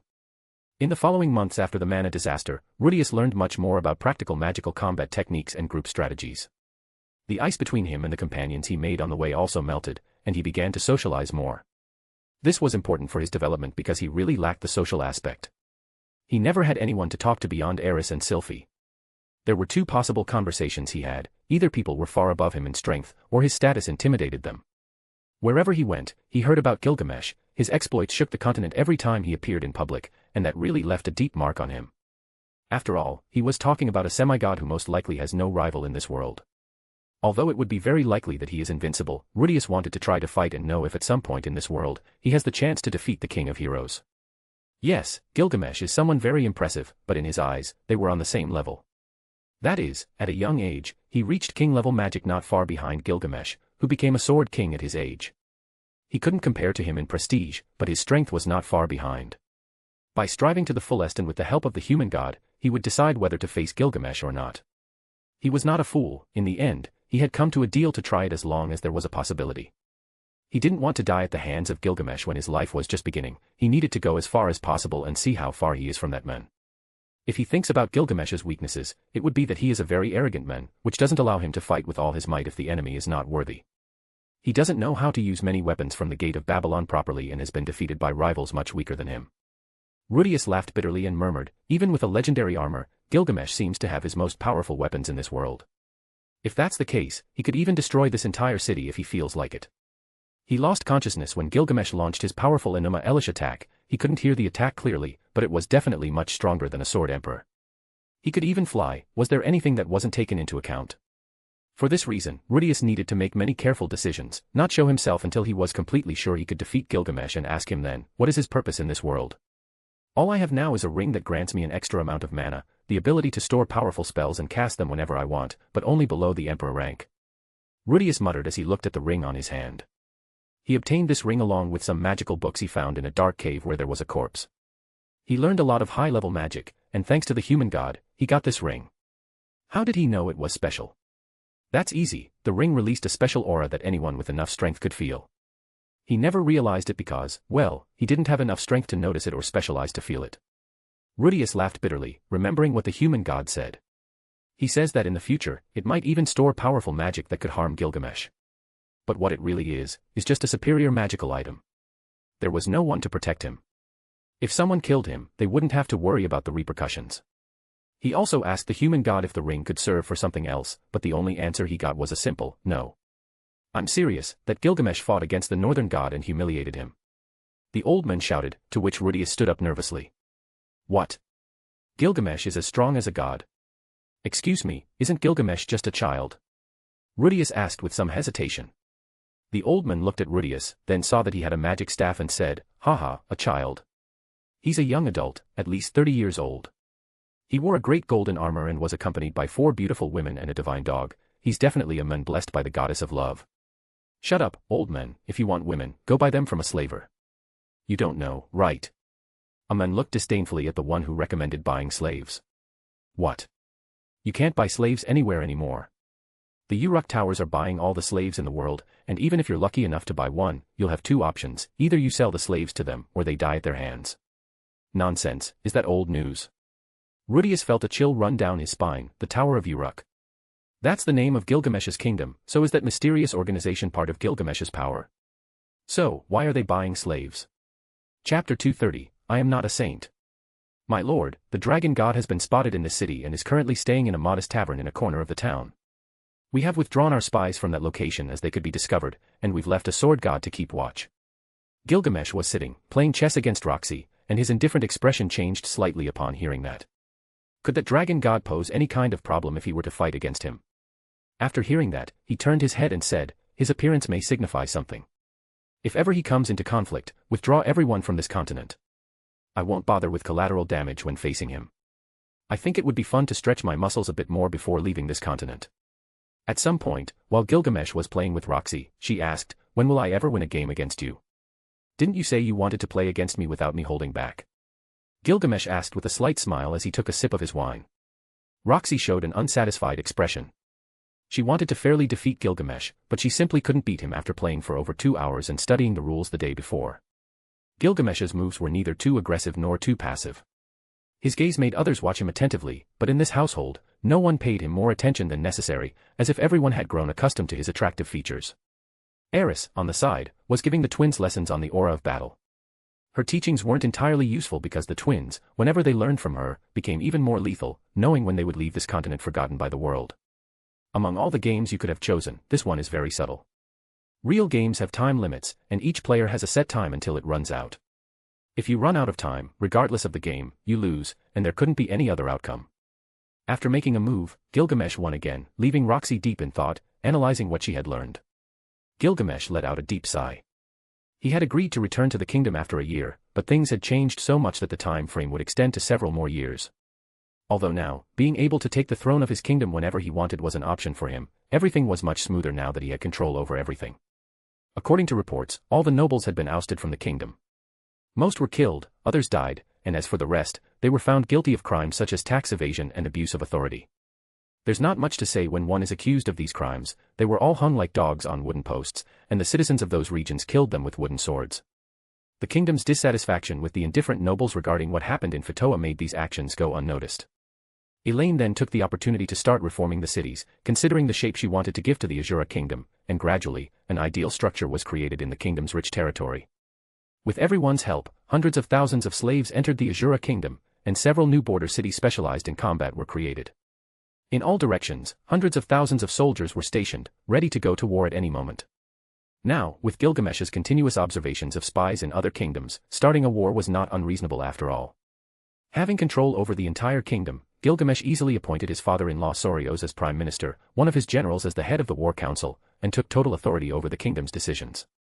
All civilians who had received help from Gilgamesh's faction burned down the churches that started speaking ill of him, erasing all signs that they had been brainwashed.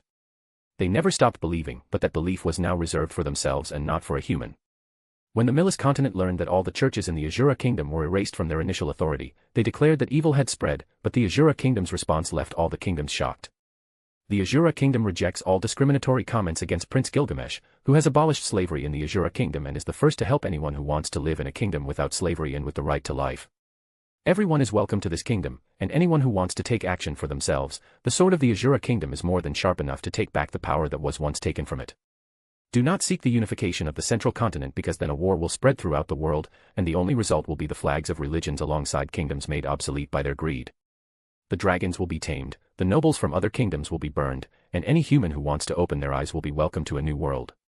As for other races, they will be welcome to a new change where they are assured of having a place to call home within the Asura kingdom, said Gilgamesh as he looked at the stars. The Elf Kingdom, the Beast Kingdom, and the Dwarf Kingdom will be established around the Human Kingdom, domains of unified authority under the Asura Kingdom. Gilgamesh drew a beautiful silver sword, the blades shining on its edge, faintly illuminating the surroundings, and said, "In the end, I will have to fight again for what I achieved in my previous world. Believing in a god is fine, feeling that religion is necessary is fine, but if that involves making certain decisions in your mortal life, then I will have to interfere and cut the evil at its roots." Chapter 231, In Motion. After much interest and eagerness to explore the unknown, the calm Gilgamesh began his final journey. "Except for Eris and Roxy, you will stay in the city." Upon entering the cemetery, Gilgamesh told the twins and Kusanfil. This time, Gilgamesh didn't want to take anyone who didn't have enough strength to face a powerful enemy. Both Kusanfil and the twins lacked combat experience, so it wasn't a good idea to take them this time. Only Eris and Roxy could accompany him. In reality, both Kusanfil and the twins wanted to go as well, but they could only let go of this thought after hearing Gilgamesh's command. "This time is a bit special. We're not digging for treasures, we're simply helping this continent get rid of the plague that is in this place." Gilgamesh smiled arrogantly and said, "This won't be a game like before. If something unexpected happens, I won't be able to protect you even if I want to."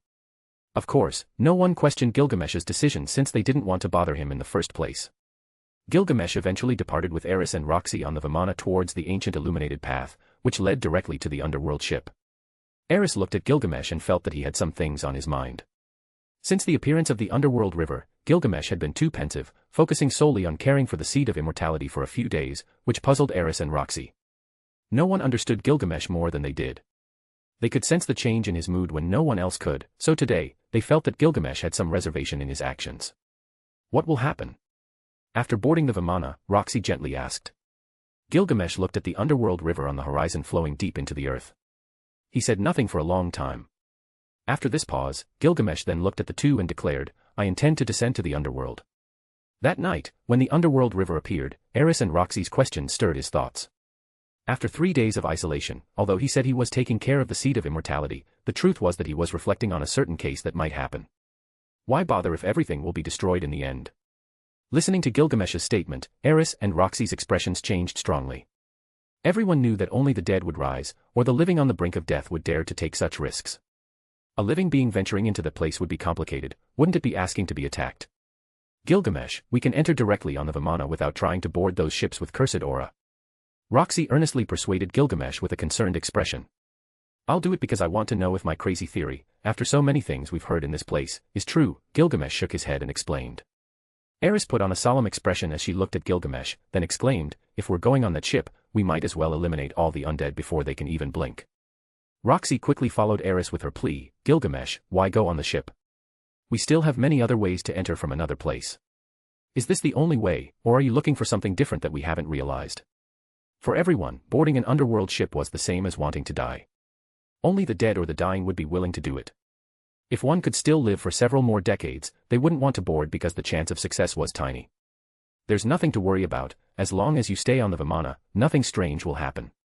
Gilgamesh smiled confidently in response to the well-intentioned advice from his two women. Seeing his determination, Roxy no longer advised against it. She looked at him for a moment before finally asking in a soft tone, what is the theory you haven't told us? Gilgamesh couldn't help but look at the deepest part of the cemetery, then gently touched his neck before finally answering, I have a brief suspicion that if different timelines align in this place, I should close everything before it becomes a problem. At this point, he was absorbed in his thoughts. He had been to the deepest part of the cemetery more than once in his future, but there were still some places in that location that had no easy entrances. Coincidentally, he recently discovered something, and now with the presence of the dragon god, he should be a little more cautious because if it's as strong as many mention, it should be more troublesome to deal with. We'll be nearby, don't destroy the whole place without letting us know. In the end, Eris and Roxy stood by Gilgamesh, activating the Vimana's barrier while keeping an eye on the surroundings. In comparison to the heaviness in Eris and Roxy's minds, Gilgamesh, on the contrary, was very relaxed. With a smile, he said, I still have two beautiful wives. With such charming ladies, how can I be willing to die so soon? Wouldn't it be a crime for me if I don't enjoy such good blessings first? Together. Unlike Roxy, Eris seemed very convinced of this proposal. As for Roxy, she was still a bit nervous about such grand statements. Mentioning these matters aloud was something she still emotionally struggled with, even if her character was improving in leaps and bounds. While Eris and Roxy remained under the protection of the Vimana, Gilgamesh began to soar through the skies as he approached the ship that was flying not far from his position. Chapter 232, Among the Undead. Gilgamesh fixed his eyes on his women, slowly closed off his emotions, and a brutal aura surged from deep within his heart, enveloping every simple movement like breathing. That personality, he tried to mimic completely his former self while shutting off any feeling that had changed him since he arrived in this world. As he flew towards the underworld ship, he exposed a bloody aura that only a general who had fought in hundreds of battles could possess.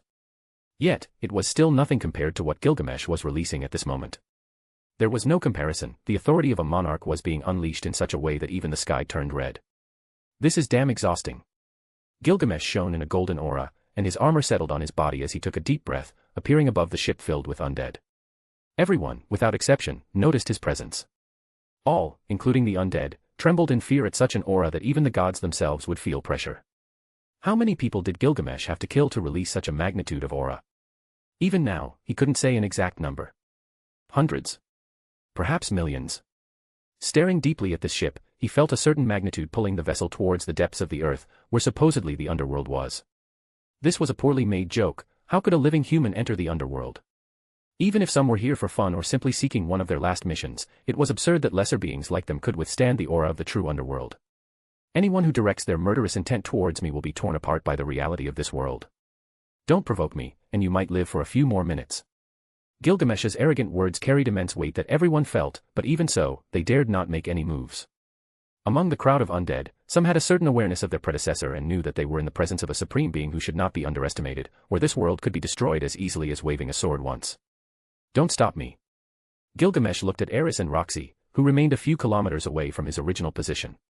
Looking into the deepest abyss, Gilgamesh felt a disgusting aura covering the space right in front of him, and that green color soon tried to recognize it.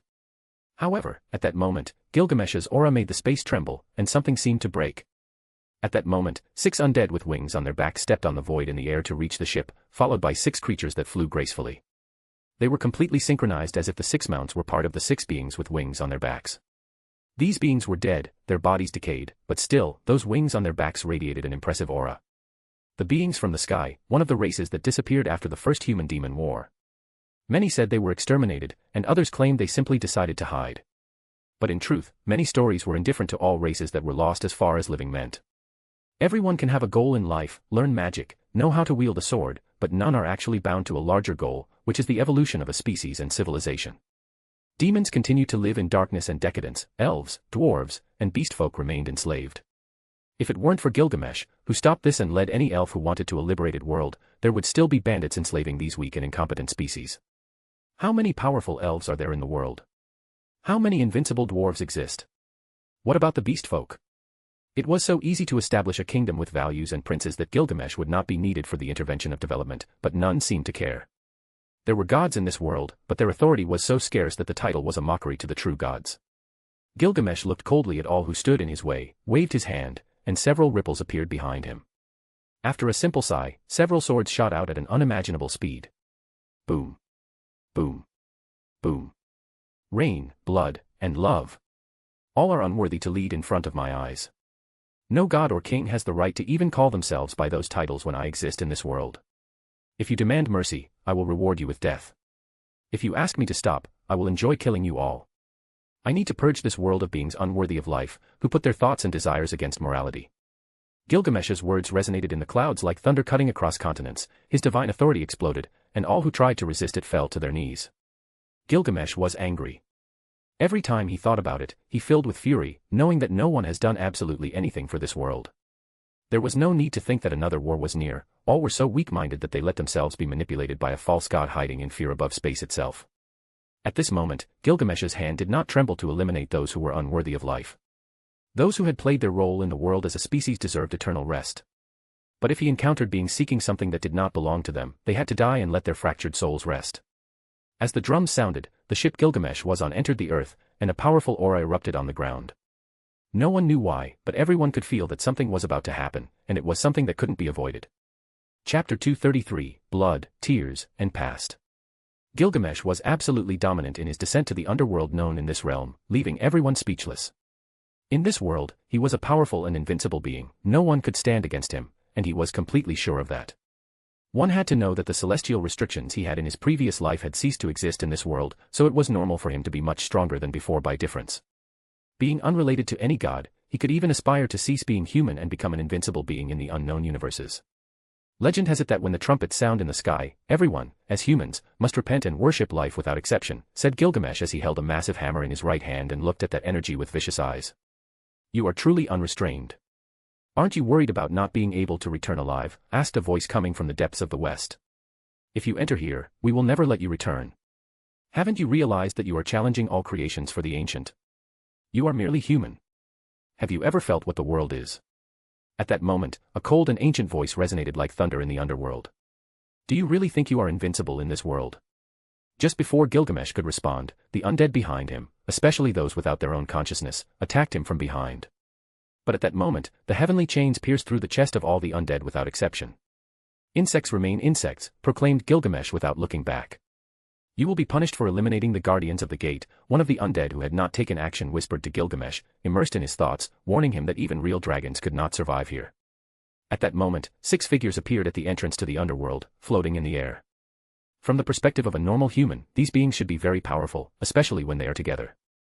They seemed to take a too rustic combat stance, preparing for an imminent battle as they fixed their gaze on Gilgamesh, who stood proudly in front of them. Gilgamesh had seen similar combat formations in his previous life. Of course, the things he could experience by fighting them were something extremely special. But after all, they were nothing special, so he told them, even if you can subdue the strongest in this world, you will never be a match for me.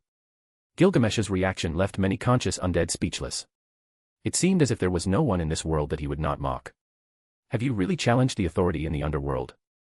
The 6 silhouettes stirred, and their eyes shone intensely as they prepared. No wonder these silhouettes wanted to kill Gilgamesh, after all, he had previously eliminated many undead. For insulting the dominion of this place, you must pay a great price. It's not too late to kneel and ask for forgiveness. Maybe then we can forgive your life, take you and punish you as it should be for years before letting you go. At that moment, all the beings on the verge of death and those totally part of it looked at Gilgamesh with a chilling resentment running through their bodies. The words of one of those beings were justified after knowing everything Gilgamesh had done. He was here just to cause trouble, so it was natural that he should be punished, and surely he should be buried in this place. Gilgamesh then smiled and said, "It's not difficult for me to leave this place. Just take me to the most powerful being here to eliminate him personally and seal this place to erase it altogether." At that moment, something seemed to change in the air. Many were living in anger because they had never expected an unknown man to dare to say that even with the protection of strong and invincible beings. Lord's guardians, why waste words on him? Just capture him. One of the undead pointed angrily, let him understand that there is only death for provoking the prestige of our realm. At that moment, a living being with wings on its back rose above Gilgamesh and shouted, you will be killed and serve as an example for anyone who wants to unveil the secrets of this place. His talk is full of stench. Gilgamesh pronounced a long roar with his growing blood energy. He moved his two hands downward with immeasurable power. Then die. One of the silhouettes holding a red orb activated it and moved towards Gilgamesh. Boom. At this moment, with a single punch from Gilgamesh, the mountains around disintegrated, and a powerful wind rose into the sky. However, this simple display of power did not seem to harm the silhouettes that had come out after killing the first-named guardians. Before Gilgamesh, the 6 silhouettes moved and appeared over the head of the first silhouette to face him. The aura they were releasing was very similar to a giant iron mountain falling to the earth with the intention of destroying everything. Gilgamesh smiled and descended to the ground, which was completely flat due to his first impact that completely eliminated all the undead in the surroundings. Under the ground, numerous gigantic ripples appeared, and from them, giant swords emerged pointing towards the sky. The entire air seemed to feel the power of the attacks, so when these two collided, he was sure that more than one continent would feel it. There were 7 silhouettes in total in the sky, all of them had released their aura materializing a mountain descending towards where Gilgamesh was, stirring the air and generating a noise similar to that of a giant. This attack completely defied all understanding of the world, thus suppressing the aura that Gilgamesh had casually released. Trapped at the bottom of this attack, Gilgamesh strangely smiled. Even if you use giant swords, you won't be able to withstand our attack. At this point, the sound of an ancient voice resonated from the sky. His voice was extremely dominant. After his voice descended, a huge fist that covered the sky pointed towards Gilgamesh before the mountain. Ha ha ha. Gilgamesh's arrogant laughter resonated like thunder, and the swords that slowly emerged from the ripples were shot at a speed faster than light. The large swords could easily split a mountain, so eliminating his enemies was a breeze. Boom. Boom. Boom. In just moments, he had been able to break the mountain, the huge pieces descended from the sky, and Gilgamesh then moved. If Gilgamesh's power could split a mountain, then any physical attack would be absolutely nothing to him. Compared to the strength of a mountain, he could unleash the force of a world. Crack! At that moment, space broke, and a huge mantle descended from his side, so this time Gilgamesh switched from attacking to defending. His left hand extended to his side to receive that imminent attack. At that moment, after receiving the blow, the sound of a crack was heard, and a huge crack formed in the ground. Boom. But at that instant, Gilgamesh, who had retreated with the help of the huge fist, smiled coldly and attacked again as if he had not been hurt. At this point, the space broke again, and a bony hand attacked Gilgamesh as if somehow it wanted to prevent him from entering the underworld. This time, Gilgamesh endured a greater force, his bones exerted half of his strength, which was something surprising. At that moment, Gilgamesh's expression was serious. Even with the complete explosive effort of his power, it was still not enough to stop these fists, so immediately the heavenly chains were used. Ha ha ha. Gilgamesh seemed to mock while the chains wrapped around those arms, and Gilgamesh's eyes visualized the silhouettes on the other side. Giants. Undead giants. This is fun, I'll open your eyes. Come to me, EA. Chapter 234, Invoicing. You naive being, all the dead have authority in this place. A cruel voice echoed in the sky, but this immediately changed when Gilgamesh wielded EA. Without much difficulty, he launched his attack, and a skeletal hand was completely disintegrated. But without stopping, the heavenly chains held the space to prevent it from closing and unleashed several shattered swords at that arrogant giant. They are just dead, do you really think they have a chance against me? At that moment, Gilgamesh howled with mocking laughter. In an instant, a more imposing golden aura burst from Gilgamesh's body.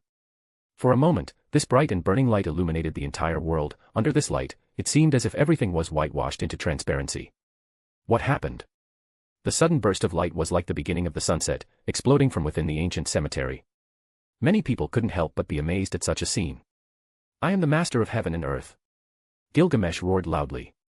Not to mention the demonic continent, even the outer world suddenly dimmed. It was as if the stars were falling, as if the supreme authority of life was interrupted by the release of Gilgamesh's full power and aura. In a fraction of a second, it seemed like all the lights of this world gathered in Gilgamesh's body. Boom. A deafening explosion finally destroyed the entire space. In a single attack, all the giants were pulverized, leaving Gilgamesh with an arrogant aura in the air. Although there was still some dust on his body, it all disappeared in an instant. At that moment, the temperature in his body was so intense that everything seemed to be melting. The aura in his body was as bright as the stars, making him easily discernible. Even more terrifying was a piece of blue sky with a deep and dark shadow. Numerous golden ripples appeared in the sky, covering the entire ancient cemetery. Gilgamesh seemed to want to destroy everything in this place without exception. This place is going to be destroyed. A faint silhouette with a girl in her arms sighed and disappeared from this place, quickly moving away from the demonic continent. All the undead that couldn't descend into the underworld couldn't help but be alarmed by the sudden uncontrolled situation. Medusa, the time has come. Gilgamesh murmured and then looked down, saying, "Come, open my eyes and show me how powerful you can be." At this point, everyone in the demonic chorus was aware of what was happening here, especially those who knew that something like this could happen at a certain time. In the distance, a figure digging for treasure couldn't help but exclaim, "Damn, if I die, at least it will be in these inhuman conditions, and if I live, I'll be completely rich. The underworld will open, and there will be nothing but chaos. Things are going to intensify, so it's better to get out of this place as soon as possible." An old adventurer seemed to understand what was happening, so what he did was run away from the vicinity. "If you can pass, then you will be more than worthy to meet our great lord." One of the undead roared, and suddenly, all his energy rushed into his treasure. In this second, an endless aura of a ferocious beast rose from the object, which was a curved horn. Boom. Boom. Boom. Bursts of harsh noises resonated, the horn emitted a loud sound, and in an instant, raw power resonated loudly in the sky. Roar. At that moment, a loud roar of a beast appeared. This beast roar not only affected those closest but also those far away, making their legs weaken. A gigantic beast materialized in the sky, and the body of that beast was even larger than that of a giant. Its frightening aura came from an ancient age, imposing respect from others like a divine beast descending from a different dimension. All the weaker and insignificant beings felt a primitive fear. A beast larger than a dragon. Everyone lost their colors when this giant beast leaped. "It's just a strange beast that has grown for hundreds of years, it's nothing different or much stronger than a magical beast. Calling it a divine beast is an insult to true divine beasts," said Gilgamesh while smiling at the weak movements of his opponents. "Come here, accept your death." A undead roared while controlling the horn, and a blinding light shone in the surroundings. "All right, then try this." Gilgamesh waved his sword, and all the attacks flooded the ancient cemetery. At the moment the attacks were unleashed, the red sky changed, and like each of the huge golden ripples that kept shooting golden swords descending from the sky, defeating all enemy resistance. Boom. Boom. Boom. Gilgamesh didn't have to move a single muscle to eliminate these enemies who claimed to be the guardians of the entrance to the underworld, which was something very common under the expectations of Gilgamesh's acquaintances. Chapter 235, Defending the Righteous. Green Oak City. Everyone, take refuge inside the most resistant buildings. What is that golden light? What is happening in the ancient cemetery? Orsted looked with deep eyes at the cemetery. This had completely gone out of his plans, and he certainly didn't know what to do. After just waiting, things seemed to change overnight, leaving him with no possibility of doing anything. Even before he could react, everything changed from waiting to taking action. How could he leverage these changes for his own benefit, and how could he get ahead of the human god? He didn't know which way to go, but he had to find a quick way to do it, and everything seemed to have taken shape when he saw that power confronting a death aura. This place, called the Ancient Cemetery, was a place that shouldn't exist in the first place. But the only reason he didn't want to experiment with this place was that it didn't have an external influence interfering with his plans, but things went in a completely different direction than he expected right now. He intended to travel the whole world with Nanahoshi, but just then chaos started in the demon continent, so he knew that something could be found, and he was right to do so. An incomparable force that shouldn't exist in this world. Orsted thought as he looked at the dazzling golden lights in the distance, then lowered his gaze and saw how the whole city was about to be destroyed. Nanahoshi at his side looked at all this with a certain fear in her body. She had never before experienced such a result of a battle, even if she was accompanying the dragon god who was challenged on many occasions by powerful beings. But right now, the sky seemed to be screaming, the thunder, clouds, and lightning were so immense that it was difficult for her to contemplate how disastrous it could be if all that impacted the earth. After a few seconds, she remained calm. She was on the side of the dragon god Orsted, so she shouldn't show weakness. Although they were away from any living being to avoid Orsted's curse, they could witness how the whole city was plunged into chaos. "Will you save them?" Nanahoshi asked with a bit of disinterest in her voice. After all, she couldn't do anything for those people. "The result of this is an anomaly for the future, but after all, I must intervene and then go to that battlefield," said Orsted as he closed his eyes, but just at that moment, 4 silhouettes arrived in different areas of this city. Who are they? Orsted thought as he looked at a woman with blindfolded eyes and purple hair. In an instant, a powerful barrier covered the entire Green Oak City that was about to collapse, and calm came as if it were the result of a god's movement. Medusa, who seemed to be talking to no one without having anyone close, smiled discreetly when she saw who was said to be the dragon god and disappeared to then appear in front of him. "I never expected to see the dragon god in such a remote place like this. What is it that you are looking for in this dirty city, if I may ask?" Medusa asked with a charming smile. Orsted remained momentarily silent. he looked deeply at the woman in front of him and asked, "Do you know the human god?" Medusa seemed to think and instead asked, "Why do you ask me such a strange question?" "Just out of simple curiosity. For being a creation from a spirit, you are too strong. Can I know who your master is?" Orsted asked again, not seeing any reaction from the other party. "My master is the king of heroes, of course. You don't know him, but I'm sure you will soon. In contrast to your question, all I can answer is that you will know soon. Unlike the poor souls who fear you for your curse, I am not human, and my master is not weak at all. Could it be that, don't you think?" Medusa smiled slightly and said. Orsted looked deeply at Medusa, and after a few seconds, a figure in armor covering his entire body appeared, then said, "We have killed everyone from the Millis continent, their heads lie on pikes as an example. If they remain so incompetent in the way they discriminate against my lord, there will be no choice but war. The Asura kingdom is ready to start the great conquest." Medusa seemed not to care that the dragon god was present and muttered these words. "Even from this situation, they are blaming him. What should we do if we just kill them?" Orsted asked. Medusa smiled slightly and said, "Our lord doesn't mind killing millions for the new world. If everyone falls for such lies, it is better for them to die with them than to live with regret." Just as everything was about to continue, the barrier that seemed to be there began to crack, and a dazzling aura burst in the distance. "It seems that we cannot continue with this conversation, see you." Medusa waved her hand, and a carriage appeared out of nowhere with magical horses with huge white wings and soared into the sky. Nanahoshi had never taken her eyes off Medusa and whispered, "It can't be her." Orsted turned to Nanahoshi and asked, "Do you have knowledge of who she is?" Nanahoshi thought about it for a moment and finally shook her head. "No, I must be mistaken, she shouldn't exist in this world." "Explain yourself." Orsted was not satisfied with that mysterious answer. Nanahoshi then said, "Well, she is." Chapter 236, Horror and Thoughts.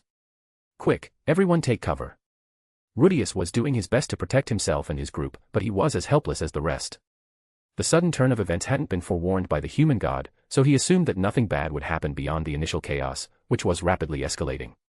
Things were so dire that he could do little in this situation. He felt his helplessness and weakness more than ever at this moment. All he had thought about was getting out of here without delay, but everything happened so quickly that he couldn't relax. And to think we were talking about visiting the ancient cemetery.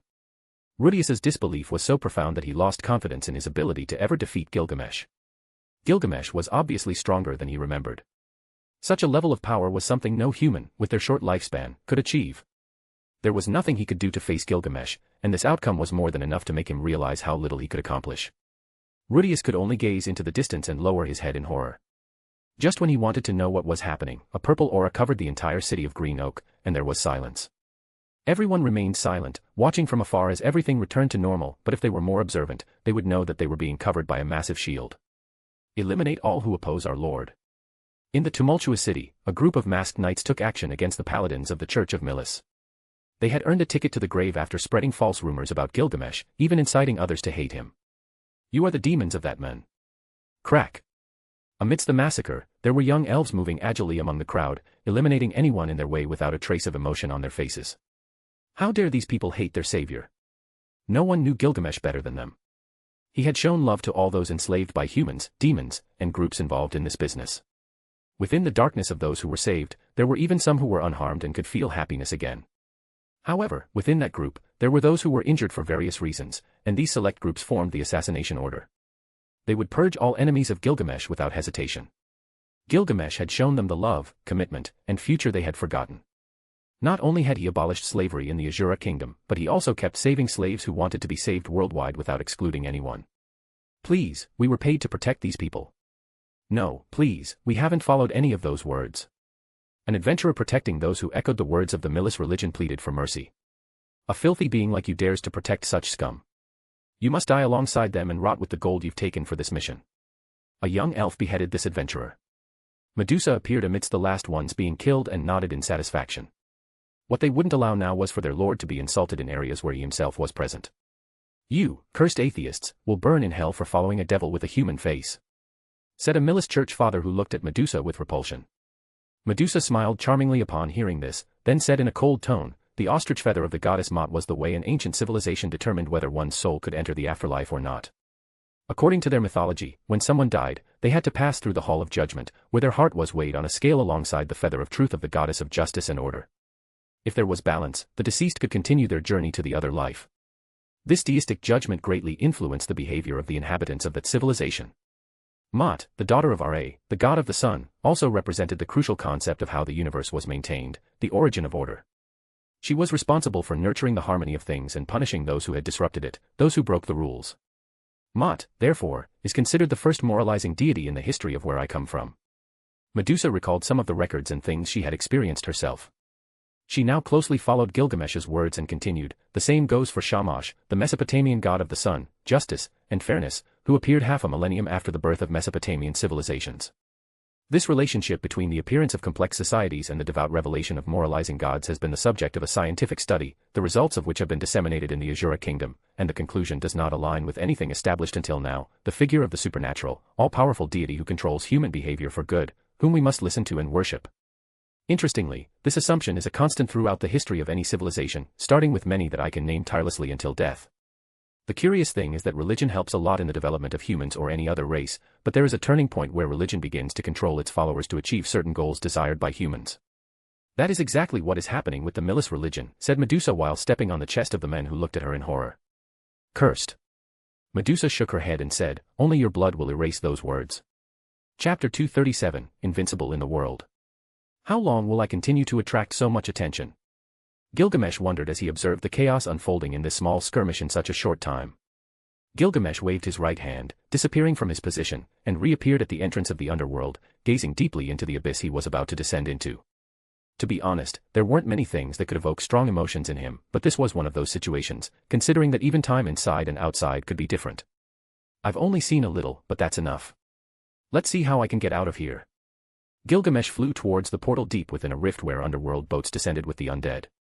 But just at that moment, as Gilgamesh passed through the portal, a desolate world opened before his eyes, and before he could adapt, a blow struck his body. Boom.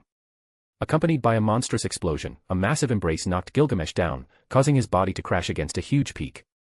Examining the figure that had hit him, he saw a new undead that was much more powerful than those he had eliminated outside. Roar. A cry echoed through the underworld, and a giant mouth intended to swallow Gilgamesh, who dusted off his armor with a disgusted expression. How bothersome. At this point, Gilgamesh extended his hand, and a sword instantly appeared in his right hand. They keep opposing someone they can't interfere with.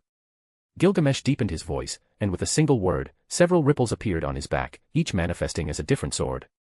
These swords were unique as they absorbed everything they touched. A gravity end sword, an electric sword, a light sword, and one that cursed whoever it touched. With exuberant energy, the swords pierced with their different forces. One side radiated light, while the other darkness. In an instant, there were countless auras within the swords, forming a terrifying scene. Gilgamesh's sword shone in various colors and types, and with just two incredible swords, he had the power to destroy a continent. Boom. The first sword exploded with thunder, blocking the undead that were flying.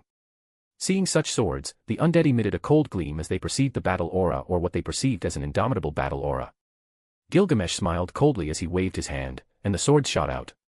The more powerful the swords were, the larger the smile on his face became. Among all weapons, only the sword was the one he could use most skillfully since they mostly composed his arsenal. Indeed, everyone can use a sword, even a child. Gilgamesh thought as he watched his charged swords. The place where he was located resembled an abyss, everything was tinged in shades of gray and black, the ashes of agony floated in the surroundings, making it difficult to feel happiness in this place. How dare you invade this domain? The undead who found an exit roared as his body glowed. The surroundings felt the pressure, and an aura burst forth with strength. At this moment, Gilgamesh seemed to have found a worthy rival again and looked at him with his two eyes shining in a blood-red tone. However, Gilgamesh's swords were faster than any attack directed towards him. Enemy. There were many undead, dragons, and other races whose origins he was unaware of. But how could these beings even pose a problem for someone like Gilgamesh? Boom. In the deepest darkness of the abyss, a being opened its eyes and murmured, "Not yet, I still can't find the key to enter other timelines." Gilgamesh visualized his main rival in this place and smiled defiantly. He loved destroying those who deserved to be his enemies, simply to show others a glimpse of his true power. Boom. As Gilgamesh advanced, several powerful auras appeared in the surroundings. Once again, formidable figures blocked his path as if they could do much. Roar. A dragon's roar echoed. At this moment, a massive grey dragon crossed the sky. This dragon covered the heavens and was extremely massive. Each of its scales emitted a cold light. Oh, incredible. This was the first time Gilgamesh had seen such a large dragon. Many would be horrified to be in the presence of such a being, which is why he decided to come alone. Boom. A loud explosion sounded. A claw of the dragon, of incalculable size, descended towards Gilgamesh and held him firmly. How much can you endure? Gilgamesh let out a scream that shook the dimension, while chains from the sky emerged from his ripples, each holding one of the dragon's arms. However, the power of this dragon's claw was no less than the stomp of a giant. Under its press, thousands of tons struck Gilgamesh's body, and it was inevitable to move against the impact. Many undead, who had moved like an avalanche, rushed towards Gilgamesh, but all of them were eliminated with simple swords emerging from the ripples. Do you really think you can stop me? Gilgamesh then shouted furiously and murmured, "Live or die according to your will." The moment that word was uttered, a thunderous sound erupted. At that moment, something terrifying happened. Millions of swords descended from the sky, splitting the earth with their impacts. There was a golden aura covering the entire space, and the dimension shook. Boom. After a strong explosion, a flood of a golden aura burst within Gilgamesh's body. At the same time, the swords that had fallen to the ground rose and moved like meteorites through the skies. Boom. The EA sword in Gilgamesh's right hand resonated to such an extent that even space seemed to break. Initially, his sword had the power to destroy this place, but now it could suppress the entire galaxy, making everyone bow their heads and plead for mercy. Chapter 238, We Are All Bound by Something. Boom. Gilgamesh remained indifferent in the air, levitating as if he dominated everything around him, while his right arm tightly held his divine weapon EA. Who the hell are you? A cold voice echoed in the confined space, not only stirring the undead but also the movements of Gilgamesh, who continued to advance slowly. You are not worthy to know my name. As a being from another timeline, you have endured much hiding in this place. Gilgamesh fixed his gaze on what seemed to be a deep cave, beside a freshwater lake. The surroundings, due to the intense battle that had unfolded, were in chaos, but Gilgamesh seemed unconcerned as he scorned his enemy who dared not show his face. You have not existed in my timeline, so you should be a reincarnate. A figure rose into the air at Gilgamesh's level. His aura had become non-existent for a very long time, his tattered skin seemed like it could break at any moment. Gilgamesh knew that this man did not belong to this timeline, just like the ancient dragon that had helped. Yet, for some reason, he had not died after violating the rules of his own existence. It must be said that they were not gods, their power could barely be considered within the standards of the strong. My name is Aligar. I haven't met you, but apparently, after looking at me with those special eyes, you know everything about me. Aligar looked at Gilgamesh calmly, as if he were not here to kill him and end the existence of this place. After coming to this world, my only purpose is to rest. I don't want chaos, and definitely, the existence of this place is extremely chaotic. Can you understand my point in coming to this place? Gilgamesh asked as he waved his sword, highly intrigued by this man, so he remained unusually calm. Aligar's eyes flashed with a cold light. Seeing Gilgamesh's attitude, he knew that this man had not used his full strength a moment ago, he was holding back, just like those people waiting just outside the portal. He was also surprised because only a true god could create a visual phenomenon that could even split space, so he could not be too careless. My goal since I was little is immortality. A certain being told me that you might have a way to achieve it, but I'm still doubtful. Do you have any way to achieve immortality? Aligar asked with greedy eyes. Gilgamesh smiled. The mysteries of life seemed very boring for him to investigate. He had no desire to waste his life delving into things that eventually came to him, like this unknown yet visionary being. Immortality is a gift. I understood that when I abandoned that insatiable pursuit that you are taking to a completely different level. Gilgamesh tilted his head and saw the undead approaching him. Boom. Boom. Boom. Waves after waves of explosions echoed as Gilgamesh opened several golden ripples that were as easy to release as breathing. There are certain people who are worthy and others who are not.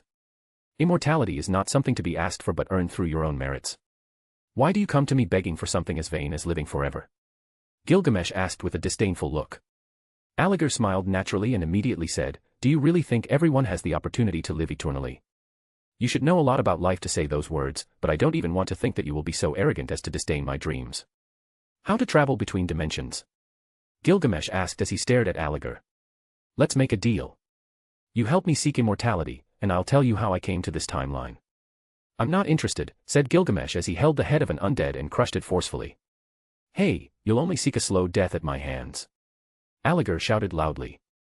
The buzzing sounds of the air were accompanied by crashes. A powerful battle aura was released, this was nothing Gilgamesh had not seen before. Roar. Skeletal claws emerged from the ground trying to strike Gilgamesh, but with a simple swing of his EA sword, he destroyed everything. He made it look so simple that it exerted pressure on Aligar. Well, let's first see if you have the chance to withstand my strength. At that moment, Agar's body, resembling that of a demon, transformed as his aura exploded furiously. Explosions resonated in the dimension, causing everything to break. Boom. Under Aligar's attacks, as strong as the weight of a mountain, Gilgamesh smiled and used only his right hand. The only thing visible amid the dust were Gilgamesh's golden swords, flying from side to side. Ha ha ha. Gilgamesh shouted as he fell to the ground, pushed by blows that were actually strong, but there was no injury or wound on his body, creating an unimaginable dignity under his strength.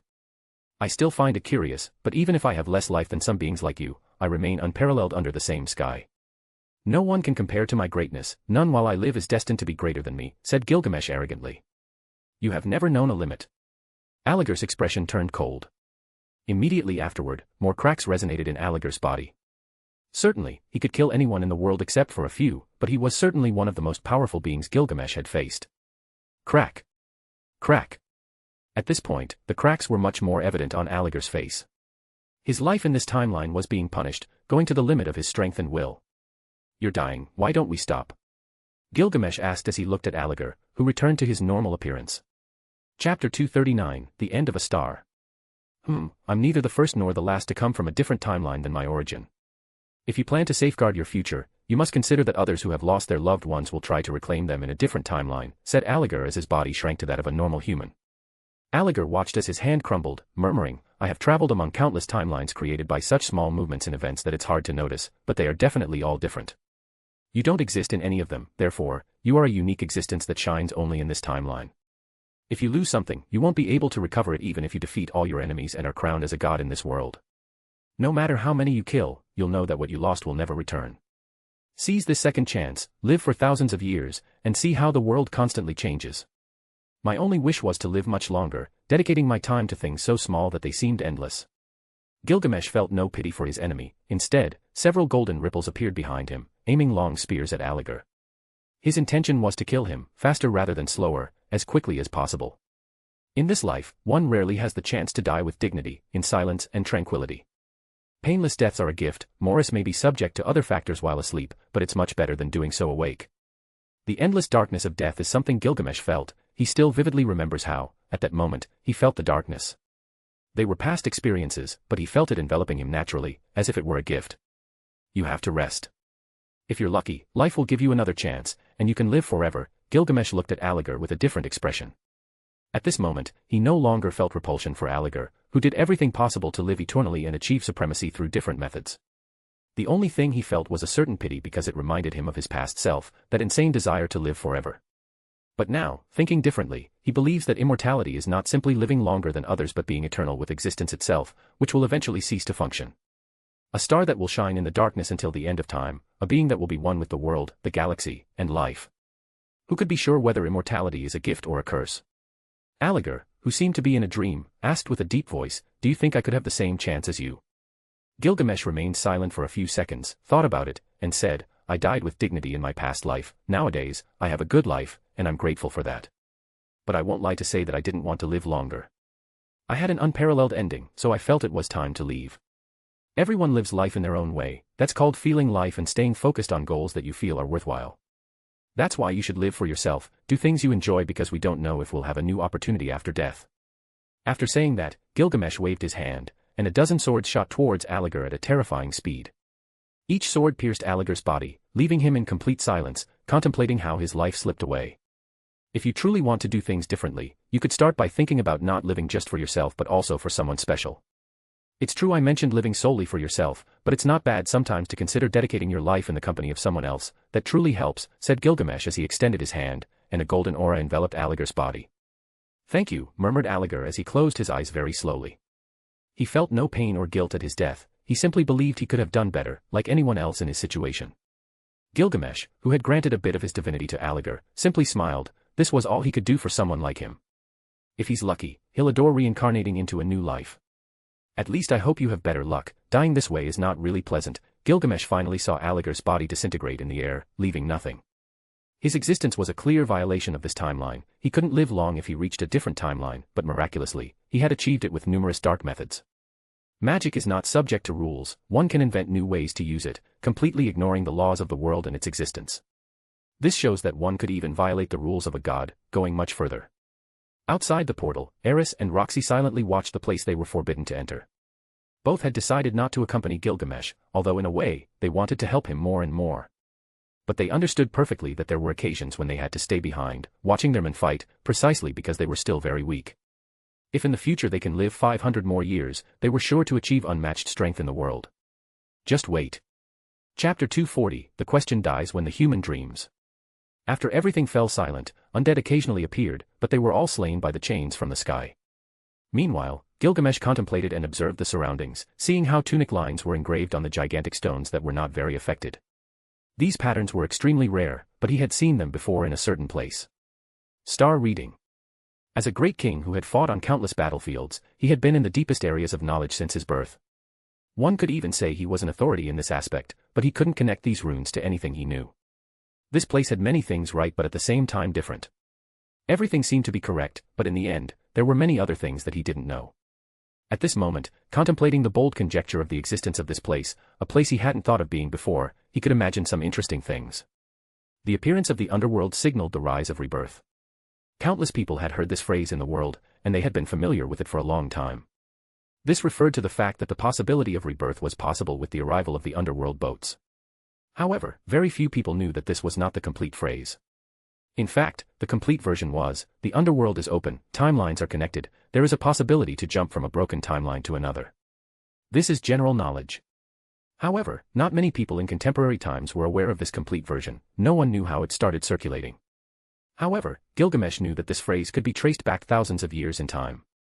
After the human god was killed and someone else took his place in a somewhat confusing way. Everyone wanted to understand the truth of this mysterious place. However, people could only understand the first half of the truth, and that was, the appearance of the underworld signals the rise of rebirth. Both things had happened before. The underworld boats would appear every generation and give people a chance at rebirth. However, in the second half of the phrase, this indicated that there was a possibility that some powerful being could arrive with complex methods in the world without even the gods realizing these miraculous events. No one had ever seen the way to another timeline or encountered this thing called the fruit of immortality to be eternal, much less to absorb all knowledge. As for the effects of this place, that was because Aligar wanted to achieve eternity by absorbing the vitality of those who come to this place. What Gilgamesh thought was that perhaps the underworld boat not only prolonged one's life. Due to this bold speculation, Gilgamesh formulated a crazy plan to find all these crazy knowledge he had configured in his mind. He didn't know what the results would be, but in the end, he had managed to understand mostly some of the things he didn't know. He wanted to see if he could reach the human god through this alignment, find and ultimately kill him with a full power attack. If it turned out to be so inefficient to kill him, he might as well seal him with the chains from the sky until he found a way to kill him. Just as Gilgamesh finished Aligar's life, many magical events in this place stopped working. The barriers that kept the undead inside broke, so many could now leave this place in search of victims. I guess it's time to destroy this place. Gilgamesh gently patted this stone tablet while murmuring. But before Gilgamesh wanted to eradicate everyone, he wandered endlessly in complete silence over the lonely space of the underworld. There was no sky above or ground below, there was only immense nothingness, and Gilgamesh moved above the world. The world always assumed that the underworld boats would eventually reach the deepest part of the underworld. However, this remained a mystery until now, so no one knew the end from where the supposed magical phenomenon flowed. As he moved for an unknown amount of time while looking at everything with his calm eyes, he remained serene while observing every detail. Although the fate was unknown, Gilgamesh could still keep calm after enduring countless adversities in his past. Let's finish this. Gilgamesh, watching over his most trusted treasure, took EA and simply pointed it at the abyss. While red marks appeared on his body, he murmured, Enuma Elish. Boom. In an instant, everything was consumed by Gilgamesh's attack, causing the complete destruction of this place. After executing such a tremendous attack, he took the time and disappeared from the place. Crack. The entire ground in the ancient cemetery collapsed, mountains split, and volcanoes erupted, causing chaos in the surroundings. Everyone unconsciously watched as the entire cemetery area sank, creating a huge pit with incalculable depth. We're done, we need to get out of this place. Gilgamesh appeared above the Vimana and flew towards his women. They said nothing. Seeing Gilgamesh's calmness, southwest they left this place first. Chapter 241, Rebirth is accepting to live. Origins and endings are as mysterious as life itself. Having the right to existence is just one more reason to seek the meaning of living. For many, living as much as possible is a blessing, but for others, that wonderful life for someone else is completely a curse. When one learns that life is giving meaning to it, they will have everything figured out, and there will be nothing that can stop them. This discovery is evidently destined to provoke lively controversy. For now, orthodox minds are delighted and very predisposed by the confirmation it provides to the history of the great sages. Forget that someday you will die and seek life, murmured Gilgamesh as he walked away from the ruins of the cemetery, which was now completely destroyed and impossible for anyone to enter without dying first. Gilgamesh remembered when he asked Utanapishtim for the secrets of immortality, and his response was the same as he gave to Aligar a few minutes ago. Back then, he didn't understand it, but now he understands that being stance on the question of immortality. Right now, Gilgamesh couldn't help but be lost in a daze as he thought about his entire history while flying through the air on his Vimana. As they traversed the ancient cemetery, nothing else was considered at this moment. Gilgamesh, is something wrong? Eris and Roxy wondered about the strangeness in Gilgamesh's behavior. Upon hearing the question, Gilgamesh then regained his composure. He released a smile and shook his head just to say, "It's nothing important, just remembered something that made me feel a bit strange." The two girls looked at each other. They felt that Gilgamesh's mind was preoccupied with heavy thoughts, and it didn't seem like he was concerned about the matter that had caused a commotion in the surroundings. At the moment, no one appeared in the surroundings. Even the dragon god made no move, which was somewhat surprising to mention. There were very few groups of adventurers who dared to approach as they were probably too scared to set foot in this place. However, in the last few minutes, curious beings could be seen observing the surroundings. Many seemed to want to find some treasure, but it would be a surprise if they came out of this place alive. Everyone had to watch where they stepped carefully because the entire surroundings had been completely destroyed. In the end, many gave up upon seeing the entire ancient cemetery sunk into an enormous pit the size of a lake. No one had a backup plan when coming to this place, so many had given up trying to find any kind of reward because they knew the only thing they would find would be a premature death. Some demons who could explore this place due to their physical capabilities died in a collapse within minutes, and others were crushed underground due to the instability of the place. All remaining undead were crushed. Some died because they couldn't withstand the weight of the rocks crushing their old bodies, dying without anyone touching them. There were many powerful beings in the underworld that were eliminated by Gilgamesh, but many possibly remained trapped in that collapsed dimension, and others that escaped would eventually die because they had no power source. At the moment, everyone who ever wanted to set foot in the ancient cemetery fell into complete silence upon seeing how it had been completely destroyed. Although legend said that the dead were conscious and that the living could extend their lives, that was a great falsehood. In the Vimana, the atmosphere was very tense as everyone waited quietly to reach the Green Oak City, intentionally going much slower because Gilgamesh needed to clear his mind. "First, let's rest for a few days. I'll tell everyone what happened in that place once we return," said Gilgamesh as he closed his eyes with slight boredom. In the following days, there wasn't much activity that attracted attention, especially the group of Gilgamesh, who stayed at home for a long time. During this time, Gilgamesh's people had taken complete control of the city under their command, and a foothold was established in the city. As for the news of what had happened in this place, of course, it did not wait. The ancient cemetery was completely destroyed. That news immediately caused a commotion because it was known that many avoided entering the ancient cemetery, so knowing that this site was destroyed is somewhat shocking. Many died.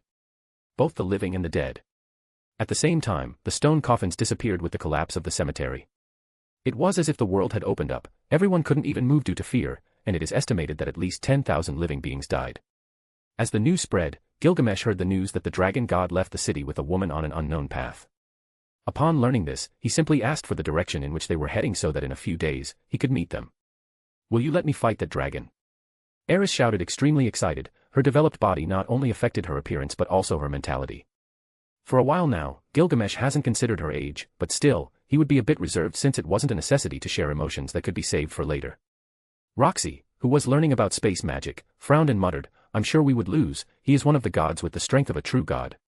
"That's what the legends say, of course, I can't say much more.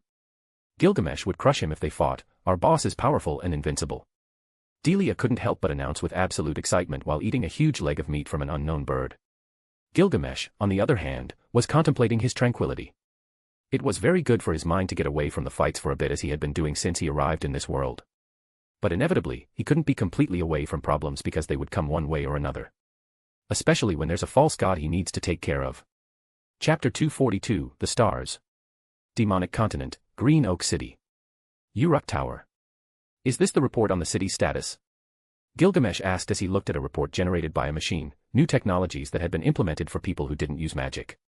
While Gilgamesh looked at this, a magical pen flew back and forth through the movement of his hands' fingers. He was currently sitting in a spacious marble office, with minimalistic yet royally striking decor. The wealth could be felt upon entering this room, but what made it an extremely special and pleasant place was not something out of this world. As he received this report, Gilgamesh gained a deeper understanding of the city and nodded. In normal situations, this is a very bad city to live in, as there were constant attacks from magical beasts trying to enter the deteriorated city, causing many deaths in each creature attack. The people living here were retired demonic adventurers, some died in battle, while others simply wished to be in places that were easy to live in economically. Here, things were very cheap, and if you were an adventurer, food was assured because they were registered in this way every time they defended the city when it was attacked.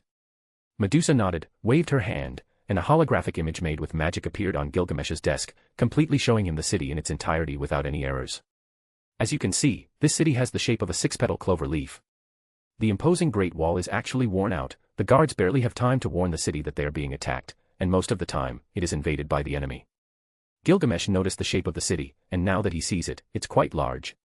If the walls are improved, this city could have a very important appearance, not to mention that this city could become one that rules this continent. At this moment, Gilgamesh was not interested in taking over the entire world but having control over who rules in different places. So, he planned to give this city to Kusanfil since, in a way, he is a demon. Kusanfil, who was present, frowned. The qualities of this city could be beautiful, but in a way, it would be hell to live here, and worse yet, to govern this city that was screaming to be destroyed. There was, as far as he understood, a reason why there weren't so many cities in the demonic continent. One of them is that the larger cities were attacked by magical beasts, and they completely ignored hidden villages. For this reason, Roxy's family lived in the village, it was safe for them to live there, and it could be said that for others, it could be a paradise, as long as we're talking about demons. First, let's improve the walls, use magic and do it immediately. Gilgamesh thought that in this case, defense would be better than development, so he added some combat puppets, magical barriers, and magical cannons to defend the city. I want this place to be rich, safe, and easy to live in for all those villages seeking refuge. Kusanfil marveled at this and added, My lord, I won't tolerate violence, and I will make sure to meet your specifications in managing this city. But here in confidence, don't you think I am incapable of managing such a large city? Gilgamesh stared at him and said, You won't escape from your duties, following me and being asleep all day does nothing for me. I don't want to have you at the entrance of my house doing nothing, patiently waiting for the cure to your problem to come out of nowhere. Kusanfil appreciated the embarrassment and said, Not at all, I am Miss Eris's commander's puppet, so I didn't sleep all the time. However, if my great skills are required in this place, then I will definitely rule this city on your behalf. Then that's settled, I will definitely train you well. Medusa smiled chillingly, causing Kusanfil to have back pain. Well, now as for the rest, we'll leave it as it is. The city's development should be slow, and all demons who decide to live here should have the opportunity to familiarize themselves with the environment. Gilgamesh said as he stood up and walked towards the exit. Medusa followed him in silence, and when the right time came, she asked, What will be your stance with the kingdoms that are hostile to us? They are preparing, they have known in advance that our level in armament has taken several leaps, so they will not attack soon. Gilgamesh thought about this and simply replied, We will respond when they make a decision, our stance will be defensive, and at all times, we will not show signs of hostility. If we are the ones to attack first, it won't help much when we try to take control of the central continent. In this aspect, Gilgamesh didn't want to be aggressive, he simply wanted to maintain control as his enemies showed their teeth. If he decides to be the aggressor, when he takes control of the territory he wants to take, it will be a disaster to control his people. Gilgamesh didn't want to be losing at all, hence, he planned this simple strategy to avoid shedding more blood than usual. Looking at the development of this place now, there was little more he could do. Chapter 243, Nothing to Fear. In the city of Green Oak, everything was changing at a rapid pace that could be clearly felt. There was a beautiful silver tower that shimmered with magical lights, resembling water droplets bubbling in the air, creating a refreshing sensation for anyone nearby. This tower stood in the center of the city square, providing a radiant contrast amidst the destruction that had engulfed the city after the battle Gilgamesh had fought, where he ultimately decided to destroy that place. His decision was based on the potential problems it could cause if enemies from other timelines were to enter his timeline for some control-related reason. The human god could have countless ways of having his apostles, giving him a long list of powerful beings that could be controlled with empty promises. If, somehow, he left that channel open, the chances of beings from other timelines coming here to disturb his mental peace were high. There would be nothing more displeasing to him than someone wasting his time. Battles lately had been draining Gilgamesh's mental peace, which is why he decided to stay in this city for a few months. If he kept fighting recklessly, his true desire in this life might slip away even further. It's not pleasant to see dead people, murmured Gilgamesh as he lounged on a recliner in the courtyard of the shining tower. Beside him was Roxy, holding a thick book with her delicate hands, concealing a truly terrifying strength. She looked up and saw Gilgamesh, then returned her gaze to the book and said, Who in the world would like to see corpses? It's just that you're the one who ends up killing everyone when they get in your way. Normally, I just left them lying on the road. People are like beasts, if you look at it that way, you won't feel anything. Eris said while practicing with a wooden sword. I think that's much worse. Roxy forced a smile as she tried to stay calm to quickly forget that disturbing bit of information. Gilgamesh simply thought that each person assimilates things that are hard to see in different ways, that was totally normal and acceptable, considering Eris was no more than 15 years old. At that moment, he thought that it should be normal in these times to see somewhat harsh situations, considering it was common to fight with swords and cast magical spells with staffs. Have you tried the new food they've implemented in the Asura Kingdom's restaurants? Gilgamesh asked, recalling the dinner from the day before, while playing with a large ruby. How can we eat something they can't make properly in this place? Roxy moved Gilgamesh's hand away, which was discreetly advancing up her leg, something she wanted to stop because Gilgamesh's antics always ended up in something else. While Roxy observed Gilgamesh's tranquility, she felt an indescribable happiness and considered that this was the best time, as when they fought against enemies on the road, things usually ended up becoming quite bad. The outside world was in chaos with the destruction of the ancient cemetery. Countless people were talking about what had happened in the demonic continent while they were here, enjoying the day without doing much. Everyone needed some rest, reducing exhausting routines while considering other things around them. This was the only way to disconnect a bit from the world and learn to live more healthily in terms of emotional stability. Roxy and Eris had noticed that lately they were much more aggressive with their movements, they were ruthless with their attacks and didn't mind eliminating a few enemies that stood in their way to get out of trouble as soon as possible. Living like that sometimes was a bit heavy. Eventually, they needed a break, and these last few days were perfect for recovering from all the problems around them. Thinking about this, Roxy felt very happy. When she finished reading, she looked at Gilgamesh and asked, "What should we do today?" "Nothing special, we should take a walk and see how the city is right now. I heard they brought several tribes to this place, and many were very grateful for that." Gilgamesh replied as he stood up. This time, Gilgamesh wanted to become more familiar with the demonic race, as he wanted to somehow connect with that race. He couldn't do it with Roxy because she had a human body, so there was little he could do about that. After doing a few more things, Gilgamesh and the others decided to walk discreetly through the city and see how it is currently. Chapter 244, In a Certain Place. Rudius had his encounter with a certain dragon god. His fate was terribly bad, and if it weren't for Roxy's intervention, who seemed to have noticed the danger after meeting with her student, he might have died. At that moment, Gilgamesh appeared in front of the dragon god that many spoke of, and when he realized he was facing a powerful being, neither of them made a move. "Roxy, take everyone a few kilometers away from here."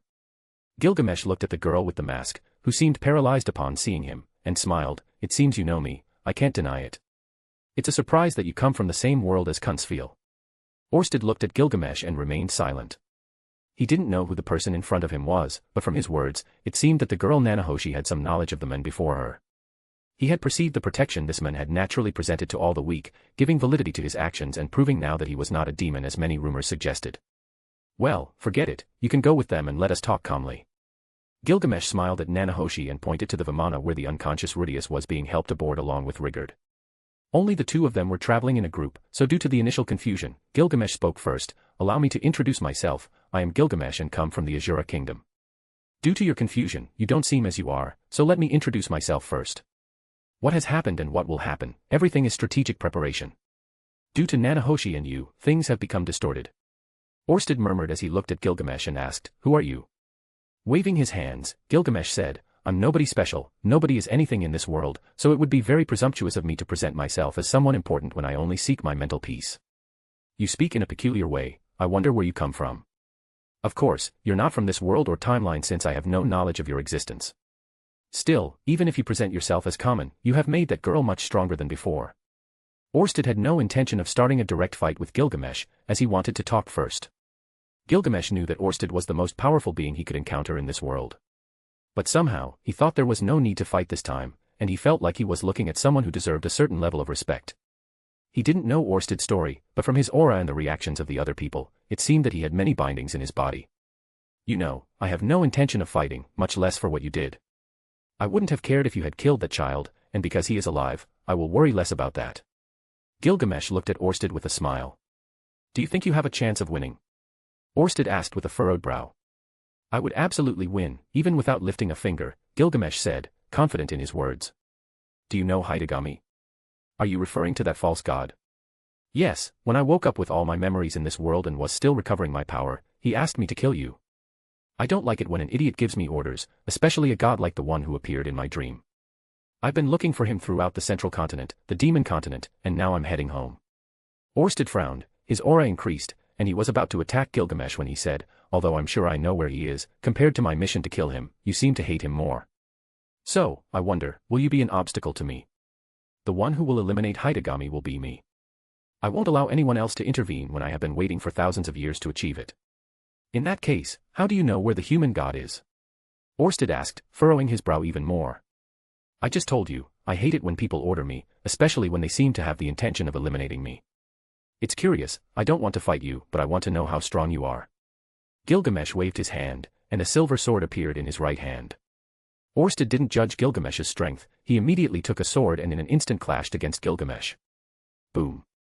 The mountain on which they stood collapsed from the first sword clash, and in a single second, hundreds more impacts were heard in a chain. The muffled sounds of the blows were thunderous, causing the earth to shake, and the sky turned red. Gilgamesh knew that to resolve any misunderstanding, there was nothing better than fights. Besides, he wanted to know how strong Orsted was and if it was worth getting involved with him. Chapter 245, A Clash. Gilgamesh smiled faintly, none of the vast destruction around him mattered when his weapon exploded with power against the renowned dragon god Orsted. Boom. It seems I've underestimated you. I wouldn't have imagined you had this level of power. Orsted understood. It wasn't surprising that Gilgamesh was so confident in clashing swords with him, and he was grateful he hadn't underestimated him from the start. Everyone watched in consternation as the battle unfolded. Although Roxy and the rest of Gilgamesh's group were familiar with colossal battles, it was still overwhelming to witness this one. They decided to distance themselves much further than initially planned.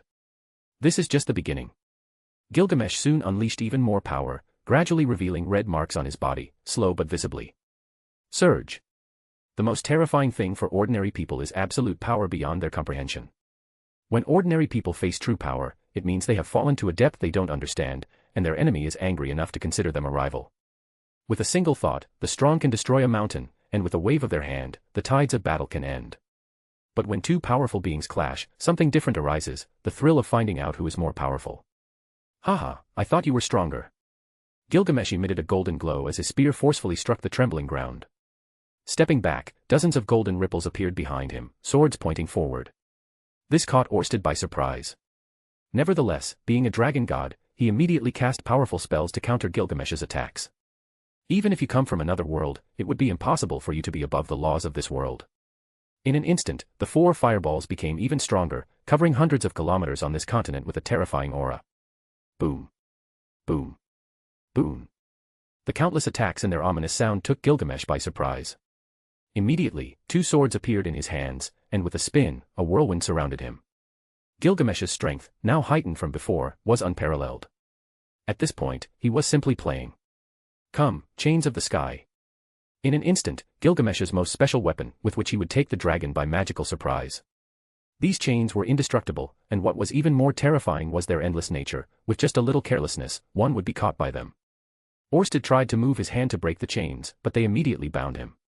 From four directions, the chains tightly wrapped around him, and at that moment, Orsted's body began to emit creaking sounds. At that moment, he knew he was in trouble. When calm returned to the battlefield, everyone could see how the sky chains danced over the gloomy clouds, elegantly capturing Orsted. Even geniuses would have to admit that the dragon god was in trouble. Within the grip of these chains, escape was impossible unless you lacked magic in your body. It seems the battle ended before it began, so if you want to defeat the human god with such little strength, you should reconsider your chances. Gilgamesh walked towards the writhing Orsted entangled in the chains. How much do you know? Enough to know that the human god I will kill to retire to a quiet life is hidden in a dimension separate from ours. Maybe he himself doesn't know exactly. Do you know that if you kill him, this world will be destroyed? Orsted asked calmly, looking at Gilgamesh, who hadn't made any other move. Have you considered taking his place by killing him? Gilgamesh asked with a calm look and said, although I am strong, I am just a simple human. Orsted, who had always considered sealing Hitagami to death, opened his eyes, looked at Gilgamesh, and asked, how did you think of that? The human god you want to kill is another being, an identity born from some kind of power intention. So, considering that he killed the original human god and absorbed his authority, I must assume that we can do it as long as someone else takes on his role as god. Gilgamesh said as he waved his hand, and the chains that surrounded Orsted retreated. I shouldn't wait then, murmured Orsted as he sat on the ground. Gilgamesh looked at the dragon god and pulled out a golden jug along with 2 cups. He poured wine into each cup and said, being fair, you deserve to kill Hitagami, but before that, I have to beat him until I'm satisfied. That's fair. How long have you been here? I don't know. Gilgamesh drank the wine and said, I fully recovered my memories and strength when I died in my previous world, but until recently, I discovered that my past self had actually been living in this world with some of my memories. That's more complex than expected. Orsted murmured as he looked at Gilgamesh, who was smiling. He seemed like a good man, so he didn't ask how he died. Where does your power come from? When I was born, I was the creation of gods from my world. They created me with the sole purpose of preaching their existence and ensuring humans never forget them. But at some point, I betrayed them, fought against their fury, and in the end, together with humans, we defeated them. Not directly, but we crushed their desires and rejected their guidance. Gilgamesh then recalled how he died. His eyes revealed more than humanity but also pride, because very few could match something like that in life. I found a way to directly deal with Hidegami, and that is through the tree that the moon elves have been guarding. Through that tree, we can travel between dimensions and eventually find where Hidegami is hiding. Where is that tree? Orsted asked, slightly interested, if not eager to go to that place immediately. Come with me to my country. The human god has gotten into the heads of many humans to kill me or corrupt my will to pursue him. I suppose before our meeting. But because of his existence, my goal is not to kill you but to kill him. Gilgamesh said as he stood up. Chapter 246, Abandoning the Will to Fight. From the first moment my eyes met Gilgamesh's, the reality of my own limitations became apparent. He, an extraordinary being, wielder of a skill that surpassed all human logic. I, on the other hand, was a mere mortal, vulnerable and aware of my insignificance compared to the magnificence embodied by that individual. The notion of challenging Gilgamesh, of confronting him with the intention of taking his life, rooted itself in my mind like a seed of fear. A seed that quickly germinated, weaving its roots into the deepest corners of my being. It was a visceral fear, an apprehension I couldn't ignore. It wasn't just about the difference in skills or power but the innate understanding that I was dealing with the personification of the exceptional. The impossibility of overcoming Gilgamesh loomed over me like an ominous shadow. My human nature, with all its limitations, became evident in every thought I dedicated to facing him. How could an ordinary being aspire to defeat the most extraordinary being existence had ever known? As I reflected on the folly of my own aspirations, fear grew. It wasn't just fear of defeat, but the certainty that my attempt was an act of madness. Gilgamesh had not inflicted any harm on me, there was no reason for our fates to intertwine in this way. Yet, the idea of challenging him, of measuring myself against him, became increasingly paralyzing. Thus, at the crossroads between my desire to face an extraordinary being and the harsh reality of my own humanity, I found myself trapped in a spiral of fear and doubt. Gilgamesh's shadow hung over me, reminding me of my fragile position in a world where greatness was personified in one who, without even trying, was already superior to everything known. It's impossible. Rudius muttered these words before waking up.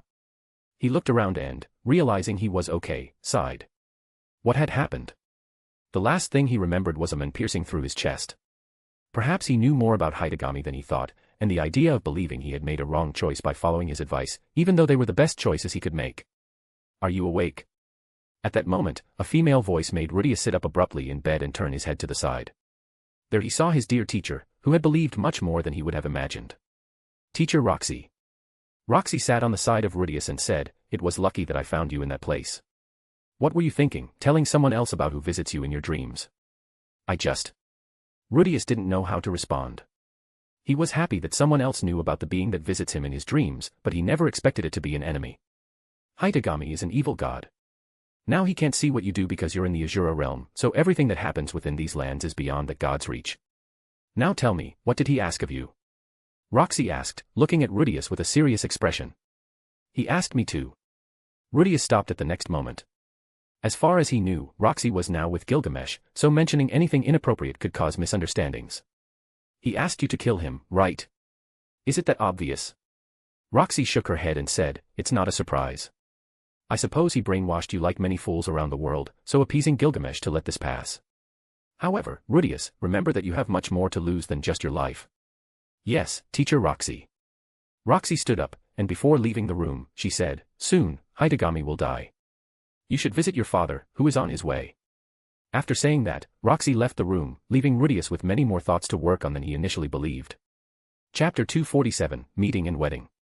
Months after arriving in the city, Gilgamesh continued to keep himself hidden from the people, and this continued for the next 3 months upon his return to the Asura kingdom. During this time, he ordered his generals to prepare the armies for an immediate defensive countermeasure, where they would eventually take the kingdoms that had raised their swords against his country. As time passed, Gilgamesh finished crafting 5 elixirs of immortality, each one for his wives and one exclusively for himself. This new capital had been created with the purpose of being invincible, an extremely secure place where Gilgamesh could rest without worrying about anything in the world. Magical cannons from his Babylonian vault were placed around the walls that covered the city, ensuring every part of it was protected. In this way, it slowly became known as the City of Gold, a place where the divine lion himself rested and the king who would soon ascend to the throne would live. Looking at the landscape in the distance from a floating castle beyond the reach of the human eye, Gilgamesh, with a beautiful woman with pointed ears at his back, smiled upon seeing his visitor. "How many years has it been since we last saw each other in person?" Gilgamesh casually asked with a calm tone. Elaine, who had come to the city, smiled serenely and said, "A few years, is that something to be surprised about? For elves, that time is as small as a few months for humans. But even if it's a short time, I'm happy to see you up close. Now that I'm back, I plan to get married before going after that human god. Because you are the first woman to help me and who has made many of my goals possible, I want you to be one of my first wives, as I proposed to you years ago. What is your answer to this?" Gilgamesh asked, staring at Elaine. She was surprised by his sudden question, but having lived for many years, she smiled for a brief moment and said, "Will your wives agree to me being one more of your women?" Gilgamesh shook his head and said, "The life I will live is long, so it doesn't matter. They know of your existence, so there won't be any problem with this. I just need your answer." "Then, what woman wouldn't want to be married to a god?" Elaine asked briefly, making her answer clear. "The wedding will be in a few months before I am crowned king of this realm. Once that happens, I will take a 2-year vacation and then personally go after that human god," Gilgamesh said as he sighed in a measured tone. "I will wait as long as necessary," Elaine said as she disappeared from where she was, as there wasn't much more to talk about. The news that Prince Gilgamesh was marrying 3 beautiful wives shook the entire Asura kingdom. Many didn't understand how it would happen so quickly, but many knew it was because he would need descendants when he ascended to the throne. It's not surprising that princes before ascending to the throne have children, as their death could be related to any kind of tragedy with those enemies who didn't want to see them in power. But Gilgamesh didn't care about this. His main goal in getting married is because he doesn't know how long it will take to find his human god, and by then, he wants to be married. During the preparations, Gilgamesh was not inferior to his greatness. On the day of his wedding, hundreds of thousands of gold coins rained down on the nearest towns and cities, while the distant ones were blessed with fertility, health, and riches they could never have dreamed of before. In the brief hours before the marriage, Gilgamesh had ordered all these preparations to be made since everyone had to recognize this day as the one on which he got married. During the preparation, Gilgamesh was simple with his wedding, and the one in charge of witnessing his marriage was not a simple person, but the dragon god whom everyone had feared. Gilgamesh himself had taken care of breaking many of his curses, giving him, so to speak, a new feeling for anyone who saw him and didn't fear him. Now, he had an ability instead of a curse, so everything turned into something simpler. "Let's start this ceremony."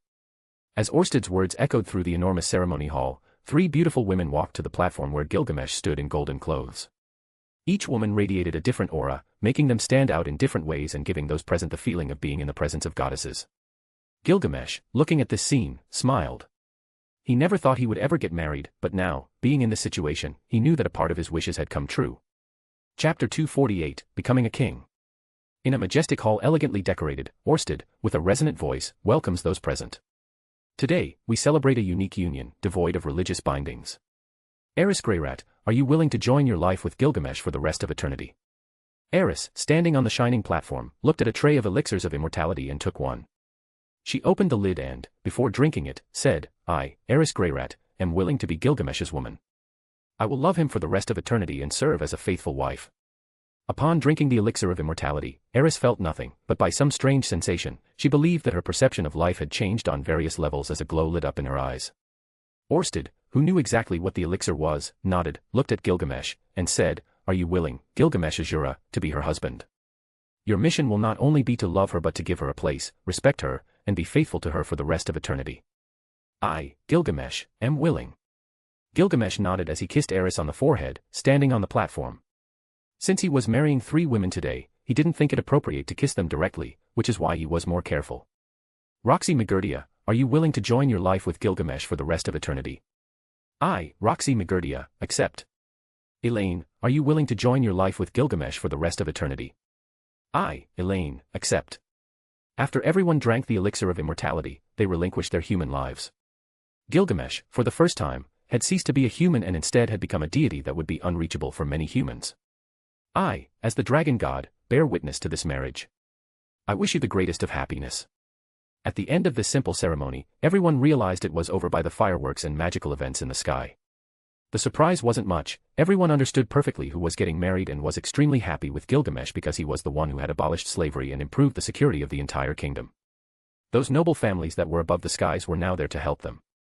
At that moment, everyone realized that nobles were not only for status or benefit, but their stay in power is to protect the lands and watch over the people in their domains. For many, now the nobles were their guardians, the true lords of the lands entrusted to their care. Abuse of power was now highly condemned, and it was not uncommon to see public executions when severe cases of abuse of power occurred. Rape was punished by castrating the criminal, and later, they were stoned to death. Every law had evolved, and anyone who stood out above the others would eventually be propelled into academies where they would harness their potential. After Gilgamesh took full charge of this kingdom even before ascending to power, everyone knew that things were improving because of his care and the people he had around him. Have you heard that everyone is aware that Gilgamesh will soon be crowned king? Isn't he still too young for that? Do you think that matters when he has completely changed the kingdom? The news that Gilgamesh was about to ascend to the throne spread across all continents, and anyone who had evil plans on the day of his coronation mysteriously met their demise. Standing in front of a huge mirror, Gilgamesh murmured, "In the merry realm of rain, where laughter dances in the wind, laughter blooms like golden petals, weaving joy in its eternal tale." The jesters laugh with playful jokes, as the rain fills with merry colors, merry tales among laughter in tone, in this realm where loves reign. In every corner, laughter is an anthem, like waterfalls of joy, flowing freely. The rain is a garden of laughter, where hearts find their reasons. Thus in the rain, laughter is royalty, joyfully crowning each day, an eternal poem of laughter unfolds, in this realm where the king is joy. Chapter 249, 3 years later. My beloved subjects. Gilgamesh stood before more than 500,000 people who praised him as their monarch. Slaves, humans, dwarves, and elves from other countries witnessed Gilgamesh as a true ruler.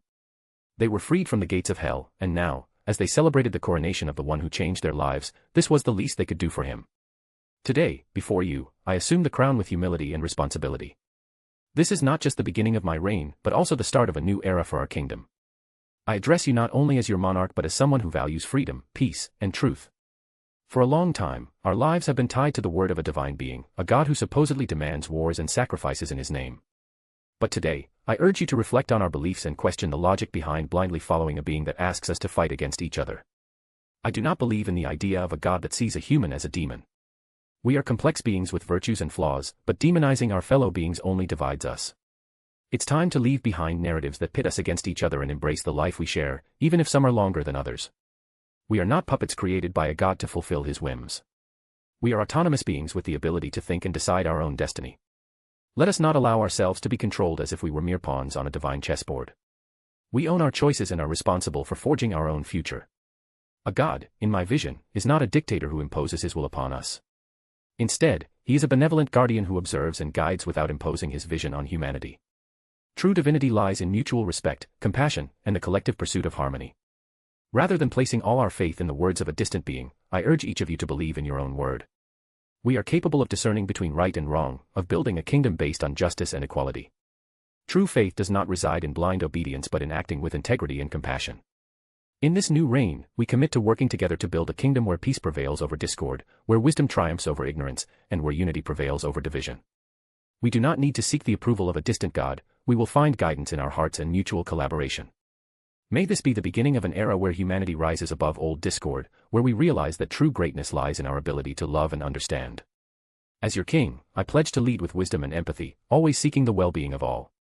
In the pursuit of truth, peace, and freedom, let us raise our voices together, building a kingdom where dignity and understanding form the foundation of our existence. May each of us become an architect of a brighter tomorrow, where our actions reflect the greatness of humanity. May this speech mark the beginning of a new era, an era where we believe in ourselves, in our ability to create a kingdom where true divinity is love and harmony among us. Together, we will forge a destiny worthy of celebration for generations to come. Long live the kingdom of freedom, truth, and peace. Eris, Roxy, and Elaine saw in Gilgamesh a true king to whom no one had ever been compared before. The years of experience in Gilgamesh's reign gave him an aura that surpassed any king despite his short reign. That was the difference between him and other reigns. 3 years later.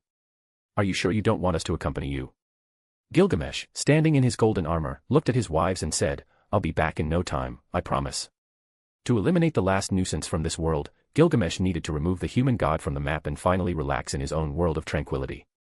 Not only had he been a nuisance to him, but also a danger to the kingdom, so after careful consideration, he chose to seek him out alongside Orsted and eliminate him. Then we'll wait for you, we'll make the arrangements to fulfill your purposes during the time you're away. I trust my wives for that. Chapter 250, in the Forbidden Paradise. 3 years had passed since Gilgamesh had married his 3 wives, and during that time, he remained inactive, suspecting another assassination attempt by the human god, though it never occurred. But after some time of contemplation, he didn't want to stay idle any longer. After bidding farewell to each of his wives, he assigned them a crucial mission: if any kingdom attacked the Asura kingdom, conquer it as they saw fit.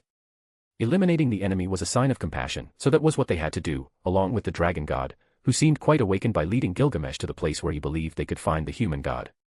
Have you sorted out all your future problems? Orsted asked, looking at Gilgamesh, who stood beside him wearing golden armor and holding a key in his right hand. Gilgamesh looked back and said, although I lied to them, now that we're immortal, not much will happen if we don't see each other for a few hundred years. Orsted fell silent. He had heard from Gilgamesh himself about his ability to see the future, so in a way, he could see the future beyond what any living being could and knew what would happen in the future. So, will we win? Gilgamesh looked at Orsted and said, you'll enjoy it, not as much as I will, but you'll end up enjoying it. What do you mean? Gilgamesh didn't respond, and getting on the Vimana with Orsted, they appeared in the hidden paradise in the blink of an eye, where the place had now become an underground world where more than 1 million inhabitants lived. Is that the tree you're talking about? We will travel between dimensions and discover which one the human god is in. Are you ready to meet the being you've tried to kill so much? Orsted held his sword and said, don't worry, I've been imagining this moment for a long time. First, I'll seal it with my chains, and then I'll leave the rest to you. After saying that, Gilgamesh walked towards the tree of life that had been under the care of the moon elves, and in an instant, a wooden door opened. In a space rupture, the air around them became heavy, and passing through the portal, they both disappeared. This place is. In the vast magical space, Gilgamesh and Orsted emerged, their presence shining in the intergalactic darkness. A black background, like an infinite canvas, was adorned with magical particles that shimmered in resplendent shades of blues and purples, like dancing stars in an enchanted universe. Above the Vimana, while its magical shield was activated and working at its maximum power, both flew in the singular dimension, their silhouettes standing out against the cosmic backdrop. Ethereal and translucent creatures floated in the distance, magical beings that seemed to merge with the essence of space.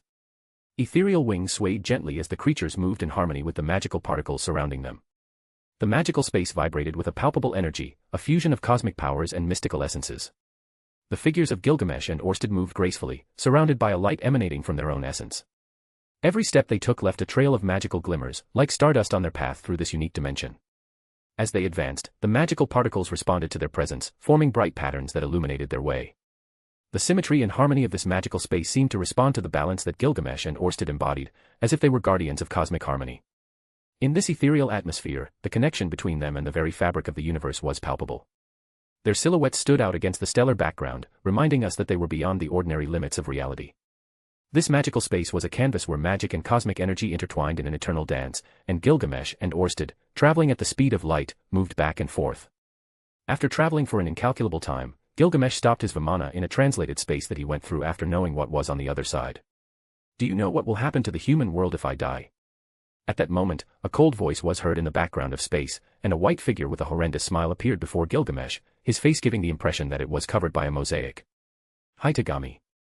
Gruno, Orsted said after seeing Hitagami. Chapter 251, He never left my enemies alive. Boom. In an instant, no one could sense the passage of a second.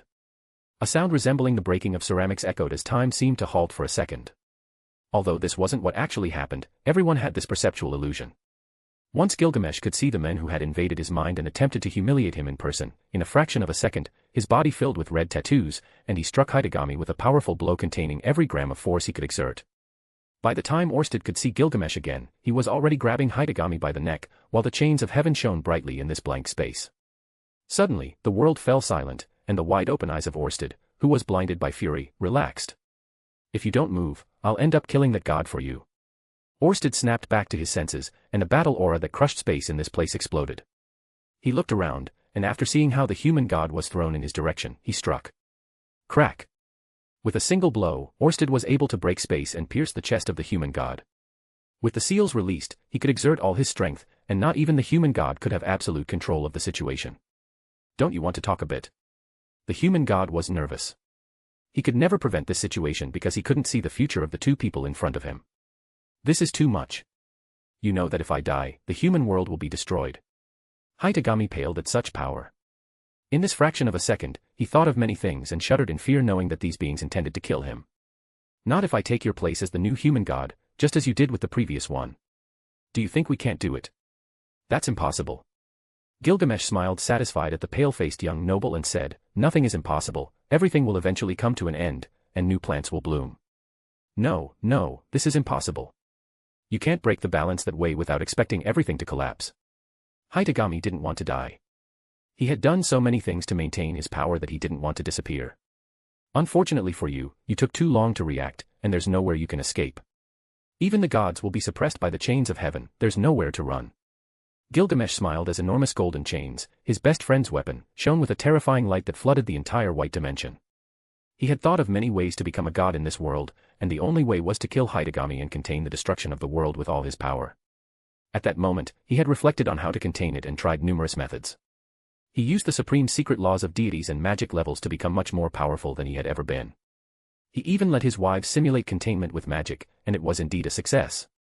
With the power Gilgamesh now had, it was impossible not to prevent the destruction of the human world. Many could simulate what he was about to do, the idea seemed to be straightforward, but it was practically impossible for anyone other than him. Walking in front of Hitagami, Gilgamesh released his killing intent, and a pressure he had never released before pressed on the human god. "I challenged the gods in my world as a human. What makes you think you're superior to them? You can't kill me. All your loved ones will die." Hitagami felt fear, he didn't want to die after all. "I'll just be a spectator, someone else will kill you." When Gilgamesh said this, the chains of heaven enveloped Hitagami's body and prevented him from moving. Orsted, who held a powerful sword, looked at Gilgamesh and asked, "Are you sure?" "I'll take his place, there will be no destruction in the human world, but you have to get out of here as soon as possible," Gilgamesh said as he looked around, which seemed to be collapsing. "Then I'll kill him." Orsted swung his sword, which shone with an unimaginable aura. With a loud explosion that caused space to tremble and all the most powerful beings to lose their brilliance, an old bell rang, and at that moment, Hitagami, who had been sealed from all magic, felt his body fracturing. At that moment, Hitagami had died so easily that everything seemed unreal. "Now get out of here, I'll take care of everything." Gilgamesh didn't look at Orsted even once as he walked towards the back of the white space. Shining in a golden aura, Gilgamesh sighed and murmured, "In the eternity of time, our souls will intertwine again in the fabric of destiny. My love endures beyond this life, let us await the reunion in the eternal embrace of time." Chapter 252, An Eternal Dream. The goddess of war, the most powerful red-haired swordswoman beyond any man's wildest dreams, that was the title bestowed upon Eris after she swept through the battlefield, raising the flag of the Asura kingdom, which eventually came to be called the Golden Oak. It seemed like yesterday when she learned the art of the sword from Gilgamesh. Those unforgettable adventures had brought her so much joy that she couldn't wait to be reunited with her beloved. Upon seeing the golden rain, her eyes beheld something beautiful, but her heart understood something different. Unsure of when she would meet Gilgamesh again, she arranged her life and, after burying her parents, left a note to the world about her retirement. "My rest comes before others, perhaps because I was once human, my perception of time differs from theirs." Eris looked at the drawer that belonged to her and smiled slightly, thinking that when she would meet Gilgamesh again, it would only be the blink of an eye from this moment. "In less than 300 years, you will be able to reunite with my lord again. I am sure he is doing everything possible to be reunited with his loved ones." Medusa looked at Eris, who was clad in that divine armor, and after caressing the drawer, she entered it. Less than 10 years with Gilgamesh made her know him, and despite this being her second life, she was grateful that he always respected her due to the difference in mental age. After 50 years, age doesn't matter, but she supposed that by then, Gilgamesh feared that she might not be thinking clearly when choosing him. "It's time to rest," murmured Eris as she closed her eyes, and the drawer shut. In this place specially created for this purpose, Eris was the first to sleep and wait for Gilgamesh's return. When Medusa saw Eris go into suspension, she waved her hand, and silver chains wrapped around the drawer, increasing the temperature inside it. By proposing the idea of an eternal dream until Gilgamesh's return, Medusa contemplated how to do it. Since all of Gilgamesh's women were immortal, she gave them the opportunity to sleep until the return of the men they all missed. 10 years later, it was Roxy's turn. Although her parents were still alive, she had reached the end of magic, and there was nothing more to do on her own in this world. Despite being accustomed to living for many years, after having lived so much and reached the pinnacle of power in this world, for her, that being her only inspiration after Gilgamesh disappeared in that battle, she believed it was time to rest as well. In coordination with Elaine, both entered the drawers and proceeded to sleep, just like Eris did, without any regret or pain about it. Life for them now was insignificant, living one day would be like living 100 years, and nothing would happen, but they all wanted to shine together in harmony, and for that, they longed for Gilgamesh's presence. 200 years later, an old man looked at a snow-covered mountain where at the top was a magical tower shining with strange colors.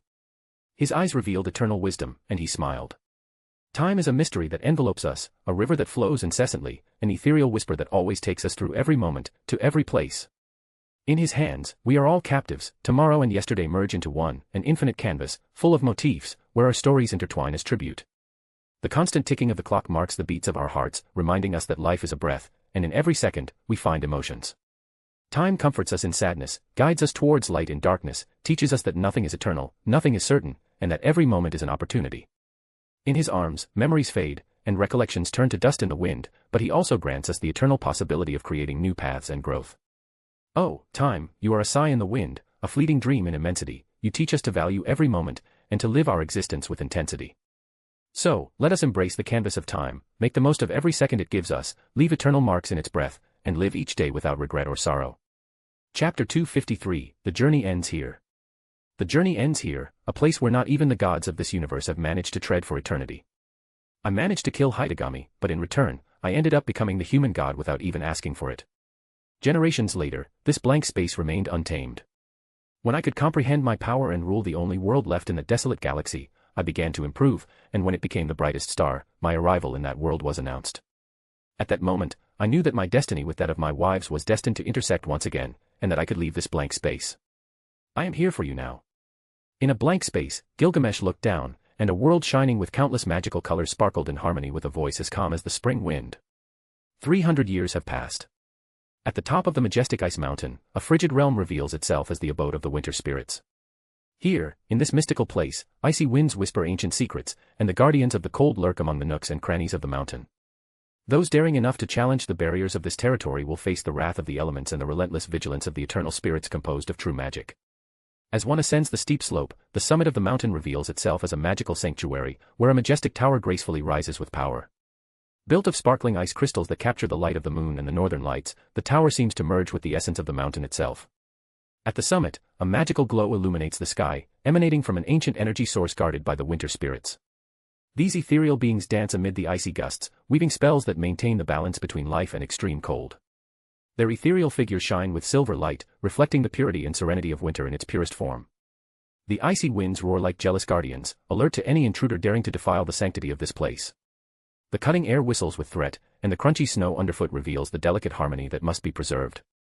Those who defy the will of the winter spirits will face a frozen condemnation, as the guardians will rise in defense of their realm with icy winds that can freeze the soul itself. The magical tower at the summit, a beacon of ancient power, guards the secrets of the ice mountain. Its crystalline structure radiates magic that blends the beauty and danger of this unexplored corner of eternal winter. At the top of this ice mountain, where the winter spirits gather, wonder and danger converge in an eternal dance between light and shadow. And from below, a man with long blonde hair and red tattoos looked up with a warm gaze, his slow and light steps unnoticed by the entrance guardians. It's very high. Under the icy and starry sky, the man with hair as golden as sunlight advanced slowly up the ice mountain slope. His figure shone against the white backdrop of the winter landscape, like a glimmer of warmth amid the icy purity that surrounded him. Every step he took left a deep imprint in the crunchy snow, marking his path to the summit and bringing life to this frigid place. His blood-red eyes, as bright as ice at twilight, reflected a mix of curiosity and longing. The man seemed destined to defy the majesty of the mountain and delve into the mysteries of the magical tower at the top. His coat, made of white fabric adorned with silver thread details, fluttered gracefully as he ascended, ignoring the fury of the icy winds trying to divert his path. Every breath of cold air turned into white vapor in his lungs, but the man continued his ascent without hesitation. He seemed guided by an internal force, as if the mountain's call resonated within him. The moonlight illuminated his face, revealing a serene and determined expression as he approached the threshold of the winter spirit's domains. The guardians of the cold, alerted by the intrusive presence, intensified their invisible fury. The icy winds increased in intensity, trying to sweep the outsider from their realm. However, the man with blonde hair was not intimidated. His eyes reflected a connection with something beyond the visible, a power that defied the natural laws of the world. Upon reaching the summit, the magical tower stood imposing before him, its ice crystals twinkling like encapsulated stars. The man reached out towards the tower's door, feeling the resonance of the ancient magic that protected it. At that moment, the dance of the winter spirits seemed to calm, as if recognizing in him something beyond mere curiosity. The blonde-haired man, destined to climb the mountain and enter the tower, passed through the magical entrance, immersing himself in the heart of the frozen marvel that awaited inside. The mountain and its guardians watched attentively as his presence became part of the legend woven by the magical thread of the ice mountain. When he reached a door, he stopped. "My name is Gilgamesh, and I have come to reunite with my wives." In an act of pure magic, the ice crystal door, once impenetrable, began to tremble gently. The intricate patterns carved in the ice came to life, shining with a soft and twinkling light. The contours of the door sharpened, and in the center, a magical symbol began to form, responding to the connection between Gilgamesh and the mountain. The moment Gilgamesh, with a soft and calm voice, uttered his name in a resonant whisper that echoed in the stillness of the summit. Saying those words, the door reacted as if recognizing the secret key. Yielding to the will of the visitor, the ice composing it began to melt and transform into a luminous opening. The door opened elegantly, revealing a landscape illuminated by an inner light flickering in blue and silver tones. Guided by the magic of his name, Gilgamesh crossed the threshold, entering the magical tower with a mix of anticipation and reverence. As the door closed behind him, the ice mountain sighed, leaving behind the echo of the mysterious connection between the men and the enchanted sanctuary at the top. Guided by the flickering light illuminating the tower's interior corridor, Gilgamesh advanced with sure and resonant steps. The magic of the place seemed to welcome him silently, revealing a vast room with a sacred aura that extended to the confines of his thoughts. In the center of the room lay 3 majestic coffins carved with ancient symbols and adorned with gleaming gems. The magnificence of the scene did not escape Gilgamesh, whose eyes reflected surprise and love at the mysterious spectacle unfolding before him. As he approached, the lid of each coffin opened gently, revealing 3 beautiful women resting in an eternal sleep. In the first coffin, Gilgamesh contemplated Eris, the goddess of war, whose fiery red hair cascaded around her figure. Her delicate features and imposing presence seemed to emerge from legends of battle, a reminder of strength and courage incarnate. In the second coffin, Roxy, the goddess of nature, lay in a peaceful sleep. Although her figure was smaller compared to the fiery Eris beside her, she radiated an undeniable connection with the elements. Green leaves and flowers entwined her hair, and the tranquility of her face resonated with the calm and serenity of nature itself. In the third coffin lay the elegantly poised Elaine with black hair. Her ethereal beauty and delicate features evoked the essence of ancient elven magic. Gilgamesh felt the special connection that this beautiful elf had with the mystery and elegance of ancient forests.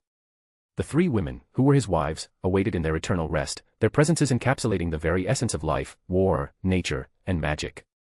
The room resonated with a unique harmony, paying homage to the diversity and strength that each represented in the immortal essence itself. Gilgamesh, in the face of this supernatural spectacle, felt like he was back in the past. More than 300 years have passed for me, and it makes me happy that you have decided to wait for me in a deep sleep, my dear wives. Gilgamesh smiled slightly as each of the beautiful women in the coffins opened their eyes. Perhaps they cannot live a common life, all of them have ceased to be human and have become true immortal gods. But if something they have learned from life is that everything can change, especially when love is eternal, Gilgamesh can say that he enjoyed living once again. He never thought he could live in this way, much less believe that this kind of life, so different from the one he had led in his past life, would exist. Now we can live in peace.